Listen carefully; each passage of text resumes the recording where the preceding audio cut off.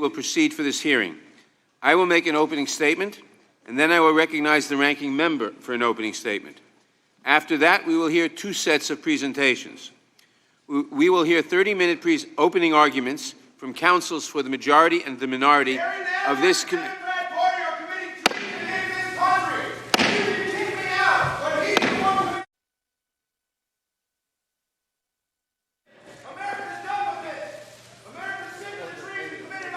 Order in the room. Order in the room. Order in the committee room. We voted for Donald Trump, and they're simply removing it because they don't like it. Americans are sick of your impeachment scandal. They're sick of the Democrat treason. We know who committed the crimes, and it wasn't Trump. Trump is innocent.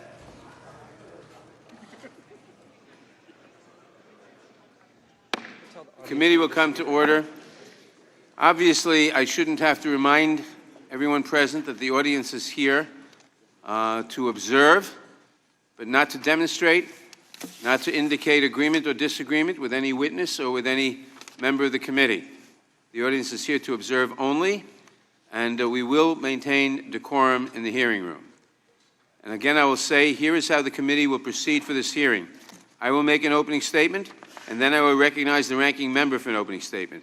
After that, we will hear two sets of presentations. We will hear 30-minute opening arguments from counsels for the majority and the minority of this committee.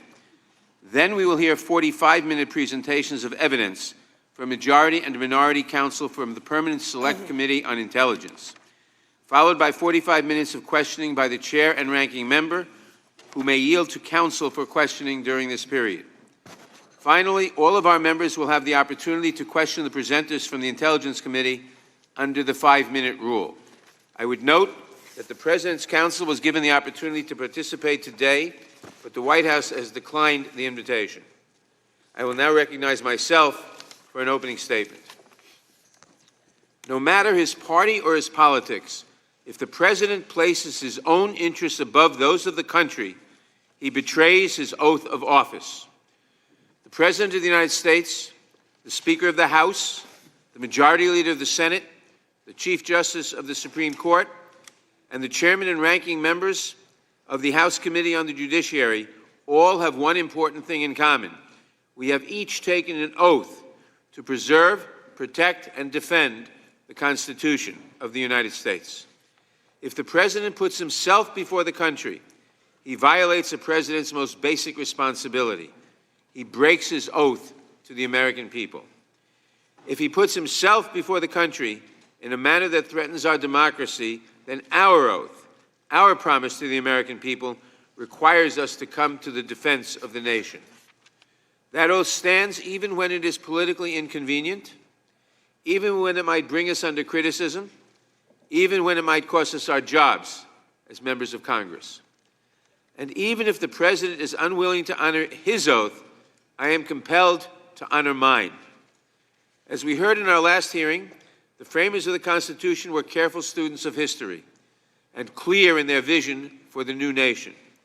They knew that threats to democracy can take many forms, that we must protect against them. They warned us against the dangers of would-be monarchs, fake populists, and charismatic demagogues. They knew that the most dangerous threat to our country might come from within, in the form of a corrupt executive who put his private interests above the interests of the nation.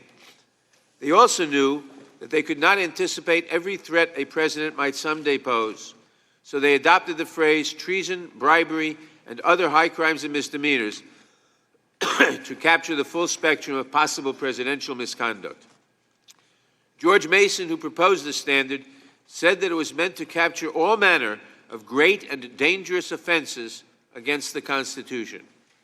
The debates around the framing make clear that the most serious such offenses include abuse of power, betrayal of the nation through foreign entanglements, and corruption of public office. Any one of these violations of the public trust would compel the members of this committee to take action. When combined in a single course of action, they state the strongest possible case for impeachment and removal from office. President Trump put himself before country. Despite the political partisanship that seems to punctuate our hearings these days, I believe that there is common ground around some of these ideas, common ground in this hearing room and common ground across the country at large. We agree, for example, that impeachment is a solemn, serious undertaking. We agree that it is meant to address serious threats to democratic institutions like our free and fair elections. We agree that when the elections themselves are threatened by enemies foreign or domestic, we cannot wait until the next election to address the threat. We surely agree that no public official, including and especially the President of the United States, should use his public office for private gain. And we agree that no president may put himself before the country. The Constitution and his oath of office, his promise to America's citizens, require the President to put the country first. If we could drop our blinders for just one moment, I think we would agree on a common set of facts as well.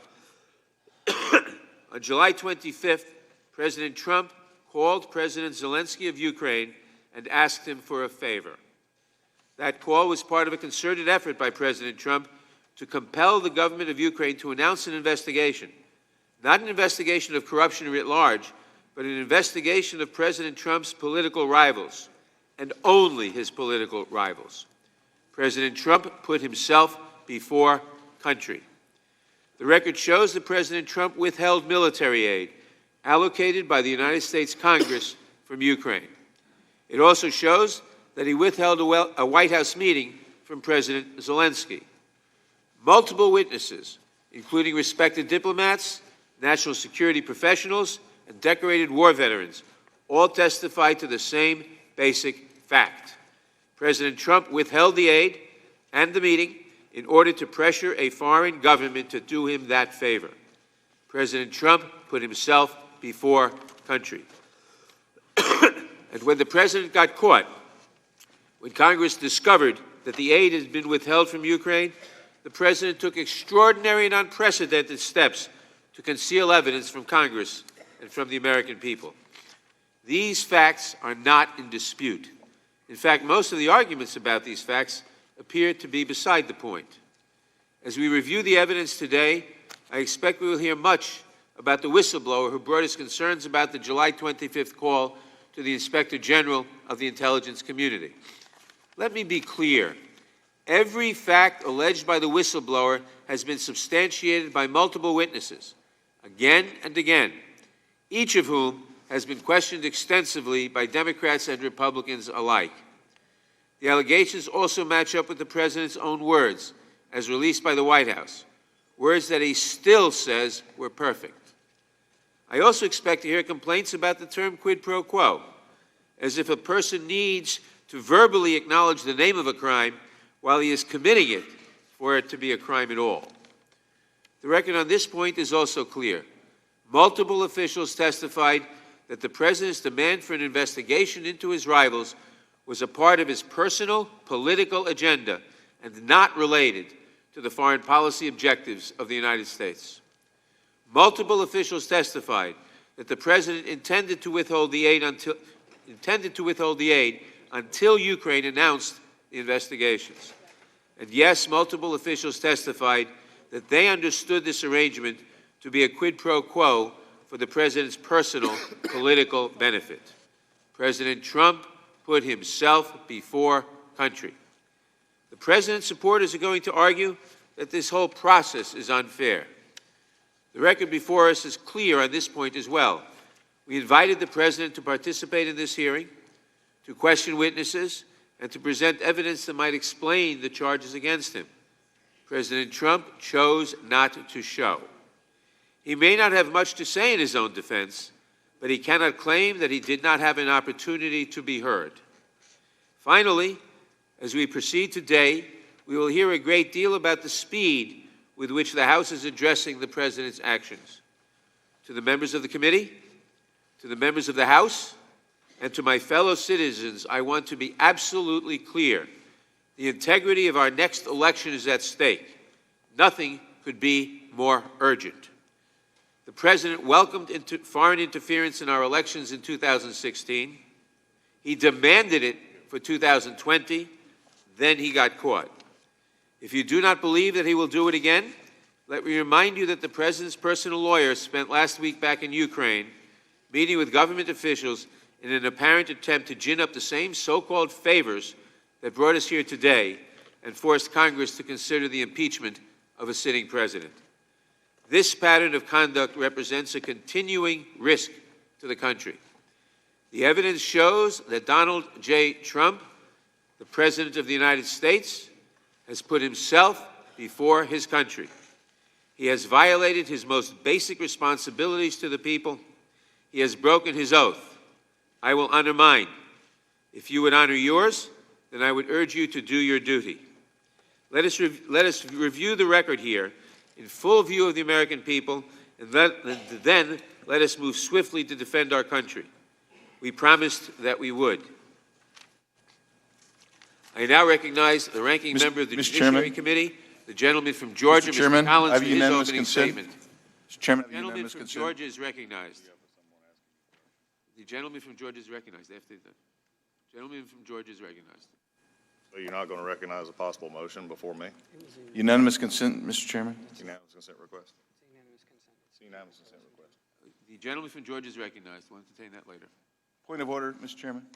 The gentleman from Georgia is recognized. Chairman, I have a point of order. The gentleman will state his point of order. Mr. Chairman, last week you were furnished with a proper demand for minority hearing pursuant to Clause 2J1 of Rule 11. In a blatant and egregious violation of the rules, you are refusing to schedule that hearing. Therefore, I insist on my point of order unless you are willing to immediately schedule a minority hearing day. That is not a proper point of order in today's hearing. As I have told the ranking member several times now, I am considering the minority's request. It's not to be considered, Mr. Chairman. The gentleman will suspend. If the ranking member thinks we would be violating the rules of the House if we considered articles of impeachment before holding a minority day hearing, his point of order would be timely at a meeting where we considered articles of impeachment. That is not the purpose of today's hearing, and the point of order is not timely. The gentleman from Georgia. Well, that got us started again. The chairman completely not answering a question. It is timely, and it's frankly not up to his discretion, but again, we've not really cared about that from the start to begin with. So my question is just schedule the hearing, but undoubtedly that's not what they want out there. So let's start over. Now that the chairman is recognized and we've got that point. You know, there have been famous moments in impeachment. There have been famous moments in impeachment as we've gone forward. There are famous lines from Nixon like, what did the president know and when did he know it? From the Clinton impeachment, there was, I did not have sex with that woman. What would be known about this one is probably, where's the impeachable offense? Why are we here? I tell you, this may be, though, become known as the focus group impeachment.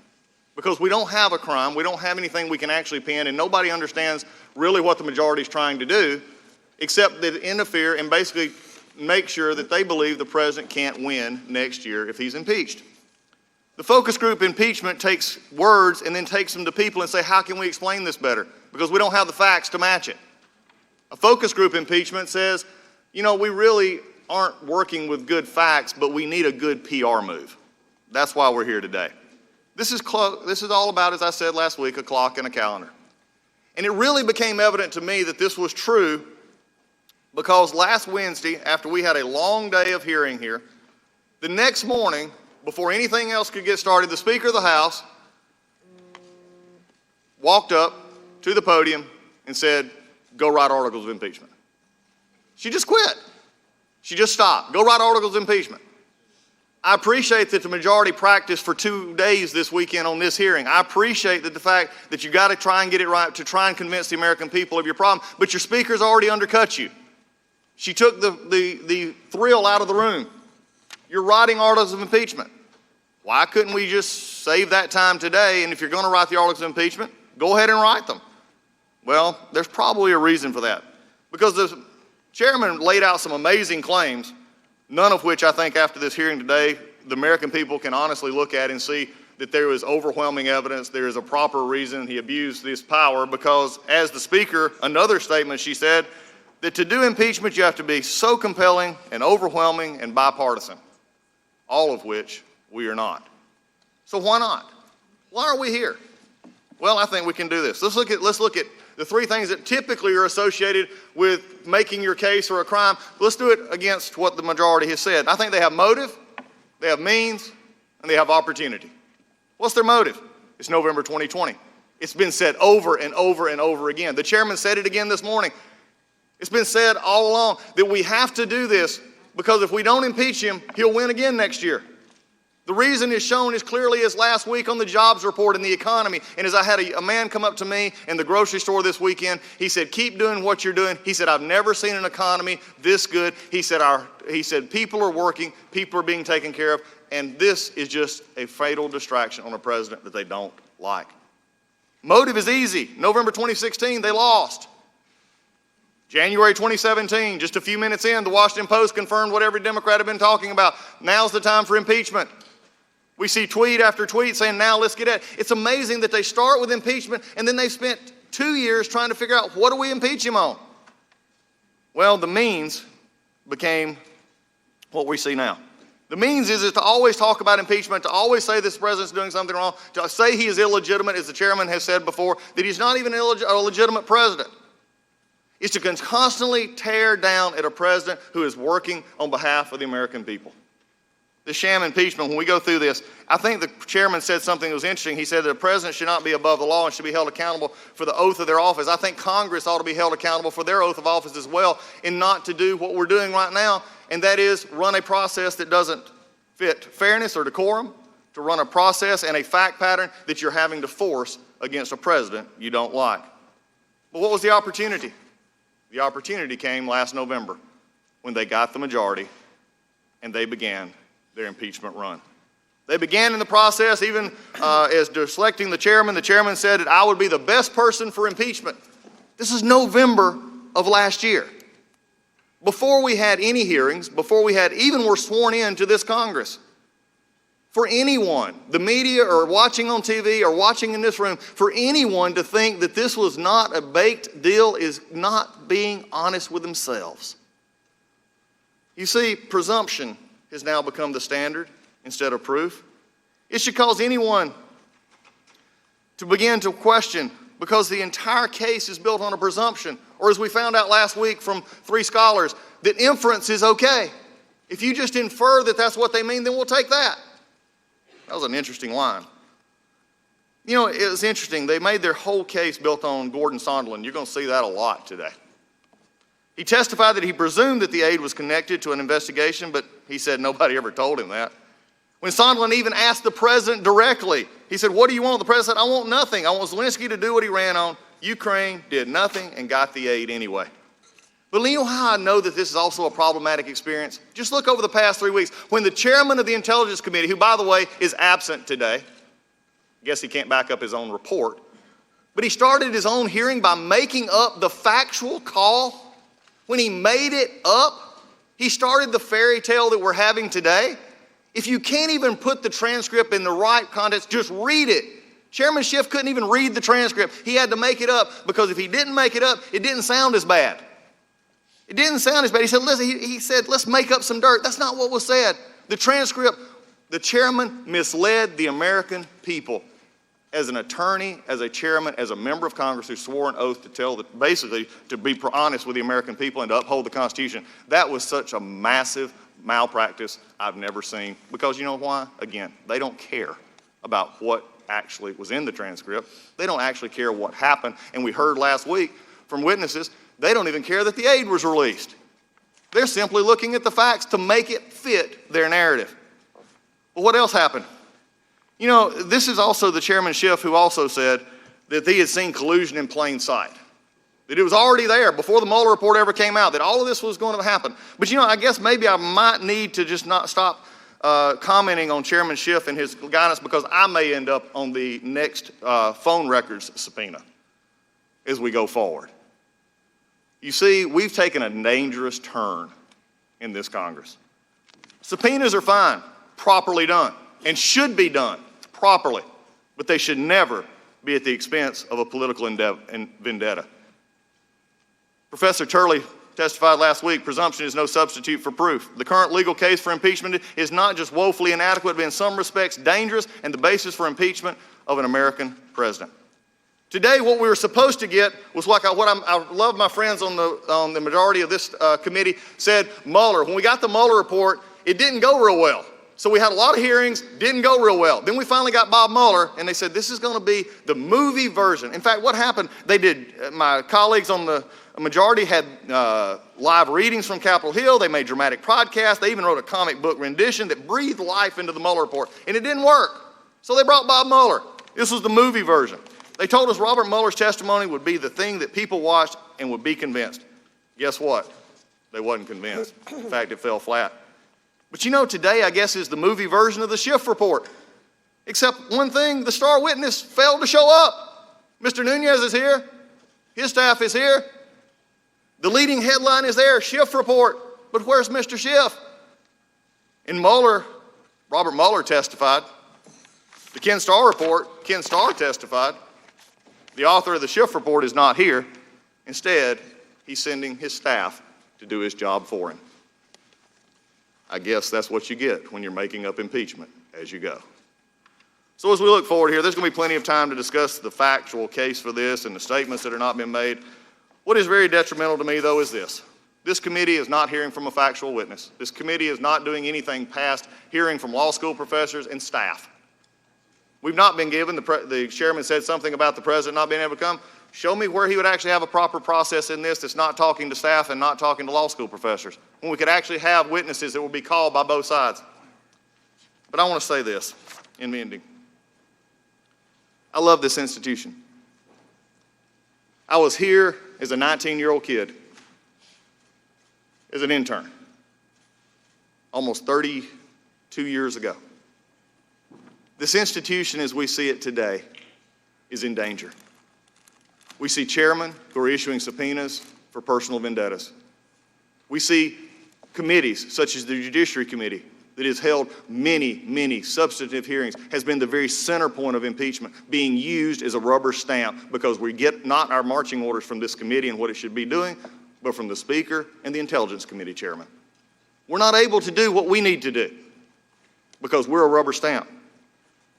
I love this institution, but in the last 3 days, over the last 3 or 4 days, I've seen stuff that just bother me to no end and should bother everyone. The Speaker of the House, after hearing 1 day of testimony in the Judiciary Committee, said, go write articles. Facts be damned. Al Green, another member of the House majority, said we can keep impeaching him over and over and over and over again. Adam Schiff, when he told us he wasn't going to come, instead hide behind his staff, he also told us that we're going to keep investigating because they know this is going nowhere in the Senate, and they're desperate to have an impeachment vote on this president. The economy is good, job creation is up, military is strong, our country is safe. And the Judiciary Committee has been relegated to this. Why? Because they have the means, they have the motive, and they have the opportunity. And at the end of the day, all this is about a clock and a calendar, because they can't get over the fact Donald Trump is president of the United States, and they don't have a candidate that they think can beat him. It's all political. And as we have talked about before, this is a show. Unfortunately, today, the witness who is supposed to be the star witness chose to take a pass and let a staff answer for him. With that, I yield back. Mr. Chairman, I have a point of order. Thank you, Mr. Collins.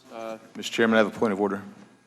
The gentleman will state his point of order. Mr. Chairman, Clause 2J1 of Rule 11 requires you to schedule a minority hearing day, not to consider it, not to meet to discuss it, but to schedule one, and to schedule it at a reasonable time, not after articles have been drawn, not after there's been a vote on articles of impeachment.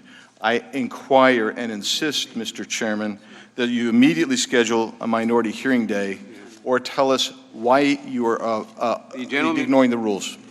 The gentleman, we've already gone through that, but I will repeat that is not a proper point of order in today's hearing. As I've told the ranking minority member several times, I'm considering the minority's request. If you think we would be violating the rules of the House if we considered articles of impeachment before holding a minority day hearing, that point of order would be timely at a meeting where we considered such articles. It's not the purpose of today's hearing, and the point of order is not in order. Mr. Chairman, since Collins, I've been implicated in this, I'd like to ask. Without objection, Our comments have not. without objection, There is all other objection. opening statements will be included in the record. Reserve my point of objection on that. Okay, the point of I have objection. a question. You've brought my name into The this. gentleman, You have brought my name into this. the gentleman will suspend. The gentleman is recognized. Okay, thank you, Mr. Chairman. It's telling me that you're considering something you have nothing to consider, and you have told me that, I'll admit on record, is nowhere close to actually following your duty as a chairman to follow the rules. And so I think the point of order is very well taken. I think the issue that we have is not, I think your timing is, I mean, show me please in the rule, have your parliamentarian show me in the rules where you come to a time of actually being able to deny this up at a certain point. Further reserving the right to object. As I have said. Further reserving the right to As I have object. said, the point of order would be in order at the meeting where we are considering articles. Further reserving the right to object. We will now hear presentations. Mr. Chairman, I appeal the decision of the chair. There's no decision to appeal. There was not a ruling and a motion.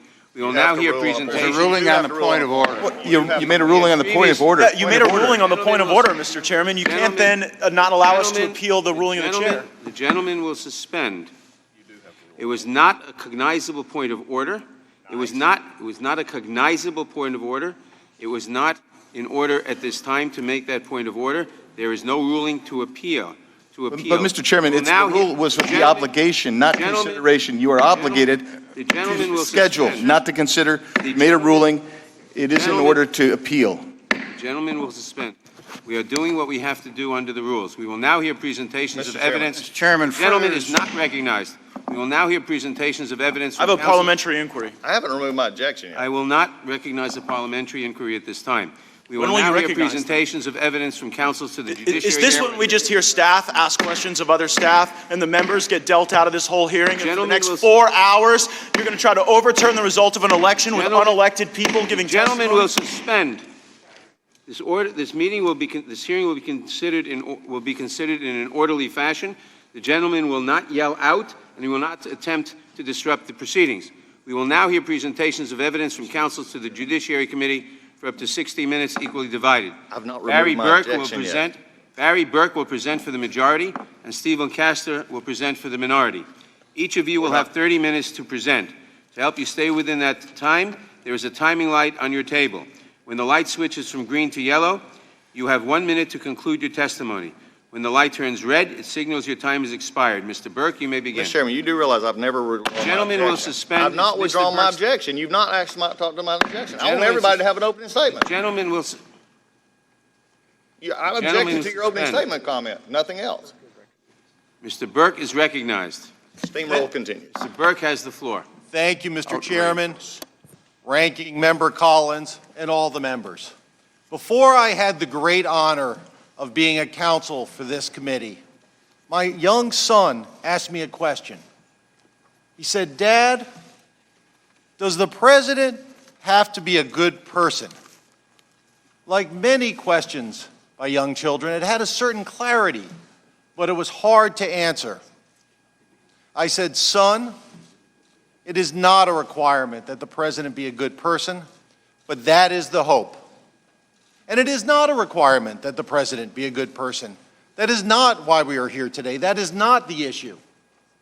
But the very document that created the awesome presidency and its powers that we have made clear it is a requirement that the president be a person who does not abuse his power. It is a requirement that the president be a person who does not risk national security of this nation and the integrity of our elections in order to further his own reelection prospects. It is a requirement that the president not be a person who acts as though he is above the law in putting his personal and political interests above the nation's interests. That is the lesson of the Constitution. That is the lesson of the founders. They were concerned that someone would be elected president who would use all the power of that office to serve his own personal interests at the expense of the people who elected him. They decided there needed to be a remedy because they had suffered the abuses of King George, where they had no remedy. The remedy they imposed was that if a president commits a grave offense, a high crime or misdemeanor, this body has the power to impeach that president. They wanted to ensure that a president could not serve his own interests over that of the nation. It flows from the very oath that all members of this body must take to support and defend the Constitution and bear true faith and allegiance to the same. That is why we are here today, and it is an unfortunate occasion that these proceedings are necessary. But the president's actions have left no choice. The founders were very clear in spelling out what they saw to be the greatest abuses that would raise the most concerns for our nation. They spelled them out as warning signals that if a president violated or committed one of these, that would be a reason to potentially impeach that president. They were abuse of power, betrayal of the national interest, corruption of elections. And what is so extraordinary is the conduct we're going to be talking about today of President Trump didn't violate one of these, but all three. First, the evidence is overwhelming that the president abused his power by pressuring Ukraine and its new president to investigate a political opponent. The evidence is overwhelming that the president abused his power by ramping up that pressure, by conditioning a wanted White House meeting and a needed military aid that had been approved in order to get that president to investigate a political rival. It is clear and overwhelming that in abusing that power, the president betrayed the national interest by putting his own political prospects over the national security of our country. It is clear that the president risked corrupting our elections by inviting foreign interference to knock out an adversary to help his prospects in re-election. It is why in debating the Constitution, James Madison warned that because the presidency was to be administered by a single man, his corruption might be fatal to the republic. And the scheme by President Trump was so brazen, so clear, supported by documents, actions, sworn testimony, uncontradicted, contemporaneous records, that it's hard to imagine that anybody could dispute those acts, let alone argue that that conduct does not constitute an impeachable offense or offenses. This is a big deal. President Trump did what a president of our nation is not allowed to do. It is why last week the constitutional scholar, Professor Michael Gerhardt, said, if what we're talking about is not impeachable, then nothing is impeachable. President Trump's actions are impeachable offenses. They threaten our rule of law. They threaten our institutions. And as James Madison warned us, they threaten our republic. Let me begin where we must, with the facts and evidence. First, it's important to understand why Ukraine was so important to our national security. Ukraine was under attack by its aggressive and hostile neighbor, Russia. They had already encroached on its territories. The Ukraine was at great risk that Russia would again take further territory or try. Europe had a stake in this, and so did we. I'm going to turn to an expert on this, Ambassador Taylor, who is one of the most highly decorated diplomats and recognized diplomats. For over 40 years, he served our country honorably, and he was appointed by President Trump himself to be in charge of the U.S. Embassy in Ukraine. The Russians are violating all of the rules, treaties, understandings that they committed to that actually kept the peace in Europe for nearly 70 years. That rule of law, that order that kept the peace in Europe and allowed for prosperity as well as peace in Europe was violated by the Russians. It affects the world that we live in, that our children will grow up in, and our grandchildren. This affects the kind of world that we want to see abroad.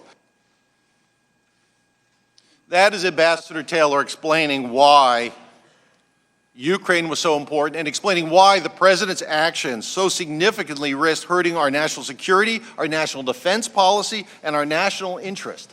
Now, you've already heard there is significant proof that President Trump himself told the new president of Ukraine, President Zelensky, that he wanted him to investigate a political rival, former Vice President Joe Biden. And you'll hear a lot about that today. But that proof is only the tip of the iceberg.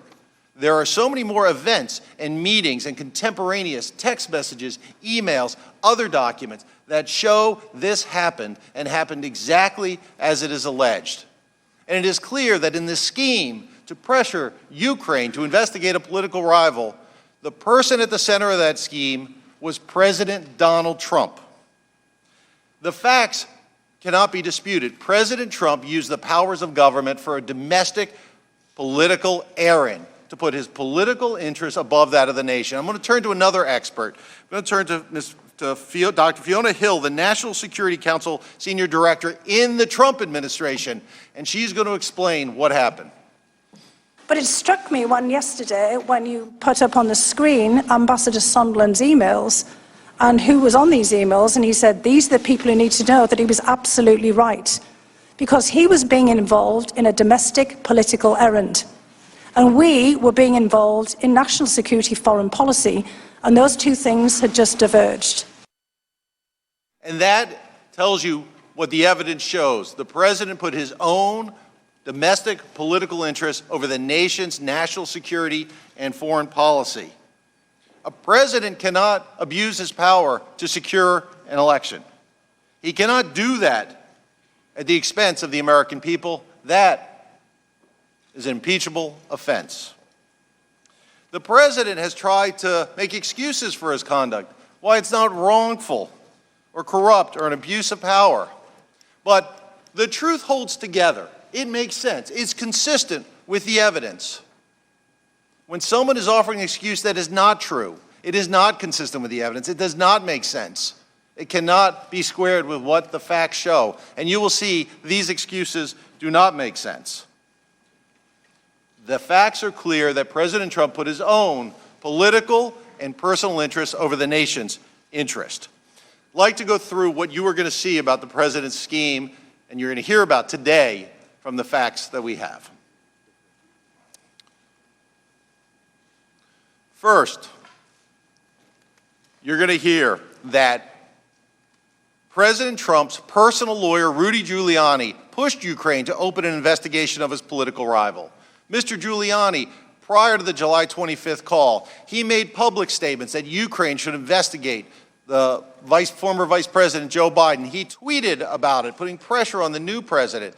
He went to Ukraine and later went again with the assist and direction of U.S. officials who were told to aid the president's personal lawyer on the president's behalf. You'll hear that President Trump told his aides that he was relying on for Ukraine that he wanted them to, quote, talk to Rudy. What you're going to hear is that his close advisors had just gotten back on May 23rd from the inauguration of the new president, President Zelensky. They told President Trump, we were impressed. He was elected on an anti-corruption platform, a reform platform. You should schedule a White House meeting. It's very important. This is very good for the United States. And the president's response was, talk to Rudy, who had been out there claiming what the Ukrainian president had to do was investigate his political rival. You'll hear that President Trump's advisors told President Zelensky that President Trump would not schedule the wanted White House meeting unless he announced a Ukrainian investigation of former Vice President Biden. There are documents, there's sworn testimony. This happened, and there is no question from the evidence that the president did this. And President Zelensky desperately needed a White House meeting, both to show Russia that the U.S. was still supporting Ukraine and for his own credibility as a new president. You'll hear then, to ramp up the pressure, what President Trump did is he told his agencies to withhold military and security aid that had been approved and was supposed to be released to Ukraine, hundreds of millions of dollars, in order to put more pressure on Ukraine. All the agencies involved, State Department, Defense Department, National Security Council, said it should be released, that it had been approved, it was going to be released, until President Trump personally stopped it. And again, contemporaneous evidence and documents show it and prove it. People said that they were shocked. Ambassador Taylor said he was in astonishment. Your witness said that it was illogical to do this, and the president never offered an explanation. But ultimately, it was discovered why he did it. Then on the July 25th call, President Trump explicitly told him he wanted him to do 2 Ukrainian investigations, one of a U.S. citizen and his political rival, and the other about the origins of the interference in the 2016 election, some conspiracy theory that Russia, who all the intelligence agencies agreed interfered with the 2016 election, that maybe it was Ukraine. Again, another investigation intended to help the president politically. That is it. And you know the president cared about the investigations that would help him politically and not Ukraine and not the national security interest. And you don't have to take my word. I'm going to play something from David Holmes, who had worked in the U.S. Embassy in Ukraine and was speaking to Ambassador Sondland, who President Trump appointed. Ambassador Sondland had just come to the Ukraine on the 26th. He met with President Zelensky. He went to a restaurant with Mr. Holmes, the U.S. political affairs counselor in Ukraine. and he called President Trump on his cell phone, and Mr. Holmes could hear that call, and then he spoke to Mr. Sondland. Let's see what happened on July 26th, the day after that call. I heard Ambassador Sondland greet the president and explain he was calling from Kyiv. I heard President Trump then clarify that Ambassador Sondland was in Ukraine. Ambassador Sondland replied, yes, he was in Ukraine, and went on to state that President Zelensky, quote, loves your ass. I then heard President Trump ask, so he's going to do the investigation. Ambassador Sondland replied that he's going to do it, adding that President Zelensky will do anything you ask him to do. That is sworn testimony by David Holmes, who heard it from the president himself. And it was clear to everyone, the most experienced people in government, who Donald Trump himself appointed in their positions, they knew what was going on. Let's look at a text message from Ambassador Taylor around this time on September 9th. He said, as I said on the phone, I think it's crazy with a political campaign. Again, that is President Trump putting his own political and personal interests over the nation's interests to hold aid desperately needed by Ukraine in order to combat Russia and show the support. He did it to help his own campaign. Now, there have been excuses offered by the president. I'd like to briefly talk about those excuses. The first excuse offered by President Trump is that the aid was ultimately released and President Trump met with Mr. Zelensky. We heard it today. The challenge with that, though, as an excuse, is the aid was only released after President Trump got caught doing this scheme. On September 9th, the committees of this House started their investigation and announced they were investigating his conduct with regard to Ukraine. 2 days later was when he released the aid. And there also was a news article, which we'll talk about in a moment, by the Washington Post on September 5th exposing his scheme. And it was only after that that he met with President Zelensky, not in the White House, but in New York. Another excuse offered: the president was motivated by general corruption concerns. And again, the evidence shows that is not true, that that's what caused him to withhold the aid. President Zelensky, in fact, was elected on an anti-corruption platform. He was a reform candidate. His own people told him again and again, President Zelensky is a hope. He's doing it the right way. They urged him to be supportive. On his call with President Zelensky on July 25th, President Trump ignored the talking points that were prepared to talk about corruption. He only wanted to talk about 2 things: the 2 investigations that helped him politically. Every intelligence agency unanimously supported releasing the aid to Ukraine. That was appropriate. They did a study, a corruption study. They said, release it. The White House never provided an explanation. The aid had already been approved, and it was not for any corruption issues that President Trump withheld it. The next is Ukraine was not pressured. And the argument about that is, well, today they haven't said they were pressured. Well, Ukraine was pressured then and still is pressured. They are desperately in need of the United States support as they battle the threat of Russia. So, of course, they have to be careful what they said. But contemporaneous documents, emails, texts from the Ukrainian officials themselves show the pressure they felt, showed they knew what the President Trump was doing, showed what they had to do. This is one from Bill Taylor to, again, Ambassador Gordon Sondland and Ambassador Kurt Volker. Gordon, one thing Kurt and I talked about yesterday was Sasha Danilek, a senior aide of President Zelensky's point that President Zelensky is sensitive about Ukraine being taken seriously, not merely an instrument in Washington's domestic re-election politics. They not only felt the pressure, they got the message. They were not going to get a White House meeting. They were ultimately not going to get military aid unless they furthered President Trump's re-election efforts. That is a corrupt abuse of power. Another argument that's made is that Trump never said quid pro quo. And what you're going to hear is on a call with Ambassador Sondland after a Washington Post article came out on September 5th, which we will look at. After that, there was a Washington Post article that came out that, again, exposed the Ukrainian scheme. Days after that, President Trump was on a phone call with Ambassador Sondland and without prompting said there was no quid pro quo because he got caught. So he's offering his defense. But even Ambassador Sondland in his sworn testimony didn't buy it because ultimately then President Trump not only was not dissuaded, he again described what he wanted. He didn't want Ukraine to actually conduct these investigations. He wanted them to announce the investigations of his political rival, to help him politically. He continued, and you'll hear more about that. Again, none of these excuses hold any water, and they are refuted by testimony, contemporaneous records, and more. Now, some have suggested that we should wait to proceed with these impeachment proceedings because we've not heard from all of the witnesses or obtained all the documents.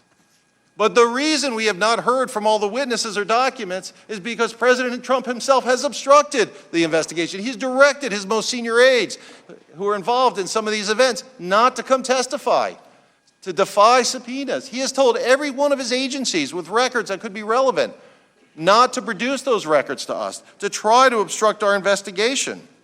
Now, this is evidence that President Trump is replaying the playbook used in the prior Department of Justice investigation. In that investigation, he directed his White House counsel to create a false, phony record and document and lie, denying that President Trump had told him to fire the special counsel. He did many other things to try to interfere with that investigation. He attacked the investigators and witnesses and called them horrible names, just as he has done here. And President Trump thought he got away with it. On July 24th was the day that the special counsel testified before this committee and the House Intelligence Committee. The 24th. It was exactly the following day, the 25th, that President Trump spoke to President Zelensky in furtherance of his Ukrainian scheme. He thought he got away with it. Not only that, he thought he could use his powers to interfere with that investigation. So he could do what he wanted. He could act like he was above the law. And if he got caught, he would again use his powers to try to obstruct the investigation and prevent the facts from coming out. And that's exactly what he did. But fortunately, because of the true American patriots who came forward to testify despite the threats by President against the people who worked in his own administration, they told the story. They on their own produced documents that provide uncontroverted, clear, and overwhelming evidence that President Trump did this scheme. He put his political re-election interests over the nation's national security and the integrity of its elections. He did it intentionally. He did it corruptly. He abused his powers in ways that the founders feared the most. No person in this country has the ability to prevent investigations, and neither does the president. Our Constitution does not allow it. No one is above the law, not even the president. And one of the concerns and requirements of finding an impeachable offense, is there an urgency? Is there a sense that you have to move because it could be repeated?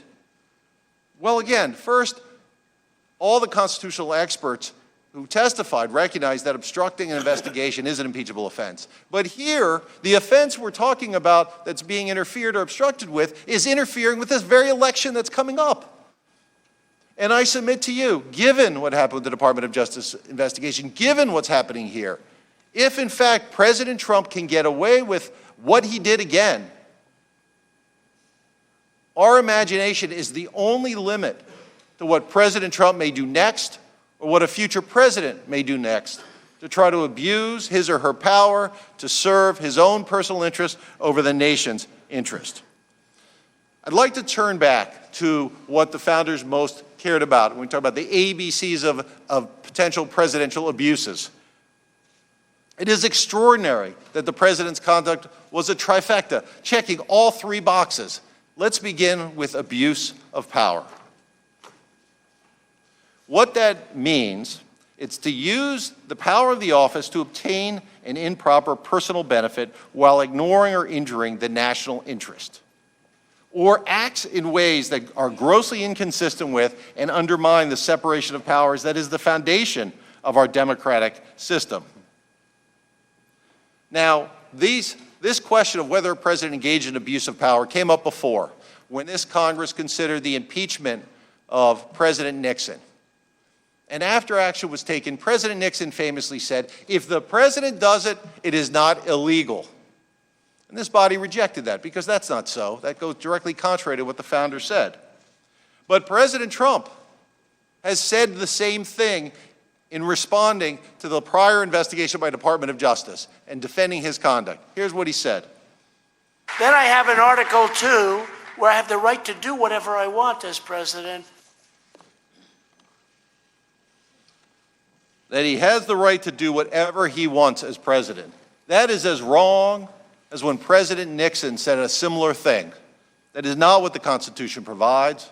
That is not what the country demands. He does not have the right to do whatever he wants. Turning to the second abuse of power I'm most concerned, betrayal of the nation involving foreign powers. The American people have suffered that foreign influence when President Trump treated military aid that had been approved, taxpayers' dollars, and decided to treat it as his own checkbook to try to further his own re-election chances. That reflects what the founders were concerned about. And finally, corruption of our elections. The framers knew that corrupt leaders, or leaders acting corruptly, concentrate their powers to manipulate elections and undercut adversaries. They talked about it frequently. That is why the framers thought electoral treachery, particularly involving foreign powers, was a critical abuse and that could support and lead to impeachment. Now, the American people learned last election how dangerous foreign intervention in our elections can be. Let me show another clip from candidate Trump on the campaign trail. Russia, if you're listening, I hope you're able to find the 30,000 emails that are missing. I think you will probably be rewarded mightily by our press. And Russia was listening. Within approximately 5 hours of President Trump's invitation to Russia to interfere in our election by trying to hack and obtain the emails of his political opponent. Russia, in fact, tried to do that for the first time. The very officers who were then indicted by the Department of Justice for that conduct, they took candidate Trump's invitation. Now, the American people learned a lesson. President Trump, unfortunately, apparently learned a different lesson. Let's look.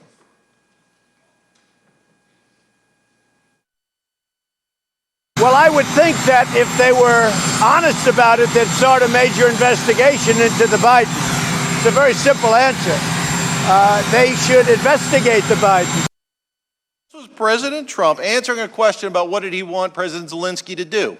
So even after he got caught, he is saying, again, this vulnerable nation, dependent on U.S. support militarily and otherwise, again, he's telling them what to do. And unlike in 2016, when he only had a campaign platform, which to extend the invitation to a foreign power, now he has the levers of government in his control to not only request it and invite it, but to pressure that country to do it. And that's exactly what he did. And you'll hear more about that in the presentation for the House Intelligence Committee. And what's most striking as we come back to this issue that the framers were concerned about, is there a continuing risk of wrongdoing? The fact that President Trump did this after he was caught shows the risk of what will happen if this body doesn't act. He really does believe he can act as though he were above the law. He really does believe, as evidenced by this conduct, that he can put his personal and political interests over the nation's interest, over the nation's national security interest, over the nation's integrity of its elections. So, of course, we do have an election coming up. That's not a reason to postpone this discussion. That's a reason we must have this discussion, to make sure it is not interfered with, to make sure this president doesn't do it, to make sure future presidents do not do it. It is the hope that in these discussions, you can put aside political rancor, disagreements, and have a fair discussion about the facts and this conduct, not just as it relates to President Trump, but as to the presidency itself and future presidents. My son, our children, our grandchildren, they will study this moment in history. They will read all of your remarks. They will learn about all of your actions. And that is not a reason to vote for or against impeachment. For that, of course, you must vote your conscience. But that is a reason for us to have a fair debate about what the undisputed facts show, to recognize that it is wrong, it is very wrong, and it cannot happen again with this president or any president. It is a reason to talk about whether we want our children and grandchildren to live in a country where the president elected by the people can put his own personal and political interests over the interests of the people who elected them. It is a reason for these debates to, again, fairly focus on the facts and to make sure the presentations we're going to hear will not distort the record, focus on process points, raise extraneous matters that really are intended to distract rather than focus on what the conduct was at issue here. It is a reason to focus on the facts and what is in the country's best interest. History, future generations will be the judge. Thank you, Mr. Burke. Thank you, Mr. Burke. Mr. Castor, you Mr. are Chairman, you are recognized for 30 minutes. Mr. Chairman, point of order. Mr. Castor is recognized for 30 minutes. Mr. Chairman, point of order. Mr. Castor is recognized for 30 minutes. Mr. Chairman, the witness has order. violated Rule 17, and my point of order should be heard. Point of order. The witness has used language which impugns the motives of the president and suggests he's disloyal to his country, and those words should be stricken from the record and taken down. The point of order is not sustained. Witnesses are not subject to the rules of decorum. Appeal the ruling of the chair. In the same way members are. The topic of the hearing is the president's misconduct, so none of us should find it surprising that we are hearing testimony that is critical of the president. I do not find that the witness's comments are disorderly. I find they are pertinent to the subject matter of this hearing. The witness would be able to continue, except that his time has expired. Mr. Castor is recognized. Mr. Chairman, it's not. The gentleman will Mr. Chairman, my point of order is not that his words are disorderly. They are unparliamentary. They violate the rules of the House. They should be taken down. This is not about his conduct. He's talking about the motives and the character of the President of the United States. The gentleman will suspend.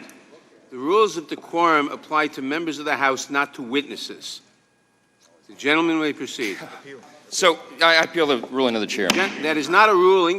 There was no. It is a ruling on a point of order. It's appealable. That is a ruling.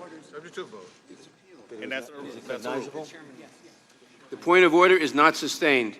And he appeals the ruling of the chair. Appeals the ruling of the chair. I move to table The motion is made to table the appeal of the ruling of the chair. The motion. Move the motion to table is made in writing. Motion to table. Move the motion is made in Motion to writing. table is not in debate. Is not. All in favor of the motion to all in favor of the motion to table will say aye. Aye. Point. Opposed, no. No. The motion to table. She has to put it in writing first, then you can call the vote. The motion to table is. At least you're following the rules. The motion to table is sustained. Roll call. Roll call. The clerk will call the roll. Mr. Nadler? Aye. Mr. Nadler votes aye. Ms. Lofgren? Aye. Ms. Lofgren votes aye. Ms. Jackson Lee? Aye. Ms. Jackson Lee votes aye. Mr. Cohen? Mr. Cohen votes aye. Mr. Johnson of Georgia? Mr. Johnson of Georgia votes aye. Mr. Deutsch? Mr. Deutsch votes aye. Ms. Bass? Ms. Bass votes aye. Mr. Richmond?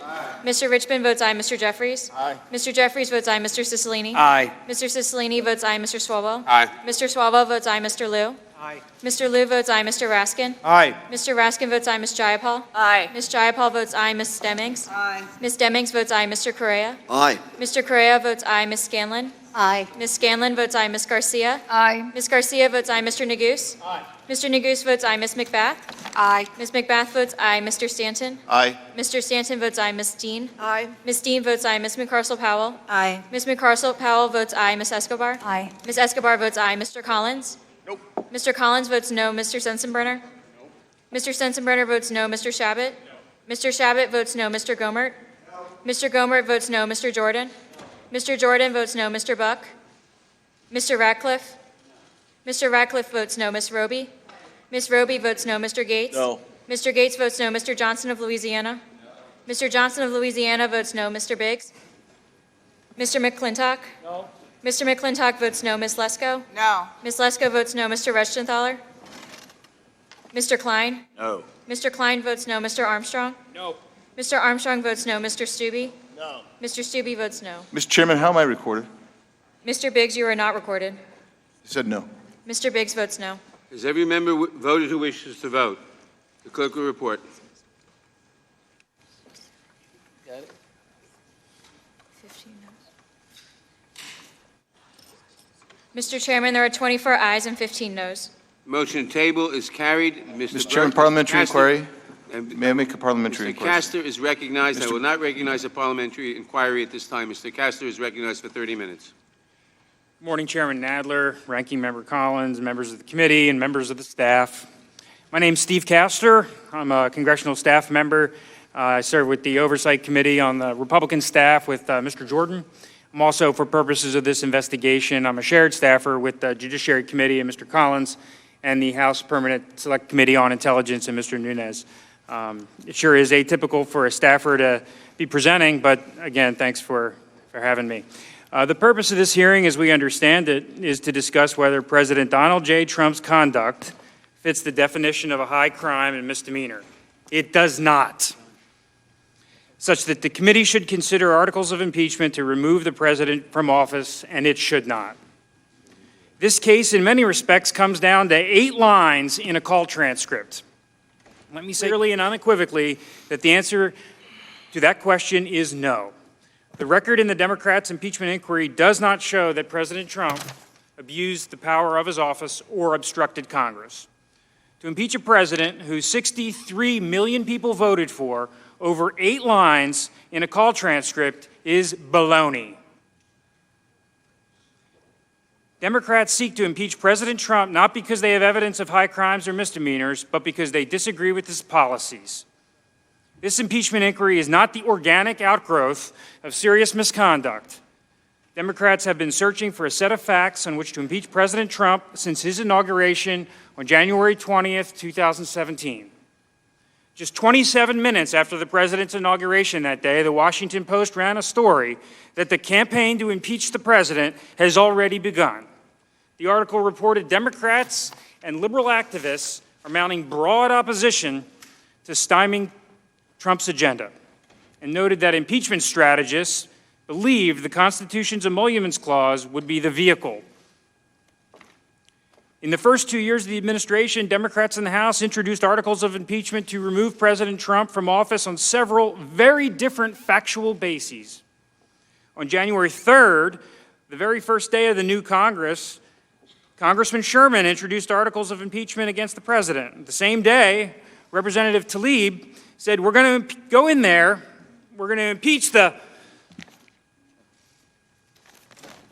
president. In May 2019, Representative Green said on MSNBC, if we don't impeach this president, he will be reelected. Even Speaker Pelosi, who has said that impeachment is a somber and prayerful exercise, has called President Trump an imposter and said it is dangerous to allow voters to judge his performance in 2020. The obsession with impeaching the president is reflected in House Democrats have used the power of their majority in the past 11 months.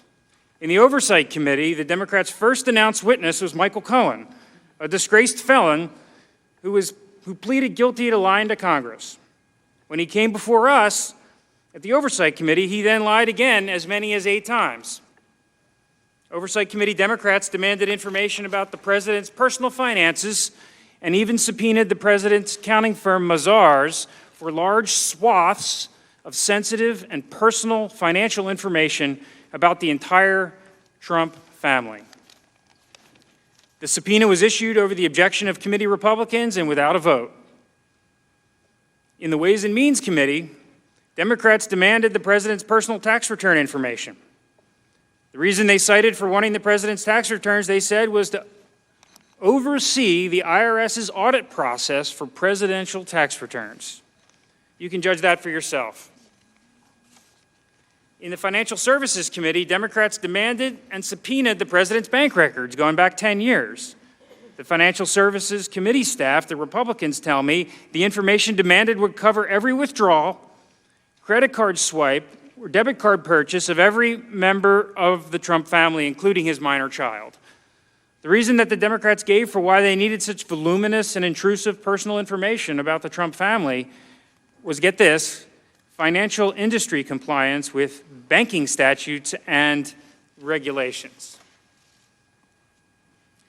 Here in the Judiciary Committee, Democrats sent out letters demanding information from over 80 recipients, including the president's children, business partners, employees, his campaign, businesses, and foundation. Of course, the main event for the Judiciary Committee was the report of Special Counsel Mueller, which Democrats believed would serve as the evidentiary basis for impeaching the president.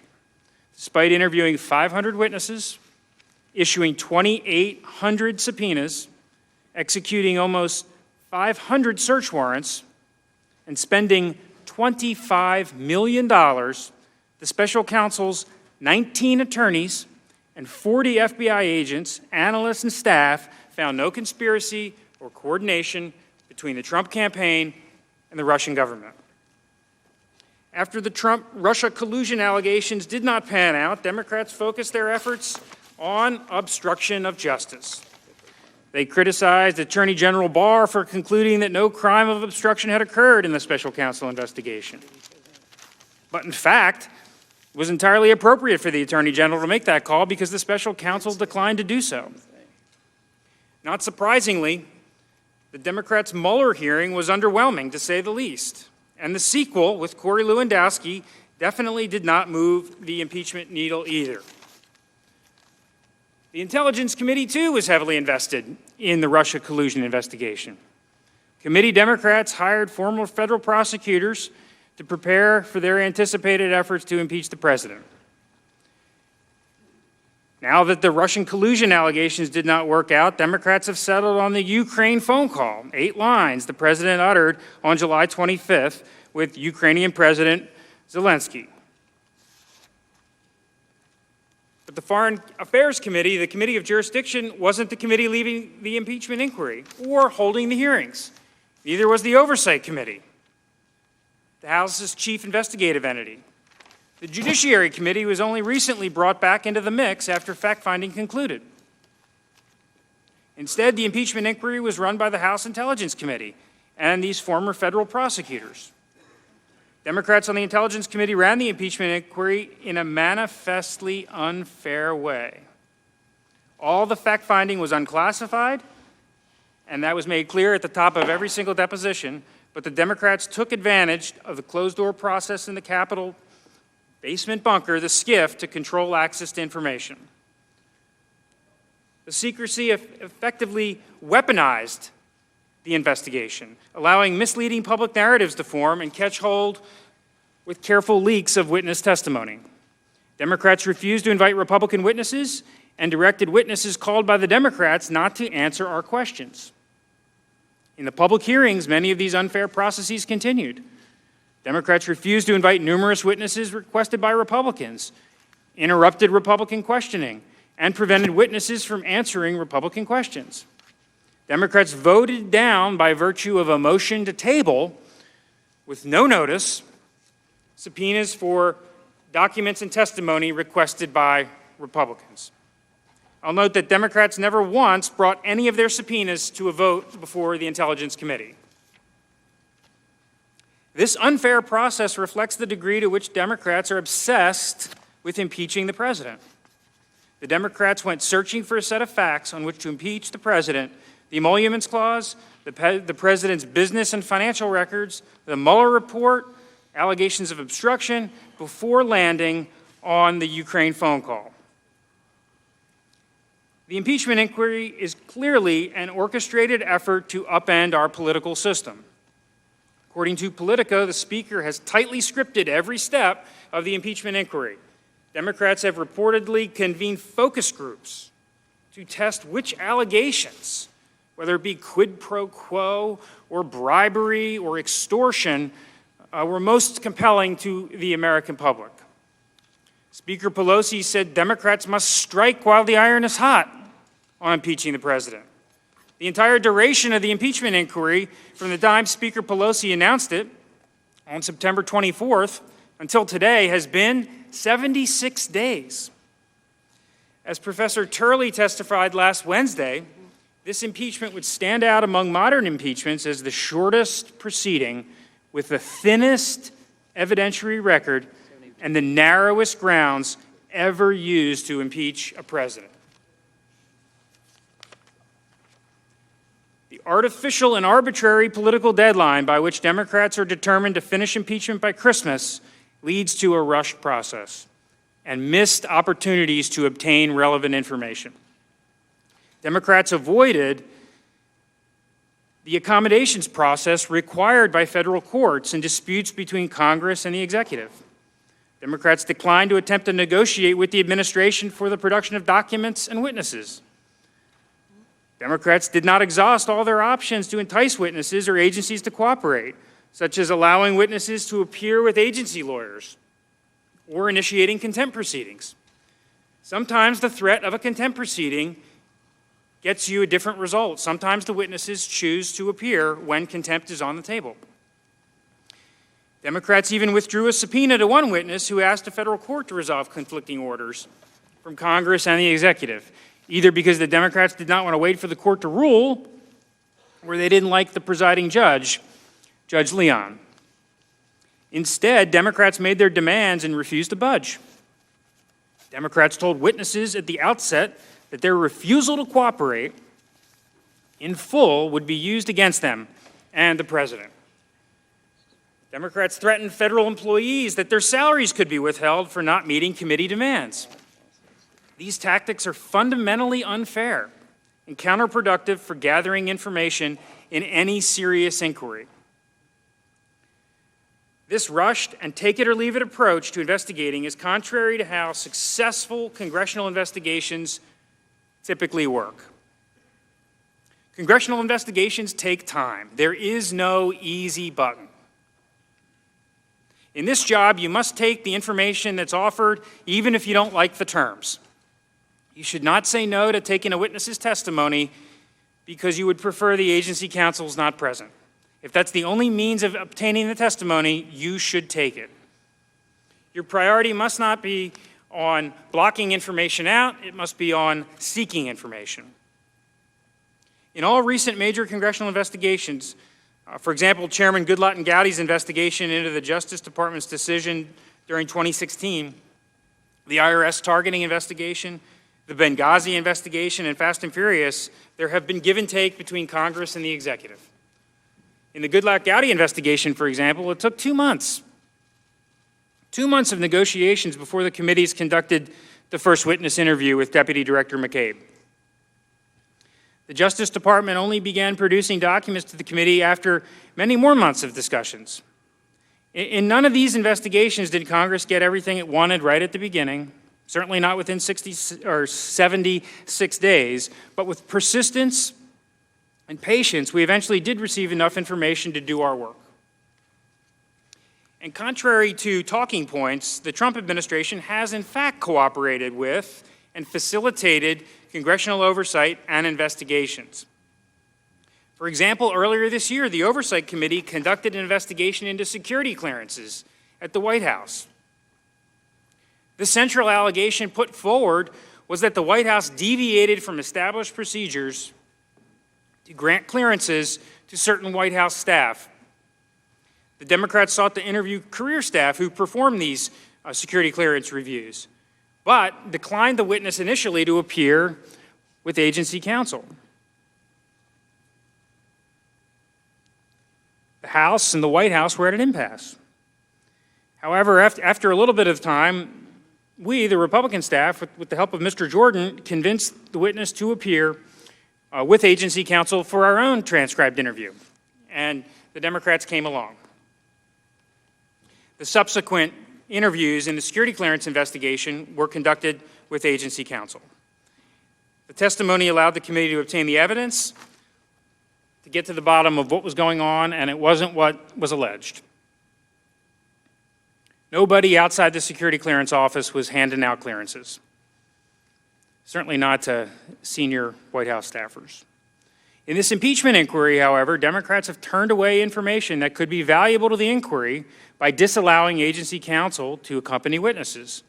Democrats have turned away information by declining to negotiate in good faith with the administration about the scope of document requests. As a result of these failures, the evidentiary record in the impeachment inquiry is incomplete and, in many places, incoherent.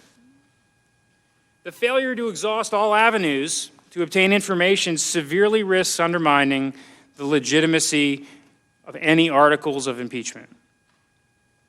As Professor Turley said to the committee last week, I'm concerned about lowering impeachment standards to fit a paucity of evidence and an abundance of anger.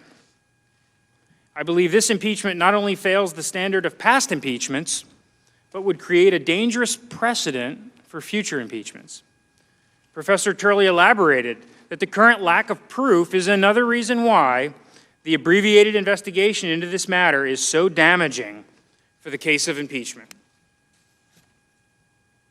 The substantive case for impeaching President Trump as a result of an artificial, arbitrary, and political schedule relies heavily on ambiguous facts, presumptions, and speculation.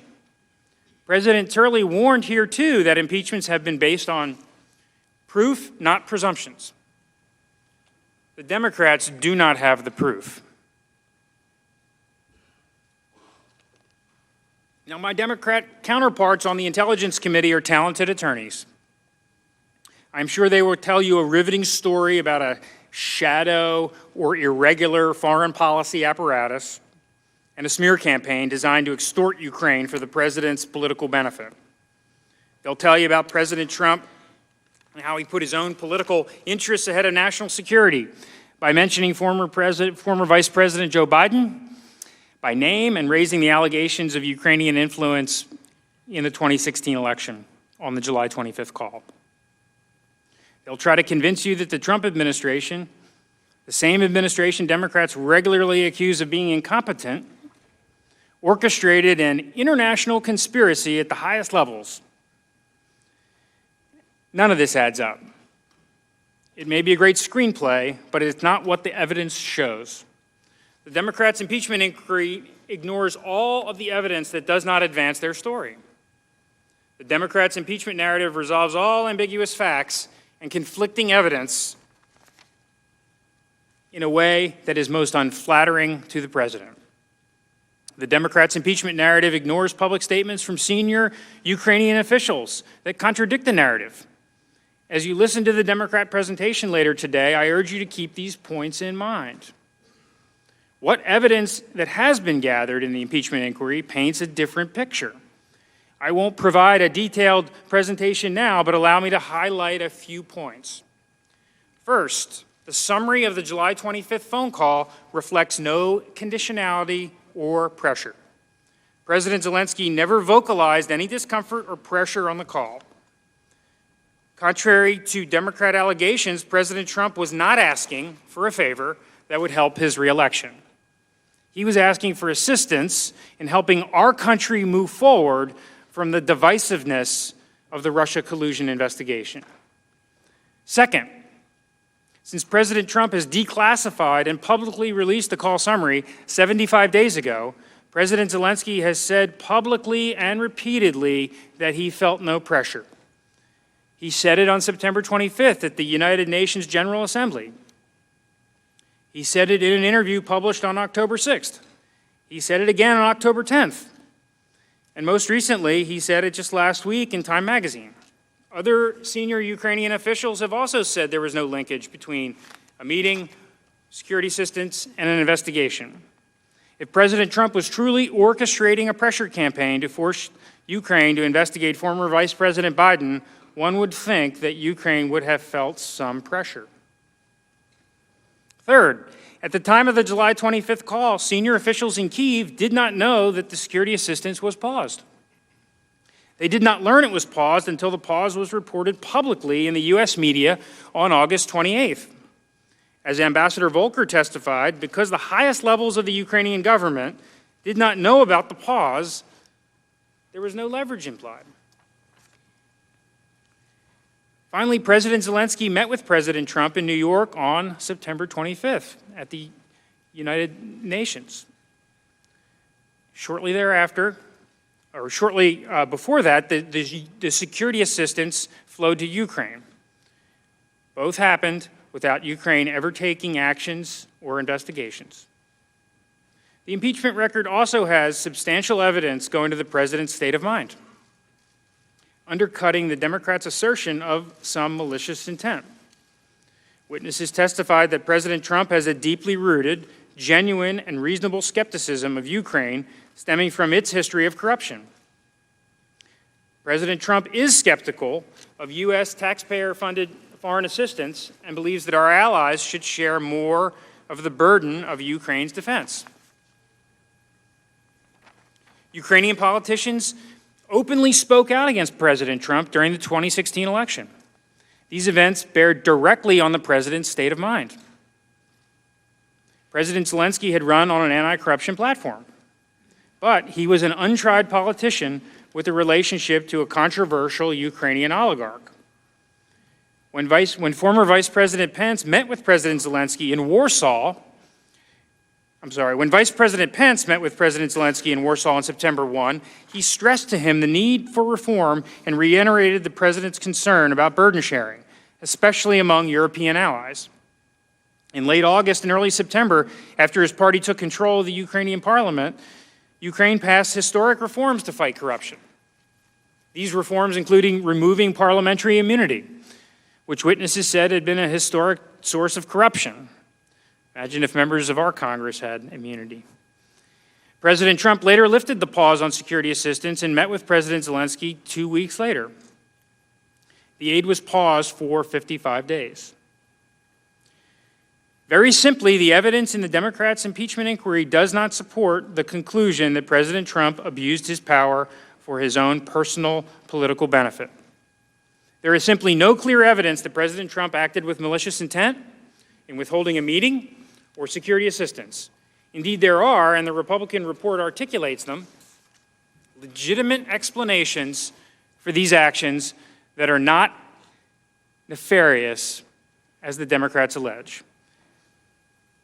The evidence shows that President Trump faithfully executed the duties of his office by delivering on what he promised the American voters he would do. Democrats may disagree with the president's policy decisions or the manner in which he governs, but those disagreements are not enough to justify the irrevocable action of removing him from office. The Democrats' hyperbole and histrionics are no good reason, 11 months out from an election, to prevent the American people from deciding on their own who is going to be their next president. This record also does not support a conclusion that President Trump obstructed Congress during the impeachment inquiry. for many of the procedural defects I touched on earlier. Additionally, as a factual matter, the only direct testimony the investigation has obtained about the president's reaction to the inquiry is from Ambassador Sondland, who testified President Trump told him to cooperate and tell the truth. President Trump has also declassified and released the summaries of his 2 phone calls with President Zelensky. President Trump has said that he would like witnesses to testify, but he's been forced to resist the unfair and abusive process. I believe strongly in the prerogatives of the Congress.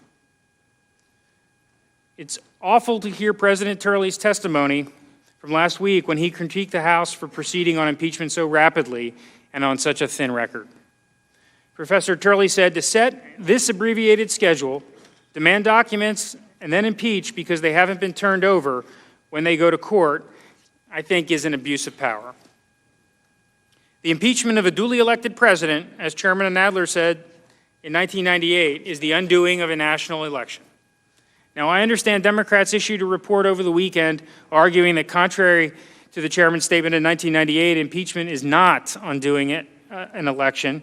I would just respond by saying that I don't think many of the 63 million Americans from all around the country who voted for President Trump in 2016 would agree. By impeaching President Trump, the House would essentially be nullifying the decision of those Americans. And the House would be doing it in less than 11 months before the next election. There still is no compelling argument for why Democrats in the House must take this decision out of the hands of the voters and do it before Christmas.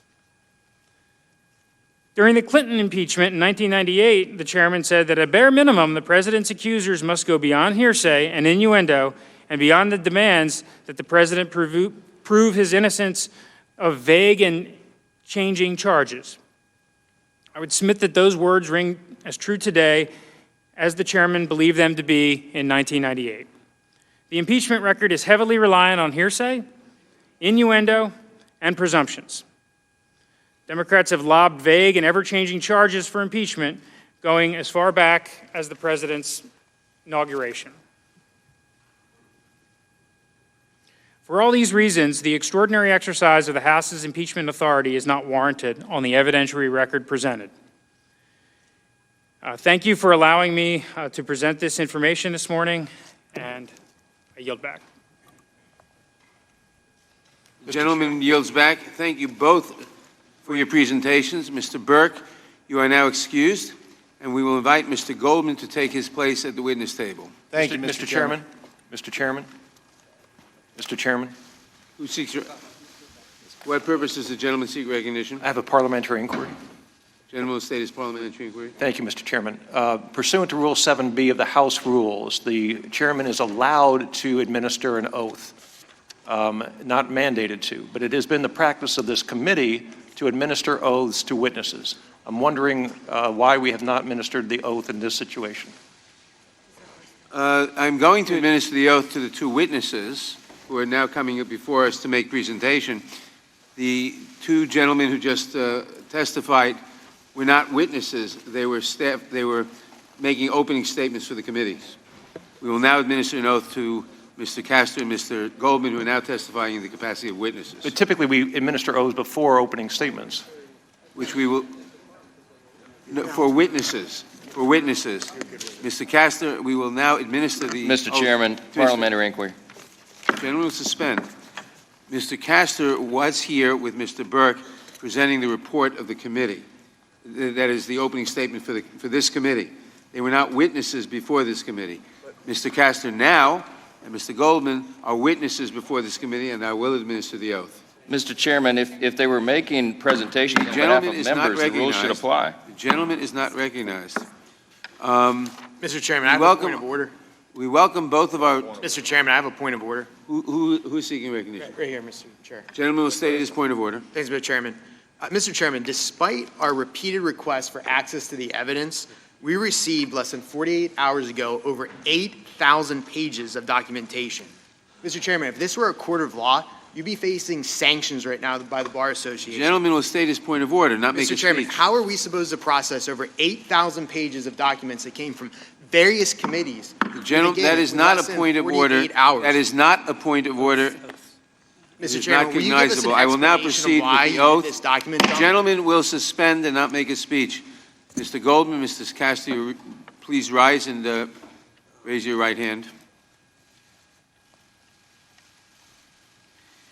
Do you swear or affirm under penalty of perjury that the testimony you're about to give is true and correct to the best of your knowledge, information, and belief? So help you God. Let the record show the presenters answered in the affirmative. Thank you, and please be seated. Each of you will have 45 minutes to present. To help you stay within that time, there is a timing light on your table. When the light switches from green to yellow, you have 1 minute to conclude your testimony. When the light turns red, it signals your time has expired. Mr. Goldman, you may begin. Mr. Chairman, I have a point of order.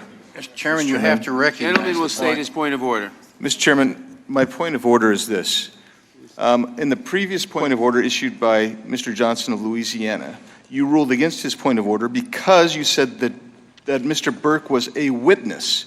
You have just told us he was not a witness, but he was a staffer. As such, a staffer must avoid impugning motivations. And if you're The gentleman will Will you let him finish his point of order, made please? his point of order. No, Mr. Chairman, I haven't completed yet. The rule requires that members and staff not impugn the motivations of the president. What you ruled was that he was a witness. You've just told us he wasn't a witness. My point of order is that you were out of order in your ruling. The point of order is not sustained. I've already ruled on it. He was not a witness. These two I gentlemen appeal now the are decision of the witnesses. chair. That is not a rule. It most certainly It is. is appealable, yes, it is. Ms. Lofgren knows it is. The ruling is not. The point of order is not sustained. I appeal the decision of the chair. I move to table The motion, the appeal of the ruling of the chair is tabled. The clerk. Get it. Save it for next time. All in favor of the motion table, say aye. Aye. Opposed, nay. No. No. Motion table is approved. I seek a roll call vote. Roll call vote. The clerk will call the roll. Mr. Nadler?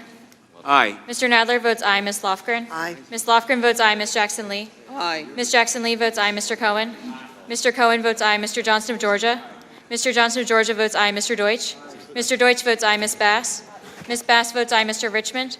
Mr. Richmond votes aye. Mr. Jeffries? Aye. Mr. Jeffries votes aye. Mr. Cicilline? Aye. Mr. Cicilline votes aye. Mr. Swalwell? Aye. Mr. Swalwell votes aye. Mr. Liu? Aye. Mr. Liu votes aye. Mr. Raskin? Aye. Mr. Raskin votes aye. Ms. Jayapal? Ms. Jayapal votes aye. Ms. Demings? Ms. Demings votes Ms. Garcia? Aye. Ms. Garcia votes aye. Mr. Neguse? Aye. Mr. Neguse votes aye. Ms. McBath? Aye. Ms. McBath votes aye. Mr. Stanton? Aye. Mr. Stanton votes aye. Ms. Dean? Aye. Ms. Dean votes aye. Ms. McCarcel Powell? Aye. Ms. McCarcel Powell votes aye. Ms. Escobar? Aye. Ms. Escobar votes aye. Mr. Collins? Mr. Collins votes no. Mr. Sensenbrenner? Mr. Sensenbrenner votes no. Mr. Shabbat? Mr. Shabbat votes no. Mr. Gomert? Mr. Jordan? Mr. Gomert votes no. Mr. Jordan? Mr. Jordan votes no. Mr. Buck? Mr. Buck votes no. Mr. Ratcliffe? Mr. Ratcliffe votes no. Ms. Roby? Ms. Roby votes no. Mr. Gates? Mr. Gates votes no. Mr. Johnson of Louisiana? Mr. Johnson of Louisiana votes no. Mr. Biggs? Mr. McClintock? Mr. McClintock votes no. Ms. Lesko? Ms. Lesko votes no. Mr. Reschenthaler? No. Mr. Reschenthaler votes no. Mr. Klein? Mr. Klein votes no. Mr. Armstrong? Mr. Armstrong votes no. Mr. Stubbe? Mr. Stubbe votes no. Mr. Chairman. Mr. Biggs, you are not recorded. Mr. Biggs votes no. Has everyone voted? No. Has everyone who voted who wishes to vote? How am I recorded? Ms. Scanlon, you are not recorded. Aye. Ms. Scanlon votes aye. Mr. Correa? Mr. Correa, you are not recorded. Mr. Correa votes aye. Does anyone else wish to vote who hasn't voted? The clerk will report. Mr. Chairman, there are 24 ayes and 17 noes. The ayes have it, and the motion to table is agreed to. Mr. Goldman, you may begin.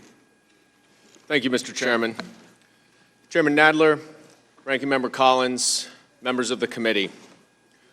We are here today because Donald J. Trump, the 45th President of the United States, abused the power of his office, the American presidency, for his political and personal benefit.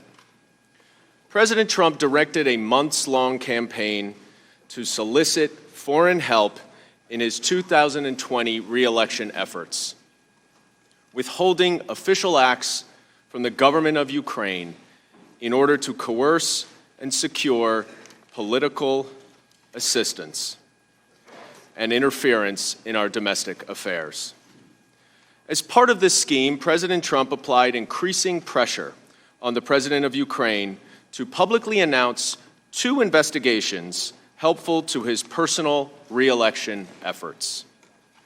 He applied this pressure himself and through his agents, working within and outside of the U.S. government, by conditioning a desperately sought Oval Office meeting and $391 million in taxpayer-funded, congressionally appropriated security assistance, vital to Ukraine's ability to fend off Russian aggression. And he conditioned that on the announcement of these 2 political investigations that were helpful to his personal interests. When the president's efforts were discovered, he released the military aid, though it would ultimately take congressional action for the money to be made fully available to Ukraine. The Oval Office meeting still has not happened. And when faced with the opening of an official impeachment inquiry into his conduct, President Trump launched an unprecedented campaign of obstruction of Congress, ordering executive branch agencies and government officials to defy subpoenas for documents and testimony. To date, the investigating committees have received no documents from the Trump administration pursuant to our subpoenas. Were it not for courageous public servants doing their duty and honoring their oath to this country and coming forward and testifying, the president's scheme might still be concealed today. The central moment in this scheme was a telephone call between President Trump and Ukrainian President Volodymyr Zelensky on July 25th of this year. During that call, President Trump asked President Zelensky for a personal favor: to initiate the 2 investigations that President Trump hoped could ultimately help his re-election in 2020. The first investigation involved former Vice President Joe Biden and was an effort to smear his reputation as he seeks the Democratic nomination in next year's presidential election. The second investigation sought to elevate an entirely debunked conspiracy theory promoted by Russian President Vladimir Putin that Ukraine interfered in the last presidential election to support the Democratic nominee. In truth, as has been made clear by irrefutable evidence from throughout the government, Russia interfered in the last election in order to help then-candidate Trump. The allegations about Vice President Biden and the 2016 election are patently false. But that did not deter President Trump during his phone call with the Ukrainian president, and it does not appear to deter him today. Just 2 days ago, President Trump stated publicly that he hopes that his personal attorney, Rudy Giuliani, will report to the Department of Justice and to Congress the results of Mr. Giuliani's efforts in Ukraine last week to pursue these false allegations meant to tarnish Vice President Biden. President Trump's persistent and continuing effort to coerce a foreign country to help him cheat to win an election is a clear and present danger to our free and fair elections and to our national security. The overwhelming evidence of this scheme is described in detail in a nearly 300-page document entitled the Trump-Ukraine Impeachment Inquiry Report, formally transmitted from the House Permanent Selecting Committee on Intelligence to this committee a few days ago. The report relies on testimony from numerous current and former government officials, the vast majority of whom are nonpartisan career professionals responsible for keeping our nation safe and promoting American values around the globe. The evidence from these witnesses cannot seriously be disputed. The president placed his personal interests above the nation's interests in order to help his own reelection efforts. Before I highlight the evidence and the findings of this report, I want to take just a moment to introduce myself and discuss today's testimony. I joined the House Intelligence Committee as Senior Advisor and Director of Investigations at the beginning of this year. Previously, I served for 10 years as a prosecutor in the Southern District of New York when I joined the Department of Justice under the George W. Bush administration.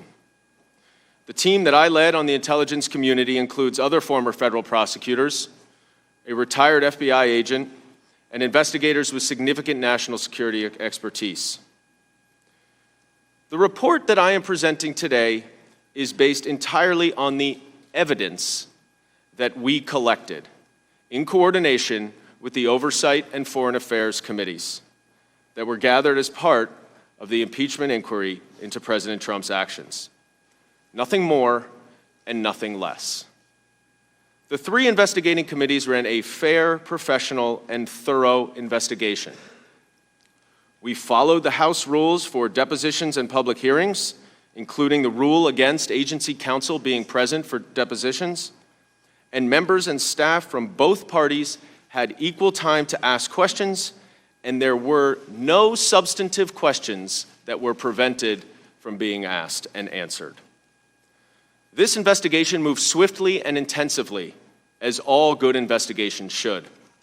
To the extent that other witnesses would be able to provide more context and detail about this scheme, their failure to testify is due solely to the fact that President Trump obstructed the inquiry and refused to make them available. Nevertheless, the extensive evidence that the committees uncovered during this investigation led to the following critical findings. First, President Trump used the power of his office to pressure and induce the newly elected president of Ukraine to interfere in the 2020 presidential election for President Trump's personal and political benefit. Second, in order to increase the pressure on Ukraine to announce the politically motivated investigations that President Trump wanted, President Trump withheld a coveted Oval Office meeting and $391 of essential military assistance from Ukraine. Third, President Trump's conduct sought to undermine our free and fair elections and poses an imminent threat to our national security. And fourth, faced with the revelation of his pressure campaign against Ukraine, President Trump directed an unprecedented effort to obstruct Congress's impeachment inquiry into his conduct. And with that context in mind, I would like to turn to the evidence of President Trump's conduct concerning Ukraine. My colleague, Mr. Castor, just said that it revolves around 8 lines in one call record. But that sorely ignores the vast amount of evidence that we collected of a months-long scheme directed by the president.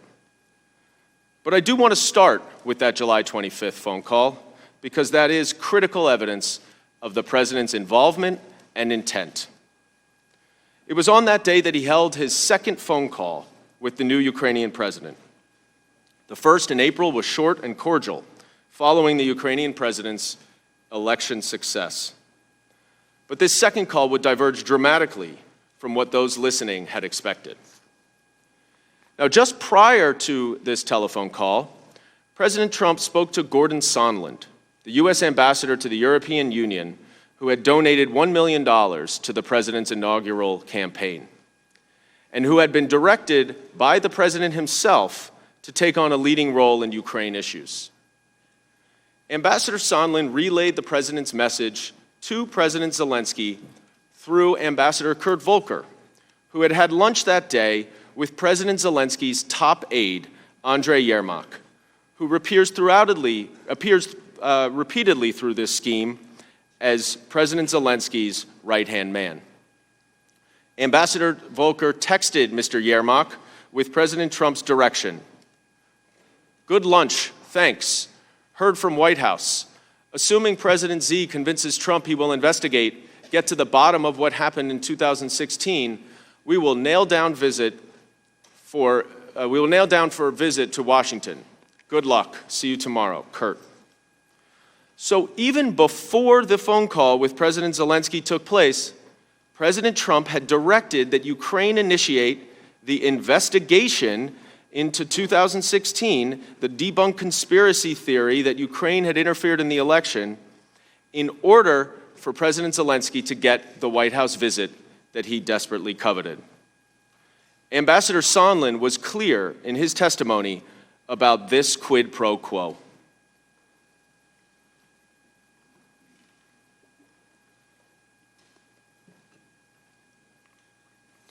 Frequently frame these complicated issues in the form of a simple question. Was there a quid pro quo? As I testified previously, with regard to the requested White House call and the White House meeting, the answer is yes.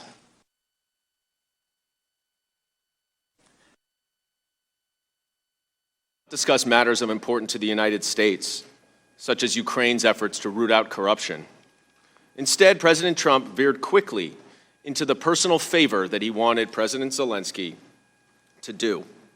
2 investigations that would help President Trump's re-election effort. Witnesses who listened to the call described it as unusual, improper, inappropriate, and concerning. 2 of them immediately reported their concerns to White House lawyers. Now let me just take a few minutes walking through that important call step by step, because it is evidence that is central to the president's scheme. Near the beginning of the call, President Zelensky said, "I would also like to thank you for your great support in the area of defense. We are ready to continue to cooperate for the next steps. Specifically, we are almost ready to buy more javelins from the United States for defense purposes." The great support in the area of defense included the nearly $400 million of U.S. military assistance to Ukraine, which one witness testified was nearly 10% of Ukraine's defense budget. And this support comes as a result of Russia's invasion of Ukraine in 2014, when Russia illegally annexed nearly 7% of Ukraine's territory. Since then, the United States and our allies have provided support for Ukraine, an emerging post-Soviet democracy, to fend off Russia in the east. Yet just a few weeks before this July 25th call, President Trump had inexplicably placed a hold on military assistance to Ukraine without providing any reason to his own cabinet members or national security officials. The evidence the committees collected showed that there was unanimous support for the aid from every relevant agency in the Trump administration. Nevertheless, during the call, President Trump complained that U.S. support for Ukraine was not reciprocal, that somehow Ukraine needed to give more to the United States. What did he mean? Well, it became clear, because immediately after President Zelensky brought up U.S. military support and purchasing Javelin anti-tank weapons, President Trump responded, "I would like you to do us a favor."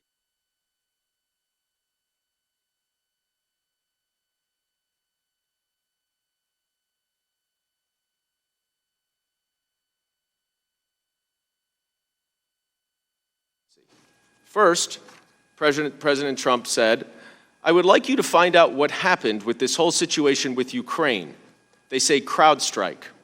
As you saw yesterday, I guess you have one of your wealthy people, it says. The server, they say Ukraine has it. There are a lot of things that went on, the whole situation. I think you're surrounding yourself with some of the same people."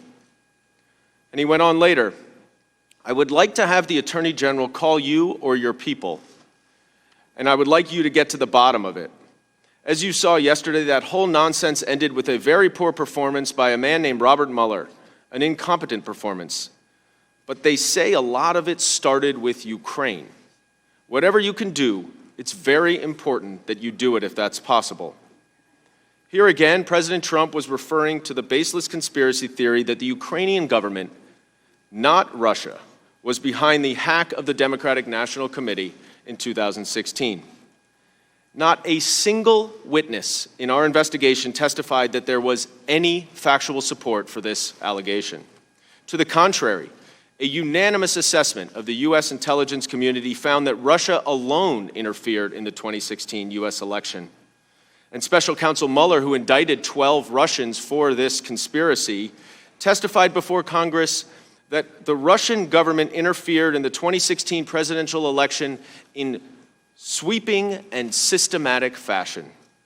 Dr. Fiona Hill, an expert on Russia and President Putin who served on the National Security Council until July, testified that the president was told by his own former senior advisors, including his Homeland Security advisor and his former National Security advisor, that the alternative theory that Ukraine had interfered in the election was false. And although no one in the U.S. government knew of any factual support for this theory, it did have one significant supporter: Russian President Vladimir Putin. In February of 2017, President Putin said, "Second, as we all know, during the presidential campaign in the United States, the Ukrainian government adopted a unilateral position in favor of one candidate. More than that, certain oligarchs, certainly with the approval of the political leadership, funded this candidate, or female candidate to be more precise." And if there was ever any doubt about who benefits from this unfounded theory put forward by President Trump and his associates, President Putin made it clear very recently when he said, "Thank God no one is accusing us anymore of interfering in U.S. elections. Now they're accusing Ukraine." In the face of clear evidence, not only from intelligence community experts, but from his own national security team, that Russia, not Ukraine, interfered in the 2016 election for the benefit of Donald Trump, President Trump still pressed the Ukrainian government to announce an investigation into this conspiracy theory. And why?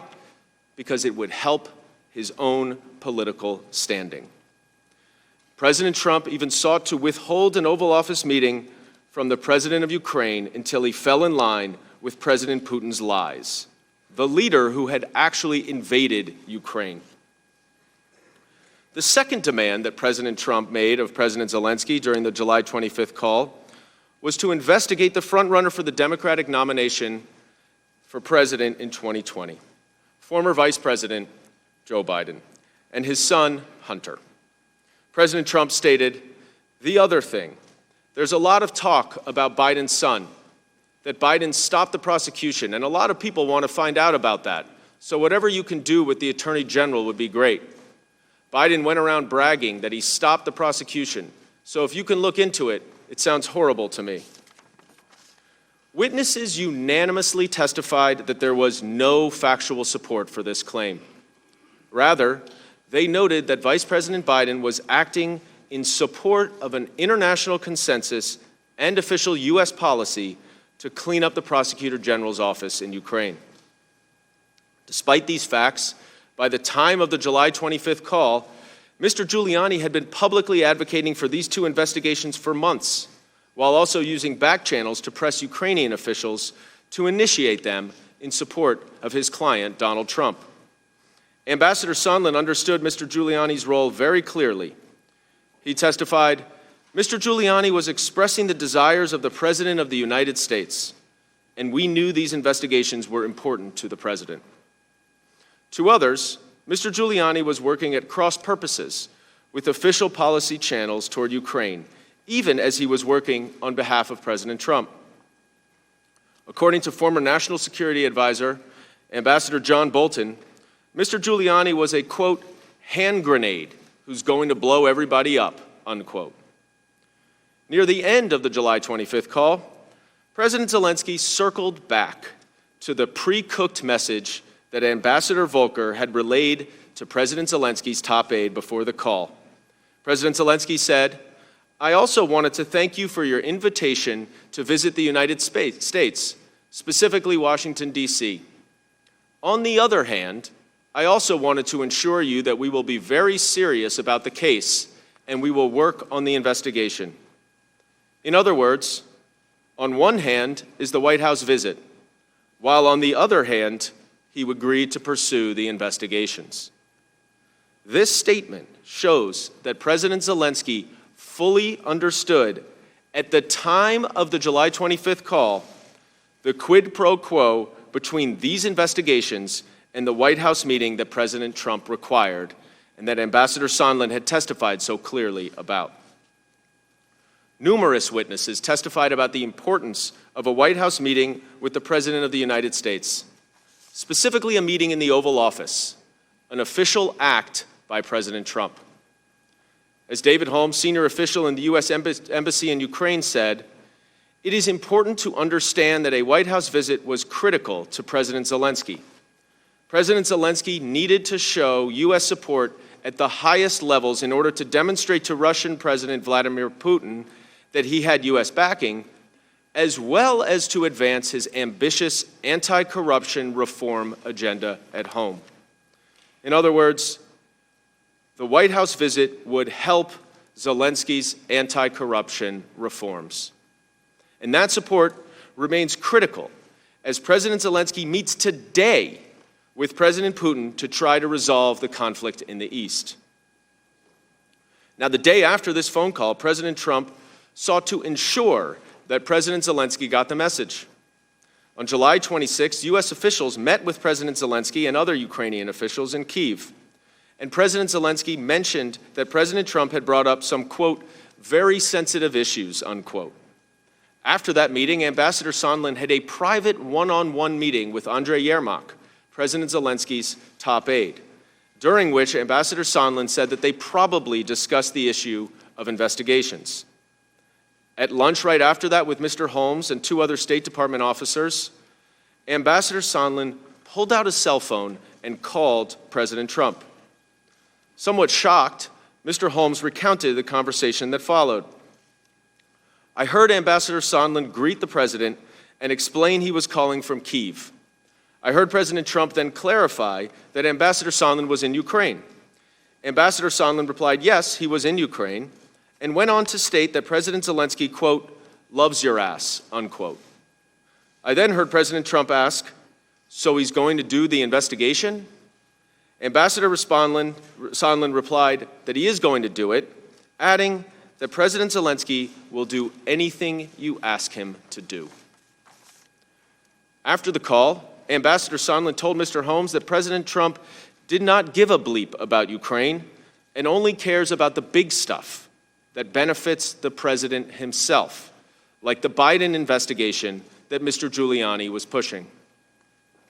To repeat, and this is very important, Ambassador Sondland spoke to President Trump before the July 25th call with President Zelensky and relayed to Ukrainian officials President Trump's requirement of political investigations in exchange for a White House meeting. And during that call, President Trump asked for the favor of these two political investigations immediately after the Ukrainian president brought up U.S. military support for Ukraine, which President Trump had recently suspended or put on hold. And at the end of the call, President Zelensky made a point of acknowledging the link between the investigations that President Trump requested and the White House meeting that President Zelensky desperately wanted. And then the following day, Ambassador Sondland confirmed to President Trump on the telephone in person that the Ukrainians would indeed initiate the investigations discussed on the call, which was the only thing about Ukraine that President Trump cared about. Now, it's very important to understand that this investigation revealed that the July 25th call was neither the start nor the end of President Trump's efforts to use the powers of his office for personal political gain. And you have to look at all of the evidence in context as a whole. Prior to the call, the president had removed the former ambassador, Marie Yovanovitch, to clear the way for his 3 hand-picked agents to spearhead his corrupt agenda in Ukraine: Secretary Perry, Ambassador Sondland, and Ambassador Volker, all of whom attended President Zelensky's inauguration on May 20th. All political appointees, they proved to be more than willing to engage in what Dr. Hill later described as an improper domestic political errand for the president. On April 21st, President Zelensky won the Ukrainian election with 73% of the vote. And he had 2 primary platforms: to resolve the war in the East with Russia and to root out corruption. That same day, President Trump called to congratulate him on his win. Even though the White House press release following the call stated that President Trump expressed his shared commitment to, quote, root out corruption, unquote, President Trump, in fact, did not mention corruption at all on this call, just like he did not mention corruption on the July 25th call. Shortly after this call, President Trump asked Vice President Mike Pence to attend President Zelensky's inauguration. But on May 13th, President Trump did an about-face and directed Vice President Pence not to attend. An advisor to Vice President Pence testified that the inauguration had not yet been scheduled, and therefore the reason for the abrupt change of plans was not related to any scheduling issues. So what had happened in the 3 weeks between April 21st and May 13th, when Vice President Pence was originally invited and then disinvited or removed from the delegation? A few things. First, on April 25th, Vice President Biden formally announced his bid for the Democratic nomination for president. Then, about a week later, on May 3rd, President Trump spoke with President Putin on the telephone. One senior State Department official testified that the conversation between President Trump and President Putin included a discussion of Ukraine. Third, on May 9th, Mr. Giuliani told the New York Times that he intended to travel to Ukraine on behalf of his client, President Trump, in order to, quote, meddle in an investigation, unquote. But after public backlash and apparent pushback from the Ukrainians, Mr. Giuliani canceled his trip the next day, claiming that President Zelensky was surrounded by enemies of President Trump. At a critical May 23rd meeting in the Oval Office, President Trump said that Ukraine was corrupt and tried to take him down in 2016, the same false narrative pushed by President Putin and Mr. Giuliani. And in order for the White House meeting to occur, President Trump told the delegation that they must talk to Rudy to get the visit scheduled. These comments from President Trump were the first of many subsequent indications that in his mind, corruption equals investigations. In the weeks and months following, Mr. Giuliani relayed to both Ukrainian officials and the government officials that President Trump had designated at the May 23rd meeting to take a lead on Ukraine policy, the directive from President Trump that a White House meeting would not occur until Ukraine announced the two political investigations that President Trump required. And well before the July 25th call, Ambassadors Sondland and Volker also relayed this quid pro quo to the Ukrainians, including to President Zelensky himself. Ambassador Volker conveyed the message directly to President Zelensky at the beginning of July, urging him to reference investigations associated with the Giuliani factor with President Trump. And in meetings at the White House on July 10th, Ambassador Sondland told other U.S. officials and two of President Zelensky's advisors, including Mr. Yermak, that he had an agreement with Acting Chief of Staff Mick Mulvaney that the White House visit would be scheduled if Ukraine announced the investigations.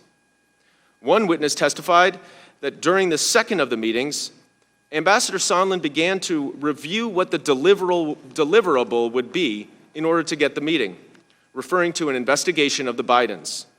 The witness told the committee that the request was explicit, there was no ambiguity. And then Ambassador Sondland also mentioned Burisma, a major Ukrainian energy company that Hunter Biden sat on the board of. To the witnesses that testified before the committee, the references to Burisma was shorthand for an investigation into the Bidens. Ambassador Bolton, as well as his staff members, objected to this meeting for investigations trade. And Ambassador Bolton told Dr. Hill, "You go and tell Eisenberg," John Eisenberg, the legal advisor for the National Security Council, "that I am not part of whatever drug deal Sondland and Mulvaney are cooking up on this. And you go ahead and tell him what you've heard and what I've said." Yet this was not a rogue operation by Mr. Giuliani and Ambassador Sondland and Volker. As Ambassador Sondland testified, everyone was in the loop, including Mr. Mulvaney, Secretary Pompeo, Secretary Perry, and their top advisors. On July 19th, Ambassador Sondland emailed Mr. Mulvaney, Secretary Perry, Secretary Pompeo, and others after speaking with President Zelensky. The subject was, "I talked to Zelensky just now." And Ambassador Sondland wrote, "He is prepared to receive POTUS's call," POTUS, the President of the United States, "will assure him that he intends to run a fully transparent investigation and will, quote, turn over every stone," unquote. Both Secretary Perry and Chief of Staff Mulvaney quickly responded to the email, noting that given that conversation, a date would soon be set to schedule the White House telephone call. The evidence also unambiguously shows that the Ukrainians understood this quid pro quo and had serious reservations, particularly because President Zelensky had won the election on an anti-corruption platform. In fact, a few days before the July 25th call, Ambassador William Taylor, the acting U.S. ambassador to Ukraine and the former permanent ambassador to Ukraine, texted Ambassador Sondland and Volker. Or rather, he stated in his testimony, "On July 20th, I had a phone conversation with Mr. Danylyuk, during which he conveyed to me that President Zelensky did not want to be used as a pawn in a U.S. re-election campaign." But President Trump's pressure campaign on President Zelensky did not relent. And just 4 days later, President Zelensky received that message via Kurt Volker that he needed to convince President Trump that he would do the investigations in order to get that White House meeting. And as I have described, President Zelensky tried to do exactly that on the July 25th call with President Trump. In the weeks following the July 25th call, President Zelensky heeded President Trump's request, sending his top aide, Mr. Yermak, to Madrid to meet with Mr. Giuliani. In coordination with Mr. Giuliani, President Trump's handpicked representatives, they continued this pressure campaign to secure a public announcement of the investigations. Now, according to Ambassador Sondland, and this is very important, President Trump did not require that Ukraine actually conduct the investigations as a prerequisite for the White House meeting. Instead, the Ukrainian government needed only to publicly announce the investigations. It is clear that the goal was not the investigations themselves or not any corruption that those investigations might have entailed, but the political benefit that President Trump would enjoy from an announcement of investigations into his 2020 political rival and against a unanimous assessment that showed that he received foreign support in the 2016 election.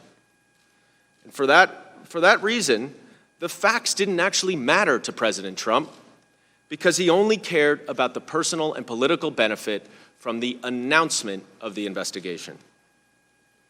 Over the next couple of weeks, Ambassador Sondland and Volker worked with President Trump's aide, Mr. Yermak, to draft a statement for President Zelensky to issue.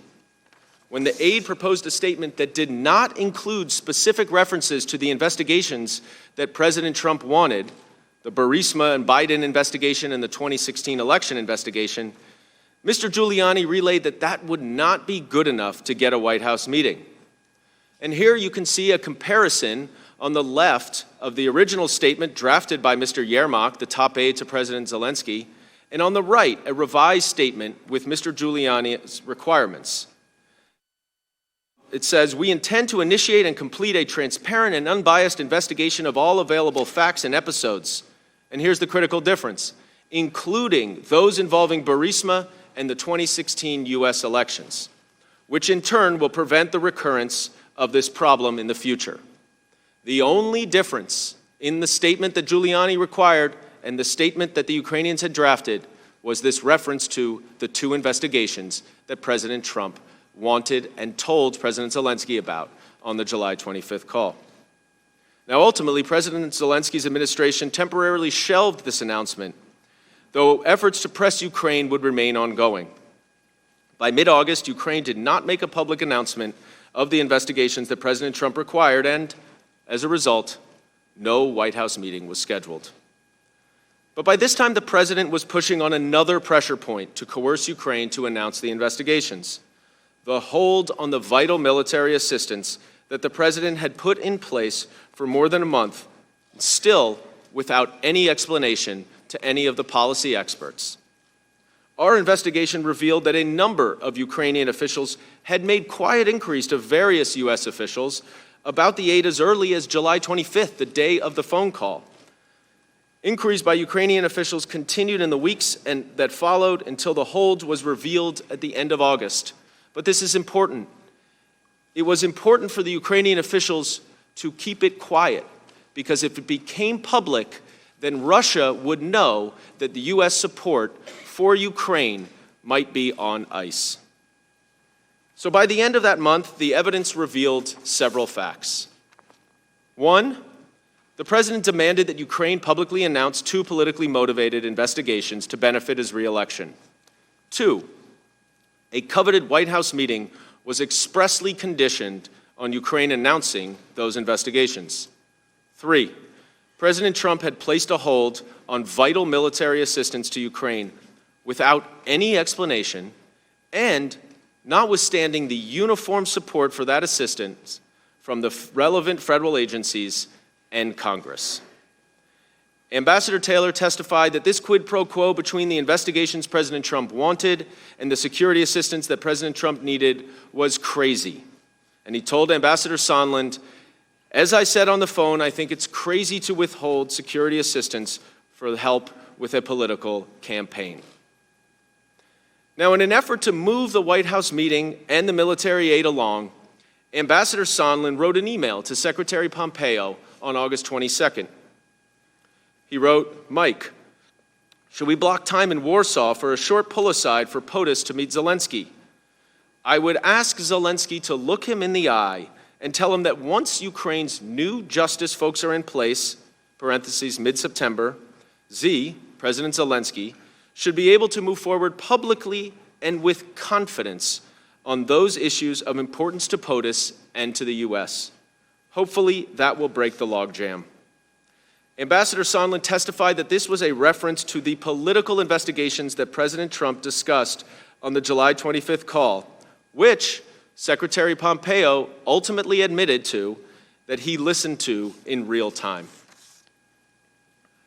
Ambassador Sondland hoped that this would help lift the logjam, which he meant the hold on critical security assistance to Ukraine and the White House meeting. And what was Secretary Pompeo's response 3 minutes later? Yes. After the hold on military assistance became public on August 28th, senior Ukrainian officials expressed grave concern. Deeply worried, of course, about the practical impact on their efforts to fight Russian aggression, but also, and this goes back to why it remained confidential, also about the public message that it sent to the Russian government. On September 1st, at a pre-briefing with Vice President Pence before he met with President Zelensky, Ambassador Sondland raised the issue of the hold on security assistance. He said, "I mentioned to Vice President Pence before the meetings with the Ukrainians that I had concerns that the delay in aid had become tied to the issue of investigations. Vice President Pence simply nodded in response, expressing neither surprise nor dismay at the linkage between the two." And following Vice President Pence's meeting with President Zelensky, Ambassador Sondland went over to Mr. Yermak again, President Zelensky's top aide, and pulled him aside to explain that the hold on security assistance was also now conditioned on the public announcement of the Burisma Biden and the 2016 election interference investigations. Ambassador Sondland then explained to Ambassador Taylor that he had previously made a mistake in telling Ukrainian officials that only the White House meeting was conditioned on a public announcement of the political investigations beneficial to President Trump. In truth, everything, the White House meeting and the vital security assistance to Ukraine, was now conditioned on the public announcement. President Trump wanted President Zelensky in a public box. A private commitment was not good enough. Nearly 1 week later, on September 7th, the hold remained, and President Trump and Ambassador Sondland spoke on the phone. The president immediately told Ambassador Sondland that there was no quid pro quo, but, and this is very important, President Zelensky would still be required to announce the investigations in order for the hold on security assistance to be lifted, and he should want to do it. In effect, this is the equivalent of saying there is no quid pro quo, know this for that, before then demanding precisely that quid pro quo. And immediately after this phone call with President Trump, this was the precise message that Ambassador Sondland passed directly to President Zelensky. According to Ambassador Taylor, Ambassador Sondland also said that he had talked to President Zelensky and Mr. Yermak and had told them that although this was not a quid pro quo, if President Zelensky did not clear things up in public, we would be at a stalemate. And I understood a stalemate to mean that Ukraine would not receive the much-needed military assistance. Needing the military assistance and hoping for the White House meeting, President Zelensky finally relented to President Trump's pressure campaign, and arrangements were soon made for the Ukrainian president to make a statement during an interview on CNN where he would make a public announcement of the two investigations that President Trump wanted, in order for President Zelensky to secure the White House meeting and for Ukraine to get that much-needed military assistance. And although there is no doubt that President Trump had ordered the military aid held up until the Ukrainians committed to the investigations, on October 17th, Acting Chief of Staff Mick Mulvaney confirmed in public that there was such a quid pro quo. Let's watch what he said. Those were the driving factors. Did he also mention to me in the past the corruption related to the DNC server? Absolutely, no question about that. But that's it, and that's why we held up the money. Now, there was a report. So the demand for an investigation into the Democrats was part of the reason that he ordered to withhold funding to Ukraine. The look back to what happened in 2016 certainly was part of the thing that he was worried about in corruption with that nation. And that is absolutely appropriate.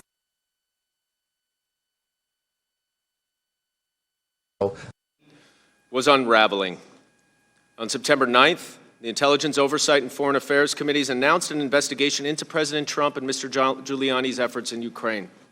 And later that same day, the Intelligence Committee learned that a whistleblower had filed a complaint nearly a month earlier related to some unknown issue, but which the President and the White House knew was related to Ukraine and had been circulating among them for some time.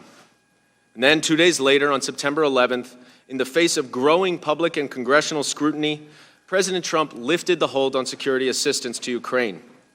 As with the implementation of the hold, no reason was provided. Put simply, President Trump got caught, so he released the aid.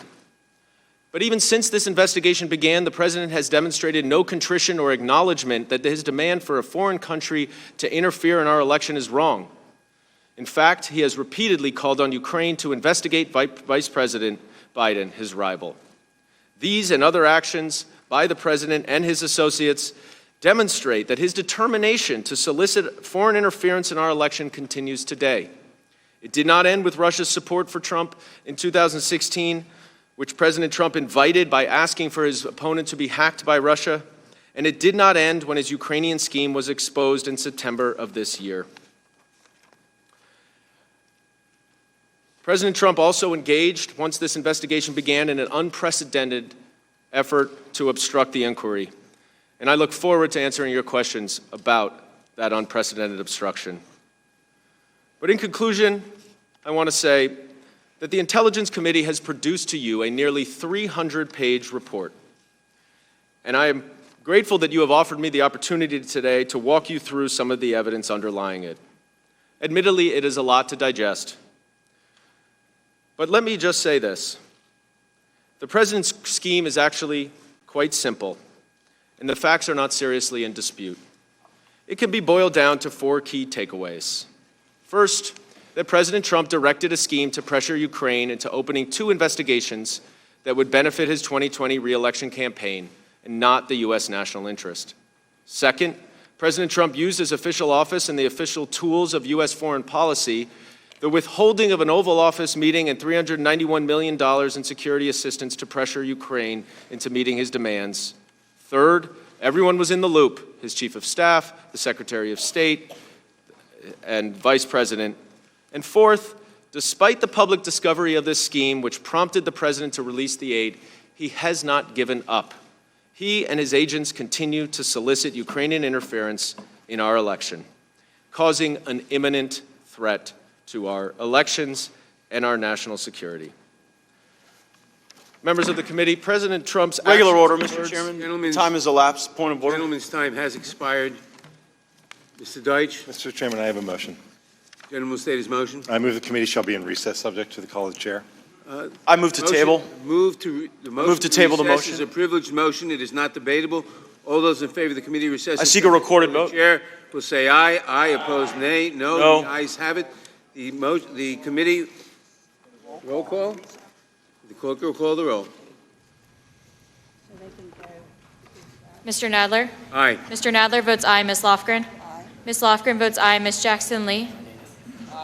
Ms. Jackson-Lee votes aye. Mr. Cohen? Mr. Cohen votes aye. Mr. Johnson of Georgia? Mr. Johnson of Georgia votes aye. Mr. Deutsch? Aye. Mr. Deutsch votes aye. Ms. Bass? Ms. Bass votes aye. Mr. Richmond? Mr. Richmond votes aye. Mr. Jeffries? Mr. Jeffries votes aye. Mr. Cicilline? Aye. Mr. Cicilline votes aye. Mr. Swalwell? Aye. Mr. Swalwell votes aye. Mr. Liu? Aye. Mr. Liu votes aye. Mr. Raskin? Aye. Mr. Raskin votes aye. Ms. Jayapal? Ms. Jayapal votes aye. Ms. Demings? Ms. Demings votes aye. Mr. Correa? Aye. Mr. Correa votes aye. Ms. Scanlon? Aye. Ms. Scanlon votes aye. Ms. Garcia? Aye. Ms. Garcia votes aye. Mr. Neguse? Mr. Neguse votes aye. Ms. McBath? Ms. McBath votes aye. Mr. Stanton? Aye. Mr. Stanton votes aye. Ms. Dean? Aye. Ms. Dean votes aye. Ms. McCarcel-Powell? Aye. Ms. McCarcel-Powell votes aye. Ms. Escobar? Aye. Ms. Escobar votes aye. Mr. Collins? Mr. Collins votes no. Mr. Sensenbrenner? Mr. Shabbat? Oh, Mr. Sensenbrenner votes no. Mr. Shabbat? Mr. Shabbat votes no. Mr. Gomert? Mr. Gomert votes no. Mr. Jordan? Mr. Jordan votes no. Mr. Buck? Mr. Ratcliffe? No. Mr. Ratcliffe votes no. Ms. Roby? No. Ms. Roby votes no. Mr. Gates? No, this is so they can have a press conference before Mr. Mr. Gates, Castor gets the chance to offer rebuttal. Gentlemen- Nobody asked for this The break, Mr. gentleman Chairman. will suspend. The roll call is in progress. Mr. Johnson of Louisiana? No. Mr. Johnson of Louisiana votes no. Mr. Biggs? No. Mr. Biggs votes no. Mr. McClintock? Mr. McClintock votes no. Ms. Lesko? Ms. Lesko votes no. Mr. Reschenthaler? No. Mr. Reschenthaler votes no. Mr. Klein? Mr. Klein votes no. Mr. Armstrong? Mr. Armstrong votes no. Mr. Stubbe? Mr. Stubbe votes no. Has everyone voted that wishes to vote? The clerk will report. Mr. Chairman, there are 24 ayes and 16 noes. The motion to recess at the call of the chair is How long do we adopted. anticipate the recess? The, How long is the recess? Well, the gentleman will suspend. I'd just like to know how The- long. The gentleman will suspend. It's until they're done with their press The conference. gentleman will suspend. The committee will stand in recess for 15 minutes. I will announce also that we've been in session about 2.5 hours. After the conclusion of the testimony and the cross-exams, it'll be about another 2.5 hours. We'll probably stand in recess then before the commencement of the 5-minute round of questioning. I would ask that people remain in their seats while the two witnesses are given an opportunity to leave.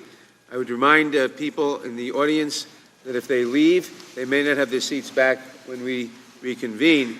The committee will stand in recess and will reconvene in 15 minutes.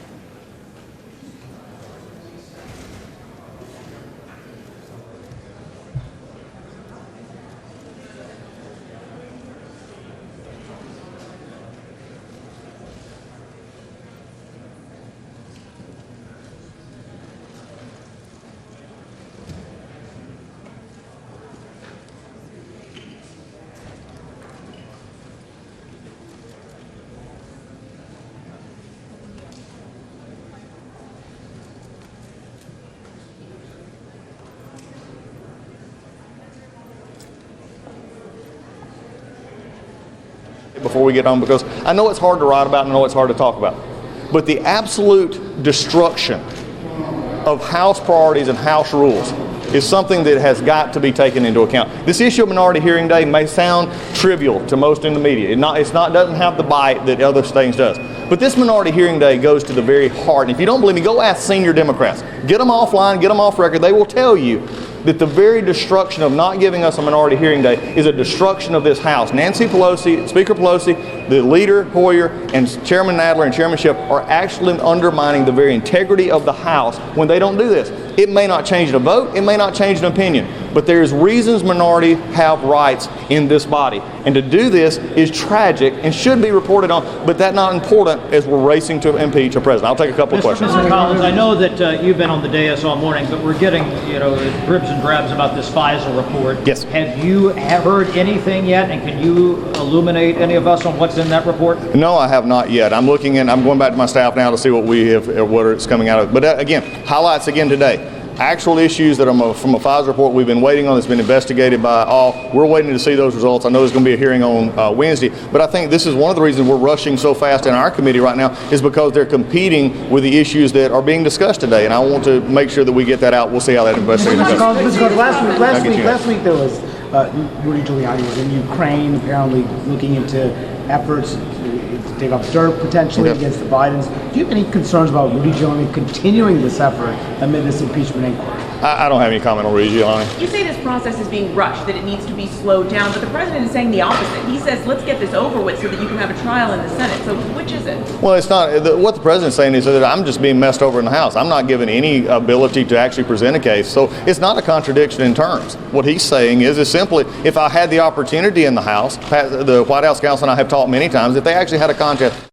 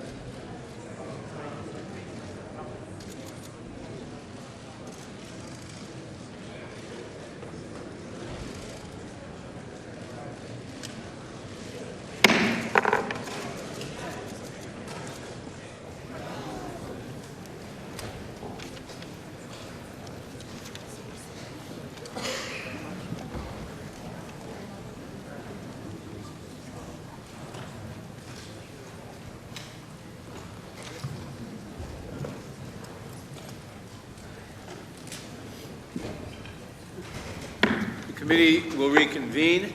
When we recessed, we were about to hear from Mr. Castor.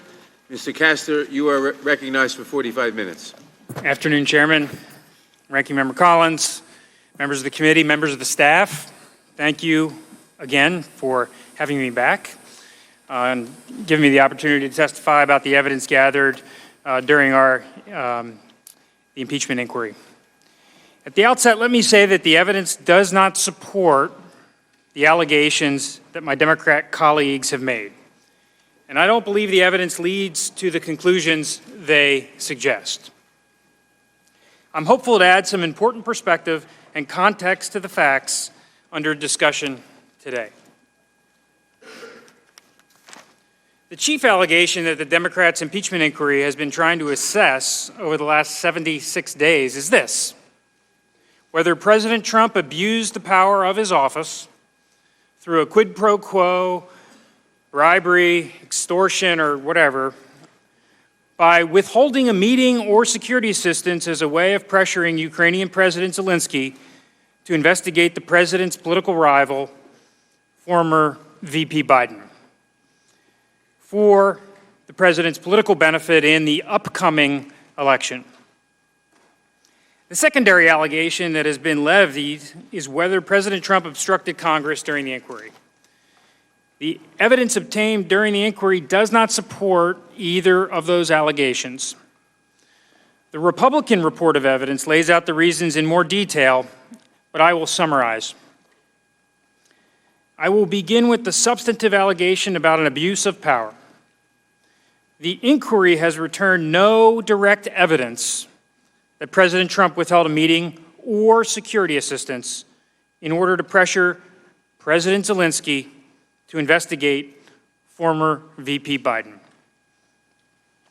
Witnesses who testified in the inquiry have denied having awareness of criminal activity or even an impeachable offense. On the key question of the president's state of mind, there is no clear evidence that President Trump acted with malicious intent. Overall, at best, the impeachment inquiry record is riddled with hearsay, presumptions, and speculation. There are conflicting and ambiguous facts throughout the record, facts that could be interpreted in different ways. To paraphrase Professor Turley from last week, the impeachment record is heavy on presumptions and empty on proof. That's not me saying that, that is Professor Turley. So let me start with the best direct evidence of any potential quid pro quo or impeachable scheme. This is President Trump's phone call with Zelensky, for which the National Security Council and the White House Situation Room staff prepared a call summary. According to testimony from Tim Morrison at the NSC, the summary was accurate and complete. NSC staff member Lieutenant Colonel Alexander Vindman testified that any omissions in the summary were not significant and that editing was not done maliciously. President Trump has declassified and released the call summary so the American people can review it and assess it for themselves. I'll make a few points that seem to have gone undernoticed. The call summary reflects absolutely no pressure or conditionality. President Zelensky vocalized no concerns with the subject matters discussed. And there is no indication of bribery, extortion, or other illegal conduct on the call. The call summary shows President Trump and President Zelensky engaged in pleasantries and cordialities. The call summary reveals laughter. Simply put, the call is not the sinister mob shakedown that some Democrats have described. President Trump raised his concerns about European allies paying their fair share in security assistance to Ukraine, a concern that President Trump would continue to raise both publicly and privately. There is no discussion on the call, I repeat, no discussion on the call about the upcoming 2020 election or security sector assistance to Ukraine. Beyond the call summary, the next best piece of evidence are the statements from the two participants on the call. President Zelensky has said he felt no pressure on the call. On September 25th at the United Nations, he said, "We had, I think, a good phone call. It was normal. Nobody pushed me." On October 6th, President Zelensky said, "I was never pressured and there were no conditions being imposed." 4 days later, on October 10th, President Zelensky said again, "There was nothing wrong with the call, no blackmail. This is not corruption. It was just a call." And just recently in Time magazine, President Zelensky said, "I never talked to the president from a position of a quid pro quo." Because President Zelensky would be the target of any alleged quid pro quo scheme, his statements denying any pressure carry significant weight. He is, in fact, the supposed victim here. Other senior Ukrainian government officials confirmed President Zelensky's statements. Foreign Minister Pristaikos said on September 21st, "I know what the conversation was about, and I think there was no pressure." Alexander Daniluk, who was then Secretary of Ukraine's National Security and Defense Council, told Ambassador Bill Taylor on the night of the call that the Ukrainian government was not disturbed by anything on the call. President Trump, of course, has also said that he did not pressure President Zelensky. On September 25th, President Trump said there was no pressure. When asked if he wanted President Zelensky to do more to investigate the former VP, President Trump responded, "No, I want him to do whatever he can. But whatever he can do in terms of corruption, because corruption is massive, that's what he should do." Several witnesses attested to the president's concerns about Ukrainian corruption. The initial readouts of the July 25th call from both the Ukrainian government and the State Department raised no concerns. Although Lieutenant Colonel Vindman noted concerns, those concerns were not shared by National Security Council leadership. They were not shared by General Keith Kellogg, who listened on the call.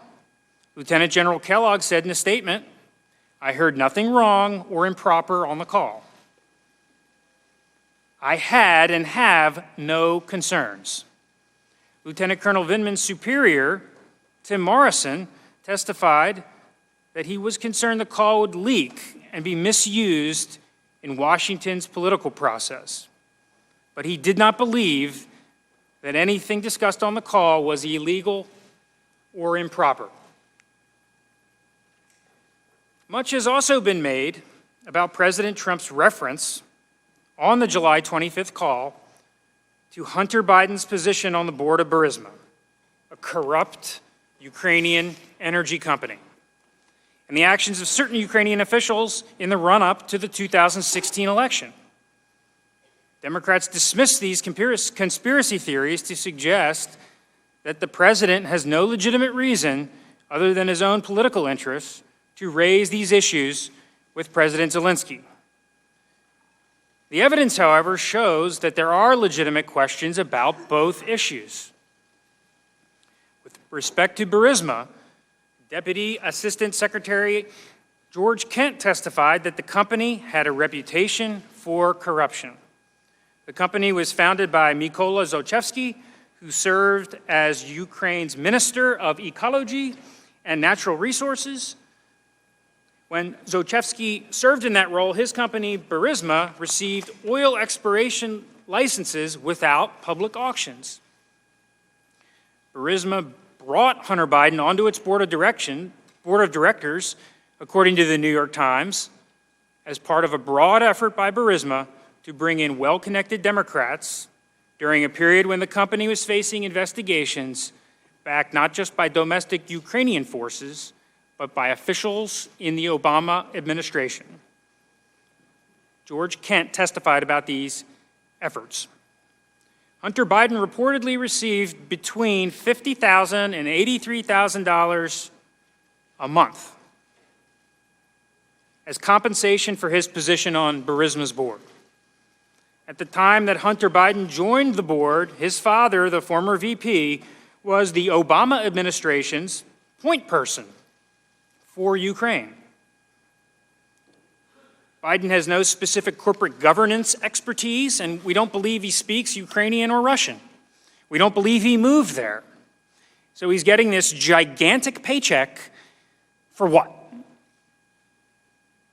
The Washington Post wrote at the time of Biden's appointment to Burisma's board that it looked nepotistic at best, and the Washington Post said, nefarious at worst.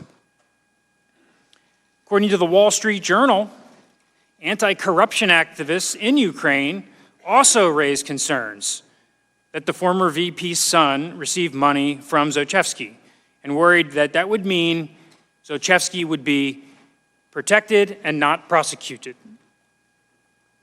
Witnesses in the impeachment inquiry noted Hunter Biden's role on the board and how it presented at minimum a conflict of interest.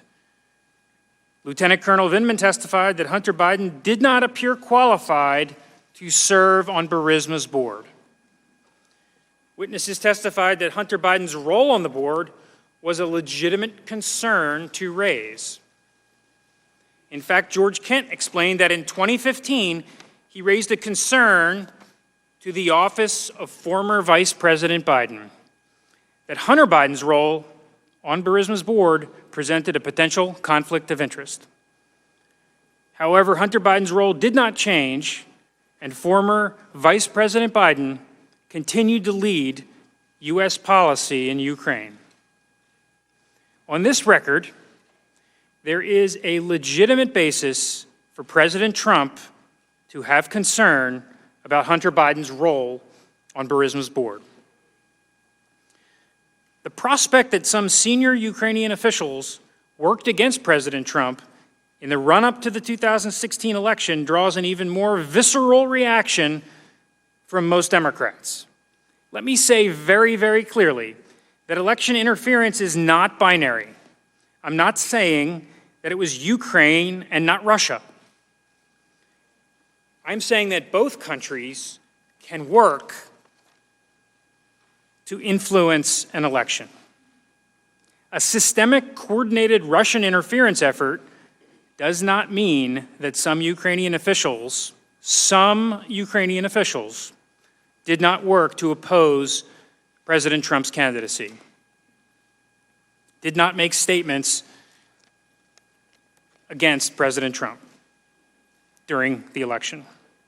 Ambassador Volker testified in his public hearing that it is possible for more than one country to seek influence in U.S. elections. Dr. Hill testified likewise at her public hearing. Contemporaneous news articles in 2016 noted how President Trump's candidacy led Kyiv's wider political leadership to do something they would never have attempted before: intervene, however indirectly, in a U.S. election. In August 2016, the Ukrainian ambassador to the U.S. published an op-ed in The Hill criticizing candidate Trump.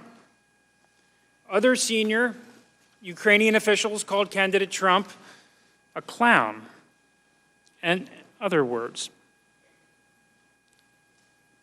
They alleged that he challenged the very values of the free world. One prominent Ukrainian parliamentarian explained that the majority of Ukraine's political figures were on Hillary Clinton's side. A January 2017 Politico article lays out in more detail efforts by the Ukrainian government officials to oppose President Trump's candidacy. The article notes how Ukraine worked to sabotage the Trump campaign by publicly questioning his fitness for office. The article detailed how a woman named Alexandra Chalupa, a Ukrainian-American contractor, paid by the DNC and working with the DNC and the Clinton campaign, traded information and leads about the Trump campaign with the staff at the Ukrainian embassy in Washington. Chalupa explained how the Ukrainian embassy worked directly with reporters to point them in the right direction. Witnesses in the impeachment inquiry testified that the allegation of Ukrainian influence in the 2016 election was appropriate to examine. Ambassador Volker testified that he thought it was fine to investigate allegations about 2016 influence. Ambassador Taylor said, for example, that the allegations surprised and disappointed him.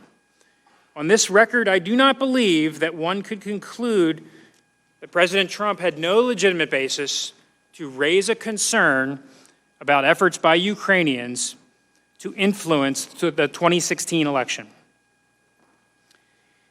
Let me now turn to the first assertion that President Trump withheld a meeting with President Zelensky as a way of pressuring him to investigate the former VP. Here, it is important to note Ukraine's long, profound history of endemic corruption. Several witnesses in the inquiry have testified about these problems. Ambassador Marie Yovanovitch, for example, said Ukraine's corruption is not just prevalent, but frankly is the system.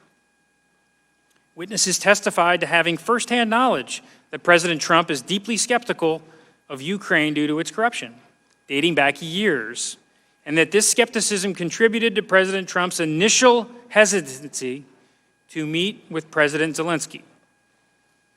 Ambassador Volker testified, so I know he had a very deep-rooted skeptical view. And my understanding at the time was that even though he agreed in the meeting that we had with him, say, okay, I'll invite him, he didn't really want to do it, Volker said. And that's why the meeting kept getting delayed. Another relevant set of facts here is the effort of some Ukrainian officials to oppose President Trump's candidacy in the 2016 election. Some of these Ukrainian politicians initially remained in government when President Zelensky took over. Witnesses testified that these Ukrainian efforts in 2016 colored how President Trump viewed Ukraine. It's also important to note that President Zelensky was a relatively unknown quantity for U.S. policymakers. Ambassador Yovanovitch called him an untried politician. Dr. Hill testified that there were concerns within the National Security Council about Zelensky's relationship with Igor Kolomoisky, a controversial oligarch in Ukraine. Although President Zelensky ran on a reform platform, President Zelensky appointed Kolomoisky's lawyer, Mr. Bodon, as his chief of staff. Both Ambassador Volker and Senator Ron Johnson noted that this appointment raised concerns. These facts are important in assessing the president's state of mind in understanding whether President Zelensky was truly committed to fighting corruption in Ukraine. The evidence shows that President Trump invited President Zelensky to meet at the White House on 3 separate occasions, all without any conditions. The first was on April 21st during the initial congratulatory phone call. The second was via letter on May 29th. This letter followed an Oval Office meeting on May 23rd with the U.S. delegation to the inauguration. During this meeting, President Trump again expressed his skepticism about Ukraine. Ambassador Volker recalled the president saying, "These are terrible people and a corrupt country." Ambassador Sondland similarly testified that Ukraine, in the president's view, tried to take him down in the 2016 election. Senator Ron Johnson confirmed this testimony in his submission to the impeachment inquiry. Finally, the third time that President Trump invited Zelensky to meet, again without any preconditions, was during the July 25th phone call. Although some time passed between May 2019, when the president formally invited Zelensky to meet, and September 25th, when the presidents met, the evidence does not show that the Ukrainian government felt additional pressure due to this delay. To the contrary, Ambassador Volker testified that the Ukrainian regime felt pretty good about its relationship with the Trump administration in this period. During those 4 months, senior Ukrainian government officials had at least 9 meetings or phone calls with President Trump, Vice President Pence, Secretary Pompeo, National Security Advisor Bolton, and U.S. ambassadors. The evidence does not support a conclusion that President Trump conditioned a meeting with President Zelensky on investigating former Vice President Biden. Mr. Yarmak, President Zelensky's close advisor, said that explicitly in an August 2019 New York Times story, which was published before the beginning of the impeachment inquiry. In this article, Yarmak said that he and Mayor Giuliani did not discuss a link between a presidential meeting and investigations. Witness testimony confirms Yarmak's statement. Ambassador Volker testified there was no linkage between a potential meeting and investigations. Although Ambassador Sondland testified that he believed there was a quid pro quo, his testimony is not as clear as it has been portrayed.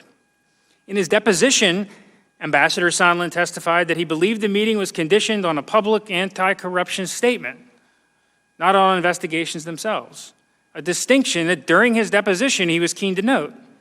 Ambassador Sondland said then that nothing about the request raised any red flags. In his public testimony, Ambassador Sondland clarified that he had no firsthand knowledge of any linkage coming from the president and never discussed any preconditions with the president. He merely presumed there were preconditions. I'd also like to address the July 10th meeting in Ambassador Bolton's office with two senior Ukrainian officials. Allow me to submit that here, too, there is conflicting evidence about the facts. Both Dr. Hill and Lieutenant Colonel Vindman testified that Ambassador Sondland raised investigations during this meeting, causing Ambassador Bolton to abruptly end the meeting. Dr. Hill testified she confronted Ambassador Sondland over his discussion about investigations. Ambassador Sondland's testimony about this meeting, however, is scattered. In his closed-door deposition, he testified that no national security staff member ever once expressed concerns to him that he was acting improperly. And he denied that he raised investigations during this meeting. But when he came here to testify in public, he acknowledged for the first time that he raised investigations, but he denied that the meeting ended abruptly. He maintained that Dr. Hill never raised concerns to him and that any discussion of investigations did not mention anything specific, such as Biden or 2016. Let me lastly address the allegation that President Trump directed Vice President Pence not to attend President Zelensky's inauguration as another way of pressuring Ukraine to investigate former Vice President Biden. Jennifer Williams, a senior advisor in the Office of the Vice President, testified that a colleague, she said it was the Chief of Staff's assistant, told her, the Chief of Staff's assistant, that President Trump had directed Vice President Pence not to attend the inauguration. However, Williams had no firsthand knowledge of any such direction or the reasons given for any such direction. If indeed such a direction was given, it's not clear from the evidence why it was done,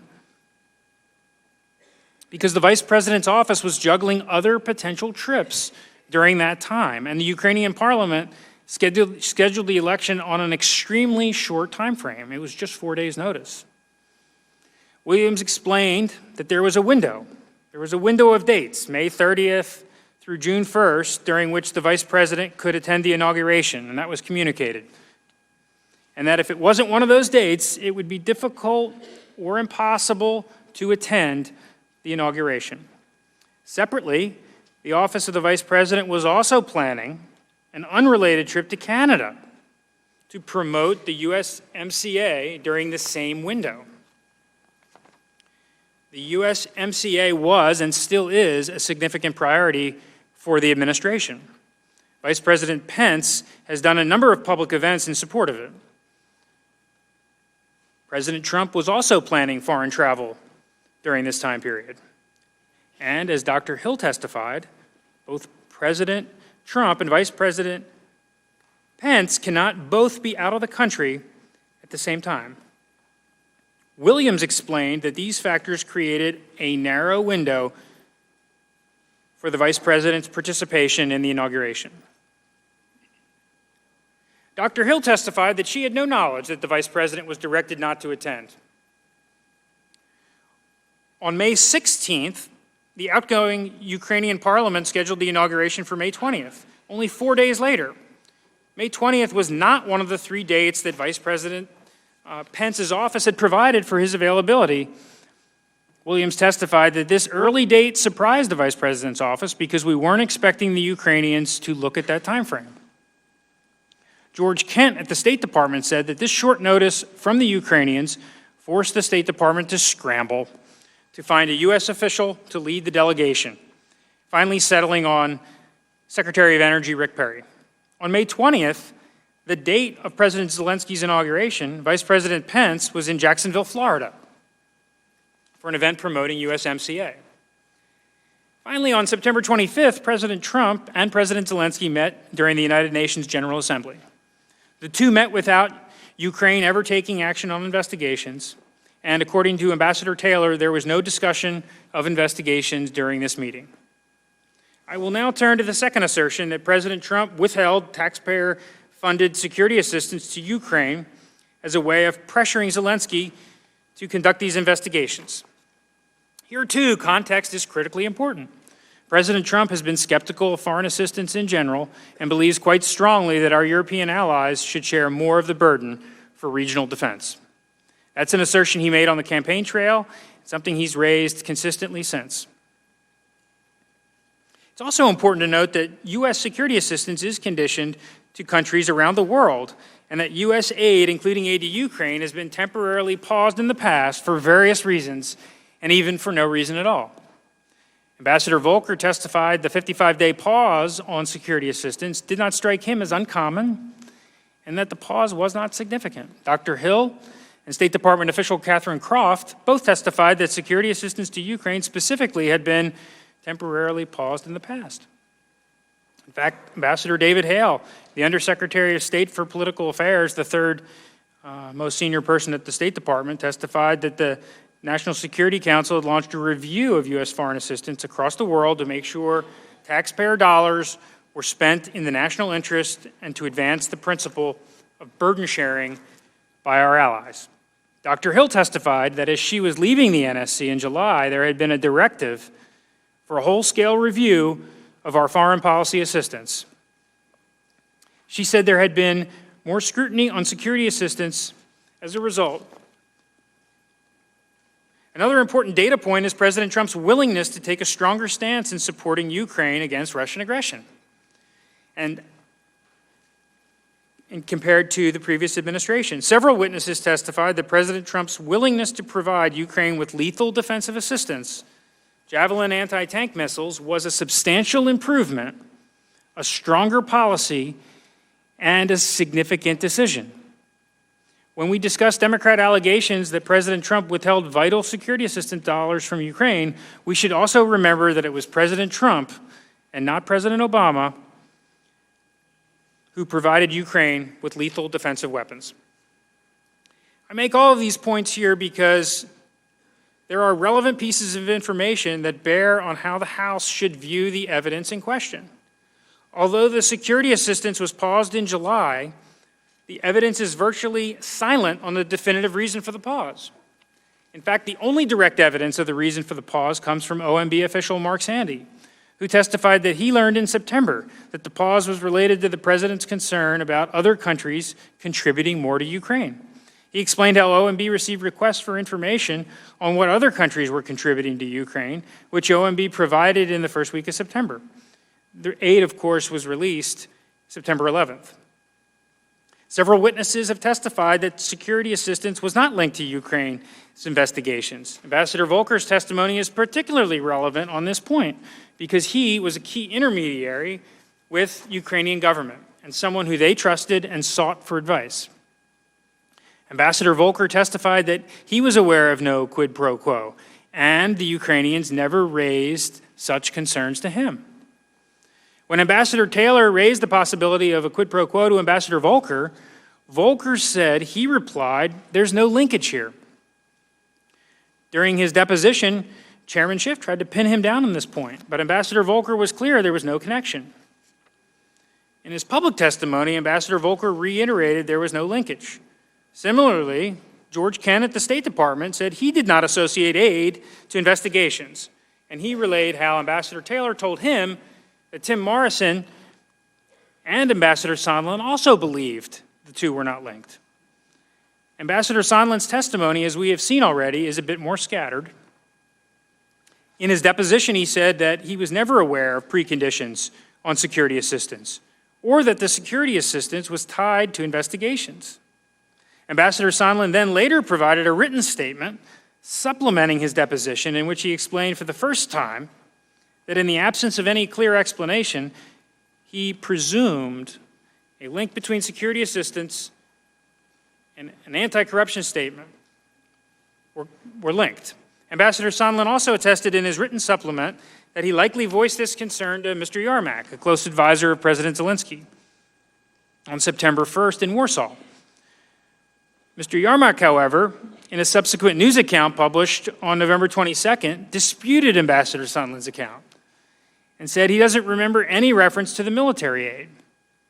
In his public testimony, Ambassador Sondland reiterated that his testimony was based on a presumption, acknowledging to Congressman Turner that no one on the planet told him that security assistance to Ukraine was conditioned on investigations. Ambassador Taylor is the other relevant actor here.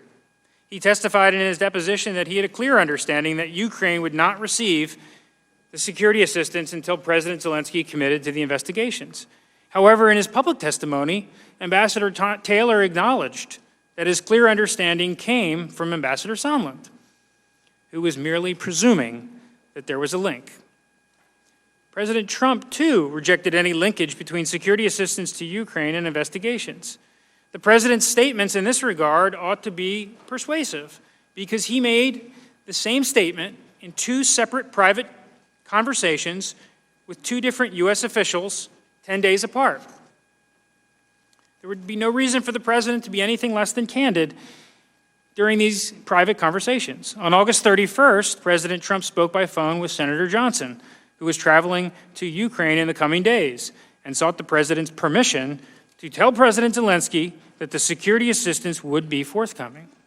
President Trump responded that he was not ready to do that, citing Ukrainian corruption and burden sharing among European allies. When Senator Johnson raised the potential linkage between security assistance and investigation, President Trump vehemently denied any connection, saying, "No way. I would never do that. Who told you that?" In closing the call, President Trump told Senator Johnson that we're reviewing it now, referring to the security assistance, and guess what? You'll probably like my final decision. He told that to Senator Johnson on August 31st. This statement strongly suggests that President Trump was already leaning toward lifting the aid. Separately, on September 9th, President Trump spoke by phone with Ambassador Sondland. Ambassador Sondland asked the president, "What do you want from Ukraine?" President Trump responded, "I want nothing. I want no quid pro quo. I want Zelensky to do the right thing." In addition, senior Ukrainian government officials denied any awareness of a linkage between U.S. security assistance and investigations. These denials are persuasive because if there was, in fact, an orchestrated scheme to pressure Ukraine by withholding security assistance, one would think the pause on security assistance would have been clearly communicated to the Ukrainians. Foreign Minister Pristaiko told the media in November, following news of Ambassador Sondland's written supplemental testimony, that Sondland never linked security assistance to investigations. Pristaiko said, "I have never seen a direct relationship between investigations and security assistance." Although there is some testimony that Ukrainian officials from the embassy in Washington made informal inquiries to the State Department and Defense Department about these issues with security assistance in July and August, the evidence does not show President Zelensky or his senior advisors in Kyiv were aware of the pause until it was publicly reported by Politico on August 28th. A subsequent news article explained the conflicting testimony that embassy officials in Washington had made in formal inquiries about issues with the aid, while senior officials in Kyiv denied awareness of the pause. The article explained that then Ukrainian Ambassador Chali, who was appointed by President Zelensky's predecessor, went rogue and did not inform President Zelensky that there was any issue with the aid. According to the news account, President Zelensky and his senior team only learned of the pause when it was reported on August 28th. As Ambassador Volker testified, because senior Ukrainian officials were unaware of the pause, there was no leverage implied. The actions of senior Ukrainian government officials while the security assistance was paused reinforces a conclusion that they did not know the aid was on hold. In the 55 days during which the security assistance was paused, President Zelensky had 5 discussions with U.S. senior officials. On July 25th, he spoke with President Trump on the phone. July 26th, he met with Ambassador Volker, Ambassador Taylor, Ambassador Sondland in Kyiv. On August 27th, he met with Ambassador Bolton. September 1st, he met with Vice President Pence in Warsaw. And on September 5th, he met with Senator Ron Johnson, Senator Chris Murphy in Kyiv. In none of these meetings did President Zelensky raise any concern about linkage between security assistance and investigations. In particular, the September 5th meeting with Senator Johnson and Senator Murphy is notable because they're not part of the Trump administration, and President Zelensky could be candid with them. What did occur during those 55 days were historic efforts by Ukraine's parliament, called the Rada, to implement anti-corruption reform. Vice President Pence had pressed President Zelensky about these reforms during their September 1st meeting. In their depositions, Ambassador Taylor lauded President Zelensky's rapid reforms, and National Security Council official Morrison testified that during a meeting in Kyiv, they noted that everyone on the Ukrainian side of the table was exhausted because they'd been up all night working on these reforms. On September 11th, President Trump discussed the matter with Vice President Pence, Senator Portman, and Acting Chief of Staff Mulvaney. According to Tim Morrison's testimony, they discussed whether Ukraine's progress on anti-corruption reform was enough to justify releasing the security assistance. Morrison testified that Vice President Pence was obviously armed with the conversation he had with President Zelensky, and they convinced the president that the aid should be dispersed immediately. The president then lifted the hold. In concluding this point, we have considerable evidence that President Trump was skeptical of Ukraine due to its corruption. We have evidence the president was skeptical of foreign assistance in general, and that he believes strongly our allies should share the burden for regional defense. We know the White House was reviewing foreign assistance in general to ensure it furthered U.S. interests, and that OMB researched and provided information about which foreign countries were contributing money to Ukraine. President Trump told Senator Johnson on August 31st, "We're reviewing it now, and you'll probably like my final decision." He told Ambassador Sondland on September 9th, "I want Zelensky to do what he ran on." President Zelensky, who ran on an anti-corruption platform, was an untried politician with ties to a potential controversial oligarch. Vice President Pence reiterated President Zelensky that on September 1st, the need for reform was paramount. After President Zelensky passed historic anti-corruption reforms, the pause on security assistance was lifted, and the presidents met 2 weeks later. The Ukrainian government never took any action on investigations at issue in the impeachment inquiry. Much has been made about a so-called shadow or irregular foreign policy apparatus that President Trump is alleged to have orchestrated as a mechanism to force Ukraine to initiate investigations. The allegation is President Trump conspired to recall Ambassador Yovanovitch from Ukraine so his agents could pursue a scheme to pressure Ukraine to conduct these investigations. But there are logical flaws with these arguments. First, every ambassador interviewed in the impeachment inquiry acknowledged the president has an absolute right to recall ambassadors for any reason or no reason. It's apparent that President Trump lost confidence in Ambassador Yovanovitch, and it's simply not an abuse of power for him to recall her.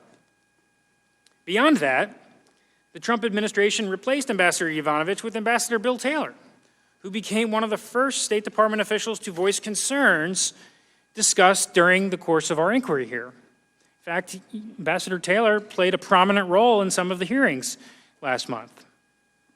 If President Trump truly sought to remove Ambassador Yovanovitch as part of a nefarious plan, he certainly would not have replaced her with someone of the likes of Ambassador Bill Taylor. Second, the three U.S. officials who comprise the so-called shadow foreign policy apparatus, Ambassador Volker, Sondland, and Secretary Perry, can hardly be called irregular, and certainly not outlandish.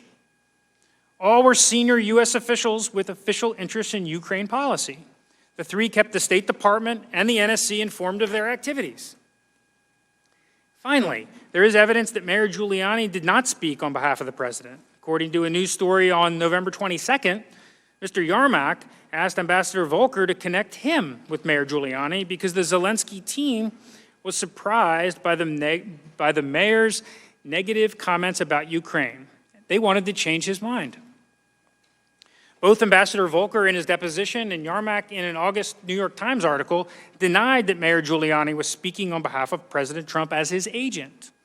Instead, as Ambassador Volker explained, the Ukrainian government saw Giuliani as a conduit through which they could change the president's mind. The second allegation at issue, of course, is whether the president obstructed Congress by not agreeing to all the demands for documents and testimony. As somebody with experience with congressional investigations and I strongly believe in Congress's Article I authority, but this impeachment inquiry has departed drastically from past bipartisan precedents for presidential impeachment, as well as the fundamental tenets of fair and effective congressional oversight. First, process matters. The bipartisan Rodino-Hyde precedents guaranteed fundamental fairness and due process to the president. It allowed substantive minority participation and participation from the president's counsel in the fact-finding process. Neither aspect was present here. Democrats denied us witnesses. Democrats voted down subpoenas we sought to issue for both documents and testimony. And I'll note Democrats never brought to a committee vote any of the subpoenas that were issued. They were all tabled. Democrats directed witnesses not to answer our questions. And these sorts of actions delegitimize the inquiry and do not give the witnesses or the president confidence that the inquiry is fair. Second, the president or any potential witness to this impeachment inquiry should be allowed to raise defenses without it being used as an adverse inference against him. Courts have held that the Constitution mandates an accommodations process between the branches. For this reason, congressional oversight is a time-intensive endeavor. It certainly takes longer than 76 days. Here, however, the initial letters from the Democrats instructed potential witnesses that if they did not cooperate in full, it shall constitute evidence of obstruction. Democrats wanted all their demands honored immediately and were unwilling to consider the executive branch's privileges or defenses.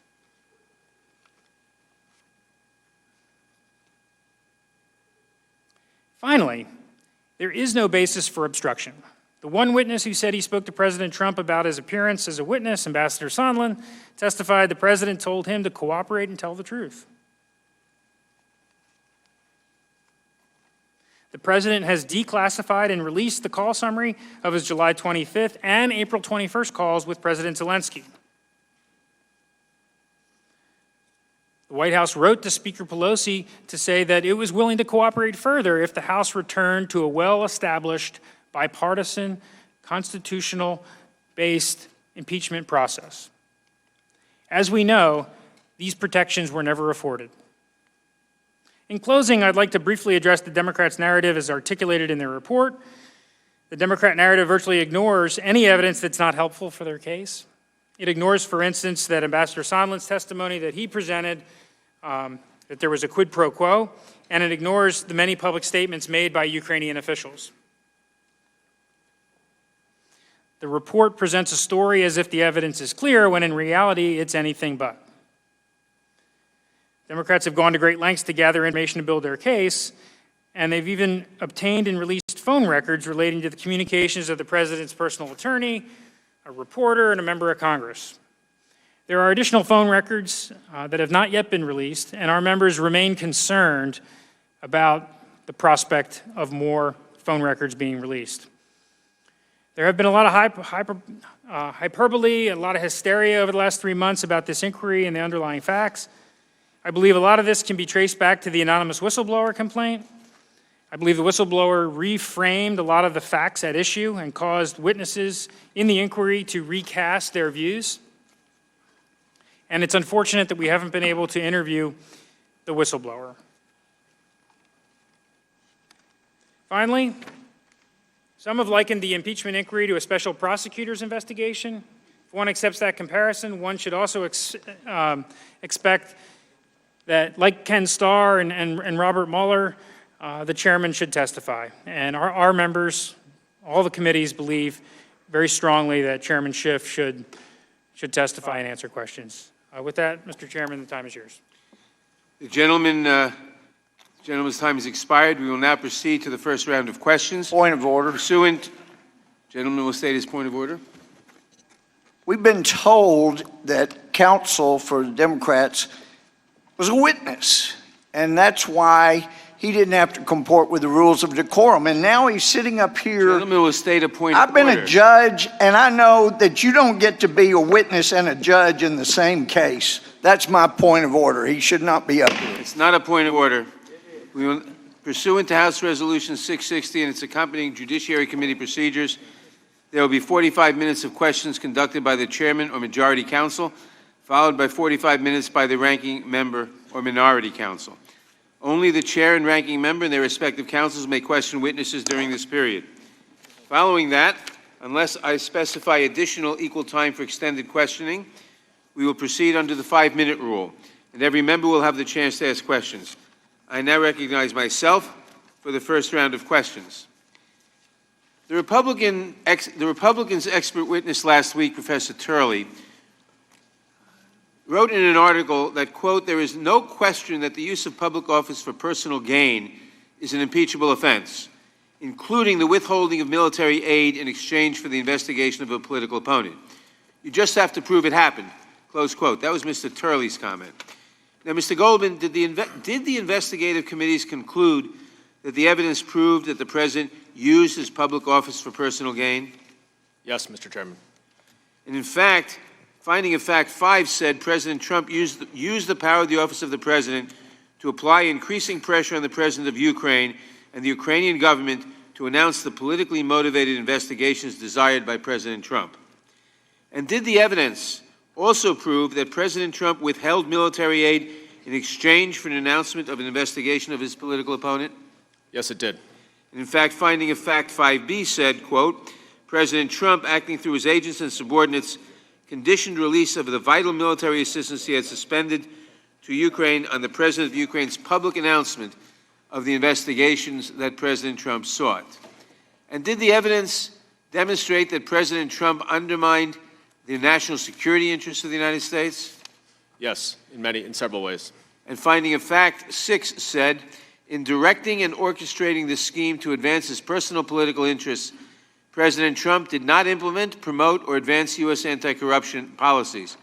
In fact, the president sought to pressure and induce the government of Ukraine to announce politically motivated investigations, lacking legitimate predication that the U.S. government otherwise discourages and opposes as a matter of policy in that country and around the world. In so doing, the president undermined U.S. policy supporting anti-corruption reform and the rule of law in Ukraine and undermined U.S. national security. And did the evidence also show that President Trump compromised the national security of the United States? Yes. In fact, finding of fact 7 said, by withholding vital military assistance and diplomatic support from a strategic foreign partner government engaged in an ongoing military conflict illegally instigated by Russia, President Trump compromised national security to advance his personal political interests. And did the evidence prove that President Trump engaged in a scheme to cover up his conduct and obstruct congressional investigators? Yes, right from the outset. And in fact, finding of fact 9 says, using the power of the office of the president and exercising his authority over the executive branch, President Trump ordered and implemented a campaign to conceal his conduct from the public and frustrate and obstruct the House of Representatives impeachment inquiry. Finally, the constitutional scholars from our hearing last week testified that the President's conduct toward Ukraine and pattern of inviting foreign election interference was a continuing risk to our free and fair elections. Did the evidence prove that President Trump was a threat to our elections?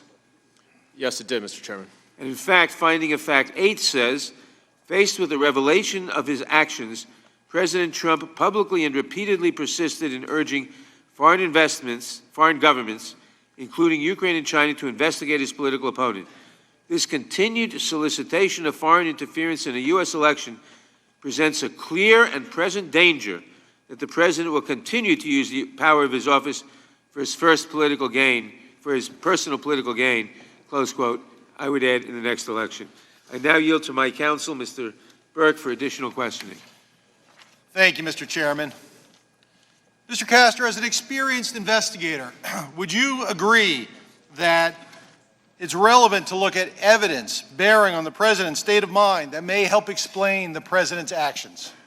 I think the evidence that we talked about show... Microphone. Use your mic, please. Sir, my only question to you is that a relevant thing to consider? Right, like the call he had with Senator Johnson. It's relevant to consider. Sir, would you agree that Joe Biden was a leading Democratic contender to face President Trump in 2020? I wouldn't agree with that. You disagree with it. So, sir, it's your testimony It's too early. that President Trump did not view President Biden to be a legitimate contender. I don't Is that know what correct? President Trump believed or didn't believe, but it's too early. Sir, as part of your inquiry, did you determine whether President Trump tweeted at all about former Vice President Joe Biden between January and July 25th, and how many times? I didn't look at Twitter. I try to stay off Twitter lately. Did you know President Trump tweeted about former Vice President Joe Biden over 25 times between January and July 25th? No, I didn't look at those tweets. Did you look at how many times President Trump mentioned Vice President Biden in a speech or rally leading up to the July 25th call? Hey, President Trump goes to a lot of rallies. He does a lot of tweeting. I think it's pretty difficult to draw too many conclusions from his tweets or his statements at rallies. Mr. Chairman. Well, sir, Mr. Chairman, parliamentary inquiry. The gentleman is not recognized for parliamentary inquiry. Mr. Chairman, what is The gentleman is not recognized. The gentleman, Mr. Burke, has the time. We're going to ignore the rules We are and not- allow witnesses to ask the questions, then Gentlemen will how many suspend. other rules are you just going to disregard? Gentlemen will suspend.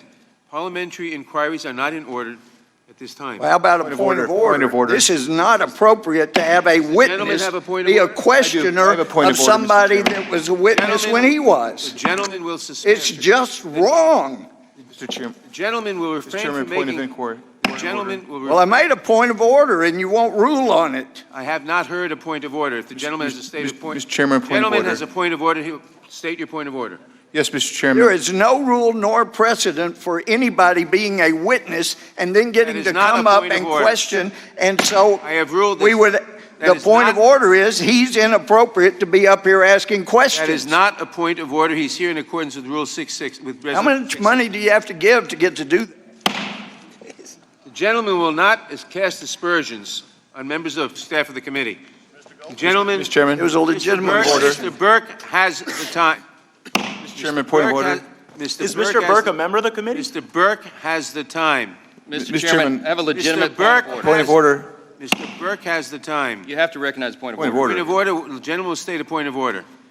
This gentleman is presenting his opinions as a witness. He's supposed to present the material Gentleman will facts in state the a point of report, order. not to appear for his opinions. Is that right or not? The gentleman, that is not a point of order. It is Mr. Burke's time pursuant to It's Rule 660. inappropriate testimony pursuant to the committee. It is, I have ruled, the gentleman has the time pursuant to Chairman, Rule 660. Point of order, Mr. The Chairman. gentleman will state a point of Just to order. help Yes, you, that's yes, not my Rule point- 660. The gentleman will state a point of order if he has one. Yes, the point of order is this. we operate by rules. If there's nothing specifically in the rule permitting this, we go by precedent. It is unprecedented for a person to come and sit who you've described as a witness to then return to the bench and begin The questioning. gentleman has stated, that is a point of order. The gentleman has stated that it is not a point of order, but I will point out, it is not a cognizable point of order. I will point out that the gentleman has been designated by me to do this questioning pursuant to Rule 660, House Resolution 660, which is part of the rules of the House. Why didn't you do a soliloquy then? It is in accordance with the rules of the House, and the gentleman's time will resume. Mr. Burke. Thank you, Mr. Chairman. Mr. Castro, you are aware that President Trump announced his candidacy for re-election in 2020, and he announced it the month before the July 25th call on June 21st? Okay. Did you find that? Did you look at that in your investigation as part of looking at President Trump's intent and what he intended on the July 25th call? I mean, the date he announced his, he's obviously running for re-election. What is the date he announced his intent to run for re-election matter? And, sir, you knew that President Biden had already announced his intent to run in April of that year, too, correct? It's been related to me. I don't know when Vice President Biden indicated he was going to run as I sit here today. Sir, you would agree with me that if the Ukraine announced a corruption investigation of former Vice President Joe Biden, that would hurt his credibility as a candidate. Would you agree with that basic principle, sir? Well, nobody... Yes or no, sir? Would you agree with that principle? Well, I slightly disagree with the predicate, with the premise of your question, because Chairman, we're talking about Hunter object Biden. to the question that requests opinion evidence. The gentleman is not fact. recognized. The gentleman has the floor. Well, I object to the question. The gentleman, rule on whether the question's in order or not. The question is in order. The gentleman will continue. Why? The gentleman will continue. It's his time. Let's get back to the fact that we're talking about 8 ambiguous lines in a call transcript. The president was not asking for a personal favor. He was speaking on behalf of the American people. He said, and I'll read it, I'd like you to find out what happened with the whole situation in Ukraine. They say crowd strike. I guess you have one of your wealthy people. Sir, I'm not asking you to read that. Let me. If you want to talk about the transcript, I want to talk to you about some. You said it's 8 lines. Let's look at slide 3, if we may. The reference to Biden.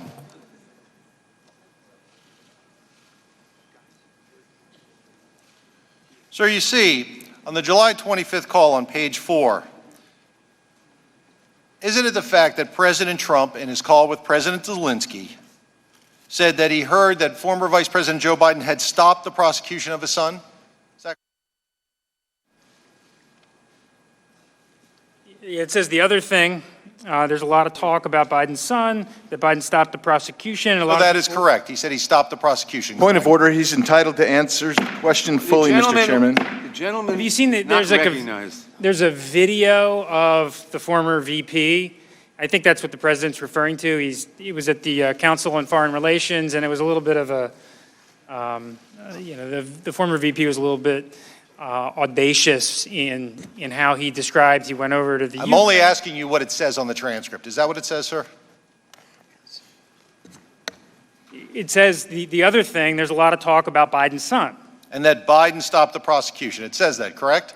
That's what it says here. Yes. And then it also says, it goes on to say, President Trump asked President Zelensky if you can look into it. Correct? Is that the words? If you can look into it. Correct?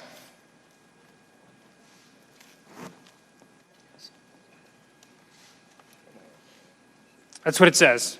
And then he says, so President Trump, am I right? President Trump was asking Ukrainian President Zelensky to have the Ukrainian officials look into Vice President Joe Biden, correct? Is that correct, yes or no? I don't think the record supports that. It doesn't say, can you look into it?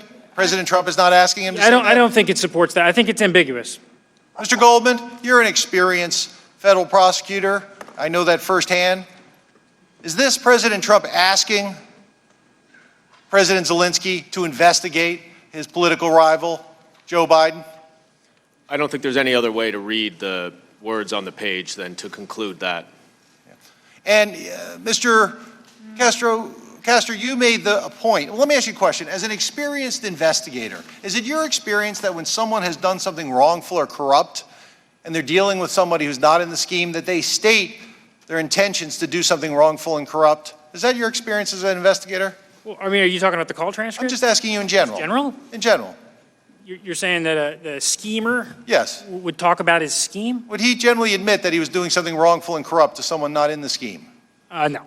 In fact, you made a big point, sir, in your presentation, that on that call, President Trump did not go further and tell President Zelensky that he wanted the investigation announced to help his 2020 election. Well, he definitely did not talk about 2020. Yeah. And Mr. Goldman, would you agree that if President Trump was acting corruptly, wrongfully, abusing his power, that it was unlikely he was going to confess to President Zelensky that he was asking for the investigation explicitly to help his 2020 election prospects?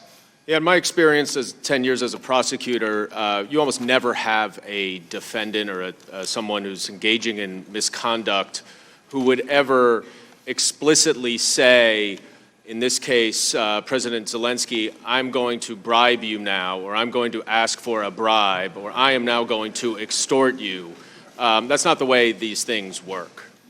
Thank you, Mr. Goldman. And Mr. Kester, getting back to you, you said that you said about Hunter Biden and talked about it. Hunter Biden had been on the board of Burisma going back to 2014, correct? Yes. President Trump supported Ukraine with aid and otherwise in both 2017 and 2018, correct? Yeah, President Trump has done a lot for Ukraine. That's not, yes. And, sir, but isn't it correct that President Trump did not raise anything about Hunter Biden and his father, Vice President Joe Biden, in 2017 or 2018? He only did it the year before his election in 2020 when both he and Vice President Joe Biden were leading candidates. Isn't that true, sir? I think what happened is the president saw this video of the former VP, and I think it coalesced in his mind. Sir, please answer my question. He didn't raise any of these issues in 2017 or 2018. I don't know that he did or he didn't. I mean, that is not something that we've looked at. You have no evidence that he did, did you? No, but I have no evidence he did not. I mean, this video is pretty All right, sir, let me ask you this. You talked about Lieutenant Colonel Vindman, who was a highly decorated Purple Heart recipient and worked in the Trump administration, correct? Yes, sir. He had a reaction to the call, didn't he? He did. He was listening to it, correct? He did. He was. Let's look at his reaction. He said, I immediately went to John Eisenberg, the lead legal counsel. He said, it is improper for the President of the United States to demand a foreign government investigate a U.S. citizen and a political opponent. That was his testimony, correct? Yes or no? That was his testimony. Yes? Yeah. Yes. And let me ask you this, sir. You had said that the Intelligence Committee majority report that Mr. Goldman had talked about, you said it presents as if things are clear, but they're not clear. Is that what you said, sir? That's absolutely correct. And you also worked on the minority report, correct? Yep. Yes, sir.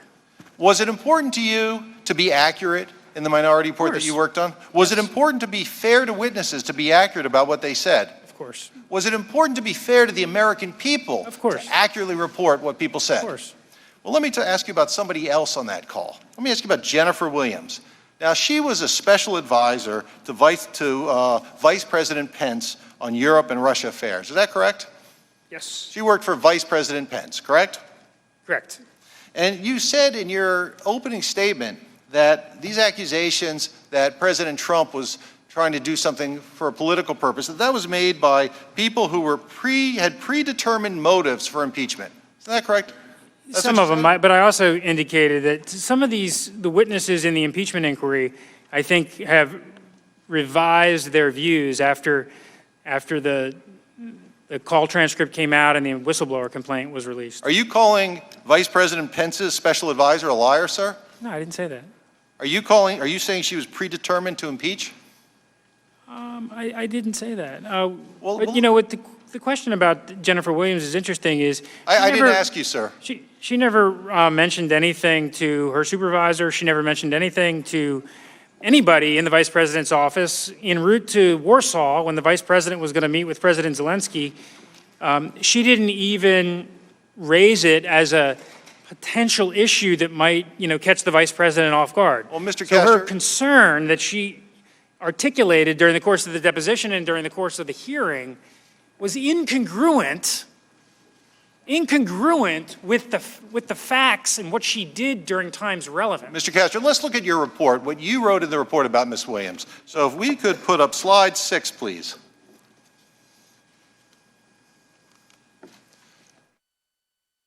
Same point that you tried to make to discount her testimony.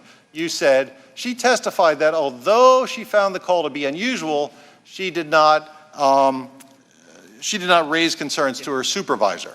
Right. Nobody in America knew about Jennifer Williams' concerns until she walked in the door for her deposition. Sir, when you said that although she found the call to be unusual, that wasn't accurate. That's not what she said about the call. She didn't say it was just unusual, did she?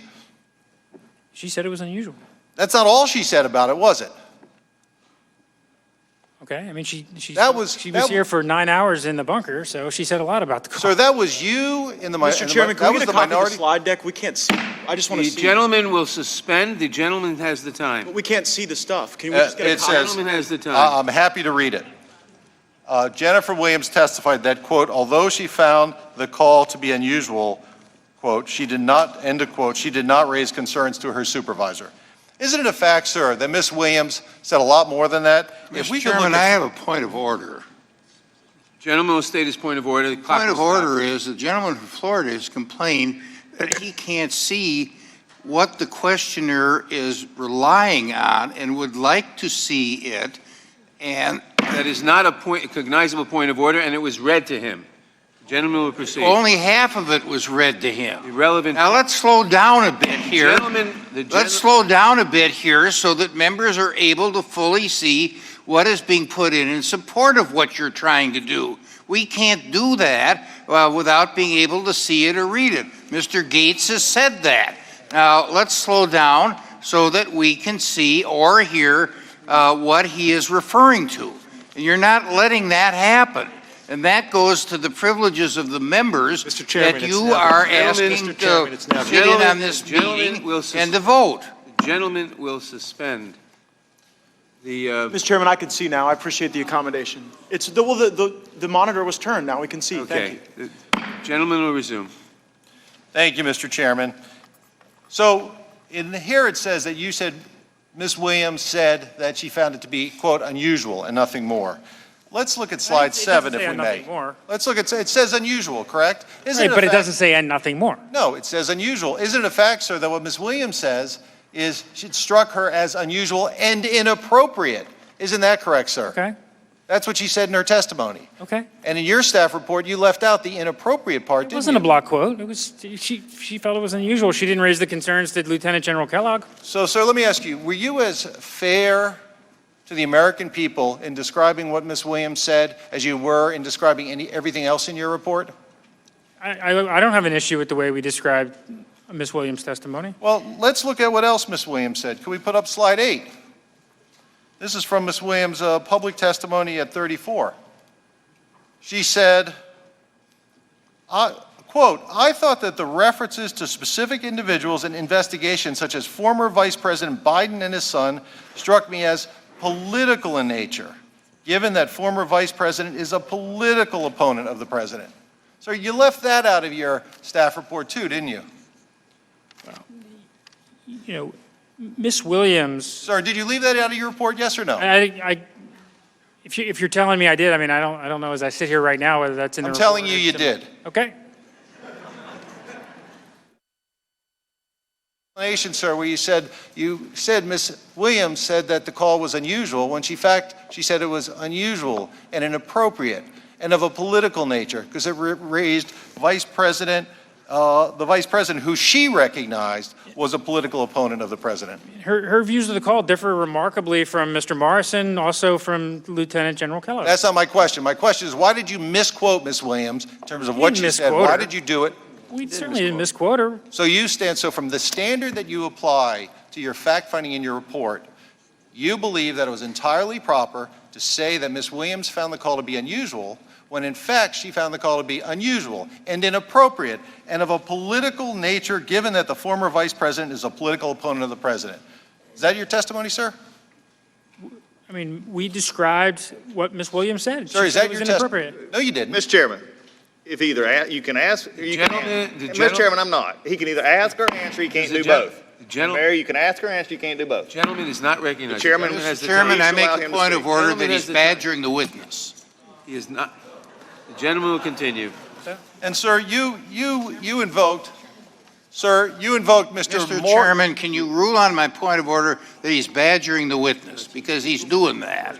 Sir, you invoked Mr. That is not a cognizable motion. It does not call for a ruling, and the time belongs to the gentleman. A point of order, the committee is not in order, and the chairman is not in order.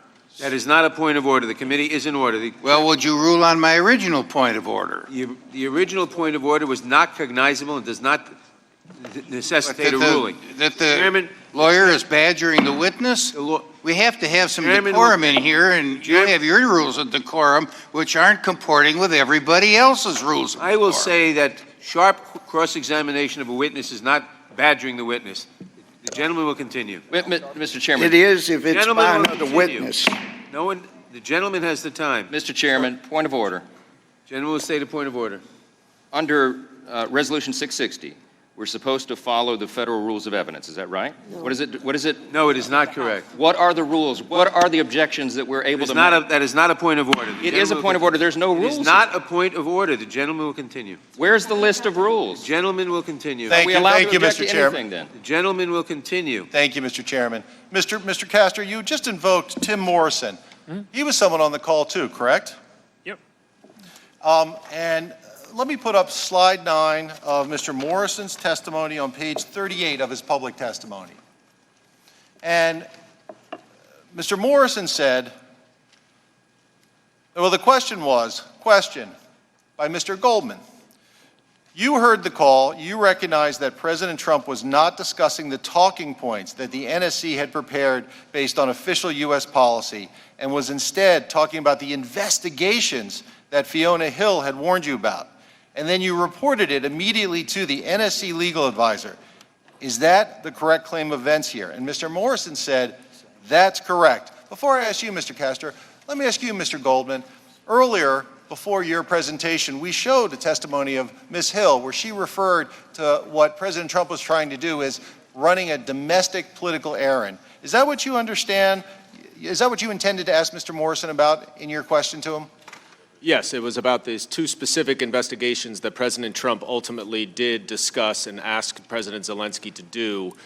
These are the same two investigations that were discussed and were the only two investigations that were at issue throughout the entirety of the scheme.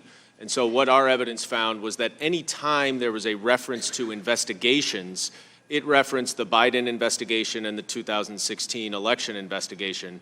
And in fact, Ambassador Volker actually said that whenever he was using the term corruption, what he meant was those specific two investigations. And what was the significance to you that Mr. Morrison, who Mr. Castor himself has relied on and invoked twice today, where he said that he understood these were the investigations that Fiona Hill had warned him about? What did you understand that to mean? When Dr. Hill left and Tim Morrison replaced her, they had transition meetings. And during one of those transition meetings, Dr. Hill told Tim Morrison about what she believed to be this irregular channel that Ambassador Sondland was operating, where they were pushing for Ukraine to do these investigations. And Dr. Hill in particular was very concerned because, as she said, as you pointed out, that was a domestic political errand, and what she was working on and the National Security Council was working on related to national security and foreign policy, and those were two entirely separate things. And was she expressing the view that President Trump had chose his own personal political interests over the foreign policy positions that Ms. Hill was trying to pursue? At the time that she said that to Tim Morrison, she was not aware of whether President Trump had actually endorsed these investigations, but she did testify that after she read the call transcript, which she only read after it was released, like the rest of us, she said that she put 2 and 2 together and realized that that is exactly what he was talking about. And what was 2 and 2 again? It equals 4. And what is 4 in this investigation, sir? Well, it was used by 2 witnesses, Ambassador Sondland and David Holmes, as the only logical conclusion to explain why the security assistance was being withheld from Ukraine.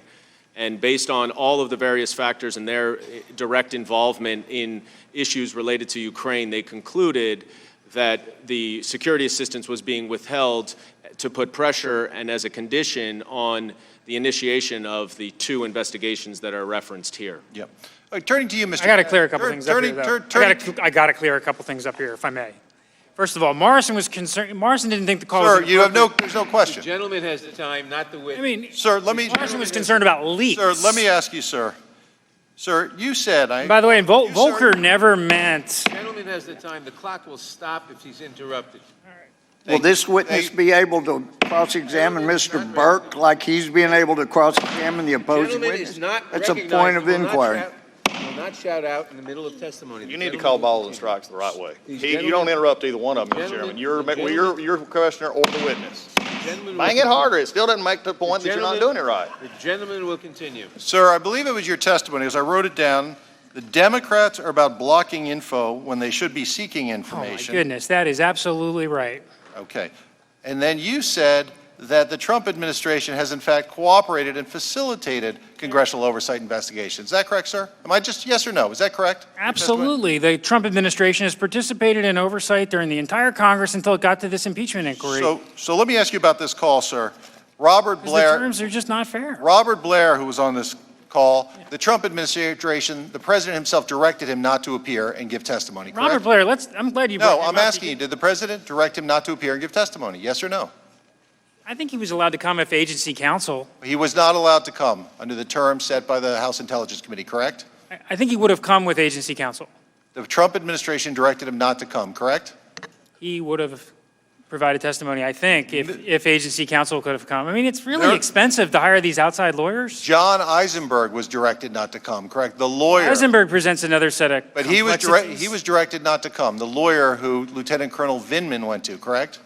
Okay, Eisenberg is he may have been able to come with agency counsel, but he presents some complexities. I mean, he's the chief legal advisor for Ambassador Bolton. So he was directed not to come, correct?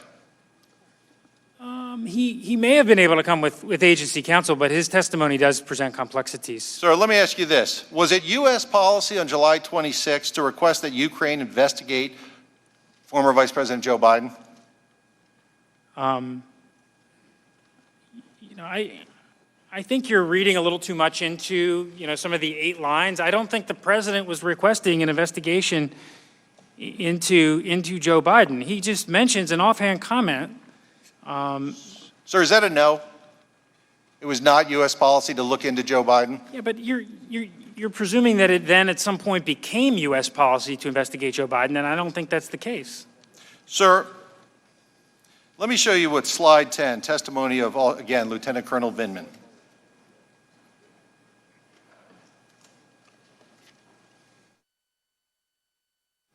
And he was asked, are you aware of any written product from the National Security Council suggesting that investigations in the 2020 election, the Bidens or Burisma, are part of the official policy of the United States?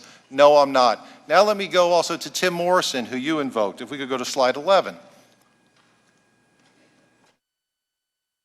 Morrison was asked by our own Congressman Swalwell, who was also on the Intelligence Committee, and said, just going to pick up in the middle of that long question, it said, you listened to the one call that you listened to between the President of the United States and the President of Ukraine. The President of the United States priorities were to investigate the Bidens. And I'm asking you, sir, why didn't you follow up on the President's priorities when you talked to the Ukrainians? Mr. Morrison said, sir, I did not understand it as a policy objective. Mr. Goldman, let me ask you, there was a package prepared before that call of what President Trump was supposed to talk about with President Zelensky, correct? Yes. And am I correct, sir, that one of the things that he was supposed to talk about, and was in his prepared remarks, was the anti-corruption platform of President Zelensky that he ran and won on, correct? Yes, the witnesses testified that that is a consistent and persistent policy objective for the United States. Did President Trump mention corruption once in his call with Mr. Zelensky?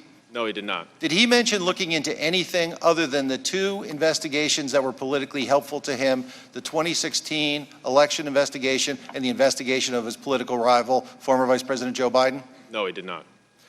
May I Mr. Castor. add something there? No, you can't. Mr. Castor, let me ask you a President question. Trump did mention. Are you going to let him answer? He did mention that there's some very bad people I there. can yell. The gentleman, the time is the questioners, and he can ask the questions of whoever he wants. And When you question, you'll have the same rules. And Mr. Castor, in fairness, you'll be able to answer questions asked by minority counsel when it's their turn. Okay, but- I have 45 minutes, so But in let me ask you. Come on, Barry. In fairness here, President Trump talks about very bad people. Mr. Castor, if I can finish? And that was, let me finish, sir. Let me ask you this, sir. Sir, there were two lawyers mentioned on the call. We've heard testimony already. Mr. Trump said to President Trump said to President Zelensky that he should speak to two people, his personal lawyer, Rudy Giuliani, and the Attorney General Barr, correct? Yep. Okay. Immediately after this call memorandum was released, isn't it the case that Attorney General Barr and the Department of Justice issued a statement about his role in all this? He did. Let's put up the statement. Slide 13, please.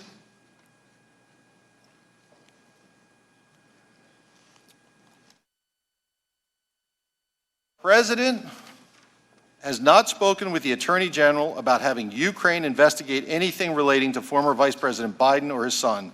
The President has not asked the Attorney General to contact Ukraine on this or any other matter. The Attorney General has not communicated with Ukraine on this or any other subject. So, Mr. Goldman, is it fair to say that the Attorney General didn't want anything to do with these investigations that President Trump had raised with President Zelensky on the call? I think it goes actually even a little further. I think whether the Attorney General wanted anything to do or not is in addition to the fact that the Attorney General said he had nothing to do with Ukraine, and in fact that there were no ongoing investigations at the time of this call or in August. And that became an issue in the investigation. There is a formal channel that the Department of Justice has and the United States government has to obtain evidence related to an ongoing investigation.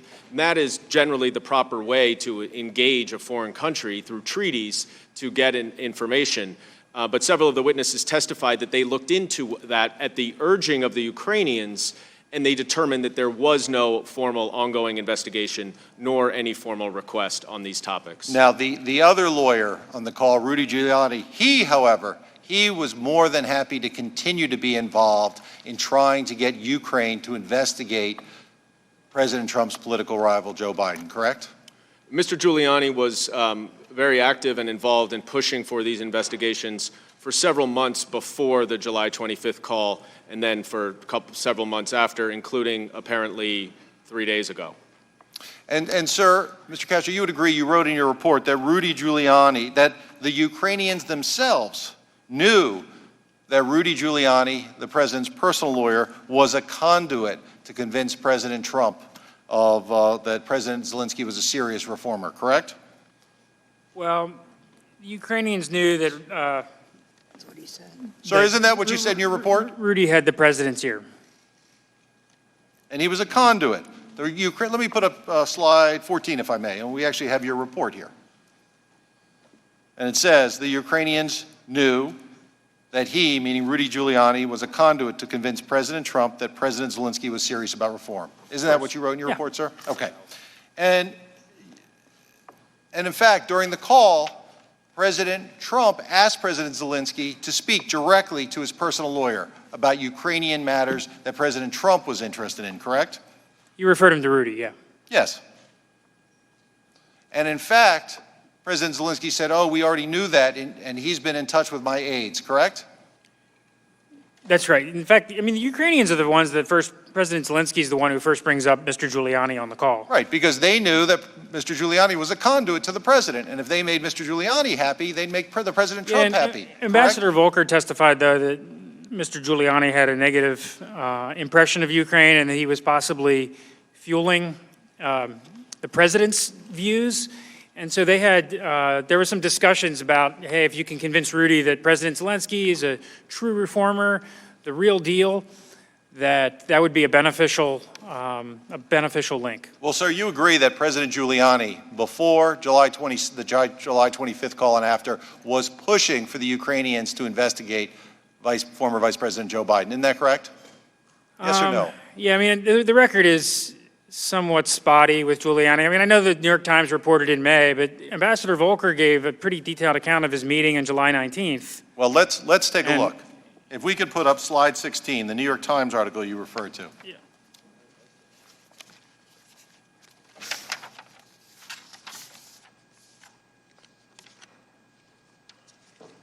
Right, and the article says, I'll read it. Mr. Giuliani, and this is dated May 9th, 2019, before the call, Mr. Giuliani said he plans to travel to Kiev, the Ukrainian capital, in the coming days and wants to meet with the nation's president-elect to urge him to pursue inquiries that, and then it continues, that allies of the White House contend could yield new information about two matters of intense interest to Mr. Trump. One is the origin of the special counsel's investigation, goes on to describe it, new sentence. The other is the involvement of former Vice President Joe Biden's son. Okay, and now, that was in the New York Times article. And can we talk about the breakfast with Volker? If we could, not yet. If we could continue the rest of the article to the next slide, which is slide 17. This is the same article. And Mr. Giuliani was very explicit when he was interviewed. He said, and this isn't foreign policy. I'm now quoting the words that are highlighted. It says, it'll be very, very helpful to my client. My only client is the President of the United States. He's the one I have an obligation to report to him what happened regarding the Ukraine. Now, sir, were you aware on that same day Mr. Giuliani gave an interview about what he intended to do? And let's go to slide 18. This is from Real Clear Politics, and it should be on the screen in front of you as well. And what Mr. Giuliani said about the Ukraine, he said, it's a big story, it's a dramatic story, and I guarantee you Joe Biden will not get to Election Day without this being investigated. Not because I want to see him investigated, the collateral to what I was doing. So, sir, and you agree, Election Day refers to the 2020 election where President Trump will be running for re-election, correct? I don't know what Giuliani was talking about, but I guess you're right. Okay, well, so that was my only question to you. You'll have a chance to answer questions to the Minority Counsel. Now, and President Trump, let me show you slide 19. We're going to sidestep the Volker meeting on July 19th? Sir, you'll have an opportunity to talk about that when Minority Counsel questions you. Let me go to slide 19, please. And the President says he's being interviewed now the same day in a Politico, and he's asked about Mr. Giuliani. He's leaving soon, I think in the next couple days. Mr. Trump says, I see. Well, I will speak to him about it before he leaves. Now, let me go to slide 20, because Mr. Giuliani continued his pressure on President Zelensky. In this one, it's actually a tweet that he put out on June 21st, 2019, roughly a month before the call. He says, new president of Ukraine, still silent on investigation of Ukrainian interference in 2016 election and alleged Biden bribery of the prior president. And again, sir, as you said, the Ukrainians knew that Mr. Giuliani had the ear of his client, President Trump. Isn't that correct, sir? Is that correct, sir? Yes or no?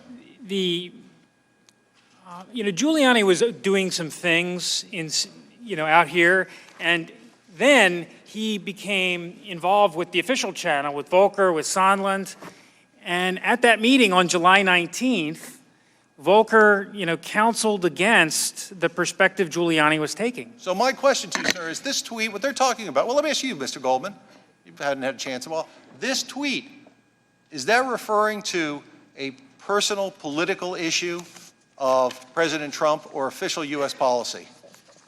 That's a personal political issue. And if you don't mind, I'll just take a moment to respond to Mr. Castor, because please do. On that July 19th meeting between Ambassador Volker and Rudy Giuliani, Ambassador Volker told Mr. Giuliani that the allegations about Joe Biden were completely bogus and wrong.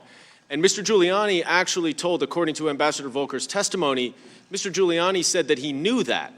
And yet, for the next 2 months, he continued to push for that same investigation at the direction of President Trump, who had also directed President Zelensky to contact Mr. Giuliani. So that July 19th meeting that Mr. Castor brought up is actually quite important to this investigation. And sir, you already explained that on May 23rd, when the official folks who went to the inauguration of President Zelensky came back to tell the president how impressed they were, the only thing he had to say to them was, talk to Rudy. He was taking his official government people responsible for Ukraine and handing them over to Rudy Giuliani so that they could work with him for the issues that he was focused on for the president, as evidenced in the tweet. Is that fair? I agree with Mr. Castor. I think that's what the evidence shows, that at that May 23rd meeting, President Trump directed and delegated authority over Ukraine matters to Ambassador Sondland, Volker, and Secretary Perry, and told them to work with Rudy. And then over the next 3 months, that's exactly what happened at the president's direction. Okay, and in fact, let me show you what is slide 22, if I may, that you understood the Ukrainians recognized how important Rudy Giuliani was and satisfying him in order to stay on good terms with President Trump? Yes, they quickly realized it, I think, from their own internal conversations, because Mr. Giuliani had back channels to getting to the Ukrainian officials, and Ambassador Volker told the Ukrainians as well that there was this, quote, Giuliani factor that President Zelensky, he actually told it to President Zelensky, that there was this Giuliani factor that they needed to deal with the president. And in fact, this is the senior aide to President Zelensky saying to Ambassador Volker on August 13th, which is obviously after the July 25th call, thank you for meeting in your clear and very logical position. Will be great meet with you before my departure and discuss. I feel that the key for many things is Rudy, and I'm ready to talk to him with him at any point. Please let me know when you can meet. Audrey. And again, that's Rudy, am I right, that's the Ukrainians recognize that Rudy Giuliani, who's demanding the investigation of Mr. Trump's political rival, was key to getting anything done, correct? I don't mean to be a stickler, but I believe this text was actually July 10th. And this was a critical text because what it is saying is Mr. Yermak, after having spoken to Mr. Volker a week before and learning about the importance of Giuliani, requested to Ambassador Volker to set up a meeting with Mr. Giuliani. That then proceeded to this July 19th breakfast that Mr. Castor said, and then a July 22nd phone call, and then ultimately they met in Madrid on August 2nd. Thank you, Mr. Goldman. Further evidence of the meticulous investigation that Chairman Schiff and his staff with you directed. We will stand corrected. Thank you. And I will take that and ask that the record reflect that is the correct date. In either case, Rudy was key whenever it was said, correct? Certainly. And now let me ask, sir, let me put up slide 24. And Mr. Goldman, am I correct that there came a point in time when President Trump, through his chief of staff, Mr. Mulvaney, ordered that the approved military aid to Ukraine be withheld, as you previously indicated, correct? Yes. And this is the testimony of the people who were involved. Mr. Kent said, when this happened, there was great confusion among the rest of us because we didn't understand why that had happened, since there was unanimity that this aid was in our national interest. It just surprised us all. Mr. Holmes, and then you had the additional hold of the security assistance with no explanation whatsoever, and we still have an explanation, and we still don't have an explanation for why that happened or in the way that happened. Ms. Croft, the only reason given was that the order came at the direction of the president. So, sir, let me ask you a question. Did all the agencies involved believe that the aid should be given? Yes, it was the unanimous view of all of the agencies, Secretary of State, Department of State, Department of Defense, National Security Council, literally every one of the interagency agencies that believed that the aid was vital and had already been approved and should be released immediately. And in the minority staff report and in Mr. Castor's testimony earlier, he said the U.S. government did not convey the pause to the Ukrainians. Well, that wasn't correct, was it? Didn't Mr. Sondland convey that, according to Mr. Sondland's affidavit and testimony? Mr. Sondland ultimately conveyed that the release of the aid was conditioned on the public announcement of the investigations. And if we could put up slide 26 from the affidavit. Presume that, though, is what he said. Well, if I may, just in response We'll put up the slide. Sure. We could put up the actual affidavit that Mr. Ambassador Sondland, the President Trump's ambassador to the European Union, that he swore to under penalties of perjury. And he says, if we could read the highlighted, which is also in front of you, I now recall speaking individually with Mr. Yermak, where I said to Mr. Yermak, the Ukrainian aide, that, going back to the quote, that resumption of U.S. aid would likely not occur until Ukraine provided the public anti-corruption statement that we have been discussing for many weeks. Is that correct, sir? Yes, he said that at a meeting on September 1st with Mr. Yermak in Warsaw. And the statement that they had been talking about, let me put up a slide that we put together, slide 27. And you recall, sir, that in the draft statement that the Ukrainians were going to have President Zelensky give so they could, and was that statement on their mind so they could get a White House meeting and satisfy President Trump and have the aid released? Yes, Ambassador Sondland testified to that, and Ambassador Volker also testified to that. And am I correct that Mr. Yermak gave a statement where he did not make any reference to Vice President Biden, correct? Correct. And then was that Rudy Giuliani who said in the second one that it had to include a reference that they were going to investigate Burisma in the 2016 election? That's right. And what did Burisma stand for? Did all your witnesses say they had an understanding of what that meant? Or did the witnesses say that? So every single witness said, after reading the phone call on July 25th, that it was clear Burisma equaled Biden, that they were one and the same. There were only 2 witnesses who said that they did not know that until that time. And there was ample testimony. There was a lot of testimony from people involved in all aspects of Ukraine policy who indicated that it was completely unrealistic and unlikely that anyone who had anything to do with Ukraine would not know that the Burisma investigation related to the Bidens. And is that why, and that's how Mr. Giuliani publicly referred to it often, as Burisma and Vice President Biden, correct? Correct, yes. And did the Ukrainians complain repeatedly, we talked a little bit about it, that they didn't want to be a pawn in U.S. democratic politics by helping President Trump's reelection campaign by making such a statement? They said that in July, and in August, ultimately, they didn't give the statement in large part because they had reservations, given that President Zelensky was an anti-corruption reformer. They had reservations about engaging in U.S. domestic politics. That's right. Okay. I want to go back to you, Mr. Castor. You said that when President Trump said to Ambassador Sondland on September 17th that he had no quid pro quo, you said he had no reason. September 9th. September 9th. You said he had no reason to be any less than candid. That's what you said. No reason to be any less than candid. Let me show you, sir, what happened, though, on September 5th. Let me show you slide 52.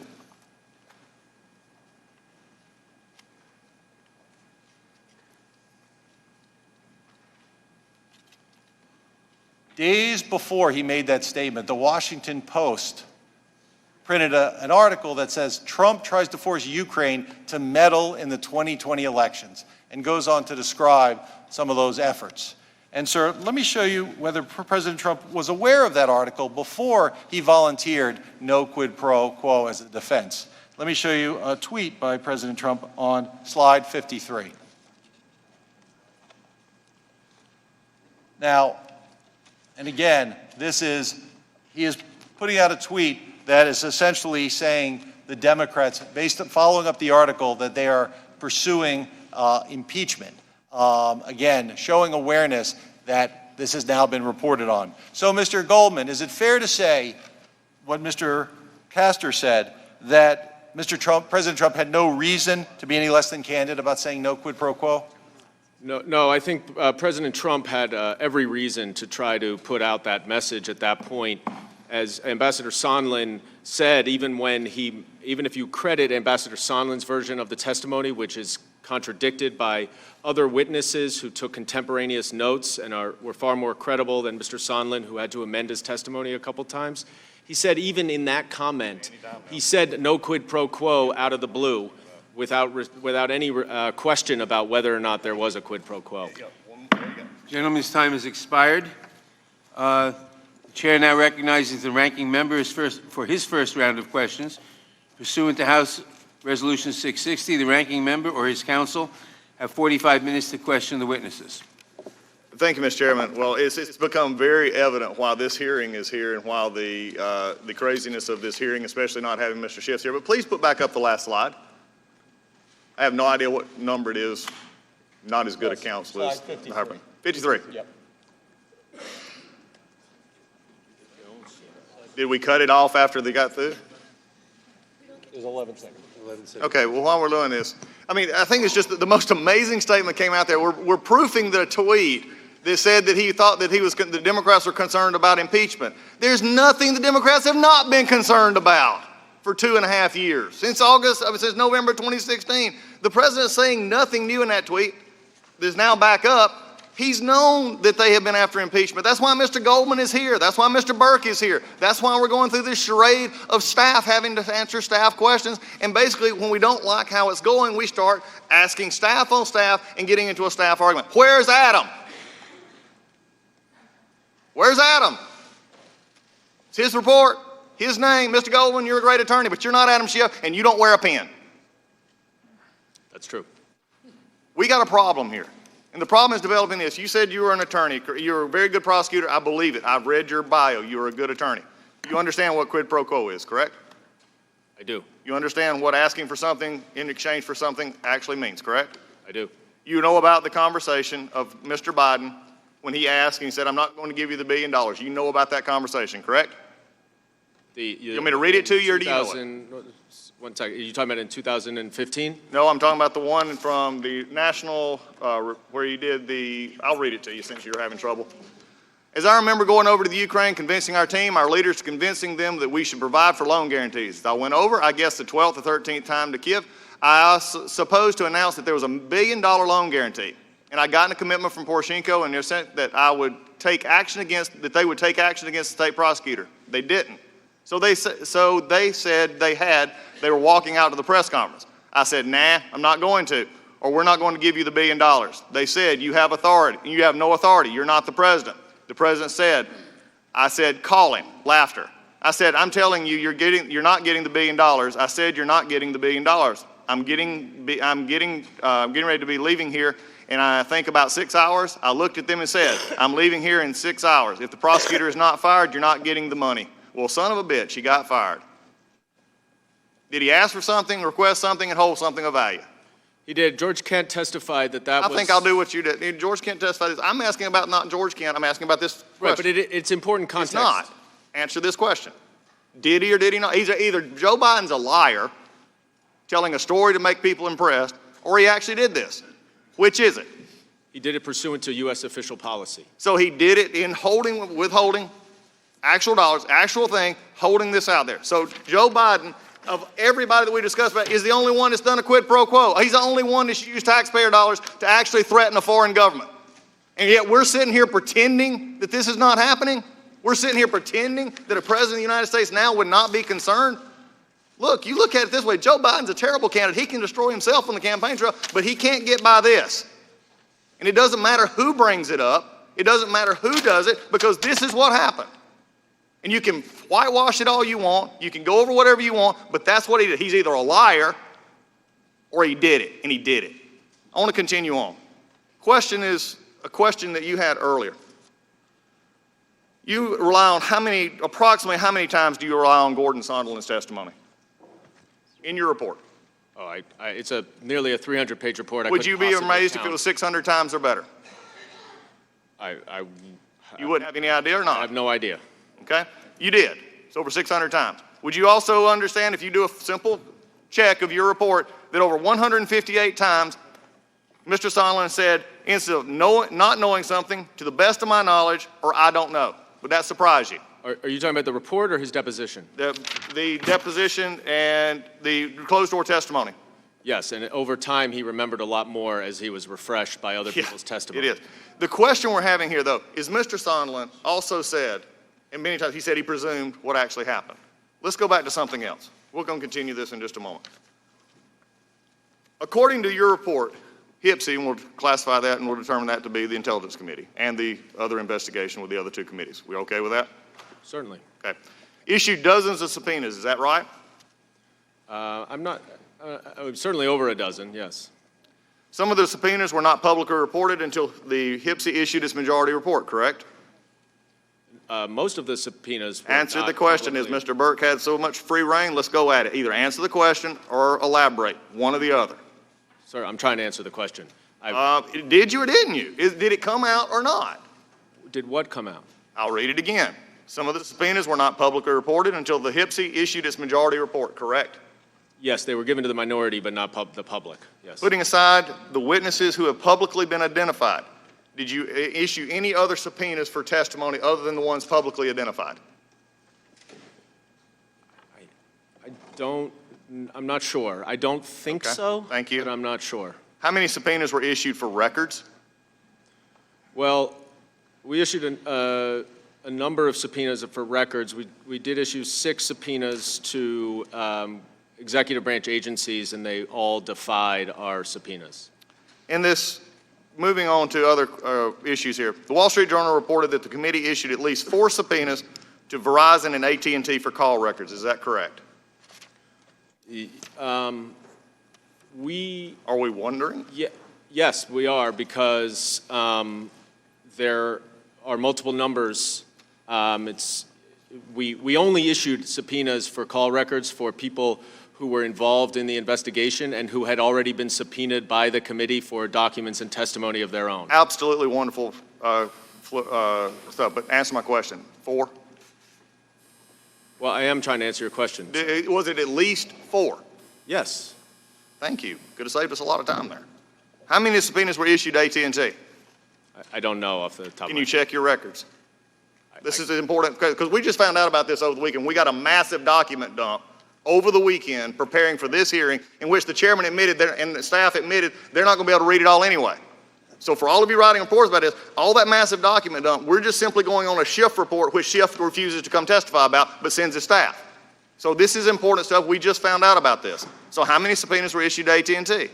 I don't know. If you'd like me to find That's out during fine. the break, If you don't know, I'd be happy to. Then again, maybe your chairman could be here to actually answer this. Was it targeted at a single telephone number or numbers?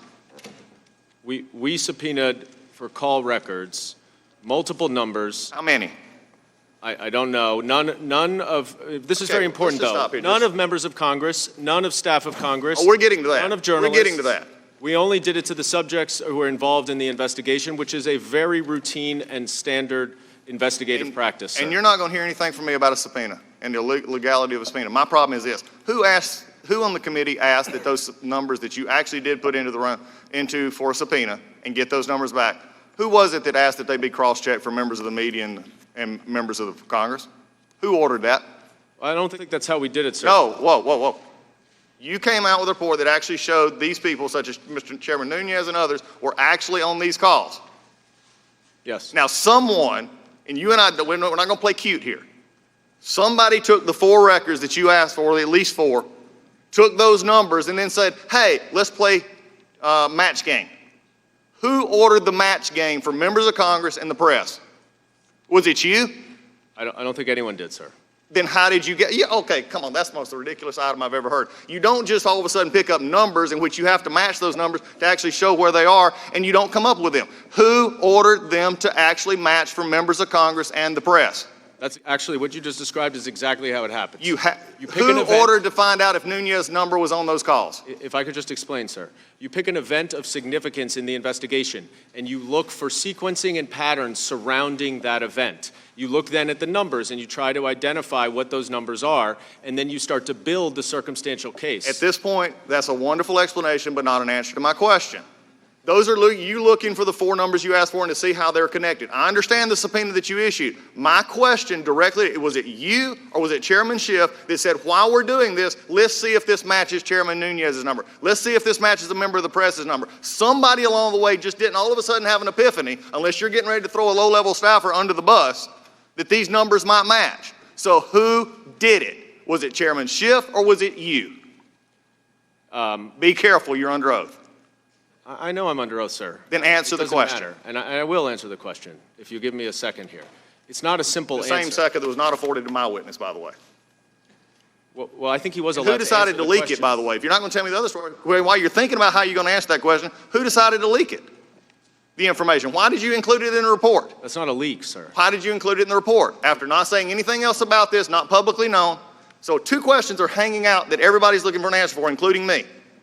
Who ordered it? Was it you or was it Chairman Schiff? And then why was it decided, except for nothing but smear purposes, to be included in the Schiff report? Well, I'm not going to get into the deliberations of our investigation with you, and I will tell you the reason it was included in the report is because the calls were surrounding important evidence to our investigation. And I think that your question is frankly not better directed not at me, but at the people who were having conversations. Oh, no, we're not going to play that game. No, we're not going to play that game. You're as good as Mr. Burke. You're not going to play that game. You're not answering the question. And every member of the media, everybody here, when you start going into the decorum of this House, when you start looking at members' telephone numbers, you start looking at reporters' telephone numbers, which they ought to be scared about, you took a subpoena for 4. And then you decided to play match game. You found numbers that you thought were like, some of them actually didn't exist because they claimed that they were for the White House Budget Office, and they were not. So we're throwing stories out there because nobody was out there acting. So I go back to my question. Are you going to go on record in front of everybody here today and say that you will not tell who ordered this, you or Mr. Goldman? Mr. Goldman, you or Mr. Schiff? I am going to go on record and tell you that I'm not going to reveal how we conducted this investigation. And that's the problem we have with this entire thing. Mr. Schiff said behind closed doors. I can tell you what the importance is. I'm done with you for right now. We're done. You're not answering the question. You're not being honest about this answer because you know who it is. You're just not answering.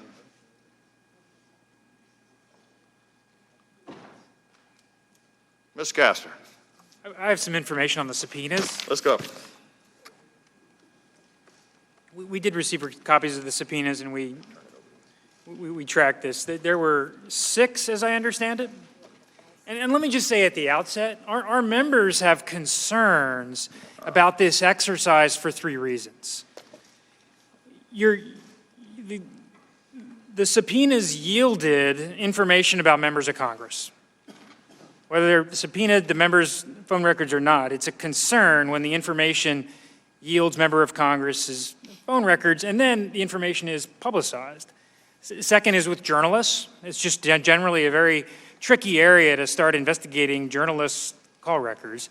And the third is with regard to Mr. Giuliani, who was serving as the president's personal attorney. But there's 6 subpoenas, as we understand it.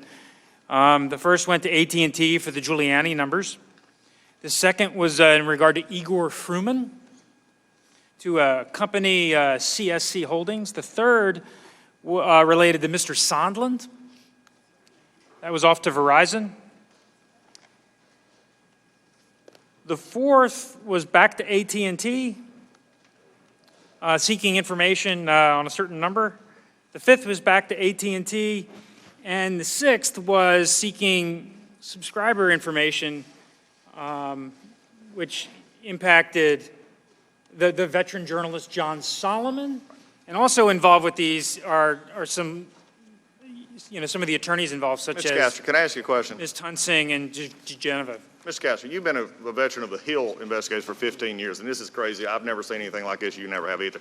Would it be interesting to note, because Mr. Goldman chooses not to answer because he doesn't want to incriminate, I believe, either himself or the chairman or somebody else.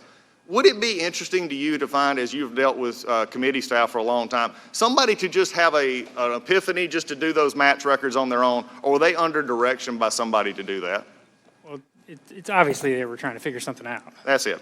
All right, one last, I'm getting ready to try, wait, I have one thing for Mr. Goldman. Mr. Goldman, we're used to committees and people and witnesses taking gratuitous shots at people they don't like. And earlier today, in your testimony, you made a comment that really goes to an interesting thing, and I'll even go back to the chairman questioning motive. When your testimony, you said, as you were discussing Mr. Sondland, you made a very snide comment, your facial expression showed that he was $1 million donor to the president. The implication being he either got his job because he bought it, or his implication was he was loyal to the president and say anything about it. Be very careful about how you throw around dollars in giving, because you and Mr. Burke are real heavy donors to the Democratic Party, and I'm not going to say it questions your motives or your position here today, but we need to make sure that this thing is already blown out of proportion. We're already not answering questions, and you are here without a pen because your chairman will not testify. That says all we need to hear. He don't even stand behind his own report, and he sends you. I hope it works out for you. I'm done. At this point, I turn it over to Ashley. Could I respond? Are you trying to say that what are you trying to say? What is the implication here? But by the way, I didn't give anything close to $1 million. remotely, so I don't No, it's know. not what- about The implication is we want Schiff in that chair, not you. The implication is the person that wrote the report is the person that should come and present it, and you weren't elected by anybody, and you're here giving this testimony in place of the chairman. Gentleman does not I have- hope that clears up the implication. The gentleman does not have the time, and the gentleman has been warned before. He cannot simply yell out and disrupt the committee. The gentleman, Mr. Collins, has the time. I think you understand exactly what you did. And I called it out for just the way you did. You thought you were going to get by with it, and you didn't. That's all I'm saying. Ms. Cowan. Well, I would like to just say one other thing. since Yeah, now- I am done. Point of order, there's I am no done. question before the gentleman. I mean, Stop. you're casting To- aspersions. No, as you did, personally. Mr. Goldman. Point of order. As you did, Mr. Sunderland. Now, according to the chairman's own ruling just a few minutes ago, I'm done asking questions, and I'm not asking you to elaborate, because I'm not asking you any more questions. I've asked all. You won't answer the question on who told the committee to actually check these numbers. You won't say if it's you or if it's Mr. Schiff. You won't answer my questions, so we're done. We're going to Ms. Cowan. You have, as was Mr. Burke said, you'll have plenty of time with helpful majority I will. counsel to answer the Does the question. gentleman yield his time to Ms. Cowan? Yes. The gentlelady is recognized. Thank you, Mr. Ms. Callen, if I Collins. may. I'm Yes, so sorry. certainly. I have Mr. Castor? a number of things I think I need to clear up, if I may. Yes, certainly. And you have to bear with me because I have a number of them here. First of all, on the call, Tim Morrison, General Kellogg have a totally different view of the call than Lieutenant Colonel Vindman and Jennifer Williams, going to the point that the call is ambiguous. So that's the first thing.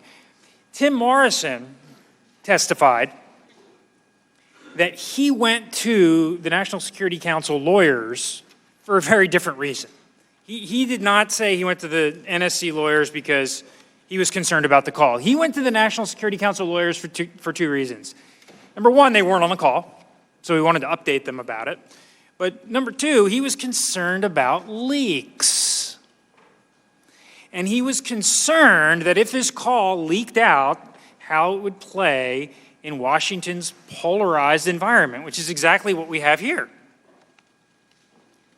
He was also concerned that if the call leaked, that it might affect bipartisan support in Congress. You know, issues of Ukraine have traditionally been one of the few issues where Republicans and Democrats share interests. And the third reason was that he didn't want the Ukrainians to get a distorted perception of what actually happened on the call, because on the call, we're talking about 8 lines of concern and a lot of ambiguity.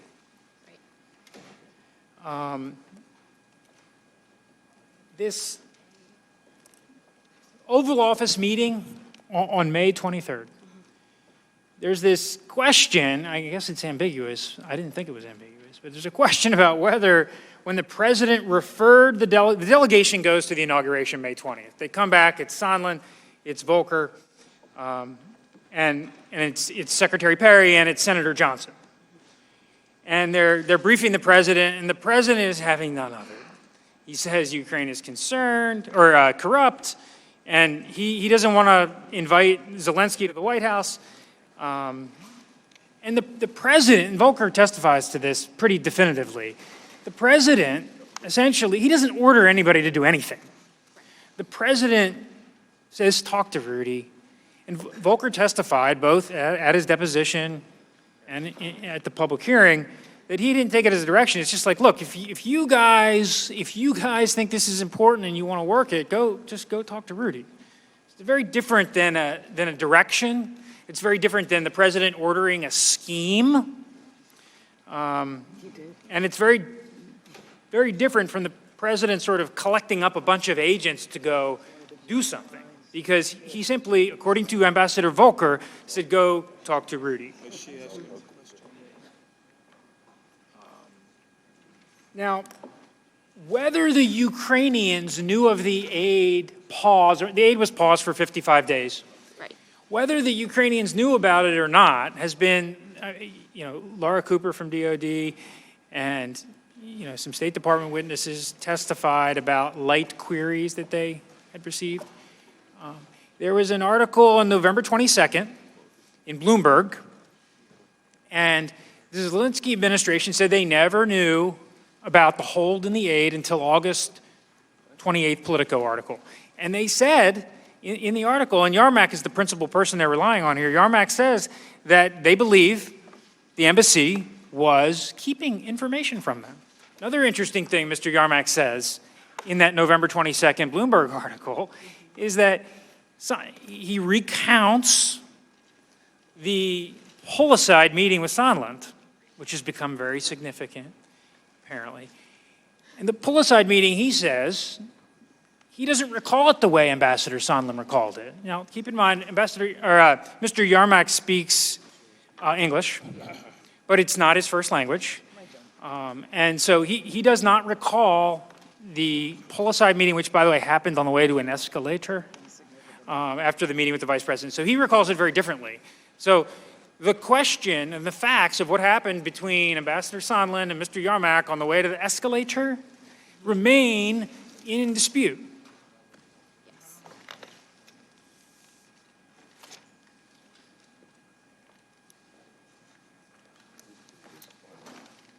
Now, turning attention to the Ron Johnson letter, if I may. Yes. On August 31st, Senator Johnson's getting ready to travel to Ukraine on September 5th with Senator with Murphy. And Johnson wanted the aid release, so he calls the president. He actually sought permission to be the bearer of good news. Right. The president said, I'm not ready to lift the aid. And they had this, Senator Johnson, I mean, he writes a 10-page letter, very detailed. And he gives some remarkable detail. And I'd like to read it. It's on page 6. This is Senator Johnson speaking. He said, I asked him whether there was some kind of arrangement where Ukraine would take some action and the hold would be lifted. Without hesitation, Senator Johnson says, President Trump immediately denied such an arrangement existed, and he started cursing. And he said, no way. President Trump said, no way. I would never do that. Who told you that? And Senator Johnson goes on to say that President Trump's reaction here was adamant, vehement, and angry. Senator Johnson goes on to say that as of August 31st, the president told him, but you're going to like my decision in the end. So I think that's very important context on what the president's state of mind was, at least as of August 31st. Right. He fully expected, do you agree, that the aid would eventually be released after the 55-day pause? Yes. Right? Absolutely. Yes. I want to thank y'all for your presentations. Mr. Castor, I believe you've been talking for approximately 75 minutes today, and I want to thank you for that. My wife thanks you as well. She likes it when I do the talking when she's not around. Time permitting today, I'd like to cover 4 or 5 areas, distinct areas. There's a lot of facts that the American people have not heard, and there's a lot of contradictions in certain people's testimony. Is that fair to say, Mr. Castor? And I'd like to talk about some of the people in this story that have firsthand knowledge of the facts. We have Ambassador Volker, Ambassador Sondland, and Secretary Perry. You had the opportunity to talk to 2 of those 3 people, is that correct? Yes. And the Democrats' report would like us to believe that these 3 individuals were engaged in some sort of cabal or some sort of nefarious venture. But that's not true, is it? No. In fact, these 3 people were at all relevant times, and even today, acting in the best interest of the American people. Is that true? That's right, and with the highest integrity. That's right. I think everyone testified that Ambassador Volker is one of the most experienced diplomats in our foreign service. Across the board, all the witnesses, including Ambassador Yovanovitch, talked about the integrity that Ambassador Volker brings to the table. But there's a lot of people with firsthand knowledge that we didn't talk to. Is that correct? Now I want to talk about the president's skepticism of foreign aid. The president is very skeptical of foreign aid. Is that correct? He is deeply skeptical of sending U.S. taxpayer dollars into an environment that is corrupt because it's as good as kissing it goodbye. And is that something new that he believes, or is that something he ran on? This is something that he has ran on. It's something that he has implemented policies as soon as he became president. Ambassador Hale, the third-ranking State Department official, told us about the overall review of all foreign aid programs, and he described it as almost a zero-based evaluation. Right. And you had the opportunity to take the deposition of Mark Sandy, who is a career official at OMB. Is that right? Correct. And he had some information about the reason for the pause. Is that true? I think that he had a conversation with an individual named Rob Blair, and Mr. Blair provided some insight into the reason for the pause. Sandy was one of the few witnesses that we had that was able to give us a firsthand account inside of OMB.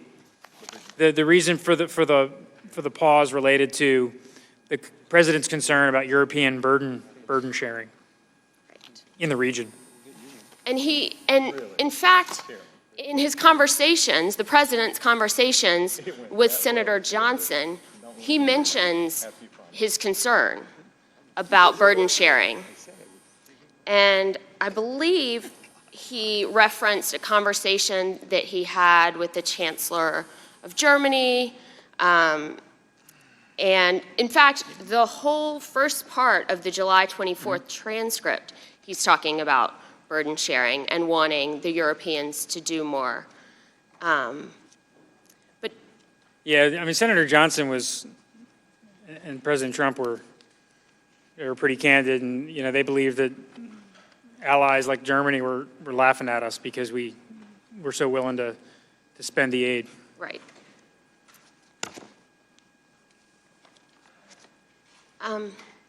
Now I'd like, there's been a lot of allegations that President Zelensky is not being candid about feeling pressure from President Trump.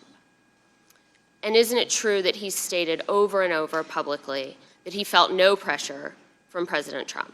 Is that true? Yeah, he said it consistently. He said it in the United Nations September 25th. He said it in 3 more news availabilities over the course of the period, including last week.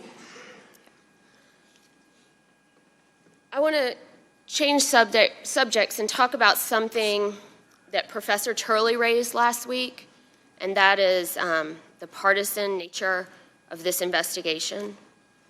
And you're an experienced congressional investigator. And Professor Turley, by the way, I mean, he's no Trump supporter.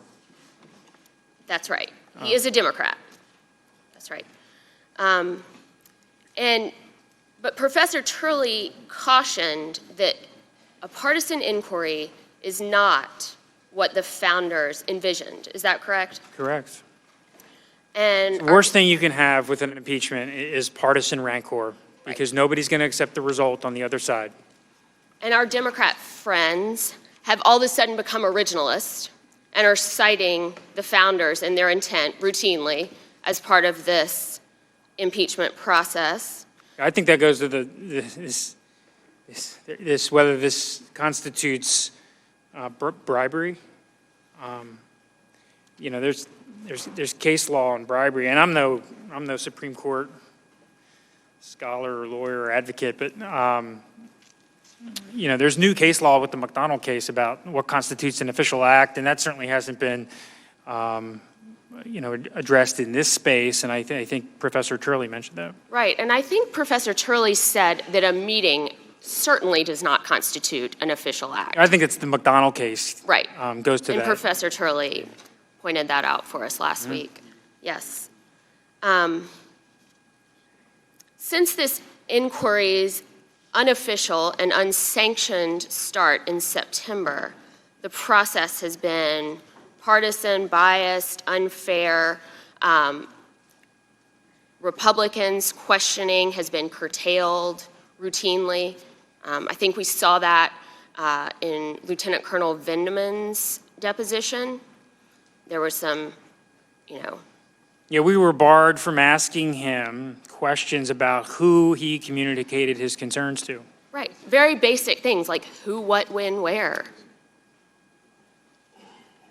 And instead... And I would say, too, this rapid, we're in day 76, and it's almost impossible to do a sophisticated congressional investigation that quickly, especially when the stakes are this high, because any congressional investigation of any consequence, it does take a little bit of time for the two sides to stake out their interests and how they're going to respond to them.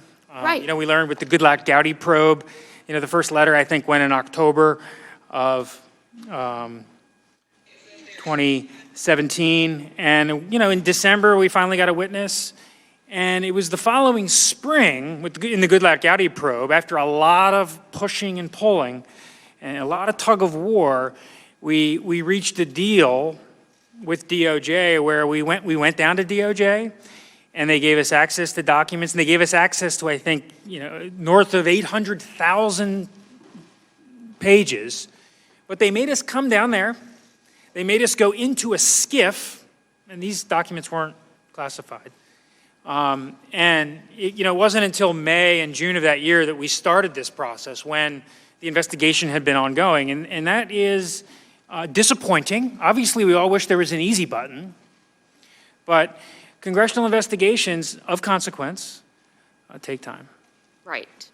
And it took, I think, 6 months before the first document was even produced. And like you said, you had to go down there and review it in camera. And then going back even further to Fast and Furious, the investigation of the death of a Border Patrol agent. Yeah. I mean, Fast and Furious, we issued subpoenas. Mr. Issa sent some subpoenas, I think, in February of 2011. And we had a hearing in June with experts about proceeding to contempt. What does it take to go to contempt? And that was the first time in June when we got any production. And the production was largely publicly available information. And we spent most of the year trying to get information out of the Justice Department. At the time, we were also working with whistleblowers who were providing us documents. And Chairman Issa at the time, then in October, issued another subpoena that was to the Justice Department. And so the investigation had been ongoing most of the year. We were talking to whistleblowers, we're doing interviews, and we're doing our best to get documents out of the Justice Department through that channel. But these things take time. Right. Certainly not 76 days. Yes. And if you truly want to uncover every fact, as you should in an impeachment, do you agree? You have to go to court sometimes and enforce your subpoenas. And here, my understanding is we have a lot of requests for information, voluntary information. Will you please provide us with documents on XYZ? And I think that's great. But you have to back it up with something. Isn't that correct? Well, there's a number of ways to enforce your requests. I mean, the fundamental rule of any congressional investigation is you rarely get what you're asking for unless and until the alternative is less palatable for the respondent.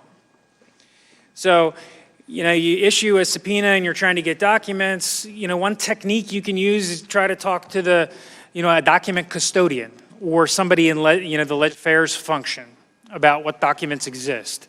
Chairman Chaffetz, during his era, he used to have these document production status hearings where you'd bring in leg affairs officials and try to get the lay of the land, because leg affairs officials, at least nominally, are supposed to be directly responsible, serving the interests.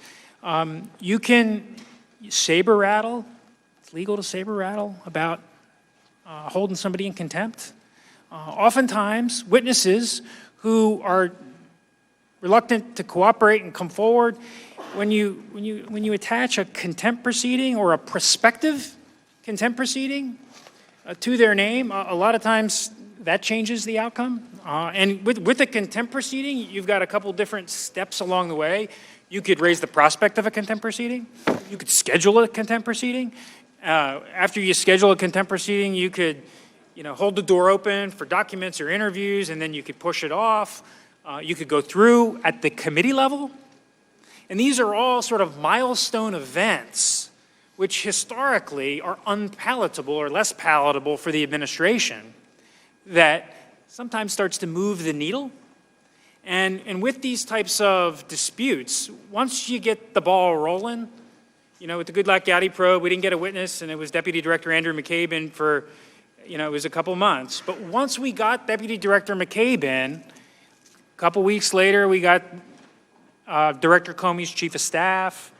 A couple weeks later, the witnesses start. Once you get the ball rolling, you don't always like 100% of the terms. Sometimes you got to deal with agency counsel. Sometimes you got to go look in camera. But once you get the ball rolling, usually it leads to positive results and historically has allowed the Congress to do its work. And were any of those things done here? No. In fact, they decided we're not going to subpoena certain people that are important. Is that fair to say? And we're not going to go to court and enforce them. So these people have, these folks that are caught in an interbranch struggle. And that's an unfortunate position for any employee of the Well, one of the federal concerning things is Dr. Kupperman, who has been described by Dr. Fiona Hill and a number of witnesses as a solid citizen, a good witness. He filed a lawsuit in the face of a subpoena, and a judge was assigned to it, Judge Leon. And the issues the Kupperman raised were slightly different than the Don McGahn issues, because Don McGahn is the personal or the White House counsel. Kupperman, of course, is a national security official. Kupperman, filed the lawsuit seeking guidance. Kupperman wasn't asking the court to tell him not to come testify. To the contrary, Kupperman was seeking the court's guidance to facilitate his cooperation.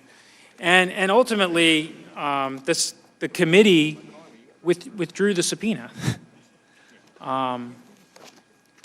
which raises questions about whether the committee is really interested in getting to the bottom of some of these issues. Right. Instead, the committee's chosen, the Intelligence Committee has chosen to rely on Ambassador Sondland and his testimony.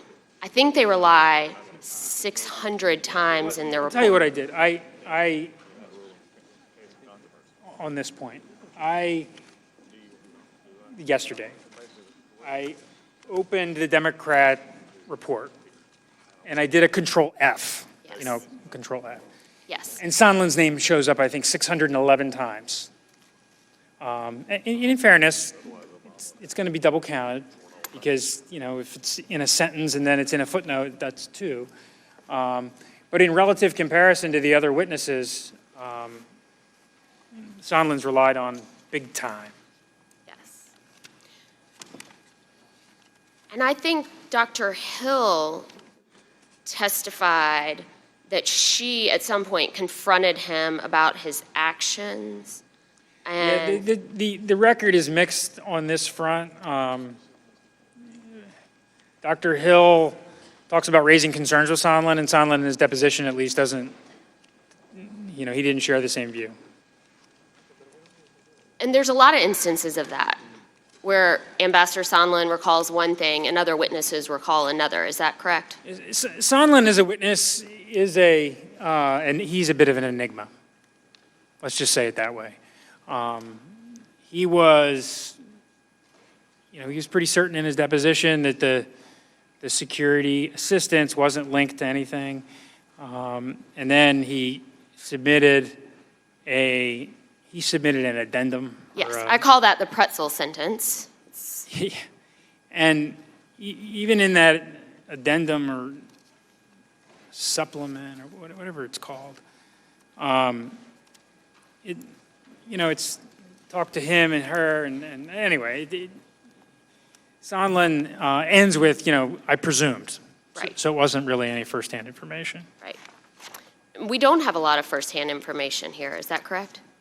On certain facts, we don't. I mean, we have firsthand information on the May 23rd meeting in the Oval Office. We've got a lot of firsthand information, although all conflicting, on the July 10th meeting.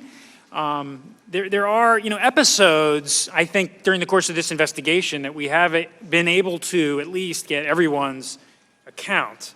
But the investigation hasn't been able to reveal, firsthand evidence relating to the president, other than the call transcript. And I think we've already talked about this, that Ambassador Sondland would presume things, assume things, and form opinions based on what other people told him, and then he would use those as firsthand. Is that correct? It started with his role with the Ukraine portfolio. A lot of people at the State Department were wondering why the ambassador to the EU was so engaged in issues relating to the Ukraine. And there are answers for that. Ukraine is an aspirant to join the EU. And there's a lot of other reasons, and Mr. Turner, I think, explored this really well at the open hearing. But we asked Ambassador Sondland. He said he did a TV interview in Kyiv on the 26th of July, where he said the president's given me, a lot of assignments, and the president's assigned me Ukraine and so forth. But then when we asked him in his deposition, he conceded that he was in fact spinning, that the president never assigned him to Ukraine, that he was just, he was exaggerating. And I think at the public hearings, you pointed out that in contrast to other witnesses, Ambassador Sondland isn't a note taker. In fact, he said, I do not recall dozens of times in his deposition. Let's say it this way. Ambassador Taylor walked us through his standard operating procedure for taking notes. He told us about having a notebook on his desk and a notebook in his coat pocket of his suit, and he brought it with us and he showed us.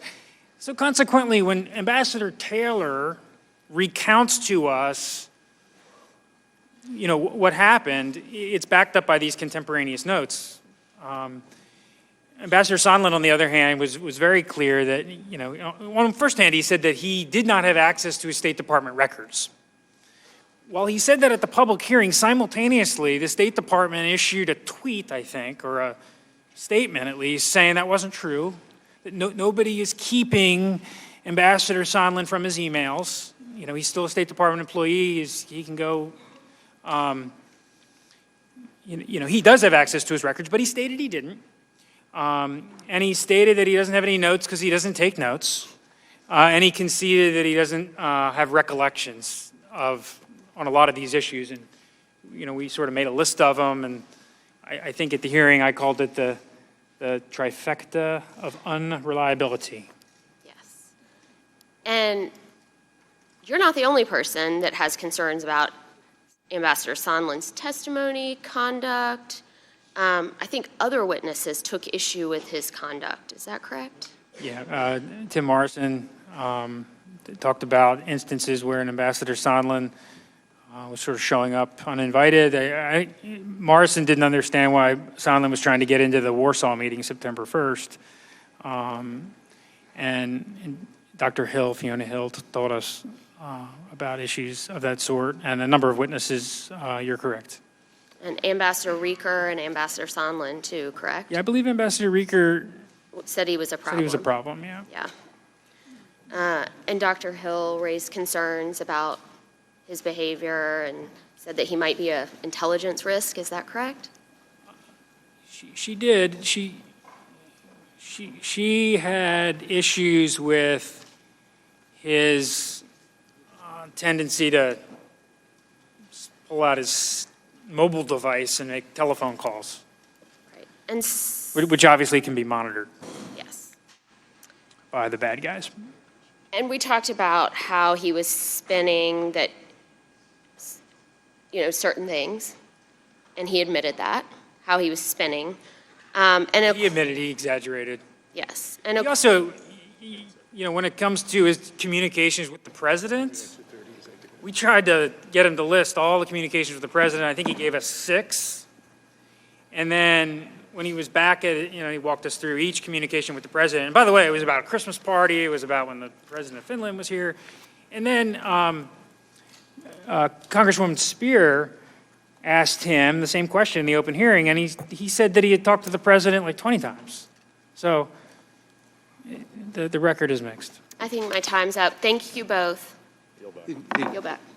The gentleman, Mr. Chairman, Mr. Chairman, under the 5-minute rule. Mr. Chairman, Mr. Chairman, I move to recess for 30 minutes pursuant to Clause 1A of Rule 11. He's not. Okay. Say no. The gentleman has moved the gentleman has moved to recess for how long?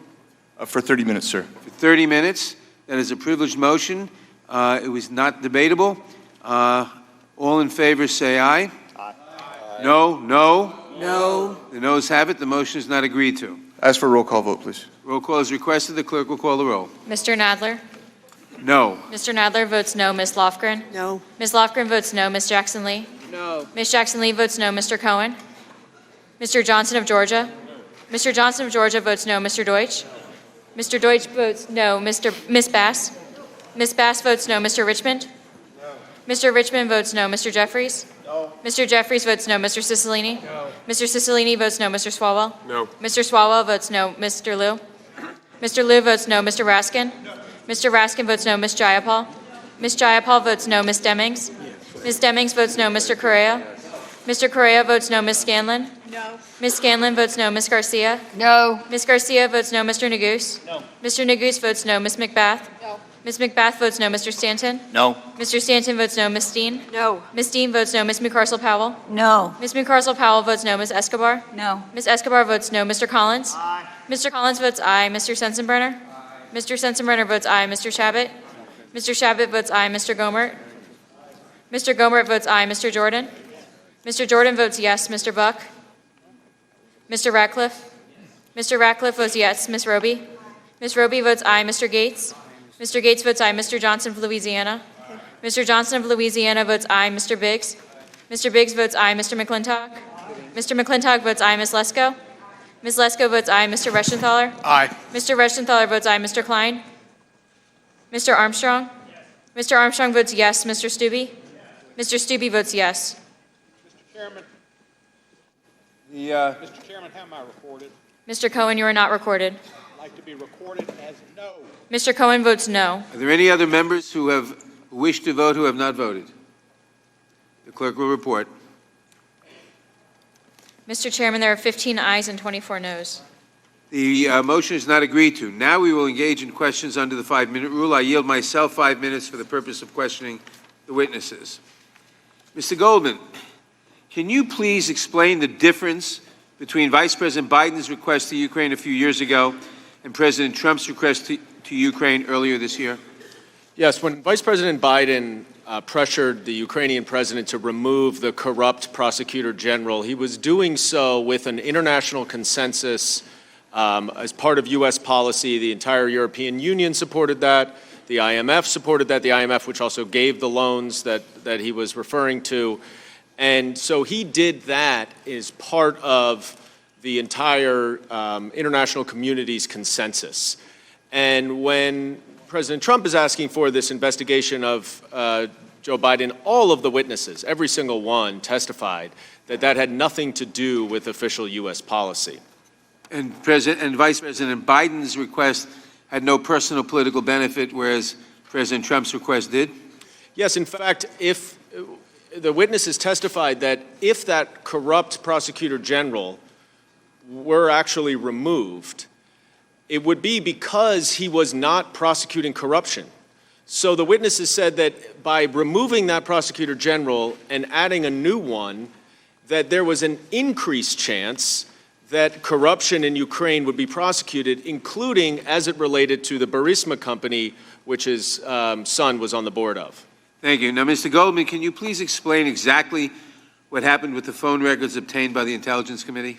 Yeah, thank you. I would like to set the record straight on that. This is a very basic and usual investigative practice where people involved in a scheme or suspected to be involved in a scheme, investigators routinely seek their records. And just to be very clear, this is metadata. It is only call to, call from, and length. It is not the content of the calls or the text messages. So there's no content, there's no risk of invading any communications with lawyers or journalists or attorney-client, that none of that exists and there are no risks to that. And so what we did is for the people several of the people that we had investigated and subpoenaed and who were alleged to be part of the scheme, we got call records so that we could corroborate some of their testimony or figure out maybe there's additional communications that we were unaware of. What we then did is we took the call records and we match it up with important events that occurred during the scheme. And we start to see if there are patterns, because call records can be quite powerful circumstantial evidence. In this case, it just so happened that people who were involved in the President Trump scheme were communicating with the president's lawyer, who was also involved in the scheme, a journalist, a staff member of Congress, and another member of Congress. We, of course, did not at all seek in any way, shape, or form to do any investigation on anyone, a member of Congress or a staff member of Congress. It just happened to be that they were in communication with people involved in the president's scheme. And everything you did was basically standard operating procedure for a well-run investigation? Every investigation in 10 years that I did, probably we got call records for. Thank you. Mr. Goldman, did White House counsel make his view clear about witnesses and evidence requested by the investigating committees, and what was that view? We never heard from the White House counsel. Other than the letter, which basically just said, we will not at all cooperate with this investigation in any way, shape, or form. They never reached out to engage in this accommodation process. It was a complete stonewall. Not only will the White House not participate and not cooperate and not respond to the duly authorized subpoenas of Congress, but the White House says we are also going to direct every other executive branch agency to defy this. Thank you. Now I have a series of questions, and please keep your answers brief if you can. During last week's hearing, my Republican colleague said that Congress has not built a sufficient record to impeach the president at this stage. As a former prosecutor, you have spent years building substantial case records. What is the strength of the record here? I think we have moved fast, and I think that the evidence is really overwhelming. We have 17 witnesses with overlapping and consistent statements. And the committee managed to collect such a compelling record in the face of unprecedented obstruction by the president, correct? Yes.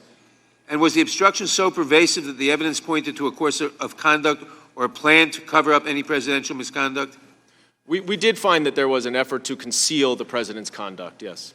And I understand that on October 8th, the White House wrote a letter explaining that President Trump had directed his administration not to cooperate with the White House's impeachment inquiry. In the letter, the White House counsel wrote, quote, President Trump cannot permit his administration to participate in this partisan inquiry under the circumstances. Now, the investigative committees tried to interview dozens of witnesses, including current and former Trump administration officials, and was stymied with respect to most of them. Is that correct? There were 12 witnesses who were directed not to appear, and ultimately they did not appear. Thank you very much. My time has expired. I yield to the ranking member, Mr. Collins. Thank you, Mr. Chairman. Mr. Goldman, it's an interesting thing now. So now we can commit basically extortion or put pressure on others as long as we have the international community behind us. As long as we get enough people to think we're okay, I can then go extort anybody I want to, as long as enough people think it's okay. That was, in essence, what you just said. Whether you believe it or not, that's what, as I copied the notes. But I want to go to the phone records. It's a novel approach. The phone records issue, and and hear me clearly, I have no problem with the subpoena as far as the subpoena power from Congress. Not a problem. My problem, as you did not answer in the previous, though, is taking the metadata, the numbers. I did not say anything. It's interesting you had to go and say, well, there's no content, anything else. We've had that debate in Congress now for the last few years on the FISA program and other things, which, by the way, this committee should be hearing FISA this week. The IG report just came out, and we're doing this. It's interesting to see to me that the calls in the metadata and not the content. What the problem I have here is this, is if Rudy Nunez Giuliani, Nunez, and Harvey were the only phone records returned from the subpoena. Why are these released? Here's the problem. You took the committee, and this is why I want to know who ordered it. The committee made a choice. Chairman Schiff, who I'm assuming because he's not here, or you, who did get to come, at least thank you for showing up, made a conscious choice to put these records into the report. It was a drive-by. It was a gratuitous drive-by that you wanted to smear the ranking member or smear these others because they were in those numbers that were connected to that. I'm not saying you knew the content, I'm not saying anything else. In fact, you just admitted just a second ago that it was simply they were contacting these people. The problem I have with that is you could have just as easily put, if you were really wanting to do a professional non-smear report, it said Congressperson 1 or Congressperson 2, Reporter 1, Reporter 2, because if they did not actually contribute to your report, it is nothing but a drive-by. That's the problem I have here. I have no problem with you working here. I have no problem with the report. I have no problem with the subpoena. And you can pretty it up all you want. That was nothing but showed the American people that at least for a moment, the Schiff report became a partisan smear against other members we don't like because there's other alternatives for you to do. I have no problem, as I've said, with you doing proper oversight. I've had a lot of issues with how this oversight's done. But don't make it up and don't not tell me or the rest of this committee who ordered that. That was nothing more than a smear campaign. And to say it's not is being disingenuous with this committee. The chairman gave you a chance to actually rehabilitate, and you made it worse. Because at the end of the day, those got put out. And by the way, it also, a fuller record got leaked from executive session, got leaked to the Washington Post. And I don't understand, except how we can say this is okay. How do we say this is fine? This is how we have devolved. And the members on the majority now may be members of the minority at some point. And if we're setting the standard for this is where we're going with these kind of investigations, then we're in trouble. We're in deep trouble because this is another thing that the founders, you and others today, Mr. Burke has said earlier, the founders were deeply concerned about a lot of things. One of the biggest things they were concerned about, as opposed to now I'm glad that everybody on the dais is now an originalist, except this, they also were concerned about a partisan impeachment. A partisan impeachment because you don't like his policies. You don't like what he said and you don't like how he said it. I don't like the way Joe Biden said it, but you blew that off as everybody has the backing of the international community. What we have become is a perpetual state of impeachment. And that is the problem that everyone on this dais should have. But don't come here and be a person who is a witness, sworn witness, and not answer the questions. Adam Schiff's doing that fine without you. But don't come here and say, I'm not going to say, because you know good and well, sometime at some conference, at some committee room, in some little room, somebody said, hey, this is interesting because I have Devin Nunez's phone number. That number matches. And we're going to put it in the report, not because we think Devin Nunez is a part of this, but because he had a phone call with somebody that we were investigating. That's a drive-by. And it's beneath you, and it's beneath this Congress. And that is why I have such a problem with this. And then you leaked further information. This is the problem here. And we can be righteous about trying to get this president or not, but when it comes to this, this is why people are getting so just turned off by this whole thing. When we understand that, that is the problem I have, because you could have handled this differently. You and Mr. Schiff. I'm going to blame the chairman because I hold the member, the one with the pen, responsible. So I'm going to assume he ordered this. He was the one that said put their names in here, and he was the one who can't come and defend that. Unfortunately, he sent you, and you had to take it. That's wrong, and this committee deserves better. With that, I yield back. Gentleman yields back. Gentlelady from California is recognized. Thank you, Mr. Chairman.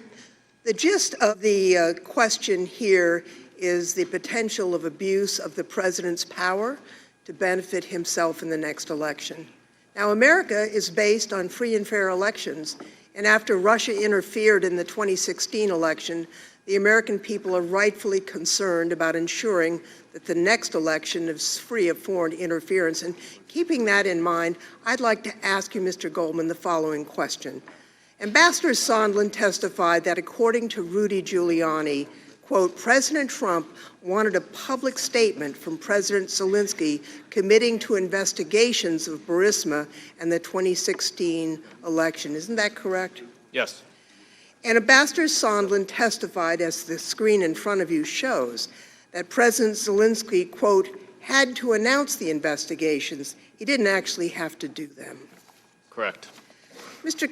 Goldman, you're an experienced former prosecutor.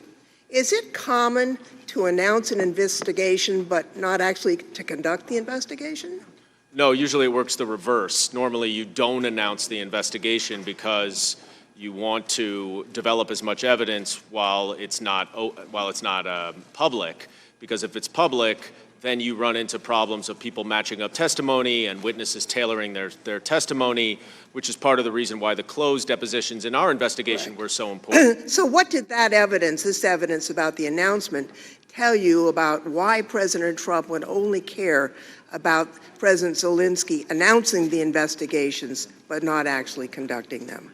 There were two things that it said. One is, whatever he claims, the president claims about his desire to root out corruption, even if you assume that these investigations are for that purpose, as he has stated, it undermines that because he doesn't actually care if the investigations are done. So even if you assume, which I don't think the evidence supports, that it's corruption, then he's still not doing the corruption investigations. And the second is, he just wanted the public announcement. The private confirmation was not enough, and that's an indication that he wanted the political benefit from them. It looks to me that the announcement of the investigation could benefit the president politically because the announcement alone could be Twitter fodder between now and the next election to smear a political rival.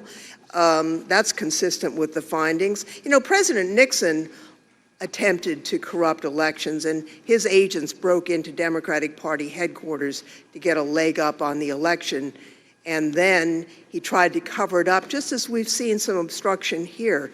But even more concerning in this case, President Trump not only appears to have abused the power of his office to help his own reelection campaign, he used a foreign government to do his bidding, and he used military aid as leverage to get the job done. Now, this aid was approved by Congress. It was appropriated on a bipartisan basis for Ukraine to fight Russia, who'd invaded them. And while this aid was withheld, people died while this aid was being withheld. And some, have argued since ultimately the aid was released that there was not a problem. But Mr. Goldman, isn't it true that the aid was released only after the president got caught and only after Congress learned of the scheme to make this life or death aid conditional on this announcement of investigation of his political rival? There were several things that made the president realize that this was coming to a head and could not be concealed. The whistleblower complaint was circulating around the White House. The congressional committees announced their own investigation. And then the Washington Post op-ed on September 5th linking the two. And then the Inspector General notified the committee that there was this whistleblower complaint that was being withheld by the Trump administration. Correct. Well, I've made it clear throughout this investigation that I didn't want to be part of a third impeachment inquiry, but the direct evidence is very damning. And the president hasn't offered any evidence to the contrary. We've asked, we've subpoenaed, we've invited the president, and nothing has come forward. If he had evidence of his innocence, why wouldn't he bring it forward? This is a very serious matter that strikes at the heart of our Constitution, and it's of concern that we are here, but I've heard over and over again that this is too fast. Well, Ms. Jackson Lee and I were talking. We were both members of this committee during the Clinton impeachment. That took 73 days. We're here on the 76th day. We need to proceed. And I thank you, Mr. Goldman, for your hard work and for your presentation. I yield back, Mr. Chairman. Thank you. Without objection, the hearing will stand in recess for 15 minutes.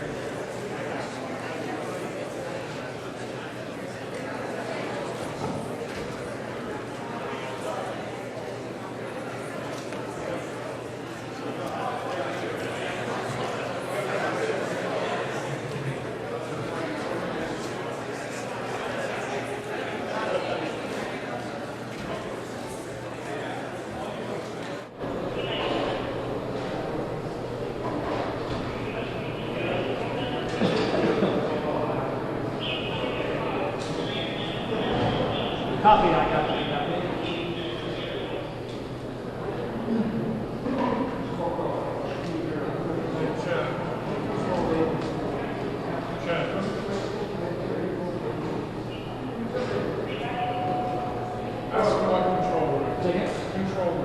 What control, please? Yes, affirmative. What control, please? What control? Our photographer needs to know the control. Well, they've talked to me twice.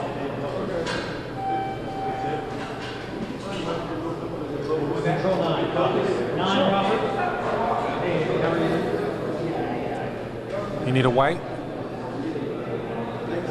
All right, you need a white? Okay.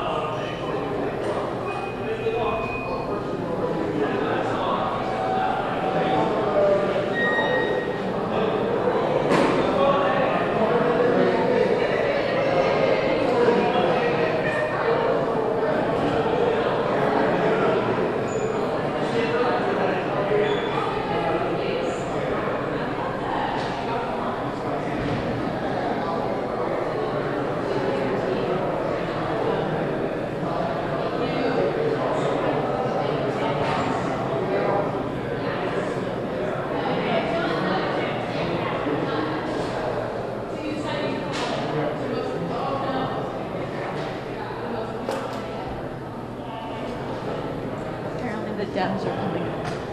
What are you? Dems. Oh, you're who?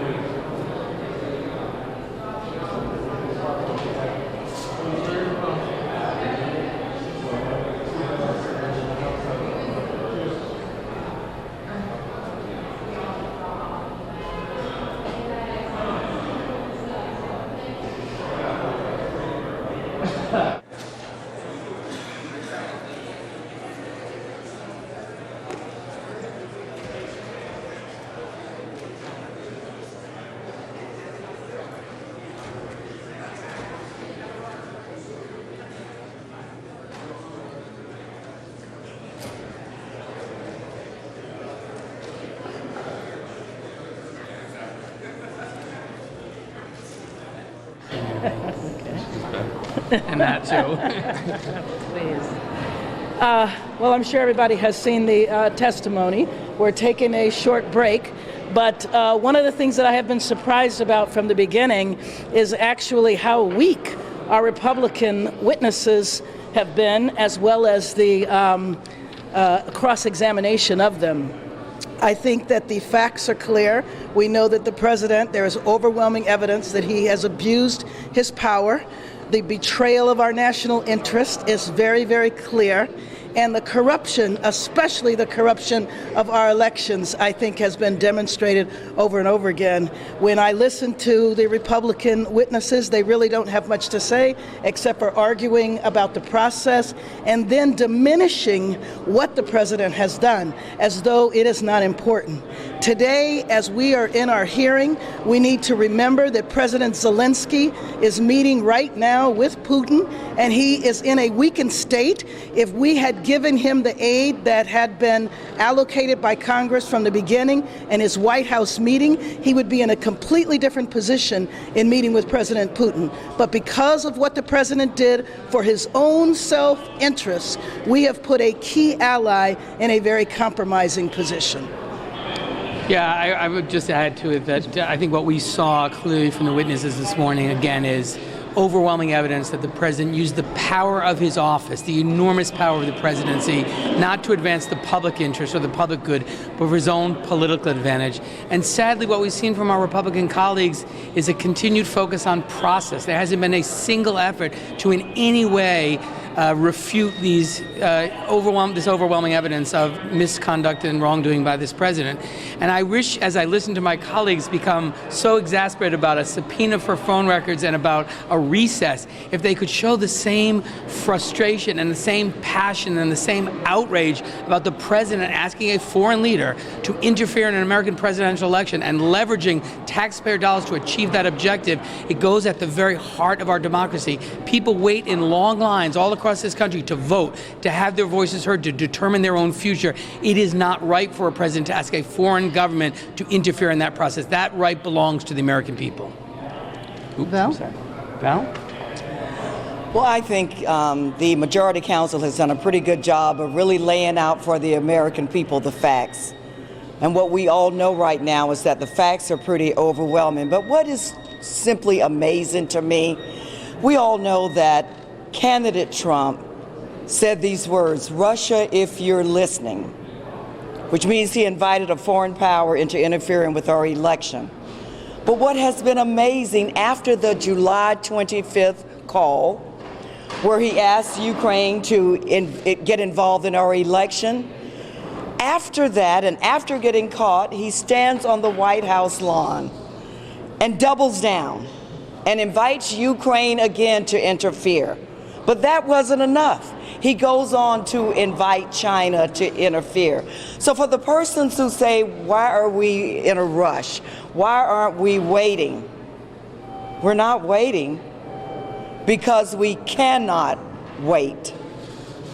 We cannot wait and trust this president to not interfere. If you question if he'll do it again, the best indicator of future performance or behavior is to look at past performance. Thank you. There's a theme that we're laying out today, which are facts that are not in dispute. It's not disputed that the president had Rudy Giuliani go to Ukraine to smear Vice President Biden. It's not disputed that the president fired Ambassador Yovanovitch. It's not disputed that the president said that he was going to send Vice President Pence to President Zelensky's inauguration and then pulled him back. It's not disputed that President Trump withheld military assistance to Ukraine. It's not disputed that he made a July 25 call and brought up his political opponent. And it's not disputed that the aid was only released after the president's hand was caught in the cookie jar. But what we also need to make clear is that no person in America could get away with this. If you were working at a restaurant, working hard, doing everything that's expected, and your boss pulls you aside one night at the end of your shift and says, you know what? You're due for a raise. You're due for a promotion. But before I give that to you, I need you to go to our competitor across the street and put cockroaches in their soup. Do something to bring down their business. Then you can get that raise. Everyone knows that would be wrong. And the president did exactly that on a much larger level. And just like you would be held accountable at home for doing something like that, the president has to be held accountable in the Oval Office. The evidence of the Ukraine shakedown is not only overwhelming, but it is uncontradicted and unrefuted. There's simply no other viable factual hypothesis out there about what happened. And the president has no factual alibi, and his defenders have no legal theory, which is why our colleagues have been pounding the table a lot today. Their chief complaint seems to be that the process is going fast, although some of them have been saying that the process has been going on for years. But in any event, this process is moving at the speed of constitutional democracy because there's a clear and present danger to this presidential election posed by the misconduct of President Trump. Any questions? Are you all concerned that the meter has never really moved on impeachment here? The idea that when we look at some of the polls, there have not really been more members of the public influence one way or the other, that's not a key here, and that could influence how some of your Democratic colleagues in swing districts vote? Well, I don't, speaking for myself, I am not, because what the polls have shown is that 50% of the American people feel that not only should this president be impeached, but he should be removed. That is huge. If you look at the height of the polls during the Clinton impeachment, I believe it didn't get above 29%. So I think the fact that 50% of the American people feel that way is extremely significant. And I would say in addition to that, this is a determination that must be governed by the facts, the evidence that has been developed, the constitutional provisions that apply. This is not a question about a political calculation. This is about honoring our oath of office that we take on the first day of our service to protect and defend the Constitution. That is our responsibility, and so I'm not at all concerned about kind of where polls are. This is a fundamental question about protecting our democracy, ensuring that the American people decide who will be leaders in this country and decide their own future free from foreign interference. If you guys have any concerns at all about if you do not include in the articles of impeachment obstruction of justice allegations that the president sought to undercut the Mueller investigation, does this have any ramifications if you do not go that route and you essentially say that the president doesn't deserve to get impeached over? I think one of the most important things is that this president has a pattern. He has a pattern of abuse. He has a pattern of obstruction. We have not identified specifically what the articles are going to be, but when we do, I think you will see that it encompasses his pattern of behavior, which is unacceptable. The pattern would include what he did with the Mueller investigation? Well, I don't know whether it does, but the point is that the pattern of obstruction, whether he's obstructing Congress, not allowing people to come forward, everything that he asked for, we have done. And then he refuses to participate and says that the process is not fair. Congressman Ambassador Demings, I wonder if you could respond to the talking point that we heard from Republicans today. They tried to use Speaker Pelosi's pre-whistleblower complaint words against her, where they made the point that because impeachment seems to be a partisan process, that it doesn't seem to be a legitimate one. What's your reaction? Well, let me just say that this is You speak at the microphone. This is a serious matter for our country. And let's go back to the patterns. This president has not once, who is always saying that he's done nothing wrong, has not cooperated with one investigation into his wrongdoing. Not once. Not the Mueller report. If there were things that he could have cleared up, we would have welcomed his participation, just like today. If there are things that he can clear up, we welcome his participation. Look, the speaker, as I've said before, she has to have the ability to be like a good quarterback. She has to see the entire field. I know she did not want to be here today. I wanted to be here actually a while ago. But I thank God for the speaker's leadership. But one of the things I realized as I looked at this president's pattern of behavior, that he was not going to allow us to not get to this point. Right. I never once doubted that he would stop trying to undermine an equal branch of government, trying to invite a foreign power into our elections. And here we are today. Thank you. If I could just add one thing to what Congresswoman Demings said. This president has declared his conduct in the Ukraine shakedown perfect. He said the telephone conversation was perfect and there's absolutely nothing to apologize for, which means if he gets away with it, he will continue the Ukraine shakedown. What is there to keep him from continuing to demand of the Ukrainian president that he come in to make these statements about Vice President Biden? And what will there be to prevent him from doing this with China, as he's already intimated, and other governments? Indeed, he could do it with every government around the world. And at that point, we have set a precedent that any president for all time can drag foreign governments into the domestic politics of the United States. It's precisely what the founders of the Constitution warned against. They feared that presidents would try to drag foreign governments into our elections in order to advance their own re-election prospects. That's the opposite of democracy. This is a guy who's reading the Federalist Papers right now. You want to respond to the FISA report that came out today? It said that there were that while it was properly predicated, there were 17 errors and inaccuracies on omissions in 4 Carter Page's application. Yeah, on the FISA report, there was never a doubt that the FBI should investigate anyone who was working with the foreign government, and they were right to do so when there were suspicions about the Trump campaign doing it. And where there are needs for FISA reform, we certainly have a responsibility, to look at that. And I'm in the hearing right now, but I'm going to take a look at the report and remain open-minded to do what we can, going forward to, adhere to the IG's recommendations. Thank you, guys. Thank you.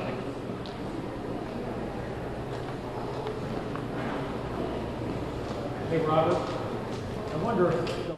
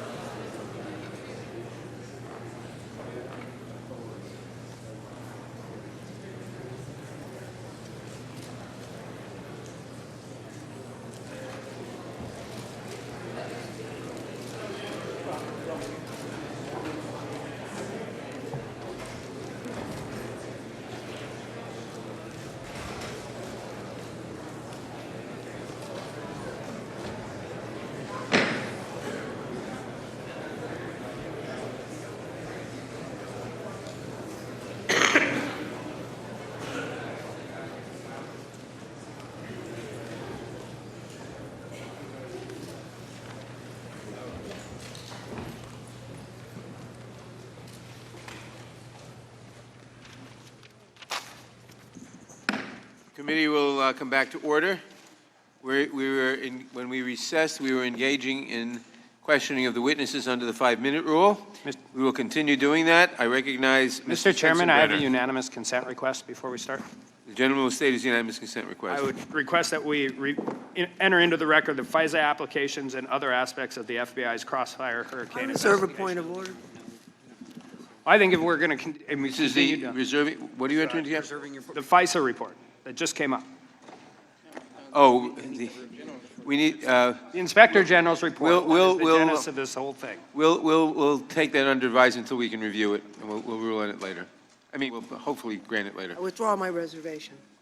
Mr. Sensenbrenner. Thank you very much, Mr. Chairman. I would like to follow up on the two series of questions that the ranking member, Mr. Collins, directed at Mr. Goldman relative to the telephone company subpoenas and the inclusion of certain information in the majority report from the Intelligence Committee. Let me say that there are two issues involved. One that is not involved is the legality of the subpoena. I believe that that was a subpoena that is fully authorized under the law and under congressional procedures. Where I do have a problem, and a really big problem, however, is the fact that somebody made a decision to match certain data, metadata that had been collected through the subpoena with phone numbers of journalists and members of Congress. And that is the beginning of a surveillance state, which I think is outrageous, particularly since with the Freedom Act in 2013, we curtailed the NSA's ability about that. Now, had Chairman Schiff decided to man up and come here and talk, rather than hiding behind Mr. Goldman as chief investigator, as his surrogate or legate, if you will, I think we could have gotten to the bottom of this, and we could have taken action to make sure that this never happens again.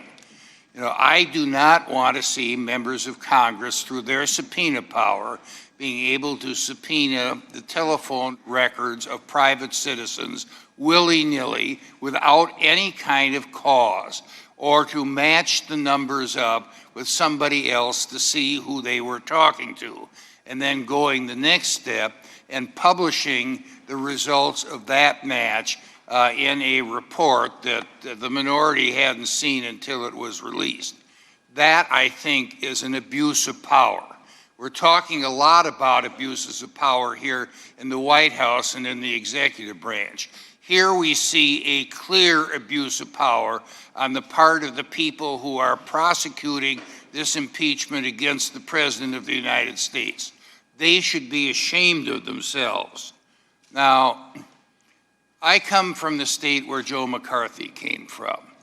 I met Joe McCarthy twice when I was first getting into politics as a teenager. Folks, you have made Joe McCarthy look like a piker with what you've done with the electronic surveillance involved. It is something that has to be put a stop to now. It is something that has to be fessed up to now, whether it's you, Mr. Goldman, that authorized the matching and the publication, or whether it was Chairman Schiff. I would have loved to put Chairman Schiff under oath so that he could be required to answer the same way you have, Mr. Golden, on how this all happened. But as one who has spent quite a bit of time curtailing the excesses of the Patriot Act, which I authored, with the Freedom Act, which I also authored, you know, the surveillance state can get out of control. This is a major step in the surveillance state getting out of control in the hands of the Congress and in the hands of a majority party that wants to influence political decisions relative to politicians, in this case President Donald Trump, that they don't like. And they haven't liked him from the beginning of his term. They have tried to talk about impeachment since the beginning of his term. They thought that the Mueller report was going to be the smoking gun, It ended up being a cap pistol. Now they're working on this. And the steps that they have gone, the violation of common sense, the precedent that they have started, and looking at the way the chairman has conducted this hearing today and in the previous hearings, not even to allow Mr. Getz to make a point of order that he can't see what you put on the screen, I think goes against the entire fabric, of American democracy. Shame on those who have done it. And if we want to get back to something objective, maybe it's time to push the recess button. I yield back. Chairman Nadler, could I just respond quickly on the Gentleman can respond. Only because it's now Mr. Chairman, I yielded back. No. I didn't ask him a question. I made a statement. The gentleman yielded back. The gentleman yielded back. Ms. Jackson-Lee is recognized. So, Mr. Goldman, let's get to the facts again. During the phone conversation on July 25th with President Zelensky, President Trump was narrowly focusing on his own political survival, using his public office for private and political gain. The truth matters. Then we heard counsel for the Republicans say the president's concerned about foreign aid because you could kiss it goodbye, assuming that's referring to anti-corruption. But let's look at the facts of the July 25th call. I happen to have read it just recently, which sharply illustrates the president's willingness to abuse the power of his office for his own personal benefit.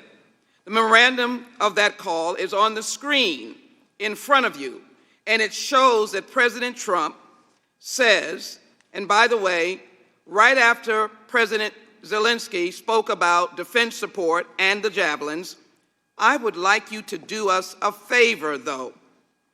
So, this is the president's own behavior and words. Mr. Goldman, what was that favor? The favor was to investigate a debunked conspiracy theory related to Ukraine interference in the 2016 election. And Mr. Goldman, the investigative committees received evidence from multiple witnesses who testified that President Trump was provided specific talking points in preparation for the July 25th call, geared toward protecting the American people's national security. Is that correct? The talking points certainly were part of the official U.S. policy, and they included anti-corruption efforts and national security efforts, yes. And those talking points were provided to help the president effectively communicate official U.S. policy interests during calls with foreign leaders. Is that right? That is correct. It's a routine process that the National Security Council does, but the president generally is able to use them or not use them. Witnesses said the president's not required to use them. What was so startling here is that he not only veered off from them, but that he went to his own personal interests. And it is fair to say such talking points signal the purpose of a given call, correct? Yes. Witnesses testified that the talking points for the July 25th call included recommendations to encourage President Zelensky to continue to promote anti-corruption reforms in Ukraine, which has a focus of American foreign policy in Eastern Europe. Is that correct? Yes. So to be clear, the talking points created for the president or other principals to discuss specific matters that really protect the American people. Is that accurate? Yes, generally. But witnesses such as Tim Morrison, the Deputy Assistant to the President and Senior Director for Europe, testified about what was not in those talking points. Now, Mr. Morrison, were these references to CrowdStrike, the server, in 2016 election, and to Vice President Biden and his son, were they included in the president's talking points? They were not. Are you aware of any witness who testified that investigating the Bidens was an objective of official U.S. policy? No, it was not before and it was not after this call. And anything ever found of those investigations that might have occurred? I'm sorry, can you repeat the question? Anything ever found of those investigations that may have occurred with respect to the former vice president? Every single witness said there's no factual basis for either of the investigations. So Mr. Trump did not use official talking points? Correct. And there were fact witnesses who confirmed that? That's right. When you hear those words, do you hear the president requesting a thoughtful and well-calibrated anti-corruption program consistent with U.S. policy? So, Mr. Goldman. I do not. We were hoping, we recommended the president very clearly support what President Zelensky had run on in his own election and what his Servant of the People Party had run on in its election where it received a majority mandate. But that didn't come up in the call, did it? No, sir.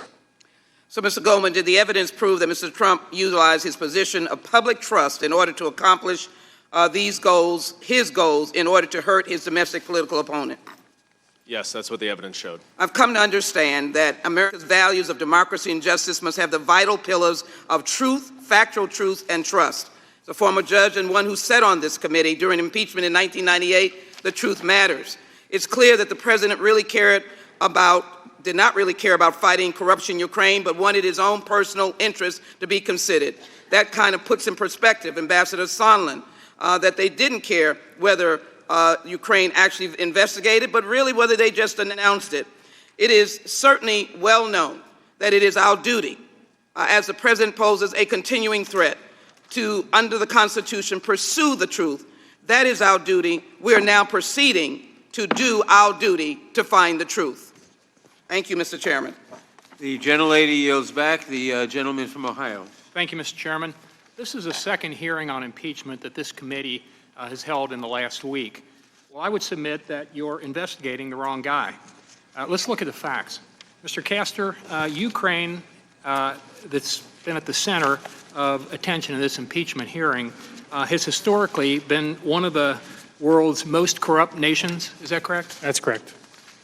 And under legislation that Congress passed, the National Defense Authorization Act, it was President Trump's responsibility, his duty, to see that U.S. tax dollars did not go to Ukraine unless they were making progress in reducing corruption. Is that also right? Yes, that's right. And isn't it true that Joe Biden's son, Hunter, had placed himself right smack dab in the middle of that corruption? Yes, he did. Burisma was one of the most corrupt companies in Ukraine. And contrary to what House Democrats and many in the media would have you believe, the concerns about Hunter Biden's involvement in Ukrainian corruption, they're not some sort of vast right-wing conspiracy concocted by supporters of the president, are they? In fact, the concerns about Hunter Biden were first raised by the Obama administration. Is that right? That's right. And also Washington Post, a lot of publications, and the State Department. And the Obama administration's concerns about Obama didn't end there, did they? The former ambassador to Ukraine, Marie Yovanovitch, said she was coached by the Obama administration on how to answer pesky questions related to Hunter Biden and Burisma that might arise during her Senate confirmation process. Is that right? The State Department was so concerned about this, they gave her a mock Q&A on this question.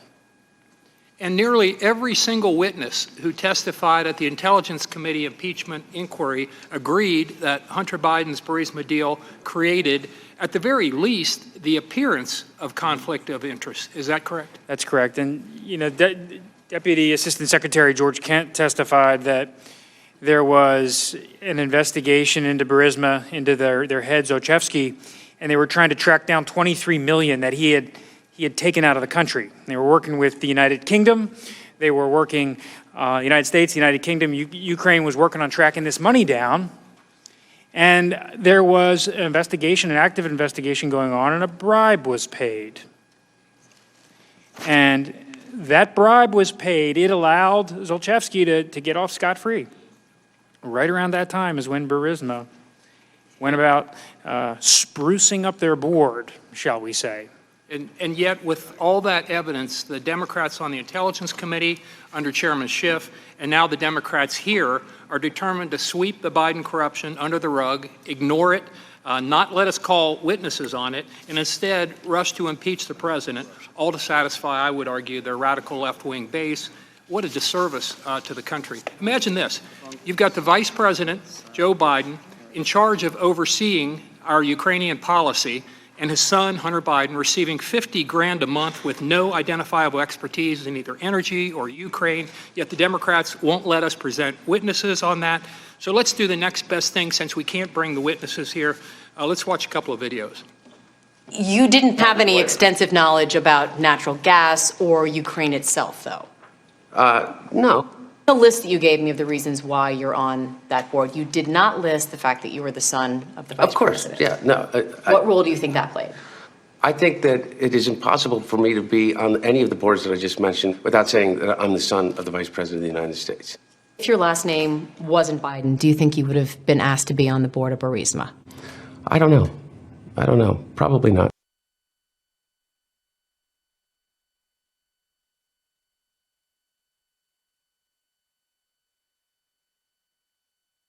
Push-up contest, among other things, and falsely stating once again that nobody said there was anything wrong with his son's deal in Ukraine. Well, you know what? That's a lot of malarkey. A lot of people have been saying that for quite a while now, and they're right.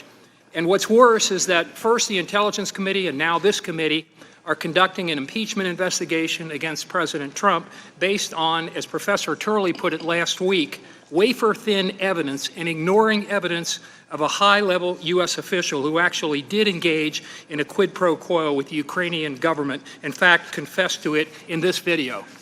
I said, I'm telling you, you're not getting $1 billion. I said, you're not getting $1 billion. I'm going to be leaving here, and I think it was, 6 hours? I said, I'm leaving in 6 hours. If the prosecutor's not fired, you're not getting the money. Oh, son of a bitch. Got fired. Chairman. Thank you, sir. Mr. Goldman, I'd like to bring us back to the next president, not to this president, not the next president, and stay focused on the July 25 call and the president's abuse of office for his benefit and no one else's. Now, as my colleague, Ms. Jackson Lee, confirmed, the president's request for these investigations was not an objective of U.S. foreign policy, correct? That's right. Is there any evidence that the National Security Council wanted an investigation into the Bidens, Burisma, or any alleged Ukrainian interference in 2016? No. Any evidence about the State Department wanting them? No. How about the DOD? Did the DOD want those investigations? No evidence of that. Did any witness tell you that they wanted Ukraine to investigate the Bidens of the 2016 election? No. And we certainly know now that the Ukrainians did not want it either. In fact, they made it very clear they did not want to be an instrument, this is a quote, an instrument in Washington domestic re-election politics. So the only person who was a beneficiary from that investigation is President Trump. And that's why everyone on the July 25 call knew it was wrong. They knew it was wrong. The investigative committee heard testimony from 3 witnesses who participated in that call. Is that correct? Yes. Well, listen to that call. Right. Mr. Goldman, even in real time, the witnesses who listened on that call testified they were concerned by the call. Is that correct? Yes. And in fact, both Lieutenant Colonel Vindman and Mr. Morrison immediately reported the call to legal counsel. Is that right? That's right. And why did they do so? They did it for separate reasons. Lieutenant Colonel Vindman was concerned about the substance of the call, that it was improper. Mr. Morrison was concerned about the potential political ramifications if the call was released because of the substance of the call and the political nature of the call. And they reported the call, that they actually reported that to the internal legal channels. Mr. Goldman, I've placed Lieutenant Colonel Vindman's testimony about why he reported the call on the screen. Am I correct his concern was based on the fact that the president was asking a foreign power to investigate a U.S. citizen? Yes, and he was not the only witness to express that concern. Am I also correct that he reported this concern because he thought it was a sense of duty, a duty that he felt something was wrong? Yes, as you probably know, Lieutenant Colonel Vindman is a Purple Heart Award winner from, or medal winner from Iraq, and he has been in the Department of Defense for 20 years and has a great sense of duty and a great patriotism to this country, and felt that he compelled to follow that sense of duty and report it. And Ms. Williams, Vice President Pence's aide, was present for the call, and she testified, as you brought out, or was brought out earlier, that it was unusual and inappropriate. Is that correct? That's right. Now, when Mr. Vice President Biden got involved with the European Union and the IMF and Germany and France and said, you've got to do something about corruption, that was okay because they were doing something for the common good of a bunch of people, as distinguished from what's going on here, where somebody's doing it for their personal good. Is that not correct? Right. There's a distinction between doing an official act for an official purpose and doing an official act for a personal purpose. And if I could just respond to something Mr. Castor said, when he said that the there were problems because Zlochevsky paid a bribe, the head of Burisma, in order to get out from under the prosecution. That was exactly the type of conduct that Vice President Biden wanted to shut down in Ukraine.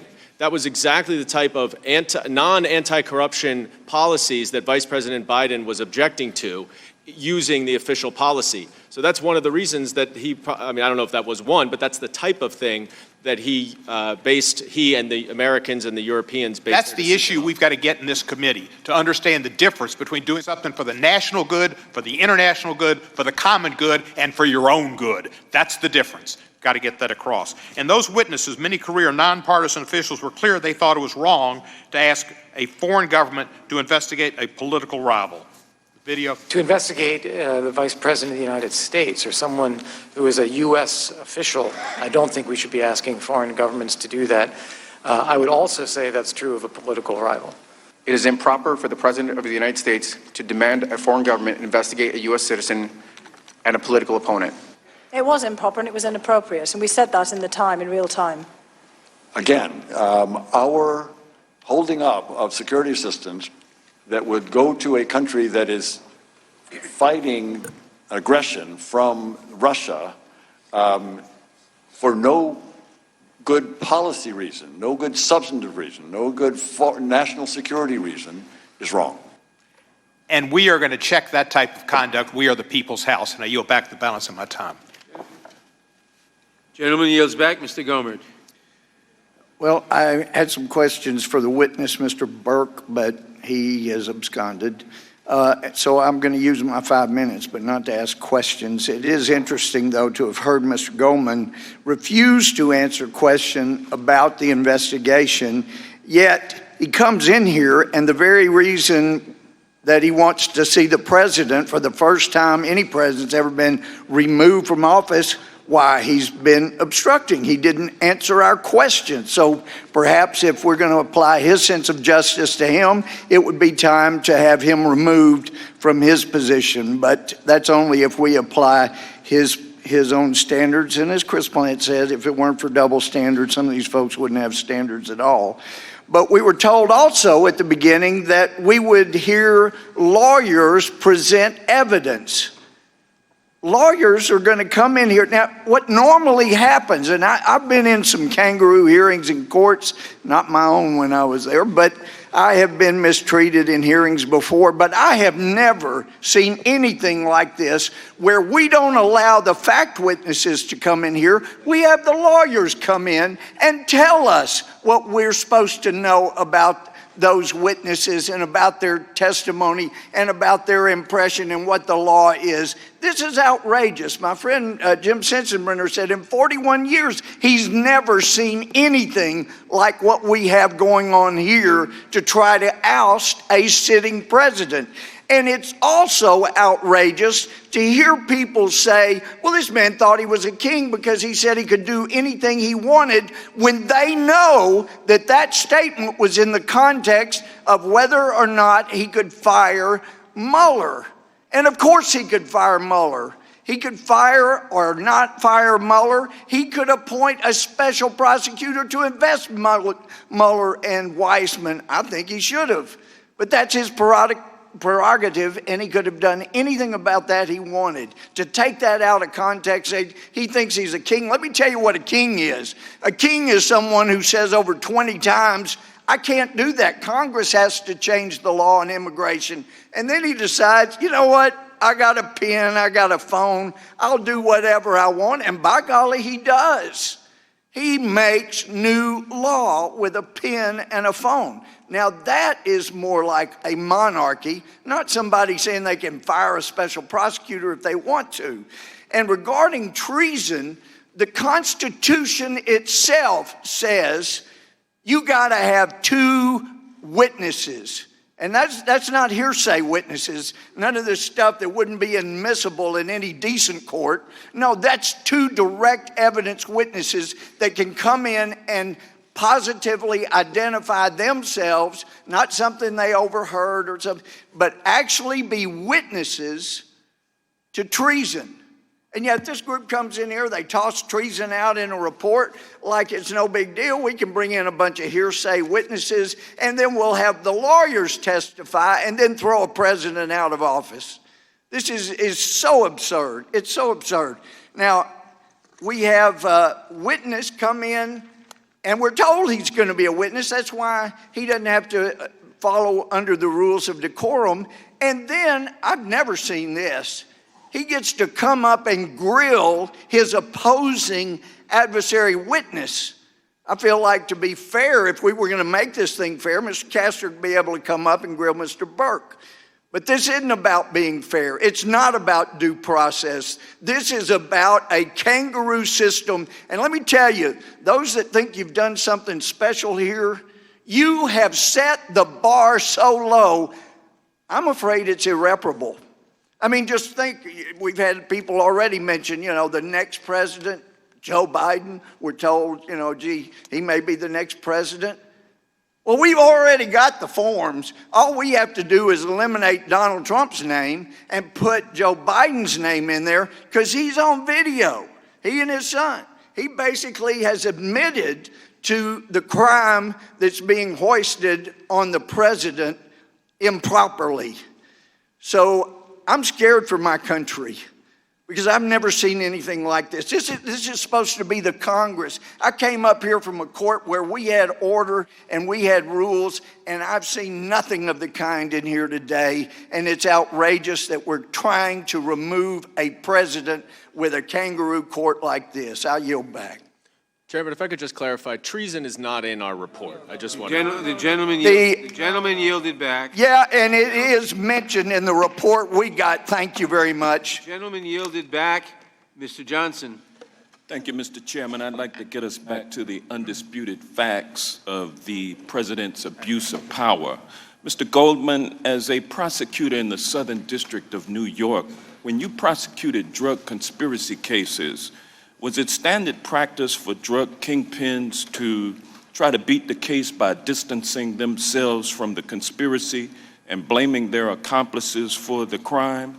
All the time. Conspiracies have different layers, and the top layers make the bottom layers do the work so that they're further removed from the actual conduct. Okay. I'd like to ask some questions about the president's role in what Ambassador Bolton referred to as a drug deal.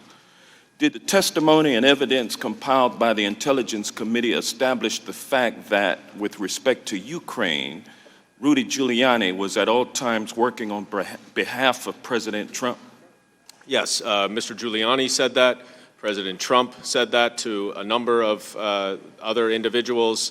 And then those individuals, Ambassador Sondland, Ambassador Volker, also said that. Thank you. And on May 9th, 2019, Rudy Giuliani, on behalf of his client, President Trump, spoke with a New York Times reporter about his planned trip to Ukraine. And on that trip, he planned to meet with President Zelensky, he said, and urged him to pursue investigations relating to the Bidens and to the debunked theory that Ukraine and not Russia interfered in the 2016 election. Isn't that correct? That's right.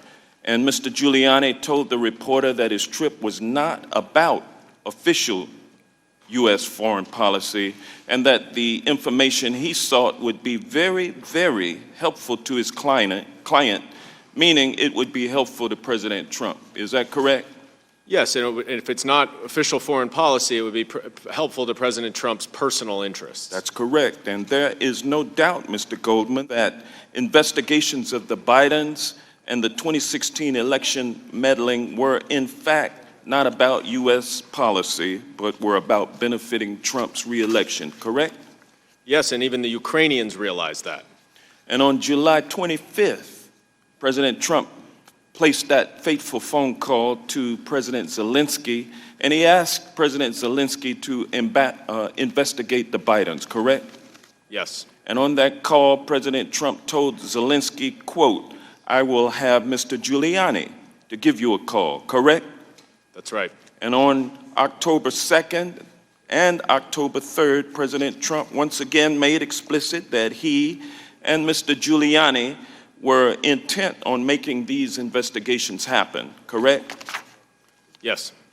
And just so you know, And we've been investigating on a personal basis through Rudy and others, lawyers, corruption in the 2016 election. Well, I would think that if they were honest about it, they'd start a major investigation into the Bidens. It's a very simple answer.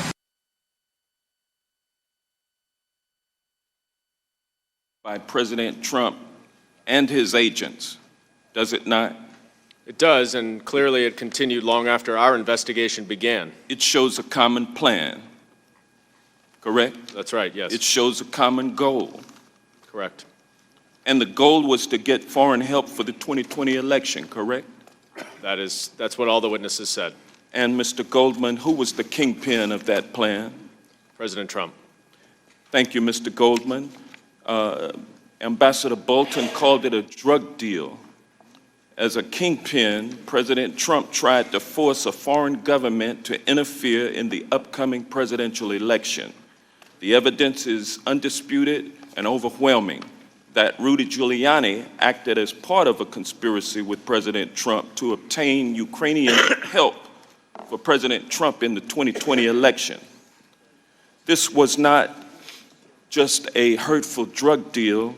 This was an attempt to undermine the very fabric of our democracy. The framers feared most how foreign influence could turn a president into a despot. So they adopted impeachment as a backstop to protect our democracy. The facts, ladies and gentlemen, demand that we use that remedy today. And with that, I yield back. The gentleman yields back. Mr. Jordan. Thank you, Mr. Chairman. Mr. Castor, I want to go to the document that started it all, the August 12th whistleblower complaint. Bullet point 1 on page 1 of the whistleblower's complaint, he says this: over the past 4 months, more than half a dozen U.S. officials have informed me of the various facts related to this effort. Mr. Castor, who are these half a dozen U.S. officials? We don't know. We don't know, do we? We had no chance to know for sure who these people were because we never got to talk to the whistleblower. Is that right, Mr. Castor? That's right. We needed to talk to the guy who started it all. We needed to talk to him to figure out who these more than half a dozen people were who formed the basis of his complaint, and we never got to. Adam Schiff's staff got to. Adam Schiff knows who he is, but we don't get to know, and therefore we don't get to know the original people, the 6 people who formed the basis of this entire thing we've been going through now for 3 months. But we did talk to 17 people, right, Mr. Castor? That's right. 17 depositions, and you were in every single one. You were the lawyer doing the work for the Republicans in every single one. Is that right? Yes, sir. And there's one witness who they relied on and built their report around. One witness. Who would that witness be? As I read their report, it's obviously one witness. Who's that witness, Mr. Ambassador Castor? Sondland. Ambassador Sondland. I think you said earlier his name was mentioned, I don't know, what did you say? 611 times. 611 times. More than Lieutenant Colonel Vindman, the guy who was on the call. More than Ambassador Taylor, their first witness, their star witness, the very first hearing in the Intelligence Committee. They relied on Sondland, not the whistleblower, not the more than half a dozen people who informed the whistleblower. They relied on Ambassador Sondland. Why'd they pick Sondland, Mr. Castor? That's probably the best they got. Because that's the best they got. The guy who had to file an addendum to his testimony, the guy that had to file the clarification, the guy who said 2 weeks ago, sitting in the same chair you're sitting in, Mr. Castor, in his 23-page opening statement, he said this: unless President Zelensky announces an investigation into Burisma and the Bidens, there would be no call with President Trump, there would be no meeting with President Trump, there would be no security assistance money going to Ukraine. That's what Ambassador Sondland said. Mr. Castor, was there an announcement by President Zelensky about investigating the Bidens or Burisma? No. No announcement. No. Did President Zelensky get a call from President Trump? Yes. Did President Zelensky get a meeting with President Trump? Yes. Did President Zelensky get the money from the United States? Yes. They got the call on July 25th. They got the money on September 11th. They got the meeting on September 25th. Is that right? Yes. But the guy who said none of that was going to happen is the guy they built their case around. Yes. Is that right, Mr. Sondland? Yep. Let me go to one other thing they built their case around. They built their case around a lot of hearsay, didn't they? And the best example of the hearsay, surprisingly enough, is Ambassador Sondland. It's amazing. They built their case around this ambassador, and they built their case around hearsay, and the best example of both is Mr. Sondland, Ambassador Sondland, because he filed his addendum, his clarification, where he says this. We read this a couple weeks ago. We pointed this out a couple weeks ago. He says this in bullet point number 2. In his clarification, he says, Ambassador Taylor recalls that Mr. Morrison told Ambassador Taylor that I told Mr. Morrison that I conveyed this message to Mr. Yarmouk on a September 1st, 2019, in connection with Vice President Pence's visit to Warsaw and a meeting with President Zelensky. That's his clarification. Amazing. 6 people, as I said before, having 4 conversations in one sentence. Ambassador Taylor recalls that Mr. Morrison told Ambassador Taylor that I told Mr. Morrison that I conveyed this message to Mr. Yarmouk on September 1st, 2019, in connection with Vice President Pence's visit to Warsaw and a meeting with President Zelensky. That's the clarification. That's their star witness who they built their case around. So-and-so tells so-and-so what somebody said to someone else, and there you have it. That's their case. They forget the 4 key facts. They forget the fact that we have the call transcript and there was no quid pro quo. They forget the fact the 2 guys on the call, President Trump and President Zelensky, have said repeatedly there was no pressure, no linkage, no pushing. They forget the fact Ukraine didn't even know aid was held at the time of the call. And they forget the fact, most important, they did nothing to get the aid released, no announcement of any type of investigation whatsoever. They forget all that, those key facts. And they build their case around the guy who had to clarify his testimony with that amazing sentence. Mr. Goldman, did the Democrats publish phone records of the president's attorney? Mr. Giuliani, yes. Did the Democrats publish phone records of a member of the press? Yes, who was also involved in this. Did the Democrats publish phone records of a member of Congress? Yes, who was talking to people involved. Did the Democrats, does that member of Congress also happens to be your boss's political opponent that those phone records were published of? So the Democrats, they run this kind of investigation, ignoring the facts, not letting the whistleblower come in, and therefore not letting us know if we've talked to the more than half a dozen original sources for the whistleblower's complaint in the first place. The guy has to file an addendum with that clarification sentence. But one thing they did do in their report is they published the phone records of the president's personal lawyer, the phone records of a member of the press, and the phone records of the chairman of the Intelligence Committee's political opponent, Representative Nunes. That's what these guys did. And that's their effort to impeach the President of the United States 11 months before an election. Gentleman's time has expired. Mr. Chairman, I Deutsch. ask unanimous Mr. consent. Deutsch. Thank you, Mr. Gentleman Chairman. will- Mr. Chairman, I'd like to focus on the facts surrounding the president's abuse of power. Gentleman will state his unanimous consent request. I'd ask unanimous consent that the report by the majority staff of the House Committee on the Judiciary Constitutional Grounds for Presidential Impeachment that talks about treason and bribery be admitted for the record. Be what? Be made part of our record. Majority report without objection. Thanks. Mr. Deutsch. Thank you. Getting back to the facts surrounding the president's abuse of power using the White House meeting as leverage for helping his political campaign. Mr. Goldman, President Trump offered Ukrainian President Zelensky a meeting in the White House. But first, he wanted investigations into the Bidens and a conspiracy theory about meddling in the 2016 election. You testified that the committees found evidence that President Trump worked to exchange official actions for personal benefit, and I want to talk about that. On May 23rd, 2019, a delegation of officials returned from Zelensky's inauguration and they briefed the president. In that briefing, President Trump directed government officials to work with his personal lawyer, Rudy Giuliani. Isn't that correct? Yes. And Trump's hand-picked Ukraine operator, Gordon Sondland, testified that they faced a choice, either work with Giuliani or abandon the goal of a White House meeting. What choice did they make, Mr. Goldman? They decided to work with Mr. Giuliani.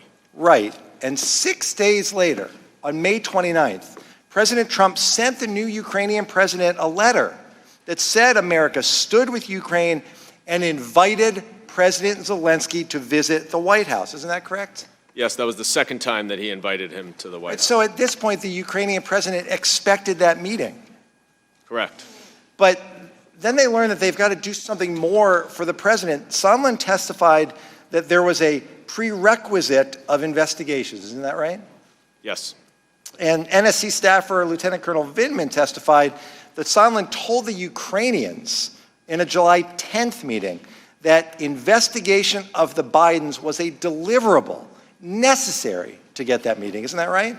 Yes, and if I could just take a second to correct what Mr. Castor said about that meeting, there really is no inconsistent statements about whether or not Ambassador Sondland raised the issue of investigations in connection to the White House. Even Ambassador Volker, in his public testimony, was forced to admit that he did hear that, and he said it was inappropriate.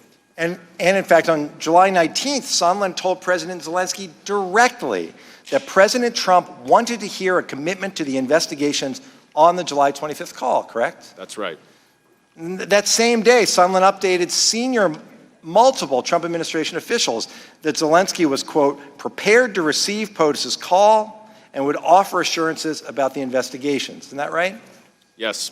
And on that same day, State Department official Volker had breakfast with Rudy Giuliani, and he reported to Sondland by text message, most important is for Zelensky to say he will help investigation, right? Yes, and address any specific personnel issues. Right. And later that day, after Giuliani spoke with Yermak, evidence suggested Giuliani gave a green light to that July 25th call. Then on the morning of the call, Volker texted Zelensky aide Yermak, and that text to his aide said, and I quote, heard from White House, assuming President Z convinces Trump he will investigate, get to the bottom of what happened in 2016, we will nail down a date for visit to Washington. And the transcript released by President Trump shows Trump requests investigations and Zelensky agrees. Isn't that correct? Yes, and that text message was actually a direction, a message relayed from President Trump himself. And then after the July 25th call, members of the administration continued to follow up with the Ukrainian counterparts to prepare for the announcement of investigations. Sondland texted Volker about efforts to schedule a White House visit, noting that POTUS really wants the deliverable. And that was just one of many messages during a flurry of follow-up activity. There were meetings and calls and texts on July 26th and July 27th and August 2nd, 4th, 5th, 7th, 8th, and 9th, August 10th, 11th, 12th, 13th, 15th. Mr. Goldman, August 16th, 17th, and August 19th. Isn't that correct? Yes, including to Secretary Pompeo as well. Here's the point. These are our government officials who work for us. Instead, they were working hard to help the president advance his personal political interests. Isn't that what you found, Mr. Goldman? That's right. This isn't a close call. We had a Ukrainian president at war with Russia, desperate for a White House meeting. The president promised a White House meeting, but then he blocked the Oval Office. He blocked it and said, I need a favor. Not a favor to help America, a favor to help me get reelected. Our framers feared one day we would face a moment like this. They gave us an impeachment, and they gave us impeachment as a safety valve, not to punish the president, but to defend our elections and our Constitution, and that's what we must do. I yield. The gentleman yields back. Mr. Buck. Thank you, Mr. Chairman. Mr. Castor, I want to direct your attention to page 3 of the telephone call dated July 25th between President Trump and President Zelensky. On page 3, President Trump states, I would like you to do us a favor, though, because our country has been through a lot and Ukraine knows a lot about it. I would like you to find out what happened with this whole situation with Ukraine. Later, he says, I would like to have the Attorney General call you or your people, and I would like you to get to the bottom of it. The majority report on page 13 says, the U.S. intelligence community had unanimously determined that Russia, not Ukraine, interfered in the 2016 election to help the candidacy of President Trump. Mr. Castor, there appears to be a conflict there. President Trump is asking the Ukraine to investigate something. The majority has decided that it's an illegitimate request because there was no interference in an election by the Ukraine. Is that how you read this? Yes. And the press release from the majority on their report says, as part of this scheme, President Trump, acting in his official capacity and using his position of public trust, personally and directly requested that the President of Ukraine, that the government of Ukraine publicly announce investigations into, subsection 2, a baseless theory promoted by Russia alleging that Ukraine, rather than Russia, interfered in the 2016 U.S. election. Is that true? Yes. And Mr. Castor, I want to ask you something. Have you seen this article from Politico dated January 11, 2017? Yes, I have. And the title of that article is Ukrainian Efforts to Sabotage Trump Backfire.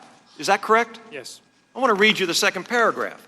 Ukrainian government officials tried to help Hillary Clinton and undermine Trump by publicly questioning his fitness for office. They also disseminated documents implicating a top Trump aide in corruption and suggested they were investigating the matter only to back away after the election. And they helped Clinton's allies research damaging information on Trump and his advisors, a Politico investigation found. Isn't it true that President Trump had a legitimate reason to request help from the Ukraine about the 2016 election? And I'm not suggesting for a minute that Russia didn't interfere. Of course they interfered. But the Ukraine officials tried to influence the election. Yes.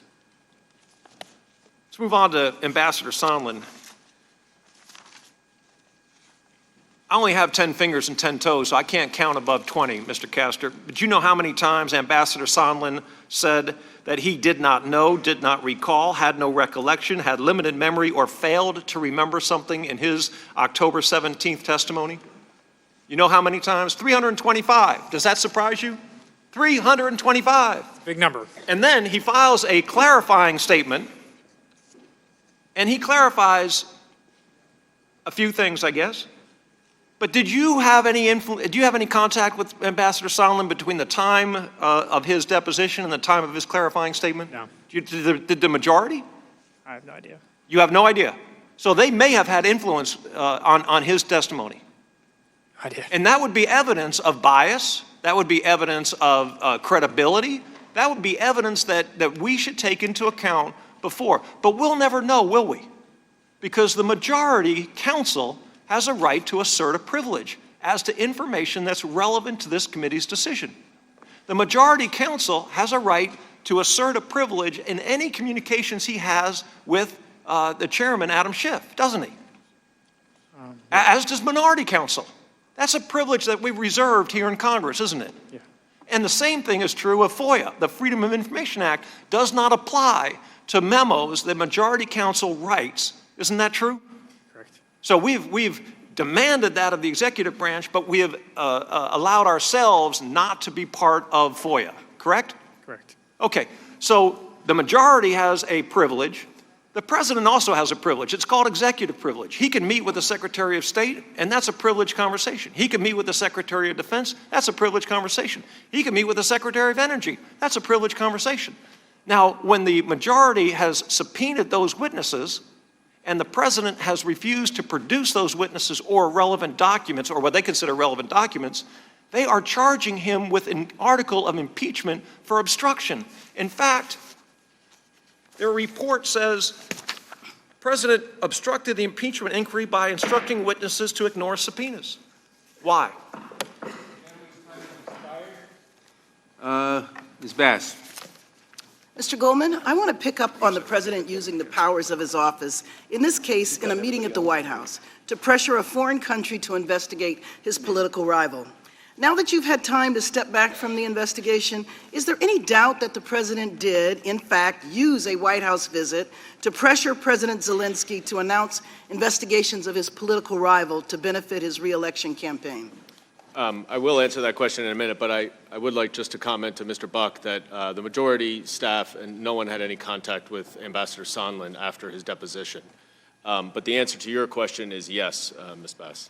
My colleague, Mr. Deutsch, mostly focused on the period prior to the July 25th call. I'd like to focus on the period after. Following the call, did President Zelensky come to the White House for a meeting?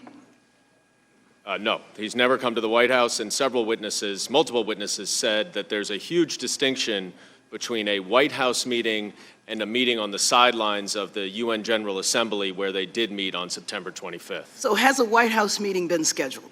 No. So did the president and his associates essentially continue to withhold the White House meeting? And if so, why did they do that? Well, the evidence found that the White House meeting was conditioned on the announcement of these investigations. And so once in mid-August, when the Ukrainians, Mr. Yermak and President Zelensky, decided that they were not going to issue that statement that Rudy Giuliani wanted to include Burisma in the 2016 elections, there was no White House meeting. It soon became clear to them that the security assistance was also at risk, and that took on a renewed importance for them. Well, following the 25th call, the July 25th call, Ambassadors Sondland and Volker worked closely with Mr. Giuliani and the Ukrainians to help draft a statement that the president could make, President Zelensky. Wasn't that right? Yes, and the report say they work closely, and then there were also phone calls with the White House around the same time that they were working closely. Do you know what that statement was supposed to say, according to Mr. Giuliani and the U.S. officials?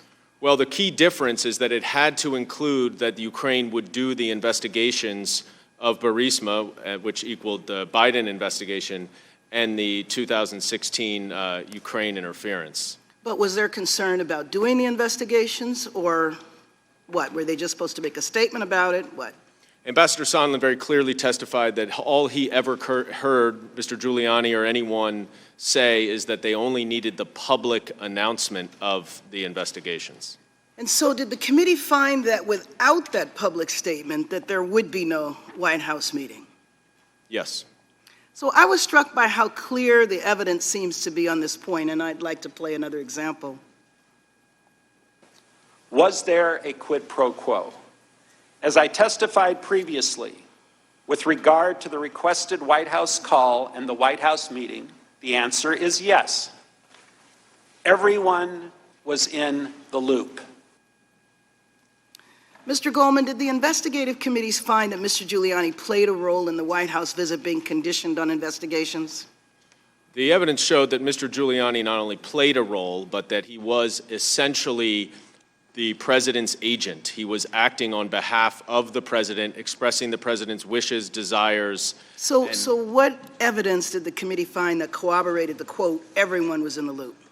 Well, Ambassador Sondland produced for his public testimony, and I think it's very important in light of the testimony from Mr. Castor a minute ago with Mr. Buck as to how many times that Mr. Sondland did not remember in his deposition, because we agree it was egregious. But the advantage of doing closed depositions is that Mr. Sondland could not match up his testimony. So as other witnesses came in, then he realized that he had to actually admit to more and more stuff. So he did admit to an email that included Secretary Pompeo, Mulvaney. I do want to make a point before my time goes out. We have to think about what is going on today. So President Zelensky is meeting with Putin today. And because of President Trump's actions, Zelensky is in a weakened position to negotiate with the leader of the nation that invaded his country. If our military assistance had been provided as Congress ordered it and the White House meeting, President Zelensky would be meeting with Putin from a position of strength. If you want the support, well, we have to realize that the message that this sends to our allies is our standing in the world. If you want the support of the United States, be prepared to help with President Trump's reelection. President Trump's abuse of power has injured our nation. Thank the chairman. The 299-page Democratic majority report mentions the Intelligence Community Inspector General Michael Atkinson on pages 26, 33, 138, 140, and 143. Mr. Goldman, you were present for the October 4, 2019 transcribed interview of the Inspector General Michael Atkinson, correct? Yes. On pages 53 to 73 of that transcribed interview, the Inspector General's testimony confirms the following: that the whistleblower made statements to the Inspector General under penalty of perjury that were not true and correct; that the whistleblower first made statements in writing under penalty of perjury that were not true and correct. The whistleblower then made statements under penalty of perjury that were not true and correct in his or her verbal responses to the Inspector General's investigative team. Because of the whistleblower's statements in writing and verbally to the Inspector General that were neither true, correct, or accurate, pages 53 to 73 of that sworn testimony reveal that the Inspector General was not able to answer any questions, none from me, about the whistleblower's contact or communication with Chairman Schiff's staff, of which Mr. Goldman is a member. Mr. Castor, do you remember anywhere in this 299-page report that makes reference to the fact that when the whistleblower started this inquiry, he or she did so by making statements under penalty of perjury that were neither true or correct in writing, and then did so again verbally? I don't remember that. After the Inspector General testified on October 4th and after media reports revealed that the whistleblower and Chairman Schiff did not disclose their prior contacts or communications with one another, the whistleblower contacted the Inspector General to explain why he or she made statements under penalty of perjury in writing and verbally that were not true, correct, and accurate. Mr. Castor, is that communication from the whistleblower to the Inspector General to explain prior inconsistent statements reflected anywhere in the 299-page report? No. On October 2nd, Chairman Schiff's spokesman, Patrick Bolin, acknowledged publicly that the outlines of the whistleblower's accusations against the president had been disclosed to the House intelligence staff and shared with Chairman Schiff. Mr. Castor, is that disclosure and Mr. Bolin's admission of that disclosure anywhere in this report? I don't remember seeing it. It's not. I think all members of Congress should be held accountable during this impeachment process. And to that end, if I have made any false statements about the whistleblower or the Inspector General's testimony today, then I should be held accountable. The way to do that would be to release the Inspector General's testimony, or even just pages 53 to 73.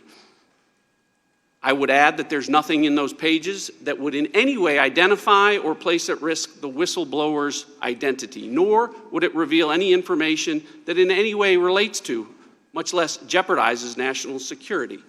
Look, maybe there's a believable explanation for why the whistleblower made statements that weren't true or accurate about his contact or her contact with Chairman Schiff in writing and then again verbally. Maybe there's a good explanation for why the words Congress or Congressional Committee was confusing or not clear to the whistleblower. Maybe there's a good explanation for why the whistleblower also misled the Inspector General in writing on August 12th by stating, "I reserve the option to exercise my legal right to contact the committees directly," when the whistleblower had in fact already contacted Chairman Schiff's committee 2 weeks before he or she wrote that.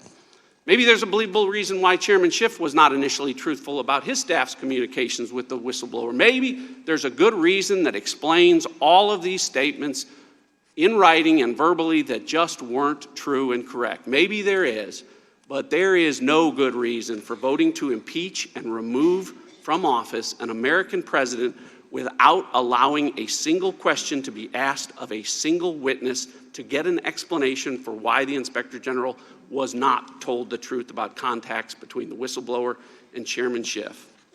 The bottom line is we should all be held accountable, and next November, every member of the House will be asked this question: did you vote to impeach the president without allowing any investigation into why the whistleblower that started it all did so by making statements in writing and verbally under penalty of perjury that were not true? Democrats may not care if that question ever gets answered, but the voters will. I yield back. The gentleman yields back. Mr. Richmond.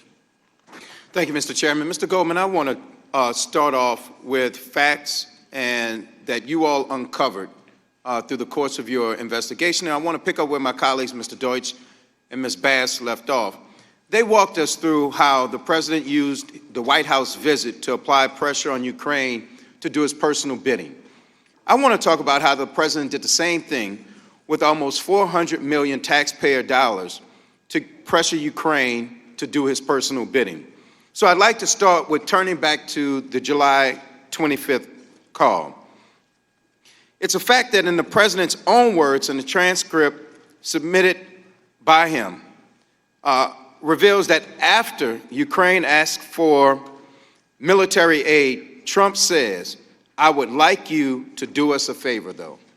Right after President Zelensky thanks President Trump for the military assistance, then President Trump asked for a favor. And of course, by this point, President Trump had already placed the hold on the security assistance. Now, my Republican colleagues have suggested that the Ukrainians did not even know about the military aid being withheld. Is that true? No, there was significant evidence that even as early as July 25th, at the time of this call, that Ukrainian officials had suspected that the aid was being withheld. And there was a New York Times article actually last week that wasn't included in our report, but from the former deputy foreign minister who said that Ukraine, President Zelensky's office received a diplomatic cable from the embassy here the week of July 25th saying that the aid had been held.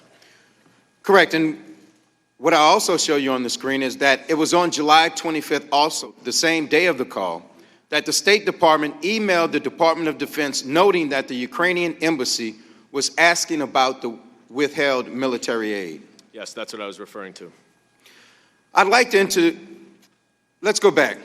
There was also discussion earlier during the minority questioning that Mr. Sandy from OMB said that the reason for the security assistance hold was related to the president's concerns about burden sharing with Europe. Is that consistent with the evidence that you all uncovered? So it's a good question because Mr. Sandy did say that, but notably, Mr. Sandy said that he only heard that in early September, that reason was never provided to him or anybody else before early September for the first 2 months of the hold. And of course, it was given at that point as the gig was up, so to speak. So that was after everything came out to light? He wasn't sure of the timing, but he was ultimately told that the reason for the hold after it was lifted was for that reason.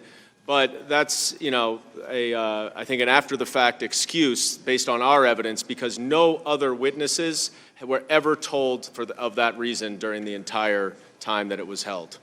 Mr. Chairman, I'd like to enter into the record evidence uncovered by the committee from the House Budget and Appropriations Committees that documents OMB placing a hold on the Ukrainian security assistance on July 25th. Without objection.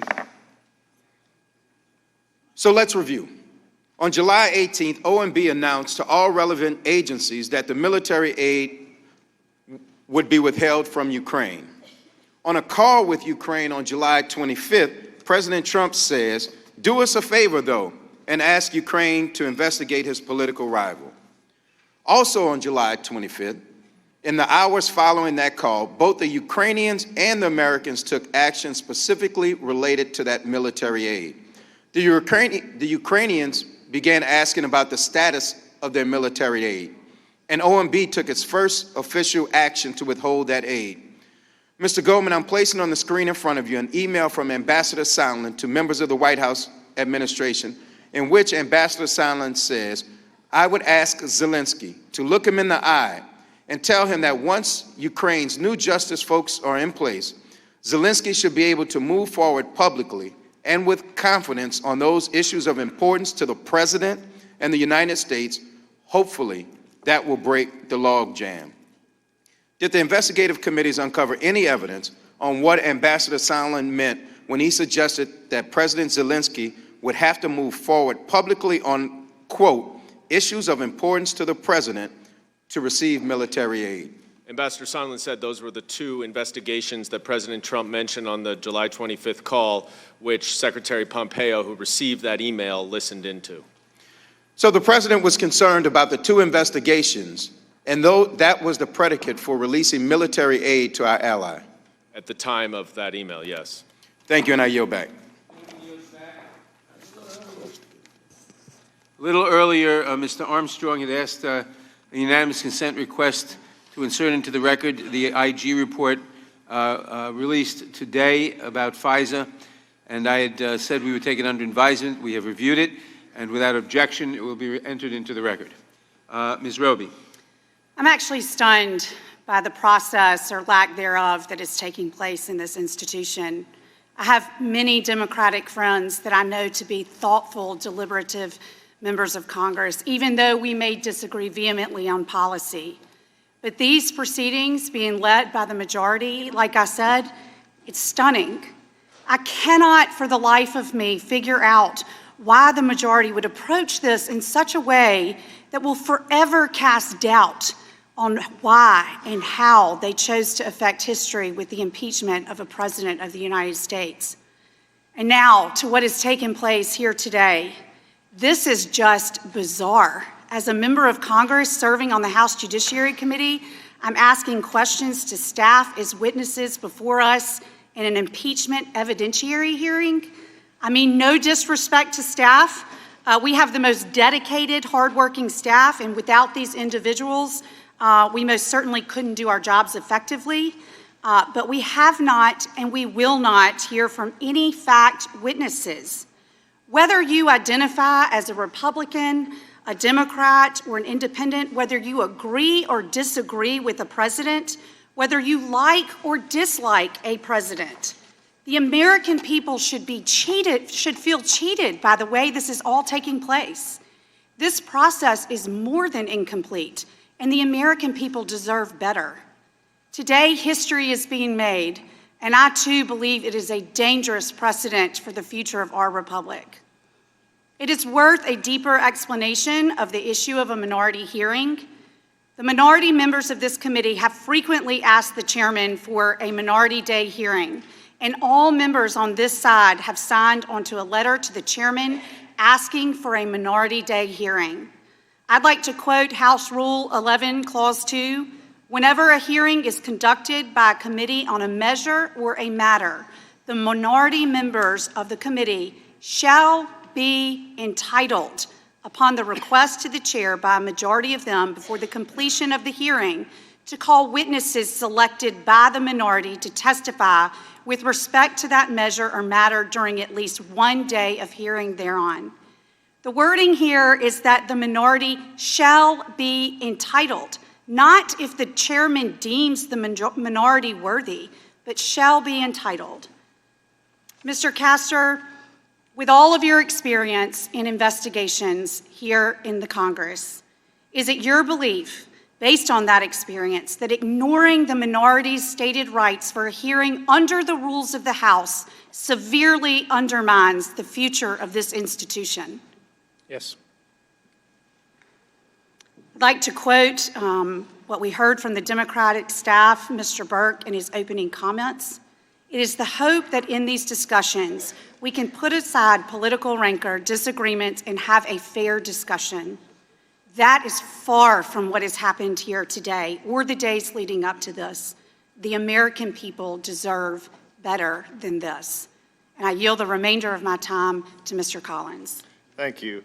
Mr. Castor, we've heard a lot. It's always a good time, I think, to go back and remind people that there are 4 things that really haven't changed. Would you like to at least remind us of everything that's been discussed? Well, there's 4 things that will never change, and that is the transcript is complete and accurate. It shows no quid pro quo, no conditionality.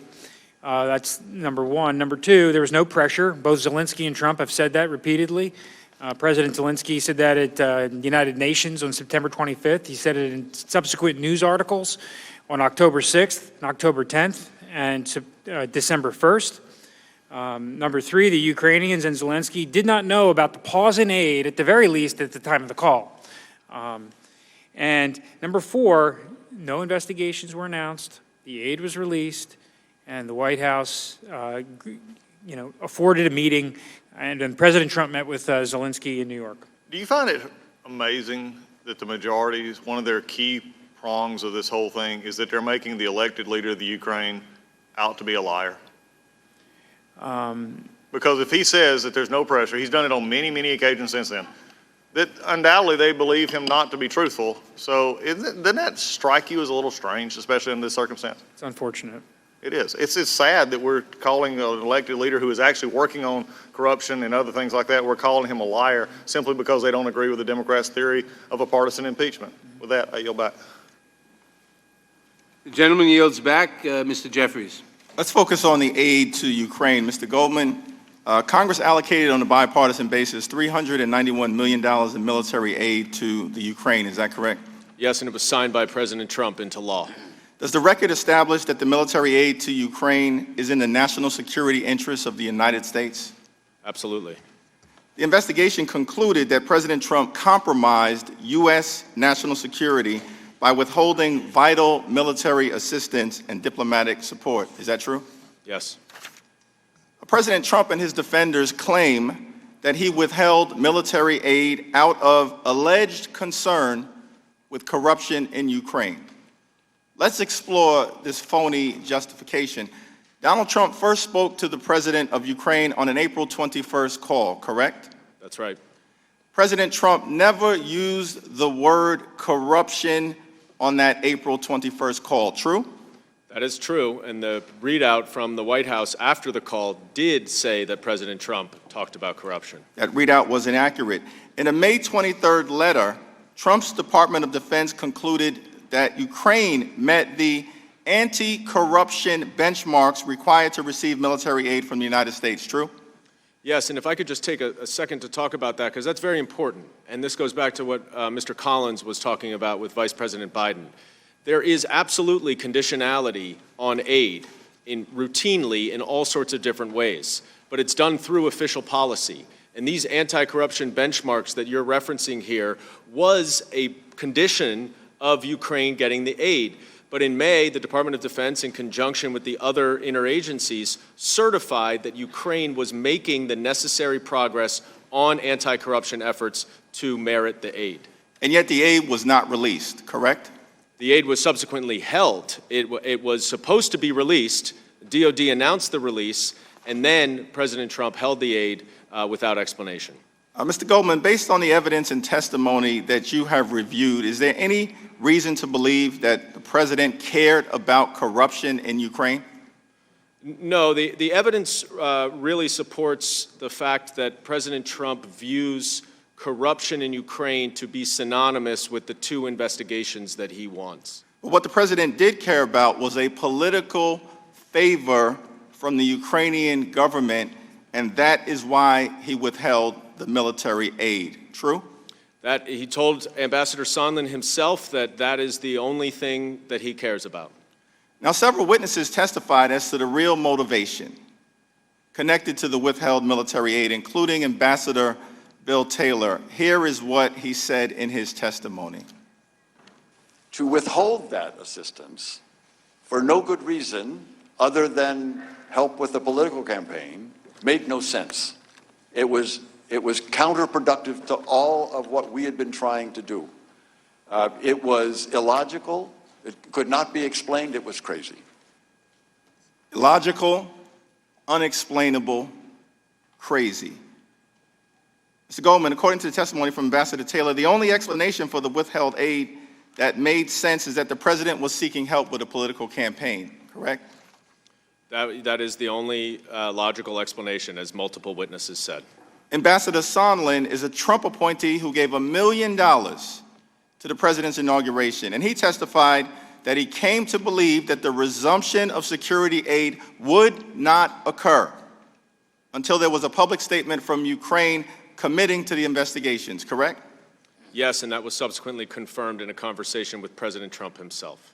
Lieutenant Colonel Vindman is a decorated Iraq War veteran, Purple Heart recipient, and member of the White House National Security Council, and he testified that it is improper for the President of the United States to demand a foreign government investigate a U.S. citizen and a political opponent, correct?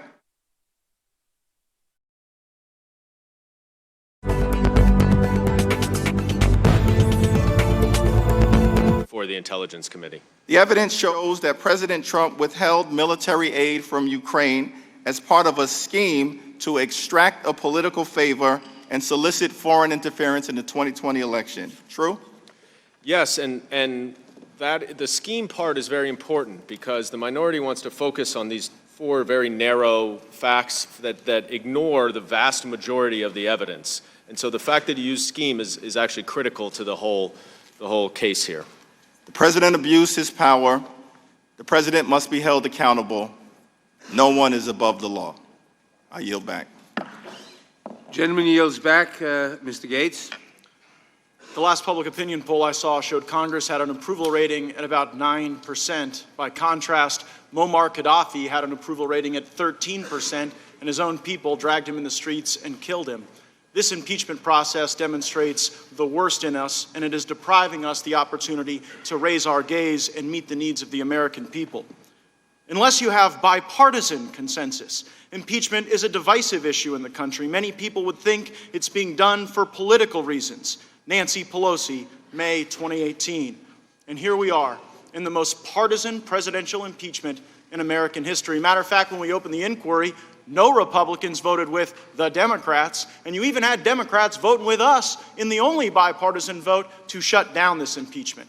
And that brings us to your role, Mr. Goldman. Are you here as a partisan advocate for the Democrat position, or are you here as a nonpartisan investigator of the facts?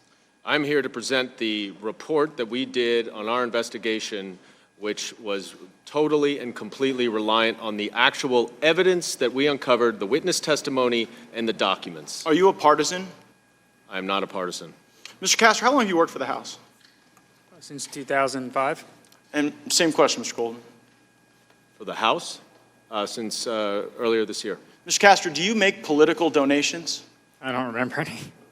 Mr. Goldman, same question. Do you make political donations? I do, sir. I think it's very important. Matter of fact, you've given tens of thousands of dollars to Democrats, right? Sir, I think it's very important to support candidates for office. I think our Have you given over 100,000? Do you mind if I just want to know the number. I don't really care the basis. Have you given more than 100,000 You bucks don't to care Democrats? about it? The basis. I just want the number. So it's tens of. I think Mr. don't know Burke. the number, Do you know how much money Mr. Burke has given Democrats? I don't know, and I don't Would it see the surprise you if it's relevance. more than 100,000? Mr. Gates, I'm here to talk about this report. So you gave tens of I'm happy to talk thousands, to you and about Mr. this Burke gave report. hundreds of, or more than 100,000. Do you think if you'd given more money, you might have been able to ask questions and answer them like Mr. Burke did? I guess it's something you're still pondering. Mr. Castor, have you ever tweeted anything at the president? No. Mr. Goldman, same question. I have made a number of tweets in my private capacity before I came to this job when I was working in the media, yes. Matter of fact, this is one of those tweets, right? And you said, nothing in the dossier is proven false. But in fact, the dossier said that there was a Russian consulate in Miami when there isn't. The dossier said that Michael Cohen had a meeting in Prague when he didn't. The dossier said that Michael Cohen's wife was Russian. She's in fact Ukrainian. And so as we sit here today, where you've, I guess, got a tweet mentioning a P-tape, presenting yourself not as a partisan, hired by the Democrats to pursue the president, do you regret this tweet? Sir, I would be happy to put this investigation up with any of the nonpartisan investigations. I just want to know if you I regret the did tweet, Mr. Goldman. During my 10 years as a federal prosecutor. Do you regret it? I hope you read the evidence, and I think you can judge You for either yourself regret it or you whether don't it's regret it, Mr. partisan or Goldman. I not. guess you don't want to answer It's the based question. You know what, Mr. entirely Chairman? on the evidence. Earlier in this hearing, you said in your opening statement that there is nothing more urgent than impeachment right now. This is the most urgent thing we could possibly do. Well, you know what? If you're a senior right now and you can't afford your prescription drugs, that's more urgent than this. If you're a manufacturer wanting to dominate the Western Hemisphere with the passage of the USMCA, that is more urgent. If you're a farmer who wants to open markets so that your family can survive and thrive, that is a lot more urgent than this partisan process. If you're a desperate family member watching someone succumb to addiction, solving the opioid problem, probably more urgent than this partisan impeachment. If you're a member of the next generation, dealing with the challenges of extinction and climate change, a budget that's out of control, driving up the credit card of young people in this country and what they'll have to pay back as a consequence of our poor decisions, likely more urgent. But House Democrats have failed at all of these things. Matter of fact, I'd say the only thing under the Christmas tree for most Americans would be a lump of coal, but I think they're against coal too. The only thing under the Christmas tree for Americans would be impeachment and investigations. I've heard over and over Democrats say that this is all about the president's personal interest and that he abandoned the national interest. And it begs an analysis of how the nation is doing. In November, 266,000 jobs created, 80,000 over the average, 500,000 more manufacturing jobs in the Trump presidency, 700,000 construction jobs. We are doing better than ever before. The American people are thriving. Why won't you help us move along the critical issues that are far more important than your partisan impeachment? Gentleman's time has expired. Mr. Cicilline. Let me begin by dispelling the claim that Mr. Gates just made. This has been one of the most productive Congresses in modern history. We've passed nearly 400 pieces of legislation that respond to the urgent priorities of the American people, driving down healthcare costs, raising wages for the American worker, responding to gun violence, providing equal pay for equal work, responding to the climate crisis. 275 of those bills are fully bipartisan, and 80% of those bills are sitting on the Senate Majority Leader's desk awaiting action. So we will continue to deliver on the important priorities of the American people, but we were also elected to hold this president accountable. And we took an oath of office that said to protect and defend the Constitution, and that's what we're engaged in today. And so I want to return, Mr. Goldman, to the military aid. Did the investigating committees receive evidence about why the United States military aid to Ukraine was necessary? What was it advancing? Because a lot of Americans who are watching don't know a lot about Ukraine, don't know about the geopolitical significance. Like, why does it matter? The witnesses were quite clear about this, and they say it mattered for multiple reasons. The first is that Russia invaded Ukraine to take over part of their country, and that this was the first military incursion in Europe since World War II. And this is Russia, who's an adversary, actually trying to encroach on another democracy. So just from a broad democratic viewpoint, it was essential not only to Ukraine's national security, but to America's national security to make sure that democracy remains worldwide. And when that, prior to the call on July 25th, Congress had approved the aid, correct? Congress had approved the aid, and then the president had held the aid. And the Defense Department had even publicly announced its intention to deliver the aid, correct? That's right. The Trump administration had already certified that Ukraine had taken substantial steps to combat corruption, correct? Correct. And that normally leads to the release of the aid. They announced the release of the aid, yes. And the investigative committees questioned witnesses from the Defense Department, the State Department, OMB, the White House, and the National Security Council about the president's decision to withhold aid, correct? Correct. And I'd like to play a clip of some of that evidence. From what you witnessed, did anybody in the national security community support withholding the assistance? No. I never heard anyone advocate for holding the aid. And the entire interagency supported the continuation of the security assistance, isn't that right? That is correct. I and others sat in astonishment. The Ukrainians were fighting Russians and counted on not only the training and weapons, but also the assurance of U.S. support. Am I correct that the witnesses that appeared before your committee confirmed that there was no credible explanation for withholding the military aid and that it was, in fact, against our national security interest to do so? Everyone agreed it was against our national security interest to do so. The only explanation that any witness provided was Mr. Sandy, who said that he had heard from Rob Blair, I believe, the assistant to Mick Mulvaney, that the reason was because of other countries' donations or contributions to Ukraine. But that was only in September, and of course, there were no further commitments from any other country. And as we heard from Bill Taylor, who's a graduate of West Point and a decorated combat veteran who served in Vietnam, Ukraine then and now is in an active war with the Russians. Russia stole part of their country in Crimea and has killed more than 10,000 Ukrainians, and weakening Ukraine would only benefit Russia. Here's what Ambassador Taylor said. After our meeting with President Zelensky, Ambassador Volker and I traveled to the front line in northern Donbass to receive a briefing from the commander of forces on the line of contact. Arriving for the briefing in the military headquarters, the commander thanked us for the security assistance. But I was aware that this assistance was on hold, which made me uncomfortable. Ambassador Volker and I could see the armed and hostile Russian-led forces on the other side of the damaged bridge across the line of contact.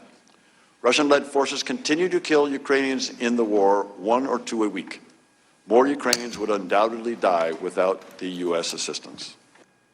Against the consensus of his own agencies and national security experts, the president used congressionally appropriated funds to advance his own political interests at the expense of our national security. This action is a threat to the integrity of our elections and the sanctity of our democracy. President Trump must not get away with this. No one in this country, no one, including the President of the United States, is above the law. And with that, I yield back. The gentleman yields back. Mr. Johnson. Thank you, Mr. Chairman. This has been a truly extraordinary and historically unprecedented hearing. It has frankly been an outrageous violation of due process, a series of violations of due process. In fact, let me review the past 7.5 hours. In the beginning of our proceedings today, I asked Chairman Nadler if Mr. Burke was appearing here as a staff member or as a witness, but the chairman gave strangely conflicting answers to that important question.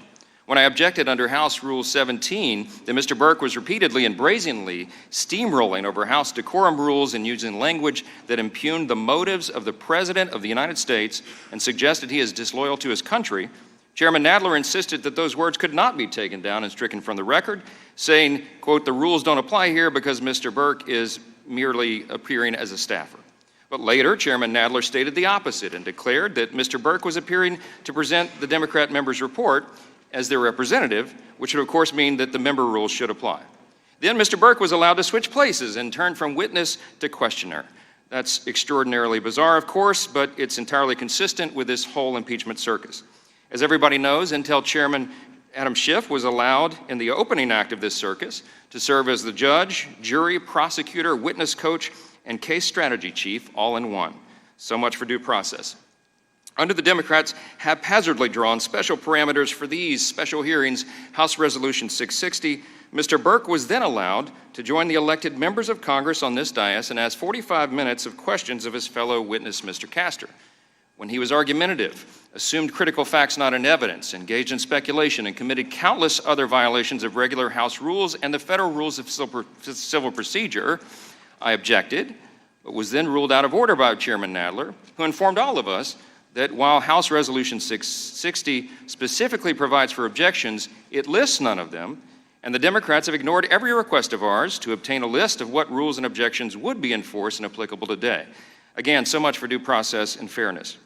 A month ago, the Republican members of this committee formally requested all documents related to the impeachment investigation, but Chairman Nadler and Schiff withheld everything until, you know when? Saturday afternoon. That's right, less than 48 hours before this hearing, they dumped approximately 8,000 pages of documentation on us while we were back home in our districts.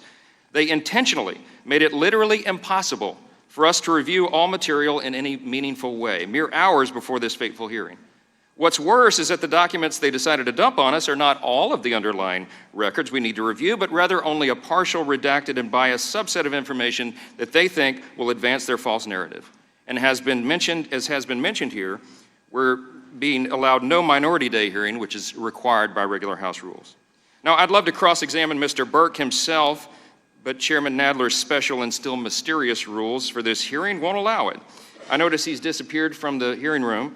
I would love to ask him under oath about his own biases. Because, you know, he hammered here over and over today the importance of fairness and objectivity and accuracy, and he insisted that everything here has to be unbiased. But if he was under oath here, he would be forced to admit that FEC records show that he has personally donated approximately $99,000 to Democrat candidates over the years, including sizable donations to Hillary Clinton for president, and also donated to past Trump opponents, including Elizabeth Warren, Cory Booker, and Kirsten Gillibrand.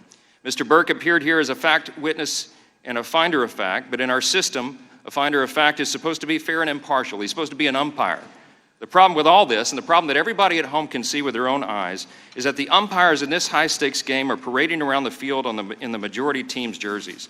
The report of evidence released by Republican committee staff on December 2nd carefully documents that in the hearings that led us to this point today, Chairman Schiff directed witnesses called by the Democrats not to answer Republican questions. He rejected witnesses identified Republicans who would have injected some semblance of fairness and objectivity, and he denied Republican subpoenas for testimony and documents, violating the Democrats' own rules to vote down those subpoenas with no notice to Republicans. Chairman Schiff also publicly fabricated evidence about President Trump's July 25th phone call, and he misled the American public about his interactions with the anonymous whistleblower to selectively seek information to paint misleading public narratives. The anonymous whistleblower reportedly acknowledged having a professional relationship with Vice President Biden, and obviously his motives, biases, and credibility are essential to this case, but we can't question it. This is not due process. This is not the rule of law, and this is not how to impeach an American president, and this is not how we're supposed to run a country. It can't be. 17 out of 24 of our colleagues over there already voted to proceed with impeachments before we started all this. They've already made up their minds. They were prejudiced before we walked in, but the American people are not. Fairness still matters, truth matters, and the people can see clearly that this is a sham. I yield back. The gentleman yields back. Mr. Swalwell. Mr. Goldman, would you welcome the problem of having 8,000 documents given to you from the White House? It would be a wonderful problem to have. How many have they given you? 0. Mr. Castor, you said earlier that they got the aid. They got the aid. No harm, no foul, they got the aid. But you would agree that although Mr. Sandy said that the presidential concern was European contributions, nothing changed from when that concern was expressed to when they actually got the aid, right? You agree on that?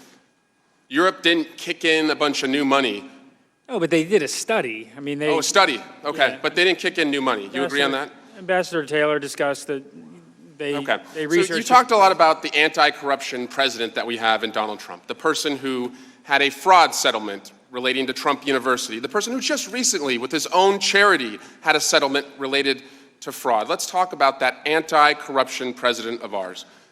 Take a wild guess, Mr. Castor. How many times has President Trump met with Vladimir Putin or talked to him? I don't know the number. It's 16. Okay. How many times has President Trump met at the White House with President Zelensky? It's 0. And who is President Trump meeting with at the White House tomorrow? Do you know? I'm not. It's Russian Foreign Minister Lavrov. Okay. Now, Mr. Goldman, withholding aid from Ukraine obviously hurts Ukraine. It hurts the United States. Does it help any country? The witnesses said that that would help Russia. Did you also hear testimony that these acts by the president, while being wrong and an abuse of power, also harmed U.S. national security? Yes. Did you hear anything about how it would harm our credibility? And I would turn you to a conversation Ambassador Volker had on September 14 of this year with a senior Ukrainian official, where Ambassador Volker is impressing upon that official that President Zelensky should not investigate his own political opponents. What was thrown back in the face of Ambassador Volker? After Ambassador Volker suggested to Mr. Yermak again, who's here, that they should not investigate the prior president of Ukraine, Mr. Yermak said back to him, you're encouraging us to investigate Biden's and Clinton's. During Watergate, the famous phrase from Senator Howard Baker was asked, "What did the president know and when did he know it?" There's a reason that no one here has repeated those questions during these hearings. We know what the president did, and we know when he knew it. Mr. Goldman, who sent Rudy Giuliani to Ukraine to smear Joe Biden? President Trump. Who fired the anti-corruption ambassador in Ukraine, Marie Yovanovitch? President Trump. Who told Ambassador Sondland and Ambassador Volker to work with Rudy Giuliani on Ukraine?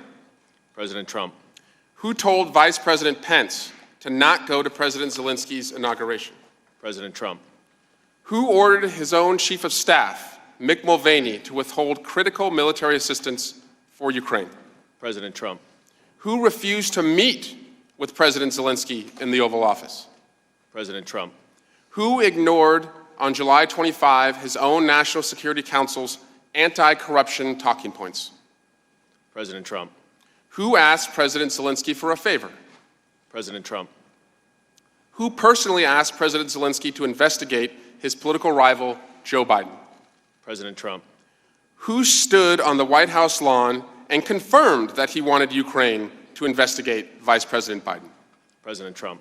Who stood on that same lawn and said that China should also investigate Vice President Biden? President Trump. As to anything that we do not know in this investigation, who has blocked us from knowing it? President Trump in the White House. So as it relates to President Trump, is he an incidental player or a central player in this scheme? President Trump is the central player in this scheme. There's a reason that no one has said, what did the president know and when did he know it? From the evidence that you have presented, Mr. Goldman, and the Intelligence Committee's findings, we know one thing, and one thing is clear. As it related to this scheme, the President of the United States, Donald J. Trump, knew everything. And I yield back. The gentleman yields back. Mr. Biggs. Mr. Castor, what's direct evidence? When a witness personally observes a fact and testifies to it. And what's hearsay evidence? Well, I think out-of-court statement offered for the truth of the matter asserted is something that you learn in law school. Right, and under the federal rules of evidence adopted by most states, hearsay is inadmissible unless the testimony falls under a defined exception. Is that right? That's right. There's about 23, plus the residual exception. And I believe you were present when every witness testified, including Mr. Sondland, right? Mm-hmm. And that's a yes? Yes. And much of the Democrats' report and impeachment narrative is based on the Sondland testimony. Is that a fair characterization? A lot of it is, yes. How many times Mr. Sondland mentioned in the Intel Committee's report? Like I said, I did a search, just a Control F, and the name Sondland shows up 611 times. Yeah, and just to refresh your mind, Sondland himself told the world that basically nobody else on the planet told him that Donald Trump was trying to tie aid to investigations. In fact, he also said everything that he'd been testifying to is simply his presumptions. Is that right? That is correct. And so when we consider what a presumption is, it's not direct, it's not circumstantial, it's not even hearsay. In fact, we typically, when we're trying the case, we consider it as speculation. Is that right? That's right. Do courts allow speculation in? No. Why not? Because it's not reliable. It's inherently unreliable. So, can you name any Democrat witness who asserted that he or she had direct evidence of those 17 that we've been hearing, that we heard from? We had some direct evidence on certain things. We had some direct evidence on the May 23rd meeting, and Sondland gave some direct evidence, but a lot of what we've obtained has been circumstantial. How about with regard to personal knowledge of the quid pro quo allegation? Well, we have not gotten to the bottom of that from a direct evidence standpoint. How about tying aid to investigations? That's correct, too. How about political motives in asking for investigations? The facts surrounding that are ambiguous. In the non-legalistic world, when we talk about speculation, we typically use words like gossip, rumor, innuendo. Is that right? Yep. And isn't it true that the only direct evidence that we have is that Ukraine received the aid without giving anything in return? President Zelensky has repeatedly stated no pressure, no problem with a phone call in the relationship with Mr. Trump, and that the president had a legitimate concern about Ukraine corruption. He did, and the burden sharing of European allies. So much has been made about the alleged desire for an announcement of an investigation. But again, there is no direct evidence that supports the allegation that President Trump wanted merely the announcement of an investigation. But like I said, there's 8 lines in the call transcript that go to what President Trump said about the investigations. 8 lines. And everything else is hearsay, innuendo, rumor, gossip, right? It's inconclusive, certainly. Yeah. So when we get into this event today in the process, we start talking about the process, were you surprised to see Mr. Burke get out of his chair, move to the seat, and sit down next to the chairman and start asking you questions? I don't know if I was surprised or not. Yeah. Well, I tell you, I was, and it looks like Mr. Burke has been disappeared.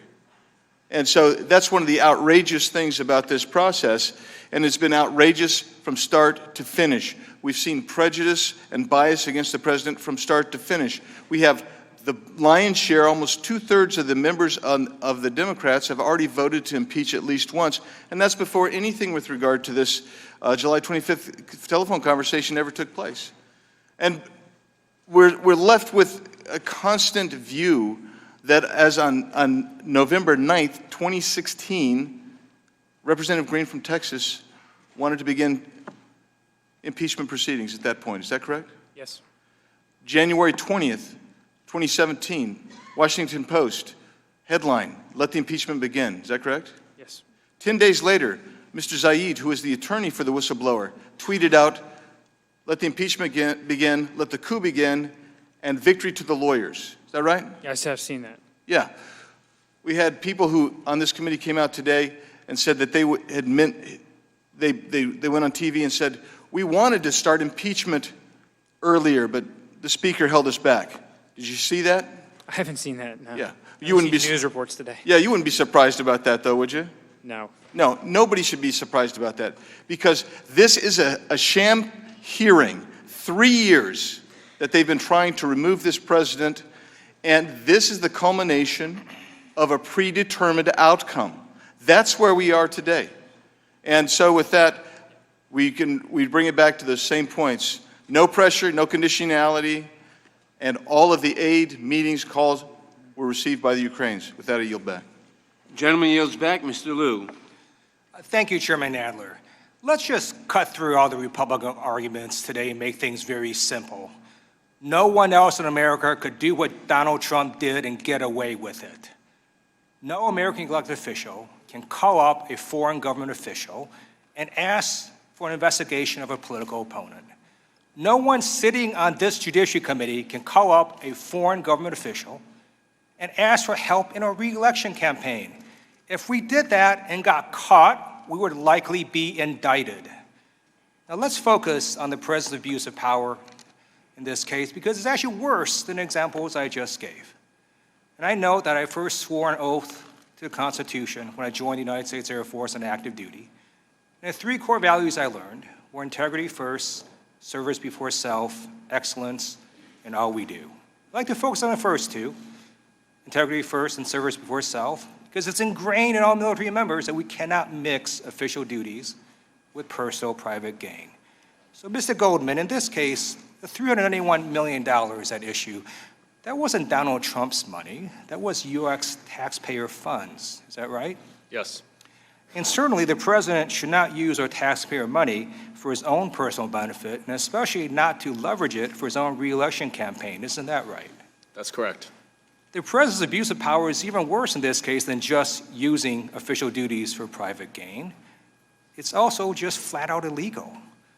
You cannot solicit foreign assistance for a re-election campaign. That is a violation of Federal Election Campaign Act.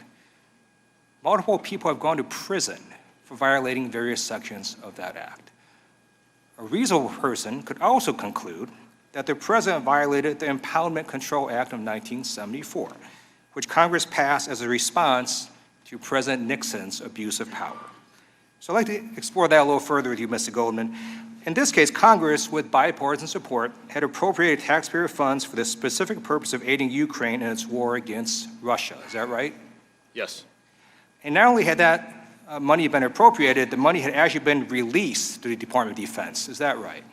They were about to release it, yes. Okay. And then, suddenly, without explanation, the president demanded that those taxpayer funds be withheld from an ally who desperately needed the aid. Mr. Goldman, did the president notify Congress about his decision to withhold the aid? No, he did not.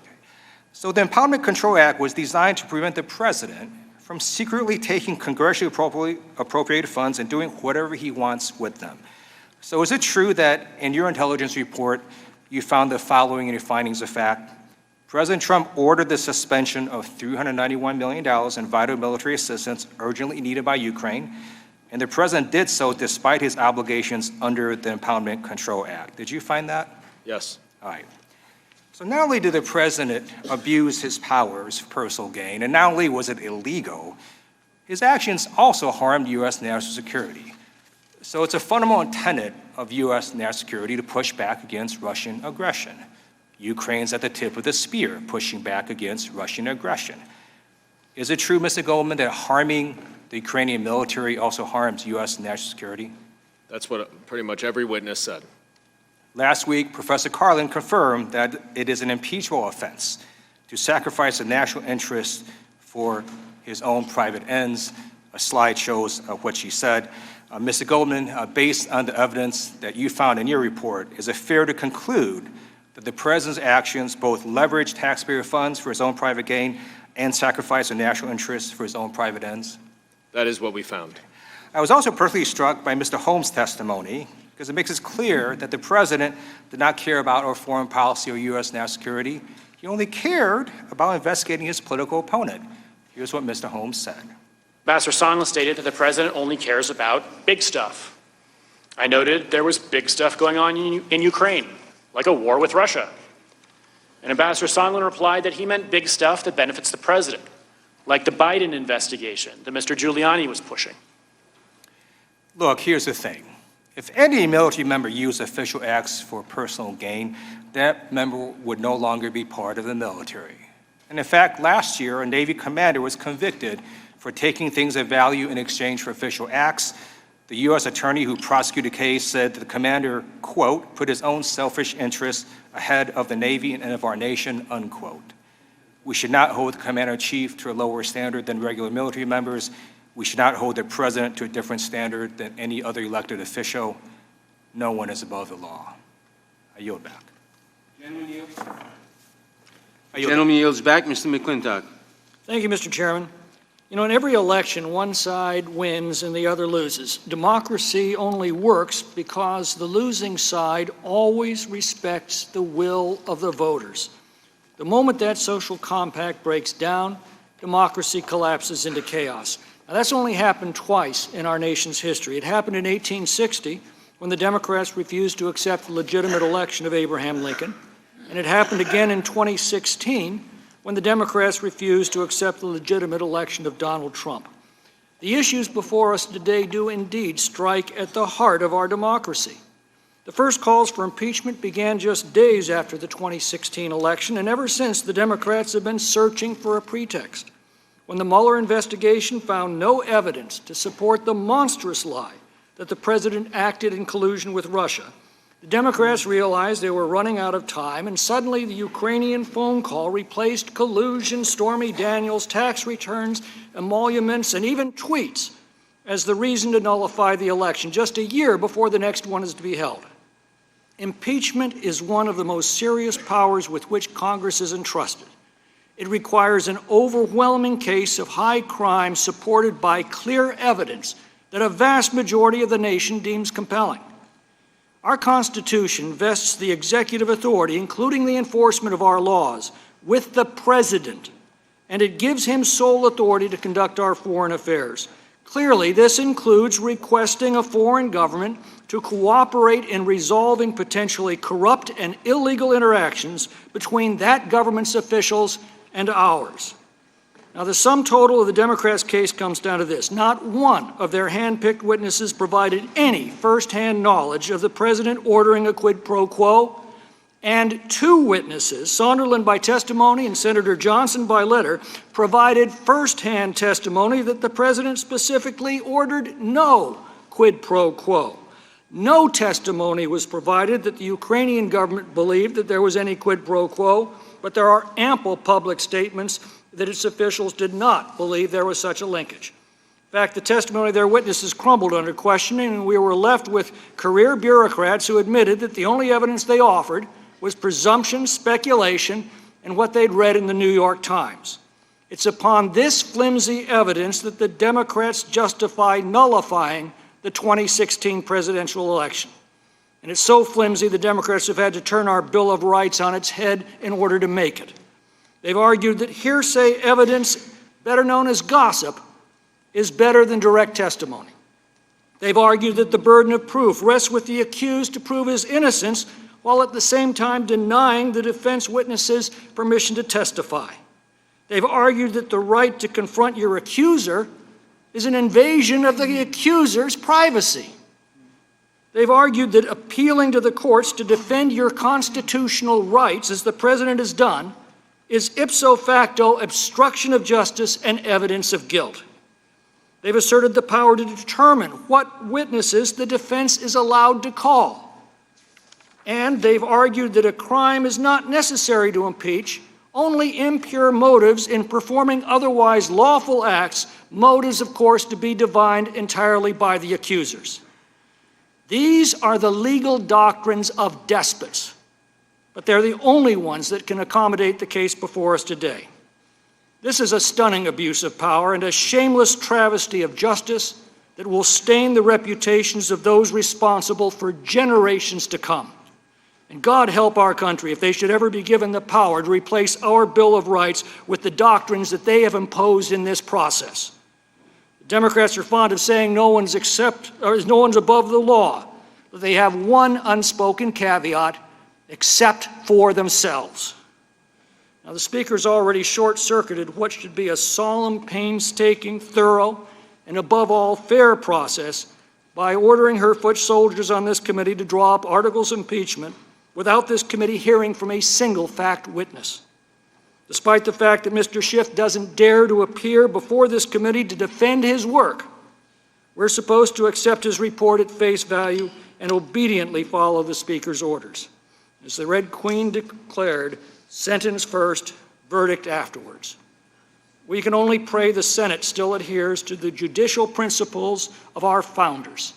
And if they do, perhaps then we can begin repairing the damage that this travesty has done to our democracy, our institutions, our principles of justice, our Constitution, and our country. Gentleman yields back. Gentleman yields back. Mr. Raskin. Thank you.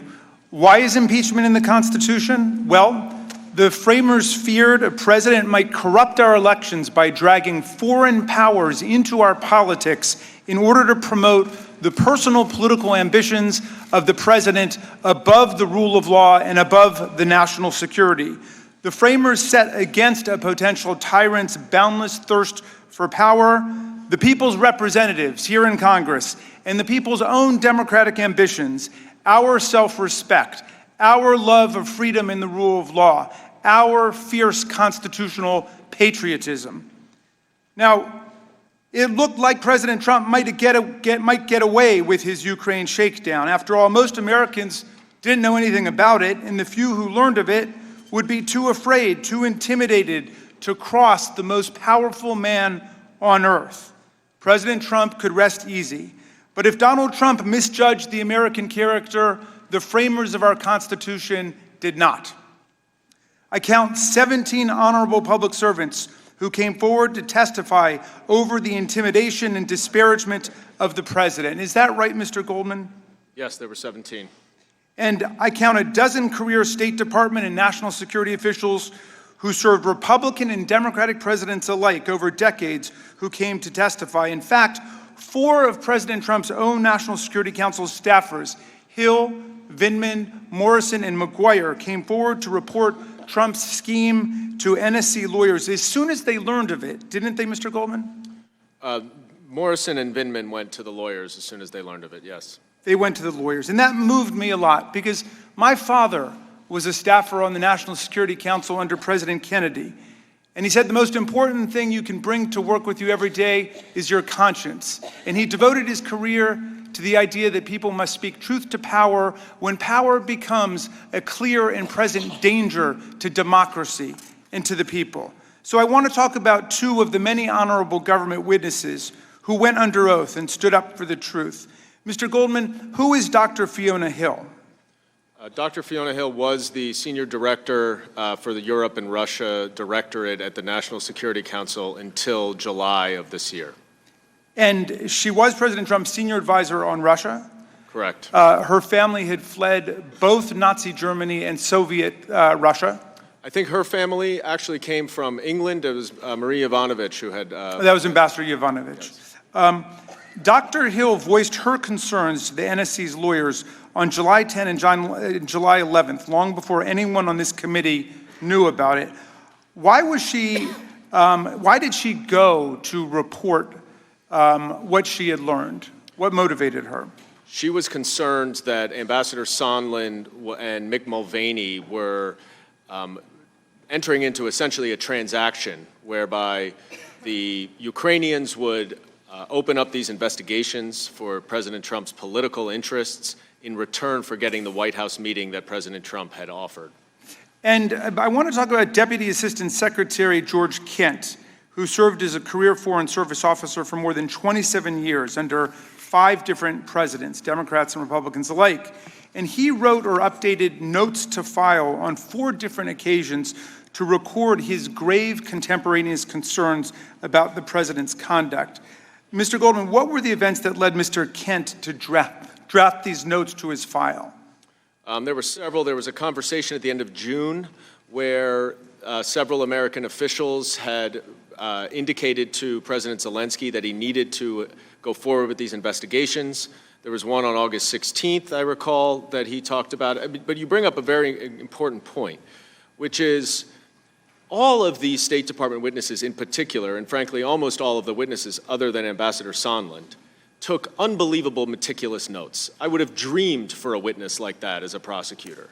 And it makes for a very clear and compelling record and clear and compelling evidence that's based on contemporaneous notes. So do we have Mr. Kent's notes in this process? We have no State Department records, including these memos to file, the notes, Ambassador Taylor's first-person cable, and emails.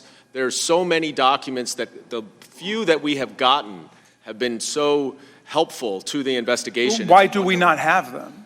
The State Department refused to provide them, notwithstanding our subpoena, under the President's direction. You know, in authoritarian societies like Putin's Russia or the Kingdom of Saudi Arabia, people are terrified to speak out about the crimes of their political leaders. But in the United States, a lot of people are not afraid, even though President Trump has tried to intimidate or silence them.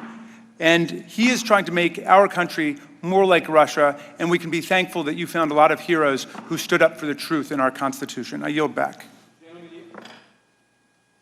Gentleman yields back. Ms. Lesko. Thank you, Mr. Chairman. My first two questions are for the American people. America, are you sick and tired yet of this impeachment sham? And America, would you like Congress to get back to work and actually get something done? Because I sure would. Mr. Castor, the rest of the questions are for you, and I would like yes or no answers if possible. Mr. Castor, my first question is important. Did any of the Democrats' fact witnesses establish that the president had committed bribery, extortion, or a high crime or misdemeanor? Good heavens, no. Mr. Castor, the Deputy Assistant to the President of the National Security, Mr. Morrison, listened in on the phone call. He testified that he was not concerned that anything discussed on the phone call was illegal or improper. Is that correct? Yeah, he was worried about leaks. Several Democrat witnesses testified that it is fairly common for foreign aid to be paused for various reasons, including concerns that the country is corrupt and taxpayer dollars may be misspent. Ambassador Volker testified that this hold on security assistance to Ukraine was not significant. Is that correct? Yes, a number of witnesses also said the same thing. Former U.S. Ambassador to Ukraine, Marie Yovanovitch, testified that in Ukraine, and I quote, corruption is not just prevalent, but frankly is the system. Is that correct? Yes, all the witnesses confirmed the environment is very corrupt. Mr. Castor, Ukraine energy company Burisma Holdings had a reputation in Ukraine as a corrupt company. Is that correct? Big time. According to New York Times, Hunter Biden was part of a broad effort by Burisma to bring in well-connected Democrats during a period when the company was facing investigations. Is that correct? Yeah, the New Yorker also had a pretty extensive report on that as well. Obama's Deputy Assistant Secretary of State, George Kent, testified that he raised concerns directly to Vice President Biden's office about Hunter Biden's services on Burisma's board. Is that correct, yes or no? Yes. Mr. Castor, in the July 25th call, President Trump referenced Joe Biden bragging about how he stopped the prosecution. We all saw that video earlier today, where Joe Biden bragged about how he told Ukraine, if the prosecutor is not fired, you're not getting the money. Mr. Castor, is this the same prosecutor that looked into Burisma?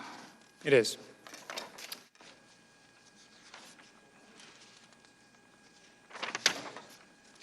In a similar scheme, Obama Assistant Attorney General said, and I quote, awarding prestigious employment opportunities to unqualified individuals in order to influence government officials is corruption, plain and simple.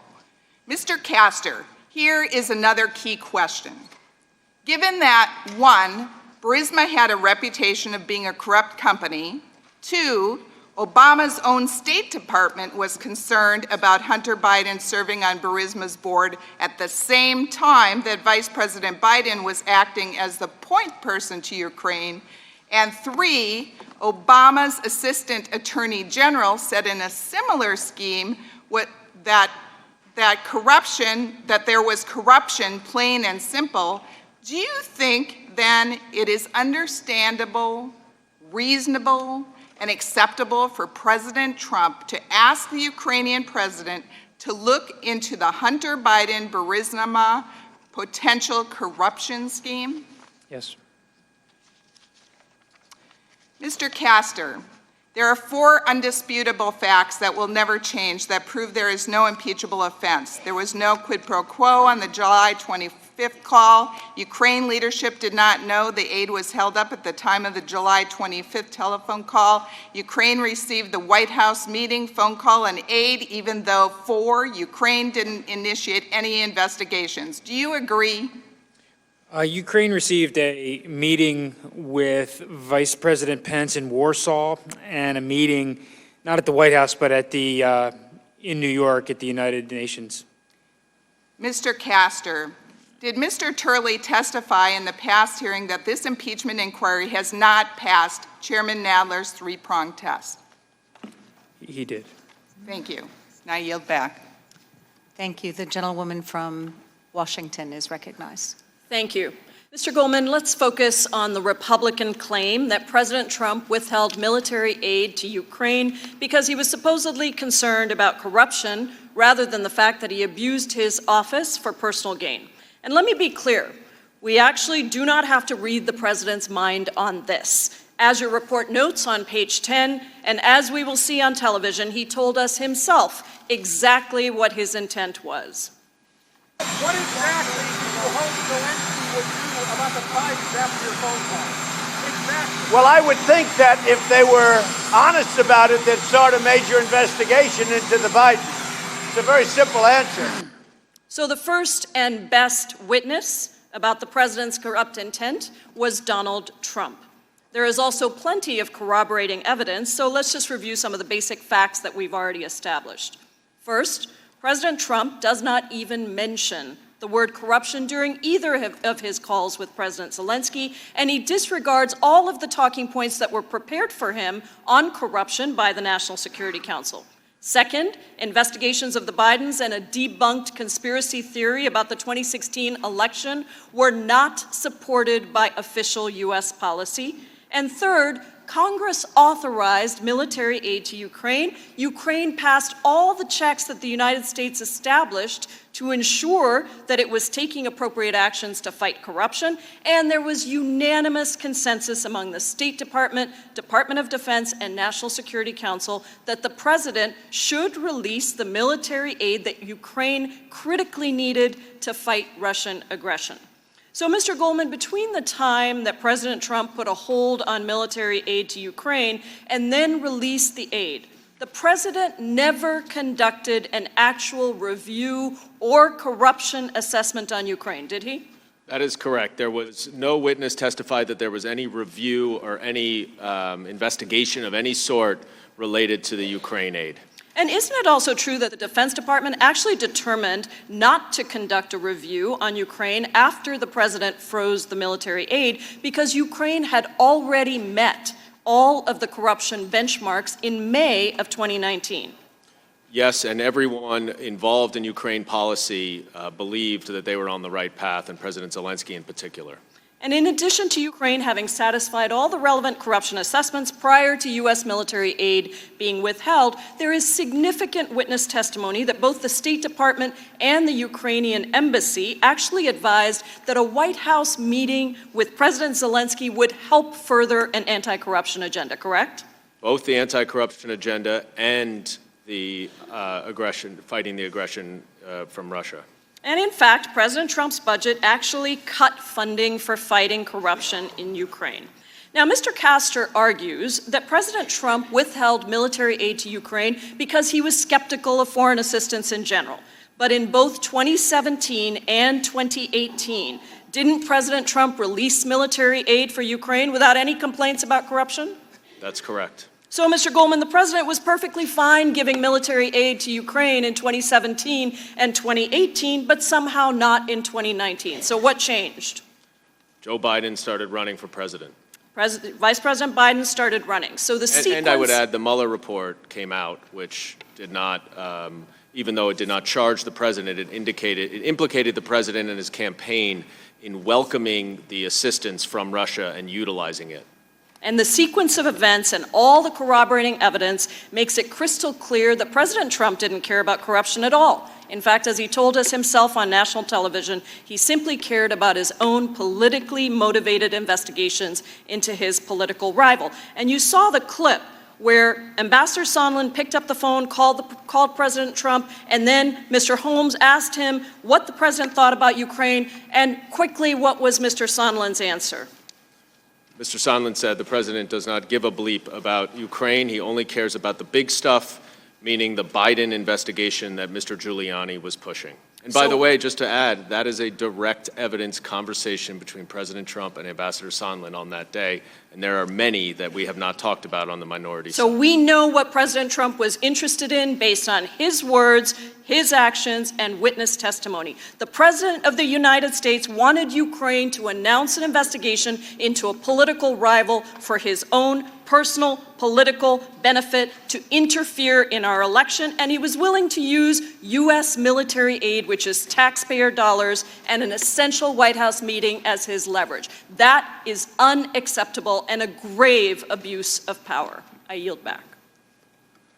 The gentleman from Pennsylvania is recognized for 5 minutes. Thank you, Madam Chairwoman. You know, in the Navy, we had a saying, bluff, which is bottom line up front. Let me give everybody the bottom line.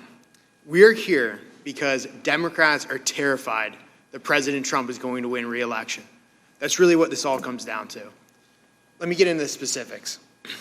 We're here dealing with impeachment because Democrats don't want to talk about the red-hot Trump economy.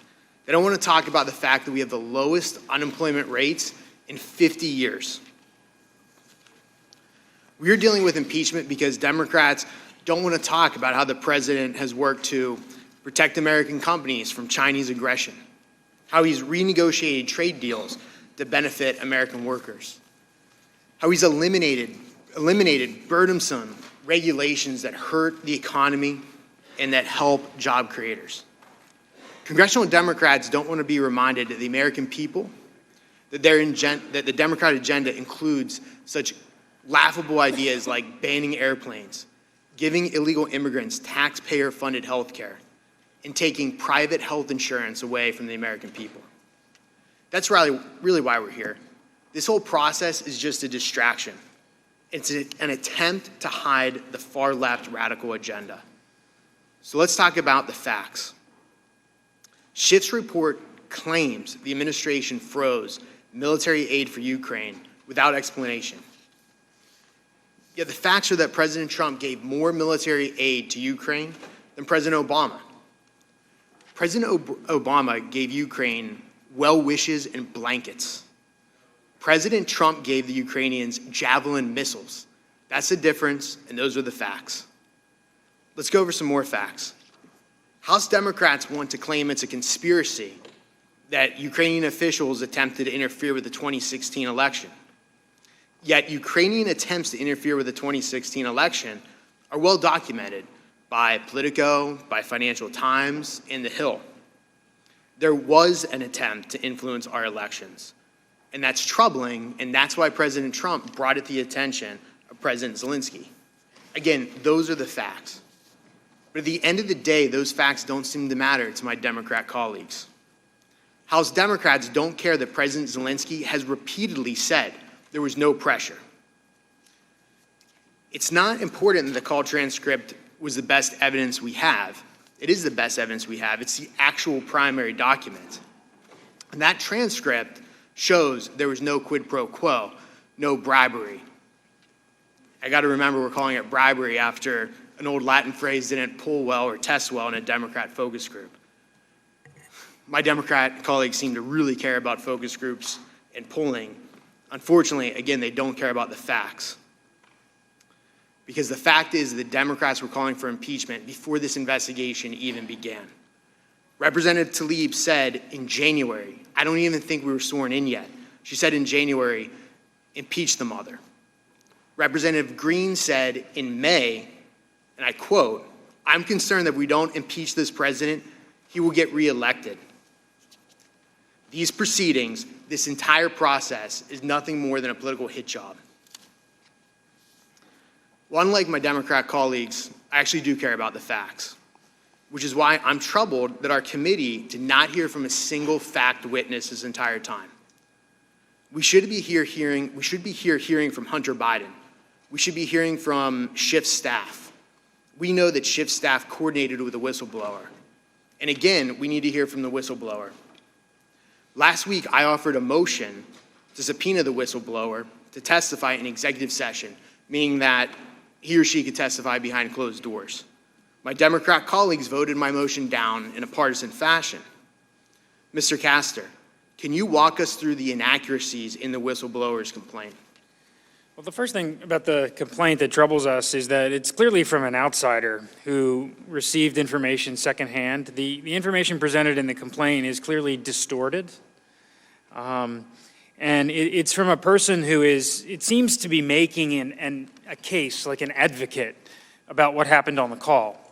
The whistleblower references a number of individuals inside the White House and at the State Department that he or she has spoken to form the basis of the complaint. We have not been able to piece together all those people, and talking to all those people is important. And there's a lot of, I'm running out of time here, but there's a reference to Lutsenko in the whistleblower complaint where witnesses have told us it's likely Shokin. Vindman and Morrison's testimony about why they went to talk to the lawyers, very different reasons. Mr. Breckbuell. The gentleman's time has expired. I don't believe he was on the call. But I recognize the gentlewoman from Florida for 5 minutes. Mr. Goldman, as a member of the Intelligence Committee, I saw significant firsthand evidence that President Trump conditioned our military aid on Ukraine announcing investigations into the 2016 election and the Bidens, and betrayed our national security interests in the process.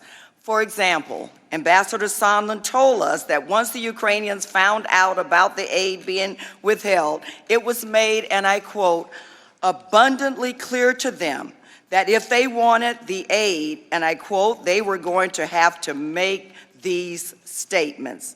Mr. Goldman, beginning on and around the 25th of July call through September, would you agree that, consistent with the testimony we just reviewed, Ukraine was made aware that to receive our military aid and the White House visit, that they were going to have to make a statement announcing the investigations? Not only were they made aware, but they were made aware either by President Trump's proxy, Rudy Giuliani, or from President Trump himself through Ambassador Sondland, who spoke to President Zelensky and Andrei Yermak on September 7th and told them what President Trump had confirmed to him, that the aid was conditioned on the investigations. And by the end of August, President Zelensky did in fact commit to making that statement on CNN. Is that correct? That's right. Finally, President Zelensky relented after months of trying to not get involved in what he called the domestic U.S. political process, and ultimately recognizing that he had no choice to break the stalemate, as Ambassador Sondland told them, that he ultimately agreed to go on television before before President Trump got caught and released the aid. I'd like to direct your attention to the screen in front of you, which displays, again, a Washington Post article from September 5th. The headline says, Trump tries to force Ukraine to meddle in the 2020 elections, and the article reports that President Trump is, and I quote, attempting to force Zelensky to intervene in the 2020 U.S. presidential election by launching an investigation of the leading Democratic candidate, Joe Biden. Mr. Trump is not just soliciting Ukraine's help with his presidential campaign, he is using United States military aid the country desperately needs in an attempt to extort it. So am I correct, Mr. Goldman, that by September 25th, allegations that President Trump was using military aid to pressure Ukraine to announce investigation was being widely reported? I'm sorry, by what date? September 5th.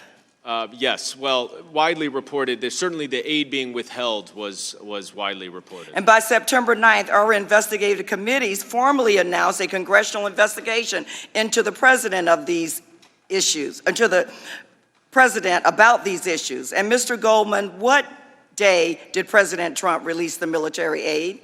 2 days after the investigations were announced, and 2 days after the IG, the Inspector General, told the Intelligence Committee that there was a complaint that was being withheld. So then am I correct that as the timeline on the screen in front of you shows, it wasn't until after the whistleblower complaint, after the Washington Post report, and after Congress launched the investigations that President Trump finally released the aid?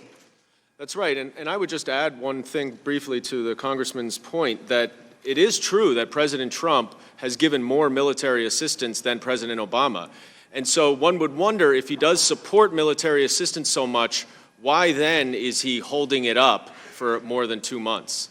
And matter of fact, Lieutenant Colonel Vindman testified that people at the NSC, in fact, discussed that Congress's investigation, quote, might have the effect of releasing the hold on Ukraine's military aid because it would be potentially politically challenging to justify the aid. Is that correct, Mr. Goldman? That was the testimony, yes. In other words, the aid was released after the president got caught. And what makes me angry is that this president, President Trump, thinks he can get away with it. But he got caught, and he tried to cover it up. But we won't let him do that. And we thank God, Mr. Goldman, for the true, courageous public servants who came forward in spite of intimidation and obstruction from the White House. You see, everybody counts. But everybody is accountable, up to and including the President of the United States. Thank you, and I yield back. Thank you. The chair. Okay. The chair recognizes the gentleman from Texas, Mr. Correa. I'm sorry, California. Thank you, Madam Chair. Mr. Goldman. My colleagues keep talking about the fact that the president apparently said, and I quote, no quid pro quo on September 7th in a call with Ambassador Sondland. Mr. Goldman, did you receive testimony about this September 7th call? Yes, we received testimony from 3 witnesses about it, and it gets a little complicated, but that was a consistent refrain through all of the witnesses, is that the president did say no quid pro quo. Well, let's try to clarify it a little bit. Ambassador Sondland described that call to Mr. Morrison that same day, correct? That's right. And Mr. Morrison then reported it to Ambassador Taylor, correct? That's correct, yes. And both Mr. Morrison and Ambassador Taylor took notes of those discussions. They did. Were those notes produced to the committee? They were not produced to us, but the witnesses said that they relied on their notes to provide their testimony. That set of notes was blocked consistent with the president's direction? Correct. And in his recitation to Mr. Morrison, Ambassador Sondland said that President Trump himself brought up the words quid pro quo. That's right. Ambassador Sondland also said that too, yes. And Mr. Goldman, what did the committee make of this fact? Well, it was quite odd that the president would volunteer in response to nothing about a quid pro quo, that there was no quid pro quo. Go ahead. Well, I was just going to say what's even more important is that what he said immediately after that, which is effectively conduct that amounts to a quid pro quo. He said there's no quid pro quo, but you have to go to the microphone and make this announcement. Well, let's talk about that. What did the committee make of the fact that, according to Ambassador Taylor and Mr. Morrison, right after President Trump said no quid pro quo, President Trump then told Ambassador Sondland that Ukrainian President Zelensky would have to go to the microphone and announce the investigations of Biden and the 2016 election interference, and that President Zelensky should want to do that himself? That's right. We had a number of different accounts of this, and I think this is... They're up on the boards here. Right, I see that, yes. Ambassador Taylor said that, Mr. Morrison said something similar. Their understandings of that conversation is that there was a clear directive that there was a quid pro quo, factually, from the conduct, from the actions. And we've talked a lot today about the words, and that Zelensky said no pressure, and Trump said no pressure and no quid pro quo. But as an investigator, as a prosecutor, you need to look at the actions to understand what those words mean. And that's why this call in particular is so important. So let's go further. As we've discussed, multiple individuals reacted with concern to President Trump's call with Ambassador Sondland. Do you recall Mr. Morrison's reaction? Mr. Morrison said that he was shocked, I think, and that he... Sinking feeling, correct, and that he went and then talked to the lawyers at the direction of Ambassador Bolton. Correct. And Mr. Goldman, Ambassador Taylor also testified that he concluded that the military aid was conditioned on Zelensky announcing the investigations, and he testified that this was illogical, crazy, and wrong. Is that right? That was what Ambassador Taylor testified to, yes. Now, my colleagues have also pointed out that on September 9th, text message from Sondland reflecting that President has been crystal clear that there is no quid pro quo. Mr. Goldman, am I correct that Ambassador Sondland has now testified that prior to sending his text, he himself came to believe that the aid was conditioned on the announcement of investigations? Yes, Ambassador Sondland's subsequent public testimony revealed at least two things that were precisely false, that were not true in that text message, including that there was no quid pro quo of any kind when he testified, and we saw the video earlier, that there absolutely assuredly was as it related to the White House meeting. And this September 7th call and the September 9th text occurred after the press reports, that is, after the press reports that President Trump was conditioning military aid on investigations of his political rival. Is that correct? Yes, and it also, this text occurred after Ambassador Sondland relayed President Trump's message to President Zelensky. Mr. Goldman, did the investigative committee receive any other evidence relevant to the credibility of the president's assertion that there was no quid pro quo? We received a lot of evidence, and all of the evidence points to the fact that there was a quid pro quo. Thank you. I yield. Mr. Chairman, I have a unanimous consent request. Or Madam Chairman. Can you please hold it until Madam after Chairman. I do my questions? Thank you. It'll be very brief. It's just unanimous consent. I recognize myself for 5 minutes. Mr. Goldman, you talked about actions speaking louder than words, so I want to focus on why it was an abuse of power for President Trump to use the American government to pressure the Ukraine president to benefit his reelection campaign. Let's look at what the president said in his July 25th call to the president of Ukraine. Lieutenant Colonel Vindman listened to the president's call and testified that when President Trump asked Ukraine for a favor, it wasn't a friendly request, it was really a demand. I'm going to direct your attention to this slide about Lieutenant Colonel Vindman's testimony. Why did he say the president's favor was a demand?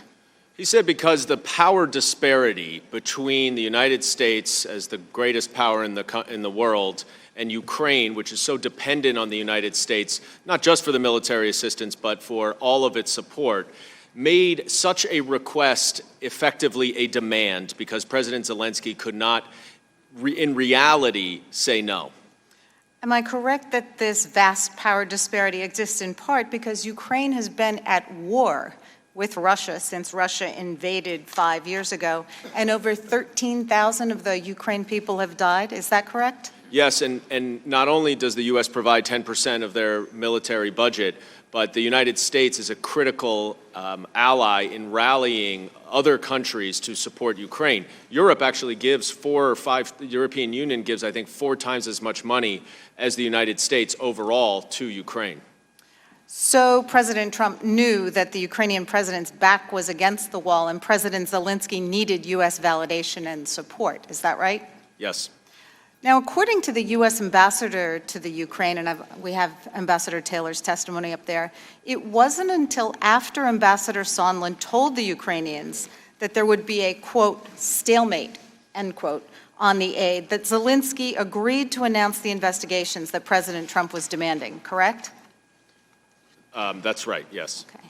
And furthermore, the committee heard testimony that the Ukrainians felt they had, quote, no choice but to comply with President Trump's demands, correct? That's right, yes, even after the aid was released. Okay.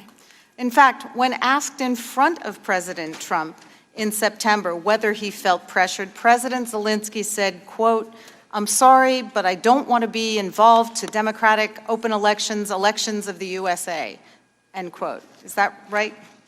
That sounds right if you're reading the quote, yes. Okay.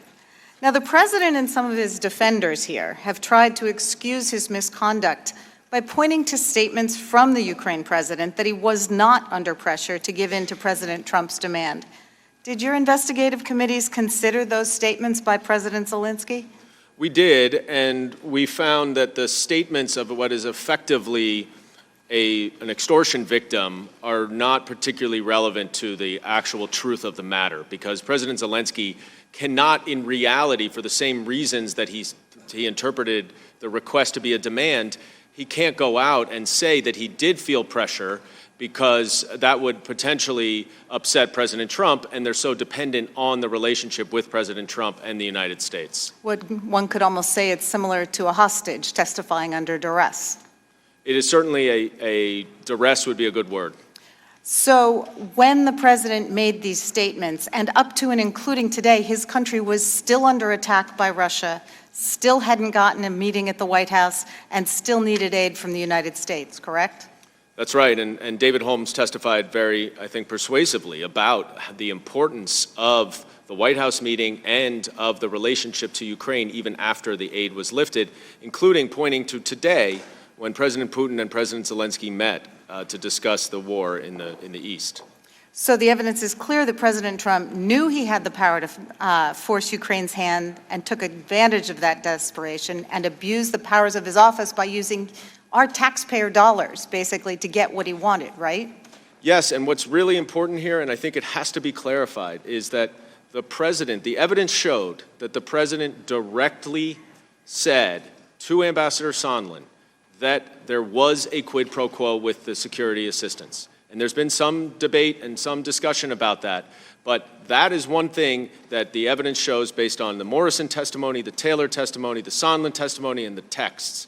So that's very important to understand, that whatever we want to say about hearsay or whatever, that is direct evidence. And that is precisely the kind of betrayal that our founders sought to prevent. I yield back to myself, and I'll recognize the gentleman from Virginia, Mr. Klein. Madam Chair, you indicated to me that you would allow me to make my uniform consent after you had asked your question. So I'd ask for uniform consent, or unanimous consent to introduce two letters. The gentleman will suspend.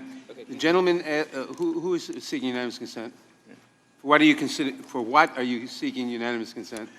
Mr. Chairman, I have two letters addressed to you, one December 4, 2019, and one December 5th, 2019. Without objection. Thank you.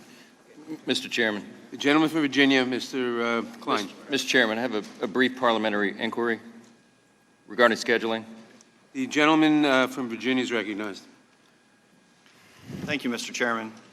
Last week, I expressed concern regarding the deeply flawed and partisan process the Democrat majority has been undertaking during this impeachment inquiry. Mr. Chairman, I'm particularly reminded of your quote: "There must never be a narrowly voted impeachment or an impeachment substantially supported by one of our major political parties and largely opposed by the other. Such an impeachment would lack legitimacy, would produce divisiveness and bitterness in our politics for years to come, and will call into question the very legitimacy of our political institutions." You made that statement back in 1998. Now, I'm glad we're moving on to presenting the quote-unquote evidence gathered in this report. Not to hear from direct fact witnesses, but a 300-page report that's built largely on hearsay, opinion, and speculation. And I'm especially outraged that the purported author of it, Chairman Schiff, is not here to answer our questions today. Now that we have the report and can discuss the facts within, or the lack thereof, there are 4 facts that will never change. Both President Trump and President Zelensky say there was no pressure. Second, the call transcript shows no conditionality between aid and an investigation. 3, Ukrainians were not aware that aid was withheld when the president spoke. And 4th, Ukraine didn't open an investigation but still received the aid and a meeting with President Trump. I want to move on to the idea of hearsay and the fact that this report contains so much of it and relies on so much of it. Mr. Castor, did the Democrats' impeachment report rely on hearsay to support their assertions? Yes, it did. How many times were you able to find assertions based on hearsay? We went through and counted over 50 instances of key facts. Can you give us some of the examples of the hearsay being relied on by the majority to make their case? You know, a lot of the information, for example, that Ambassador Taylor was communicating, he very diligently recorded notes about what some of the various officials told him, but it was about, it was 1 and 2 steps removed from the actual fact. And that's the problem with hearsay, is that it's a whisper down the lane situation. And if some of the people that are doing the whispering have are predisposed to not like President Trump, then what they're whispering down the lane becomes even more distorted. Did you also find instances where the Democrats' report used witnesses' speculations and presumptions? And the biggest one, of course, and this has sort of become the big daddy of the hearing, is Sondland presuming that the aid was tied to the investigations, because as he engaged in a back and forth with Mr. Turner, nobody on the planet told him that was the case. Mr. Castor, I want to move on to foreign policy and the idea that somehow the president was abusing foreign policy. Repeatedly, witnesses came before the Intelligence Committee and talked about how the president was operating outside the bounds of the process for using norms. The president sets foreign policy, correct? Absolutely. And from where does he derive that power? The Constitution. Article 2, Section 2, in fact. People, yeah. Can you give us examples of these members of the foreign policy establishment who took issue with the president's foreign policy direction and choices? Well, for example, Lieutenant Colonel Vindman testified that when he was listening to the call, he had prepared talking points and the call package, and he was visibly just completely deflated when he realized that his call notes weren't being referenced by the president. And a lot of the interagency officials, I think, became very sad that the president didn't revere their policy-making apparatus. Is it safe to say there's another reason the president's skeptical of relying on some of these individuals to carry out his foreign policy goals, like rooting out corruption in Ukraine?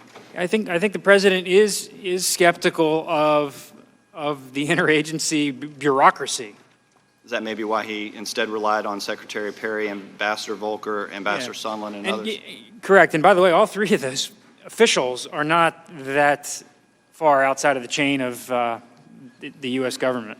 Would it be appropriate in any investigation of corruption in Ukraine to exempt or remove, say, a political supporter? Certainly would be. Would it be inappropriate to remove a political opponent? That's correct, yeah. Would it be inappropriate to remove the son of a political opponent from any investigation involving Ukrainian corruption? Absolutely. I mean, this all goes to the heart of bias. Thank you for those answers. Mr. Chairman, I go back to what you said this morning about the facts being undisputed. I would argue that the facts, in fact, are disputed. And what you contend are facts are, in fact, not. They are witness presumptions, hearsay, and speculation. And the facts here are, in fact, that this is the shortest impeachment in U.S. history, based on the thinnest of evidentiary records and on the narrowest grounds. Mr. Chairman, this impeachment process is a farce and a stain on the committee and on the House of Representatives, and I yield back. The gentleman yields back. Ms. Garcia. Thank you, Mr. Chairman. As we just heard, the president and his supporters have claimed that the investigating committees are relying on hearsay and that they have failed to obtain first-hand accounts of the president's conduct. Now, I'm a former judge, and you, Mr. Goldman, a former prosecutor. We know what direct evidence is. Mr. Goldman, my Republican colleagues have suggested there is no direct evidence. Is that true? No, there's a lot of direct evidence, and a lot of the evidence that they say is hearsay is actually not hearsay. Indeed, it is not true. Now, I don't want to relive a law school evidence class. Instead, I'd like to go over some examples with you, and please tell me if they are direct or indirect evidence. Ambassador Sondland and Mr. Volker both testified that on May 23, 2019, President Trump told him to, quote, talk to Rudy about Ukraine. Is that direct evidence? Yes, technically. Well, not technically, but yes. Thank you. And then we have the memorandum of the July 25th call between President Trump and President Zelensky. Is that direct evidence? Yes, that is. So there is direct evidence that President Trump asked President Zelensky to look into these investigations and directed both President Zelensky and U.S. officials to talk to his personal attorney about those investigations, correct? Yes, and if I could just jump in here on the July 25th call, because these 4 facts that we keep hearing about that are not in dispute are, 3 of them are completely wrong. So one of them happens to be that there's no quid pro quo mentioned in the July 25th call. There is absolutely a quid pro quo when President Zelensky says, I also wanted to thank you for your invitation to visit the United States, specifically Washington, D.C., and then he says, on the other hand, I also want to assure you that we will be very serious about the case and will work on the investigation. That is the quid pro quo that President Zelensky was informed of before the call. So that's wrong. It's also wrong that no Ukrainians knew about the aid being withheld at the time of the call, even though that doesn't even matter. And then finally, there was no White House meeting ever provided. So the third or fourth fact. So I do think that just needs to be clarified, particularly as we're focusing on what direct evidence is. Well, let's give some more examples. We also heard the testimony of 3 of the individuals who participated in the July 25 call. Is their testimony direct evidence of what happened during that call?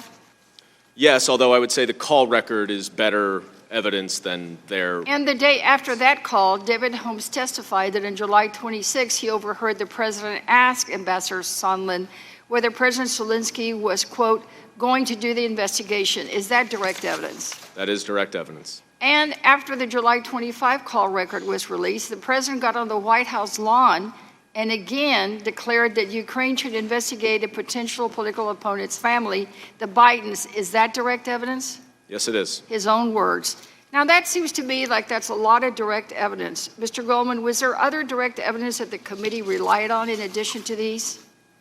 Well, there's a lot of evidence that I would call direct evidence because it's not hearsay. If any of the people involved in the scheme are talking to each other and they relay what someone else said, that is not hearsay. That would be in court a co-conspirator statement, and that would be admissible. So let's not get too far afield on talking about direct evidence. We don't want to relive that I understand, but it is very important because anything Mr. Giuliani says, anything Ambassador Sondland says, anything any of these people say is not hearsay and would be permitted under the federal rules of evidence. Of course, we don't follow the federal rules of evidence here, which is even more lenient, but that's an important point. Right. Well, is there anything wrong, Mr. Goldman, with drawing inferences from circumstances? Courts tell juries to draw inferences every single day in every single courtroom. That is how you determine what the evidence shows. So when Ambassador Sondland draws inferences from the fact that there is no explanation for the aid, the fact that the White House meeting has already been held up because of the investigations, and determines that that's the reason why the security assistance is also held up, that is a natural, logical inference that every jury draws across the country. Well, I agree with you. I'm just disappointed that rather than to respond to the serious, factual, direct, and undisputed evidence before us, my colleagues continue to make unfounded arguments about the process. What President Trump did here was wrong. It's unconstitutional. And if anyone else did this, they would be held accountable. I urge all my colleagues to face this evidence and uphold the oaths each of us have taken to protect our Constitution. Our democracy depends on ensuring that no one, not even the president, is above the law. I yield back. The gentlelady yields back. Mr. Neguse. Thank you, Mr. Chairman. And as we approach the 9th hour of this hearing, I want to thank both Mr. Goldman and Mr. Castor for being here today and for your testimony. There's been a lot of discussion about whether or not the facts in this matter are contested. I believe they are not contested. And so I'd like to level set here and give you both an opportunity to address some of the facts that I believe are not in dispute. And I want to begin by addressing something that I think we all know for certain, and that's that Russia interfered in our 2016 election. So, Mr. Goldman, after 2 years of investigation, the special counsel concluded that Russia interfered in our elections in, quote, sweeping and systemic fashion. Is that right? Yes. All right. Mr. Castor, is that right? Yes. And Mr. Goldman, am I correct that 0 intelligence agencies have publicly stated that Ukraine attacked our elections in 2016. Is that right? That's right. I don't even think that the minority is alleging that the Ukrainian government systematically in any meaningful way interfered. I think this is just based on a couple of news articles. Mr. Castor, correct? The president had a good faith belief there were some significant Ukrainian officials. I hear you, and you've said that previously. I guess I'm asking you, We haven't question- said that the Ukrainian government. And there are no intelligence agencies in the United States that have publicly stated that Ukraine has attacked our elections, right? You're not testifying that that's the case. I'm not, right, correct. Right. And in fact, President Trump's former Homeland Security Advisor, Tom Bossert, said that the idea of Ukraine, for example, hacking the DNC server, was, quote, not only a conspiracy theory, it is completely debunked. That's President Trump's Homeland Security Advisor that said those words that you see on the screen to my right. Is that right, Mr. Goldman? Yes, I saw that interview. Mr. Castro, you saw that interview? I'm aware of it, yes.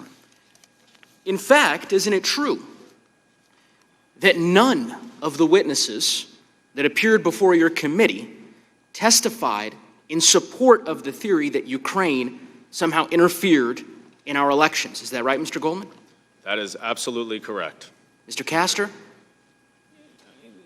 That's correct, but again. Thank you. No witnesses testified in support. I'll reclaim my time. No witnesses testified in support of that theory before your committee. Mr. Goldman, isn't it also true that your committee, in fact, received testimony indicating that there is evidence that Russia is, in part, perpetrating this false theory that Ukraine interfered in the 2016 elections because Russia wants to deflect blame for its own involvement? That is correct. We had evidence of that, and I think that it's very important to emphasize what is evidence and what is pure media reports or speculation, because there is no evidence in our investigation that Ukraine interfered in the 2016 election. And in fact, I'd like to put some of the testimony that I believe you might be referencing, Mr. Goldman, on the screen in front of you, both from Mr. Holmes as well as Dr. Fiona Hill. And I will quote from her testimony: I am very confident, based on all the analysis that has been done, and again, I don't want to start getting into intelligence matters, that the Ukraine government did not interfere in our election in 2016. This is a fictional narrative that is being perpetrated and propagated by the Russian security services themselves. You recall that testimony, Mr. Goldman? I do. I also recall her testifying that in addition to the Ukrainian officials who made a couple of disparaging comments about President Trump, there are officials from countries all around the world who also made disparaging comments about President Trump.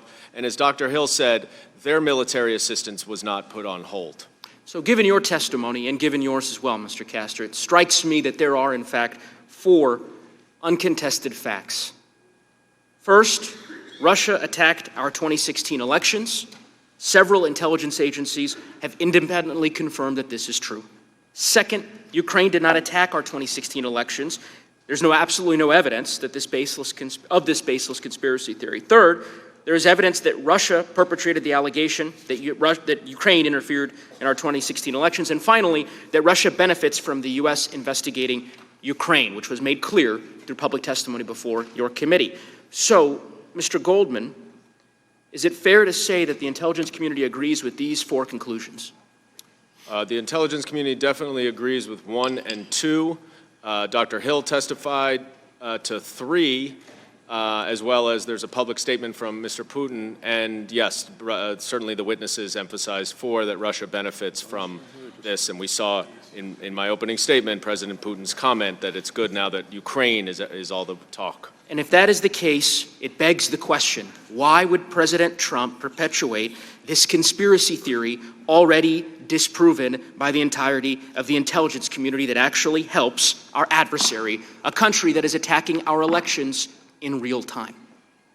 With that, I yield. The gentleman yields back. Mr. Stubbe. Mr. Chairman, brief parliamentary inquiry about the schedule. The gentleman, Mr. Stubbe's already been recognized. He has the time. So are you going to recognize him for his parliamentary inquiry after my question? I'll make an announcement about the schedule shortly. Thank you, Mr. Chairman. I've never seen a more partisan spectacle than what I've witnessed here today. Democrats want the rules to apply when it benefits them and not to apply when Republicans invoke them. 9 hours ago now, Mr. Burke, a hired gun for the Democrats, got 30 minutes to spread his partisan rhetoric and then 45 minutes to cross-examine witnesses. That's 70 minutes more than most of the members of this committee who have been elected by their districts to serve in the United States Congress. And Mr. Burke is an unelected New York lawyer specifically brought in by the Democrats to give his opinion, a politically biased consultant who has given hundreds of thousands of dollars in federal elections to the likes of ActBlue, Hillary Clinton, Obama, and Biden. Mr. Burke gave over $5,000 alone to Hillary Clinton for her presidential race. No wonder why he has an axe to grind.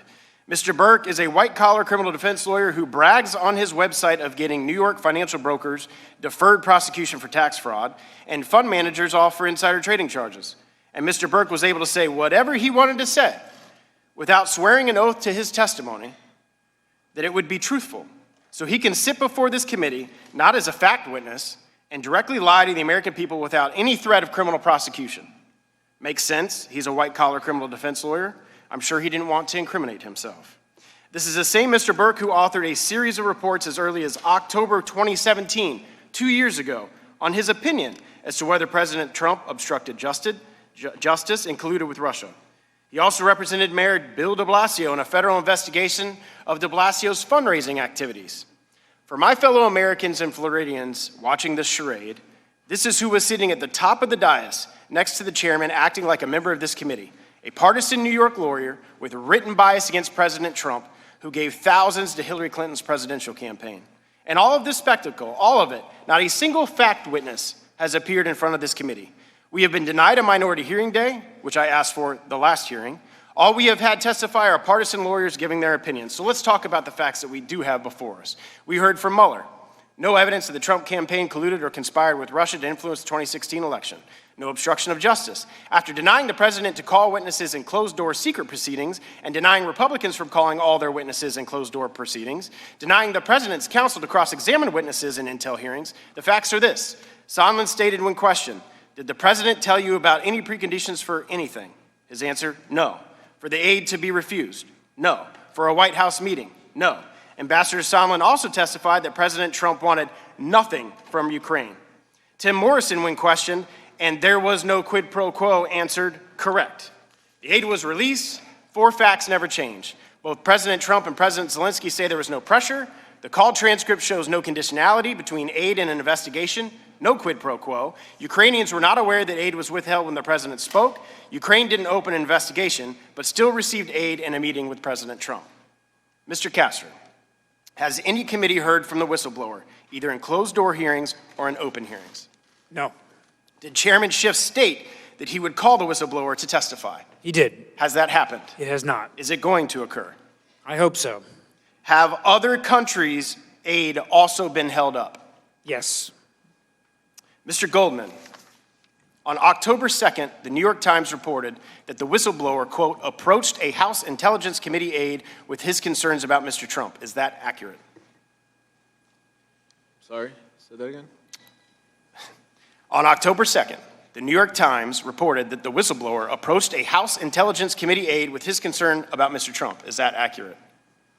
I think the whistleblower's concerns about President Trump are from the threats that No, that's not what I'm asking. I'm asking, did the whistleblower approach a House Intelligence Committee? Let me ask it a different way. Have you had any communications with the whistleblower? As I said earlier in response to questions from your colleagues, I'm not going to get into any. So you're refusing to answer whether you've communicated with the whistleblower? The whistleblower is not relevant to this report. He's the whole basis of the beginning of this investigation. He's absolutely relevant. Well, to this committee he's not and to the relied American upon. people. The whistleblower's complaints, for the reasons that Mr. Castor said, are not included. His allegations are not included in our report because the evidence has been outstripped and surpassed by the 17 witnesses that we have had come in to testify directly about the conduct that the whistleblower blew So as you sit here today, do you know the identity of the whistleblower? Sir, I'm not going to talk to you about the identity of the whistleblower. Because you're also refusing to answer whether you've had communications. That's my time, not yours. You're refusing to answer whether you had communications with the whistleblower. Has any other staff in the Intel Committee had communications with the whistleblower? Sir, in the Intelligence Committee, you're refusing to answer that question. And unfortunately, the American people want to know those answers, and unfortunately, my time Congress has a right to retain the anonymity. Mr. Chairman, point of order, Mr. Chairman. Mr. Chairman, I have unanimous consent. I have unanimous consent. The gentleman will suspend. The time of the gentleman has expired. Mr. Chairman, I have unanimous consent. The gentleman will state his unanimous consent request. Yes, Mr. Chairman, I ask for admission of the document entitled Ukrainian Efforts to Sabotage Trump Backfire, dated January 11th, 2017. We'll, if you give it to our staff, we'll take a look at it and we'll make it. Should I make a motion to insert instead, Mr. Chairman? I want to before I recognize Ms. McBath, I want to announce that with respect to scheduling, that this hearing will proceed until the votes are called. It may end before votes are called, which would be nice. If it does not end before votes are called, then we will recess for the votes and we'll reconvene here as soon as the votes on the floor are over. It's going to be a close call. We'll see. I will further announce that I'm not prepared to say anything further about the schedule of the committee beyond today's hearing. Point of order, Mr. Chairman. Who seeks recognition for a point of order? I do, Mr. Chairman. Who's I? To your right, Mr. Chairman. For what purpose does Mr. Deutsch seek recognition? To ask, I wanted to confirm, a point of order is there are rules of decorum, and I don't believe that the gentleman from Florida meant to violate them, and I want to give him the benefit of the doubt, but more than once he referred to a New York lawyer, and if he could just explain what he meant, then I'm prepared to withdraw my point of order. It's not a point of order. That's not a cognizable point of order. Mr. Chairman, point of order regarding the schedule. Point of order regarding the schedule? There's no point of order regarding Well, on this case there is, because there's no point of order regarding the schedule. Then parliamentary inquiry. Will you answer my question? It's a The gentleman will suspend. There is no cognizable point of order regarding the future schedule. Okay. Parliamentary inquiry. Will you recognize that? No, Ms. McBath is recognized. Thank you, Mr. Chairman. Mr. Goldman, I want to follow up on just one part of President Trump's conduct that, excuse me, I asked our constitutional scholars about last week. The investigative committees found evidence that President Trump intimidated, threatened, and tampered with prospective and actual witnesses in the impeachment inquiry, correct? Yes.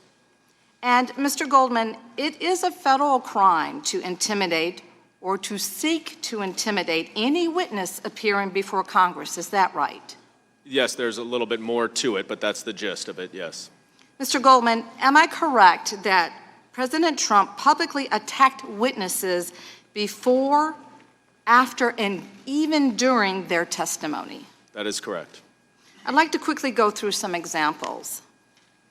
On Twitter, the president tried to smear Ambassador Bill Taylor, a former military officer who graduated at the top of his class at West Point, served as an infantry commander in Vietnam, and earned a Bronze Star and an Air Medal with a V device for valor. He was attacked for doing his duty to tell the truth to the American people, correct? He did his duty by testifying, yes.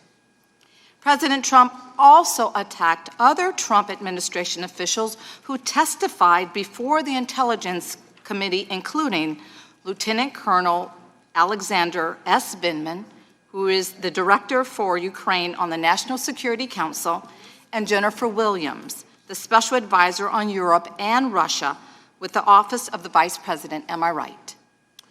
That is right, yes. Mr. Goldman, I think another troubling example of this is the president's treatment of Ambassador Yovanovitch. When you questioned Ambassador Yovanovitch, you asked her about the president's remark that she would, and I quote, go through some things. She told you that that remark sounded like a threat. Is that right? Yes, in the July 25th call, that's when President Trump said that. Ambassador Yovanovitch is a career professional who served in Republican and Democratic administrations. She was once caught in live crossfire during a coup attempt. And here's how she described that experience in her very own words. I later served in Moscow.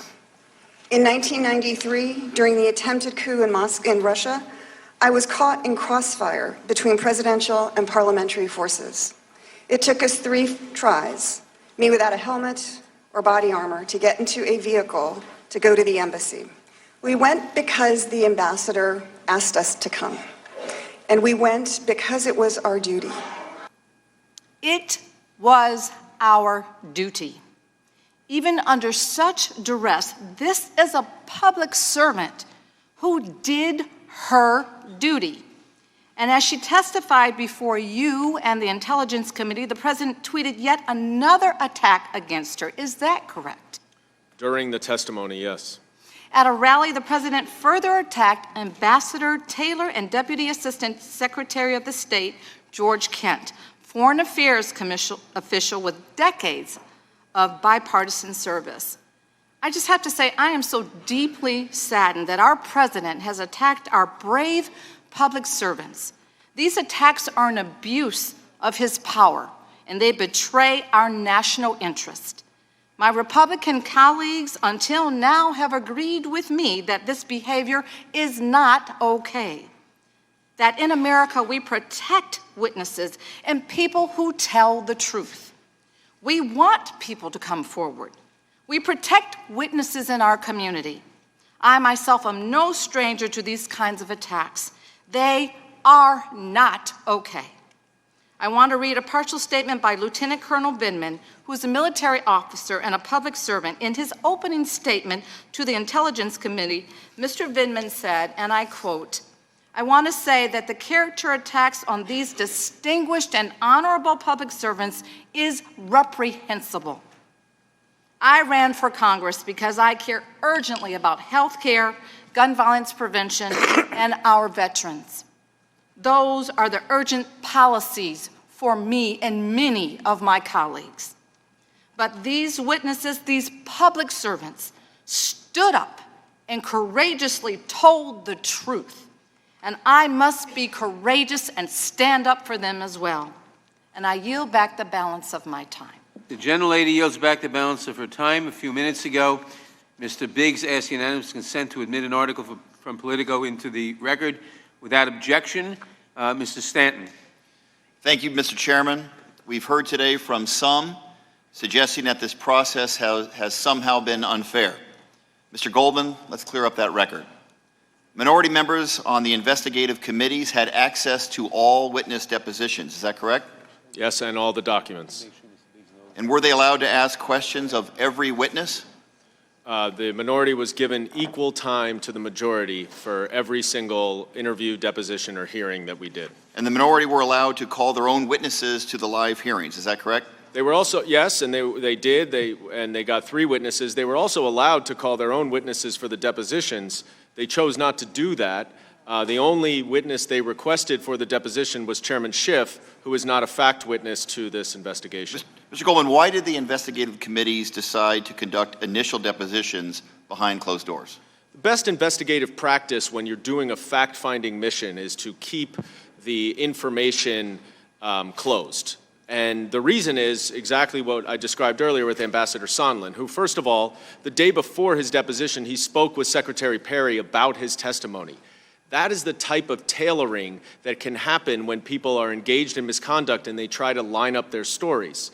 So if you keep the information closed, they can't line up their stories. And I think, frankly, part of the reason why Ambassador Volker and Ambassador Sondland's public hearing testimony was so different from their deposition testimony is because the initial depositions were in closed session before we then released all the transcripts to the public. And this isn't unprecedented because in both the Nixon and Clinton impeachment inquiries, there were either closed-door depositions or grand jury proceedings at the beginning of the inquiries. That's correct, nor is it unprecedented in Congress. This is actually a rule in the House rules that was passed by Republican Congresses. It was used in Benghazi. It was used by a number of committees for the past decade or so. And for clarity, President Trump has received all procedural protections afforded to other presidents facing impeachment. Is that correct?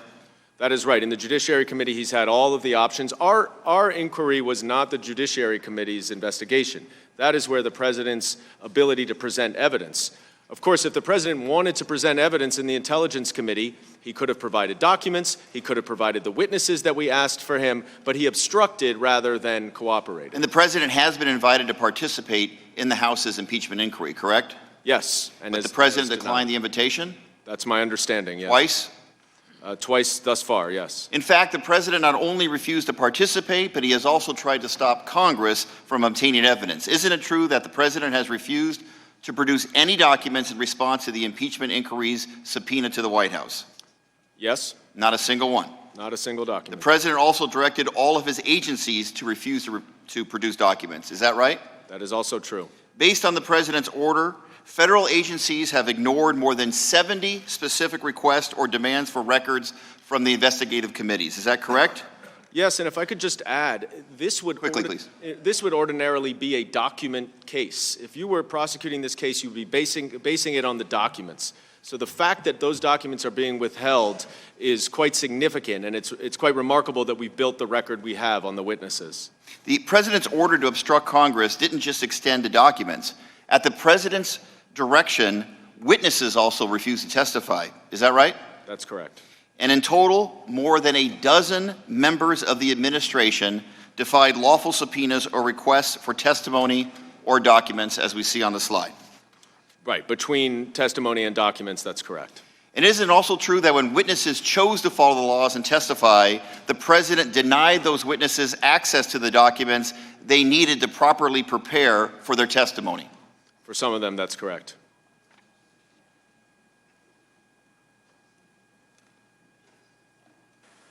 But I also must acknowledge that this process has been challenging and in many respects less than fair. I have not had access to all of my phone records, State Department emails, and many, many other State Department documents. And I was told I could not work with my EU staff to pull together the relevant files and information. These documents are not classified, and in fairness, should have been made available. The State Department has collected all materials in response to the September 27th subpoena that may contain facts relevant to my testimony. I have no such documents or materials with me today. The president was not denied the right to participate, quite the opposite. The president has chosen not to participate, and he has consistently tried to obstruct the impeachment investigation to ensure no one testifies against him, that no one produces a document that may incriminate him, and to engage in a cover-up to prevent the American people from learning the truth. I yield back. Mr. Chairman, may I just say Gentleman something yields for back. 5 seconds? Mr. Chairman, please. Gentlemen, for what purpose is the gentleman seeking? No, this is the witness. Can I just say something for 5 seconds? No.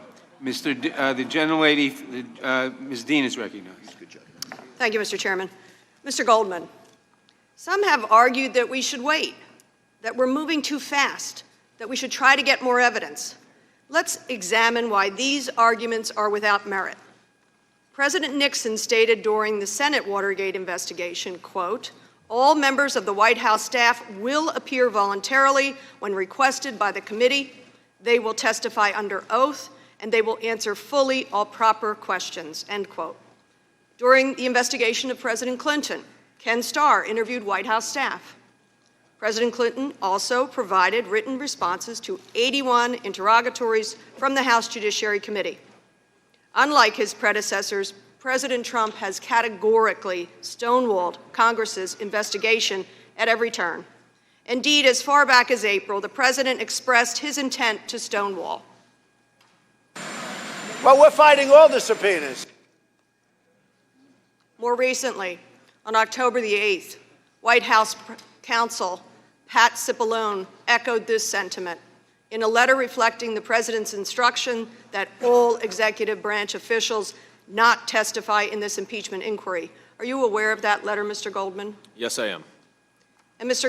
Goldman, is it fair to say that President Trump is the only president in the history of our country to seek to completely obstruct an impeachment inquiry undertaken by this House? That is correct. It is unprecedented. And in fact, pursuant to President Trump's order, 12 executive branch officials refused to testify as part of the House impeachment inquiry, 10 of whom defied congressional subpoenas. Am I right? Yes. Given the president's sweeping directive not to cooperate with Congress, did the investigative committees believe that there was any chance that other administration officials would come forward if subpoenaed?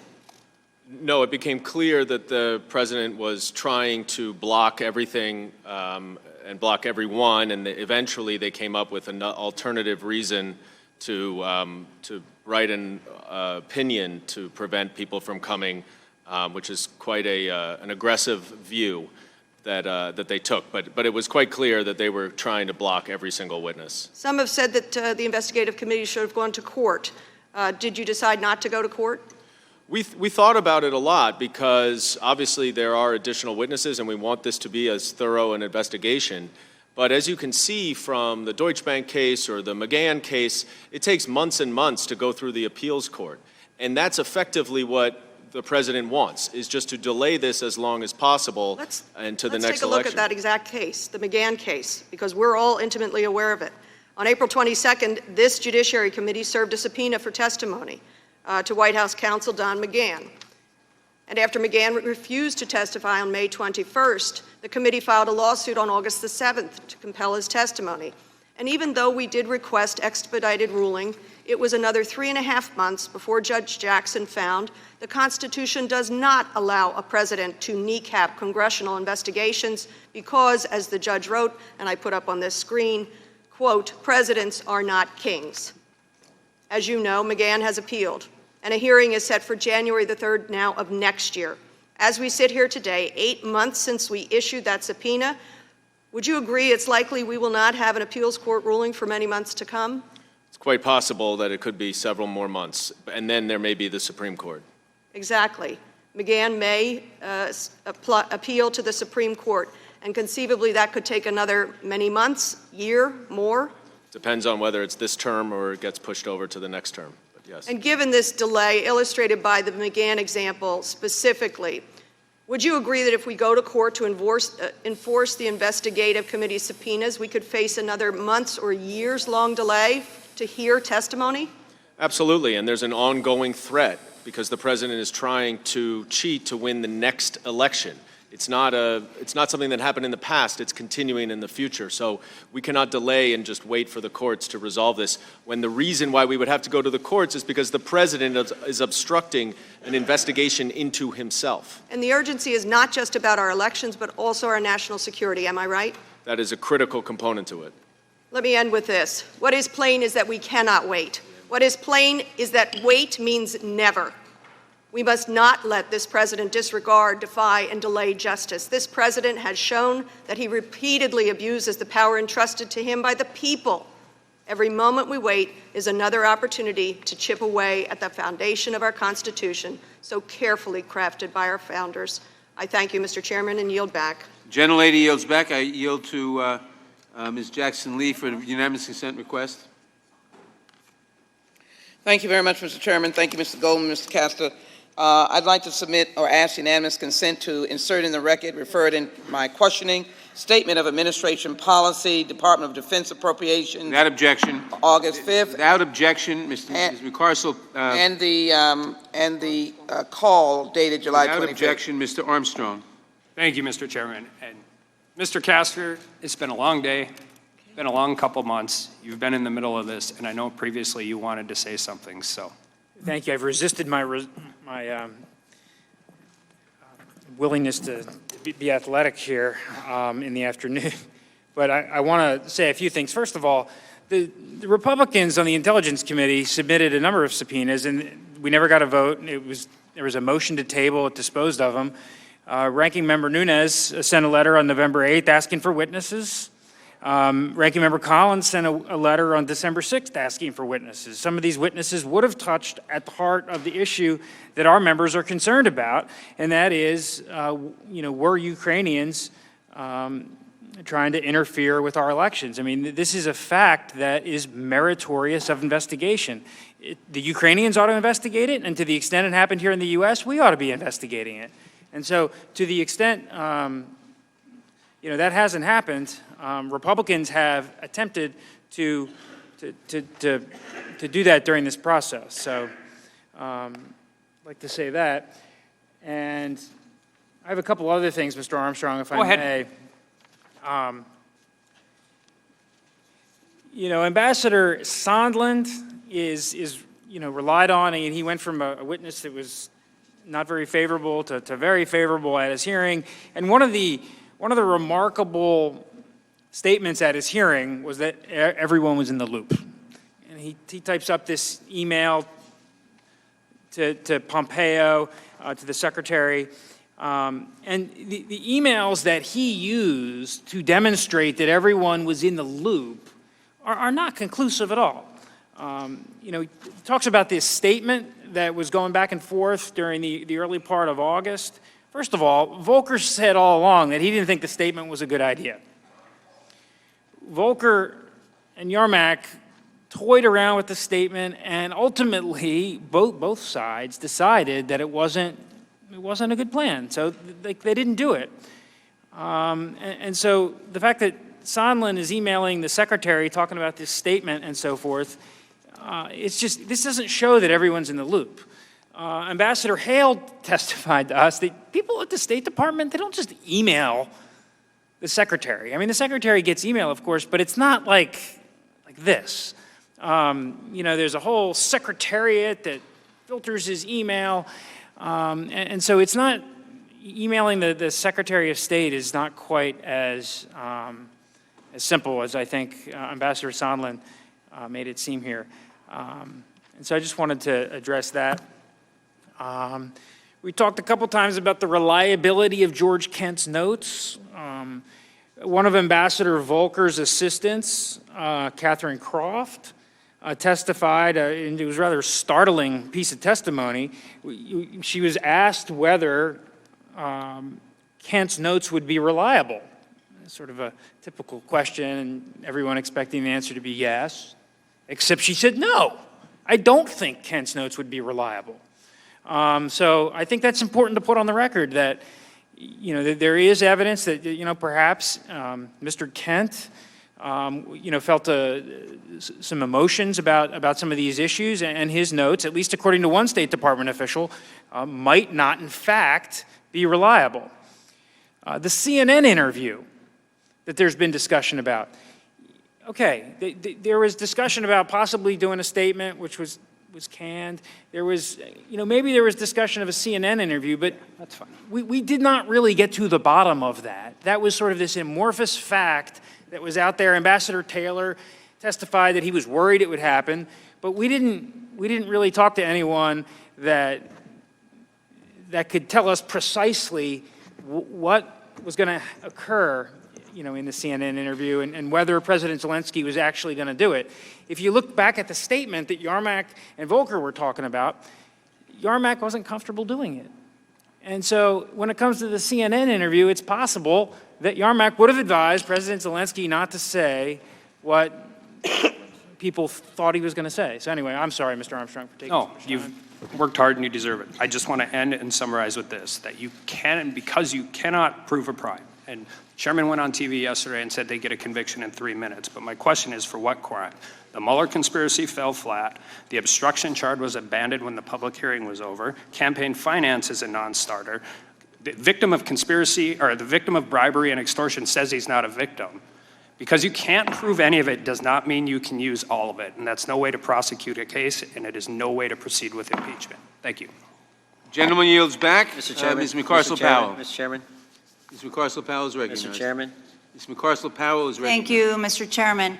And Mr. Goldman, I want to come back and highlight what I think is the biggest national security threat, and that's foreign interference into our elections. And I can tell you that in Florida, we're extremely concerned about the security of our elections and the potential for election interference by foreign governments, especially Russia, because Florida, my home state, was a victim of Russian hacking in 2016. And there's every indication that they're trying to do the same thing right now. Our country was founded on the premise that our elected officials are elected by the people. But President Trump doesn't share these ideas. He has and continues to demand foreign interference into our elections.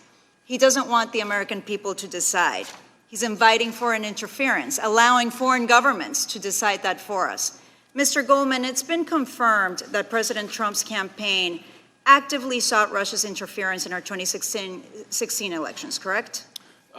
What Special Counsel Mueller said is that President Trump did invite them and solicit them to hack Hillary Clinton's emails. Ultimately, the Trump campaign, I think it was welcomed, knew about the interference, welcomed it, and utilized it. Right, and in 2016, Trump said, Russia, if you're listening, and within 5 hours, Russian intelligence targeted the emails of Trump's opponent. On October 3rd, 2019, when asked what he hoped President Zelensky would do about the Bidens, this is what President Trump said. Well, I would think that if they were honest about it, they'd start a major investigation into the Bidens. It's a very simple answer. They should investigate the Bidens, because how does a company that's newly formed, and all these companies, if you look at, and by the way, likewise, China should start an investigation into the Bidens. And let me just point out, the president doesn't mention corruption, does he, Mr. Goldman? No, he doesn't. As I said, it became quite clear in all of his comments and all of the other witnesses that any mention of corruption or anti-corruption was really meant, and the evidence showed this, was really a euphemism for the investigations. Correct. And Trump is not only asking, President Trump, excuse me, is not only asking Ukraine, but he also says China should start investigating his political opponents. The president's pattern of behavior is incredibly disturbing. Russia, Ukraine, China, he's inviting 3 countries to help him in his re-election campaign. And Mr. Goldman, I don't see any reason to believe he wouldn't ask any other governments, for example, Venezuela, correct? He could, I mean, at this point, he has shown not only a willingness to do it multiple times, but I think more importantly for all of the members' consideration, he's also shown a lack of contrition, a lack of acknowledgement that what he is doing is wrong and that it is wrong. And if you don't recognize that it is wrong, then there is no reason why you won't do it again if you've already done it. Exactly. I mean, we saw Giuliani in Ukraine just 3 days ago. And last night, I want to point out that the Washington Post actually released an article saying that Rudy Giuliani has been now advising on how to open a back channel between President Trump and Maduro. So I'm very worried about that. Now, I don't think we have any time to wait to see if any countries are now going to take him up on the offer to help him in his re-election campaign. Mr. Goldman, did the investigative committees reach any conclusions about the ongoing threats, the continuing risk that the president poses?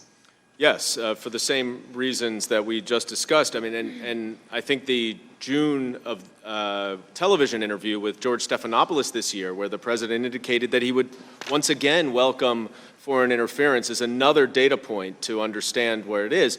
And I would just say to Mr. Reschenthaler, who was saying that he's got such a great record and that the Democrats just don't want him to win, the question is, if that is the case, and that very well may be the case, then why does he need to cheat to win the election? Why can't he just go on his own platform? I think the Constitution demands that the president follow the rule of law and fight to keep our elections fair, free of corruption, and free of foreign interference.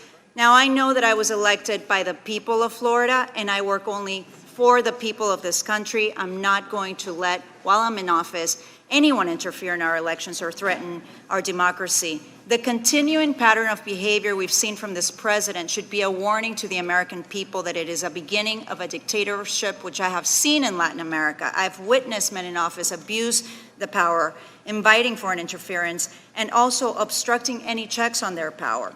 The Constitution has no partisan allegiance. We cannot allow this behavior from this president or any future president. Our democracy depends on it. The gentlelady yields back. I recognize Mr. Jordan for the purpose of a unanimous consent request. Thank you, Mr. Chairman. Mr. Chairman? I recognize Mr. Jordan for the purpose of a unanimous consent request. Thank you, Mr. Chairman. The majority's witness was wrong when he said that we were able to subpoena people and get our witnesses here. Unanimous consent request. We were not. So I ask unanimous consent to enter into the record the 2 letters sent to Chairman Nadler and the other one to Without objection, the material will be entered into the record. Ms. Escobar is recognized. Thank you, Mr. Chairman, and many thanks to our witnesses who've spent the entire day with us. We're very grateful. Despite what our Republican colleagues have stated over and over again, their own witness, Mr. Castor, has agreed that these investigations have indeed produced direct evidence which any objective observer, in my opinion, would regard as overwhelming.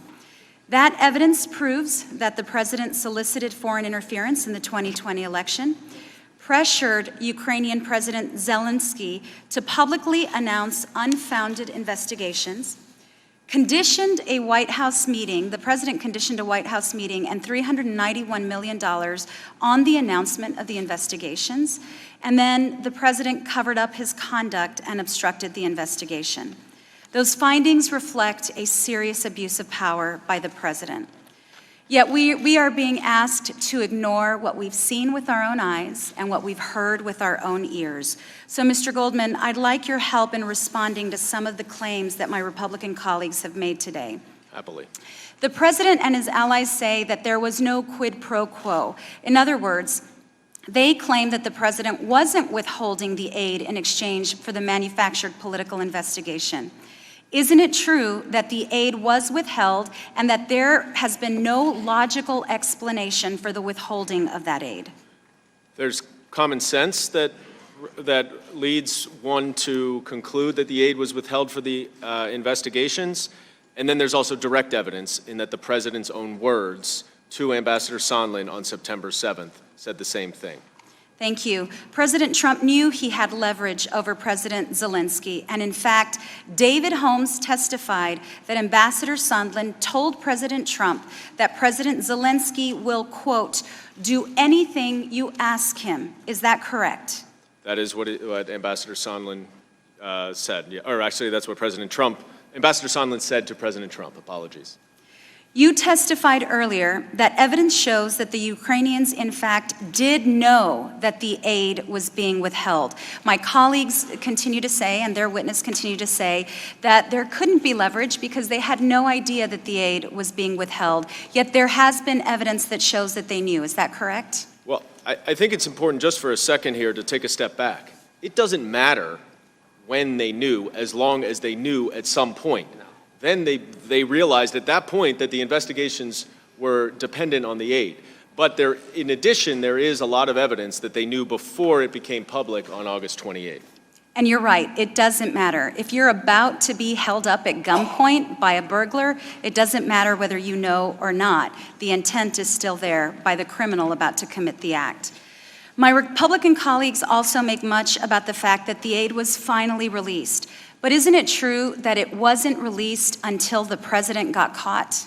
It wasn't released until the president got caught, and all of the money didn't actually get to Ukraine in that fiscal year, and you all in Congress had to pass another law to allow for the money to get to Ukraine. Thank you. Earlier today, Mr. Castor attempted to explain away the president's request for foreign interference in our election by claiming that the president had three concerns. That number one, the president was concerned about Ukraine corruption. That number two, he was concerned about burden sharing with Europe. And number three, he brought up the debunked conspiracy theory about Ukraine election interference, which, by the way, that last point we know is a Russian talking point.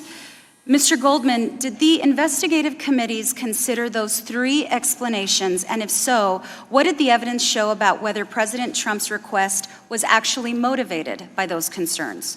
It's a very good question. There are two things that were discussed here today.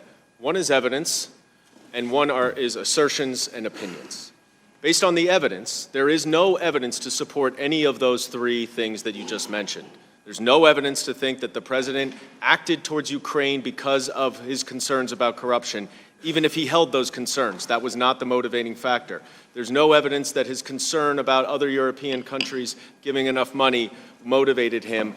And there is certainly not a reasonable belief, given all of the evidence, that he believed that Ukraine interfered in our 2016 elections. Thank you. I'd like to close with what our scholars explained to us last week about why all of this is so important.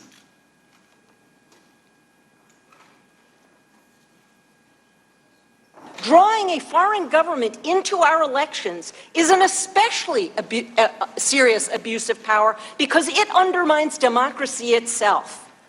Because if we cannot impeach a president who abuses his office for personal advantage, we no longer live in a democracy. We live in a monarchy, or we live under a dictatorship. If what we're talking about is not impeachable, then nothing is impeachable. Thank you, Mr. Chairman. I yield back. Gentlelady yields back. Can I respond to that? This concludes the 5-minute round of questioning. I now recognize Mr. Raskin for the purpose of a unanimous consent request. Mr. Chairman, I'm seeking unanimous consent to introduce a statement by the late Chairman Elijah Cummings of the Oversight Committee in his first hearing in the new Congress, which was on examining prescription drug prices. His first hearing was not about Michael Cohen, as was asserted earlier. Without objection, I now recognize the ranking member for any concluding remarks he may have. Thank you, Mr. Chairman.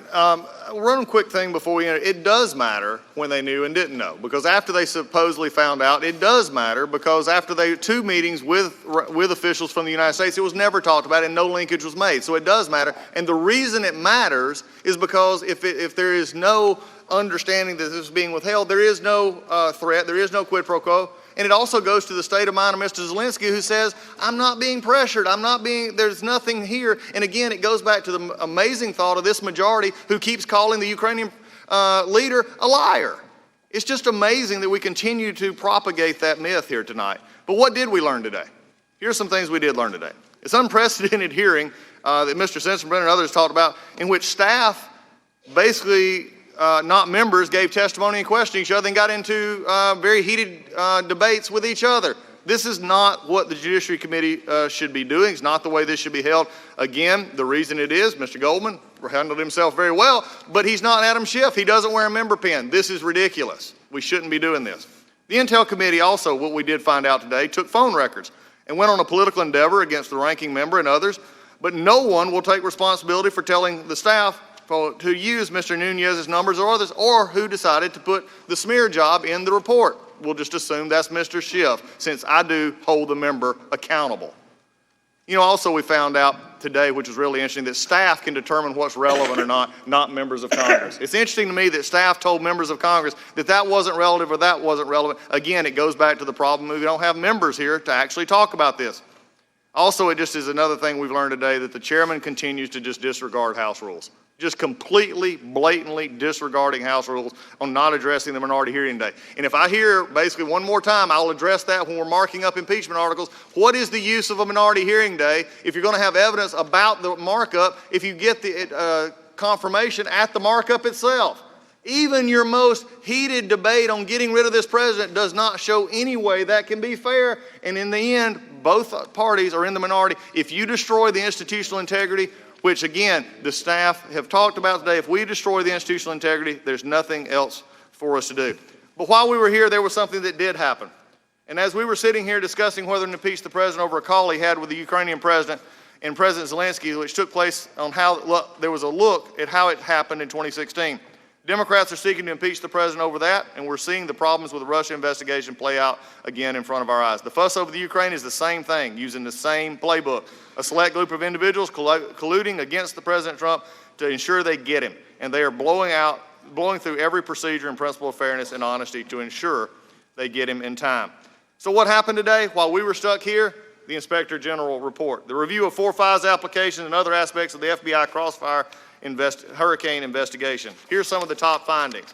The FBI included inaccurate information in the Carter Page FISA application. The FBI failed to include exculpatory information in the FISA. The FBI did not corroborate a huge amount of the information in the Page FISA. The FBI chose to defensively brief candidate Clinton, not candidate Trump. The FBI failed to disclose Bruce Orr's information, still reporting was going directly to the Clinton campaign. An FBI attorney altered another agency's email to mislead about whether Carter Page had actually been a intelligence source. The bottom line of the report shows the Page FISA should have never been obtained. If you don't have the Page FISA, you don't have a Russia investigation. You don't have a Russia investigation, you can't knock out the president as a candidate at the time of the 2016 election, and you can't hamstring the president's first 2 years with a special counsel investigation. I could go on, but Mr. Durham, who has already weighed in, has the next batch of this, and we'll see where it goes. But I do want to take one last thing from our side, because this undoubtedly will be the last hearing, because we have no desire to hear anything from our side, minority hearing or otherwise. I want to take time to thank Mr. Castor and Ms. Callan. They're the top investigators in the Intelligence Judiciary Committee, and they combined have 15 to 20 years experience in the House conducting investigations that protect American interests and taxpayer dollars. What these public servants don't usually do as a part of their work is field questions from others who come before them from Democrats, donors, and pundits. Ms. Castor and Ms. Callan usually work for and alongside members of Congress and fellow public servants. I'm sorry today the majority chose to highlight their investigators and also the ones that have been brought in over these public servants. I'm sorry to choose. This is where we're at. But I would like to thank them for their work today. I thank them for their work on our behalf. But also I think really for all the ones listening here. If you look around the room, This is what's happening to the American people. By the end of the day, most in the back left, most of the members of the media are begging to go somewhere else. Because at the end of the day, your case isn't made. And one thing that just keeps amazingly said, from Mr. Goldman to Mr. Chairman and to others, these facts are undisputed. The very nature of the fact that I say I disagree and you say you don't is a disputed fact. These are disputed facts. It'll be the first impeachment that is partisan on facts that are not agreed to. That is the state in which the judiciary has become. We have become a rubber stamp, just as the chairman predicted almost 20 years ago when we willingly accept from someone else a project or a report that we don't investigate ourselves. And with that is the problem we have, and that is the farce called the Judiciary Committee impeachment scam today. I yield back. I now recognize myself for concluding remarks. After hearing the reports and the evidence today, we now know several things with certainty. We know that the President was at the center of a scheme to pressure Ukraine to announce an investigation of the President's political rivals. He applied that pressure by withholding both the White House meeting and vital military aid. He made that demand directly to President Zelensky and confirmed his personal involvement on the White House lawn. We know that there are no excuses for this conduct. It is no excuse that President Trump eventually released the aid after his scheme was revealed to the public. And it is no excuse that he insisted that there was no quid pro quo only after his scheme was revealed to the public. We know that his actions endangered our national security, putting our alliances, our reputation, and our safety at risk. We know that the President also compromised the integrity of our elections for a corrupt, private, political purpose. We know that President Trump, in an unprecedented act of obstruction, ordered everybody in the executive branch to defy all congressional subpoenas for documents and subpoenas related to the impeachment inquiry. And we know that his attempts to solicit a political favor from the government of Ukraine fit a pattern of conduct that the President established in 2016 when he solicited political assistance from the government of Russia. That pattern of misconduct undermines our national security and undermines free and fair elections. In abusing his office in this manner and in obstructing the investigation that followed, we know that President Trump has put himself before his country. I am struck by the fact that my Republican colleagues have offered no serious scrutiny of the evidence at hand. They have talked about everything else, but they have offered not one substantive word in the President's defense.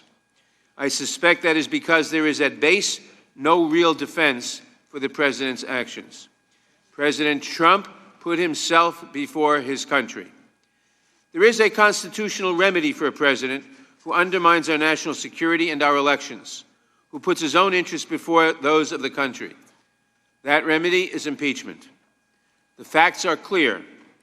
The danger to our democracy is clear, and our duty is clear. President Trump violated his oath to the American people. He placed his own private interests ahead of our national security and the integrity of our elections, and constitutes a continuing threat to the integrity of our elections and to our democratic system of government. Such conduct is clearly impeachable. This committee will proceed accordingly. This concludes today's hearing. We thank all of our presenters for participating. Without objection, all members will have 5 legislative days to submit additional written questions for the presenters or additional materials for the record. Without objection, the hearing is adjourned.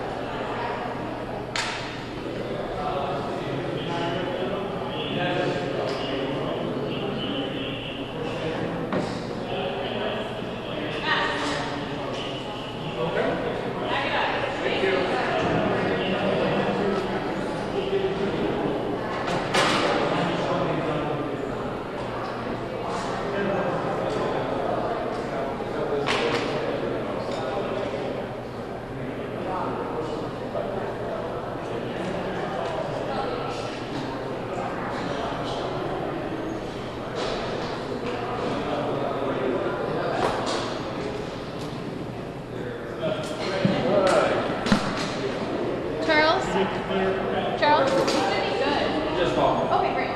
Cool. Thank you guys. At least you don't have to stay here to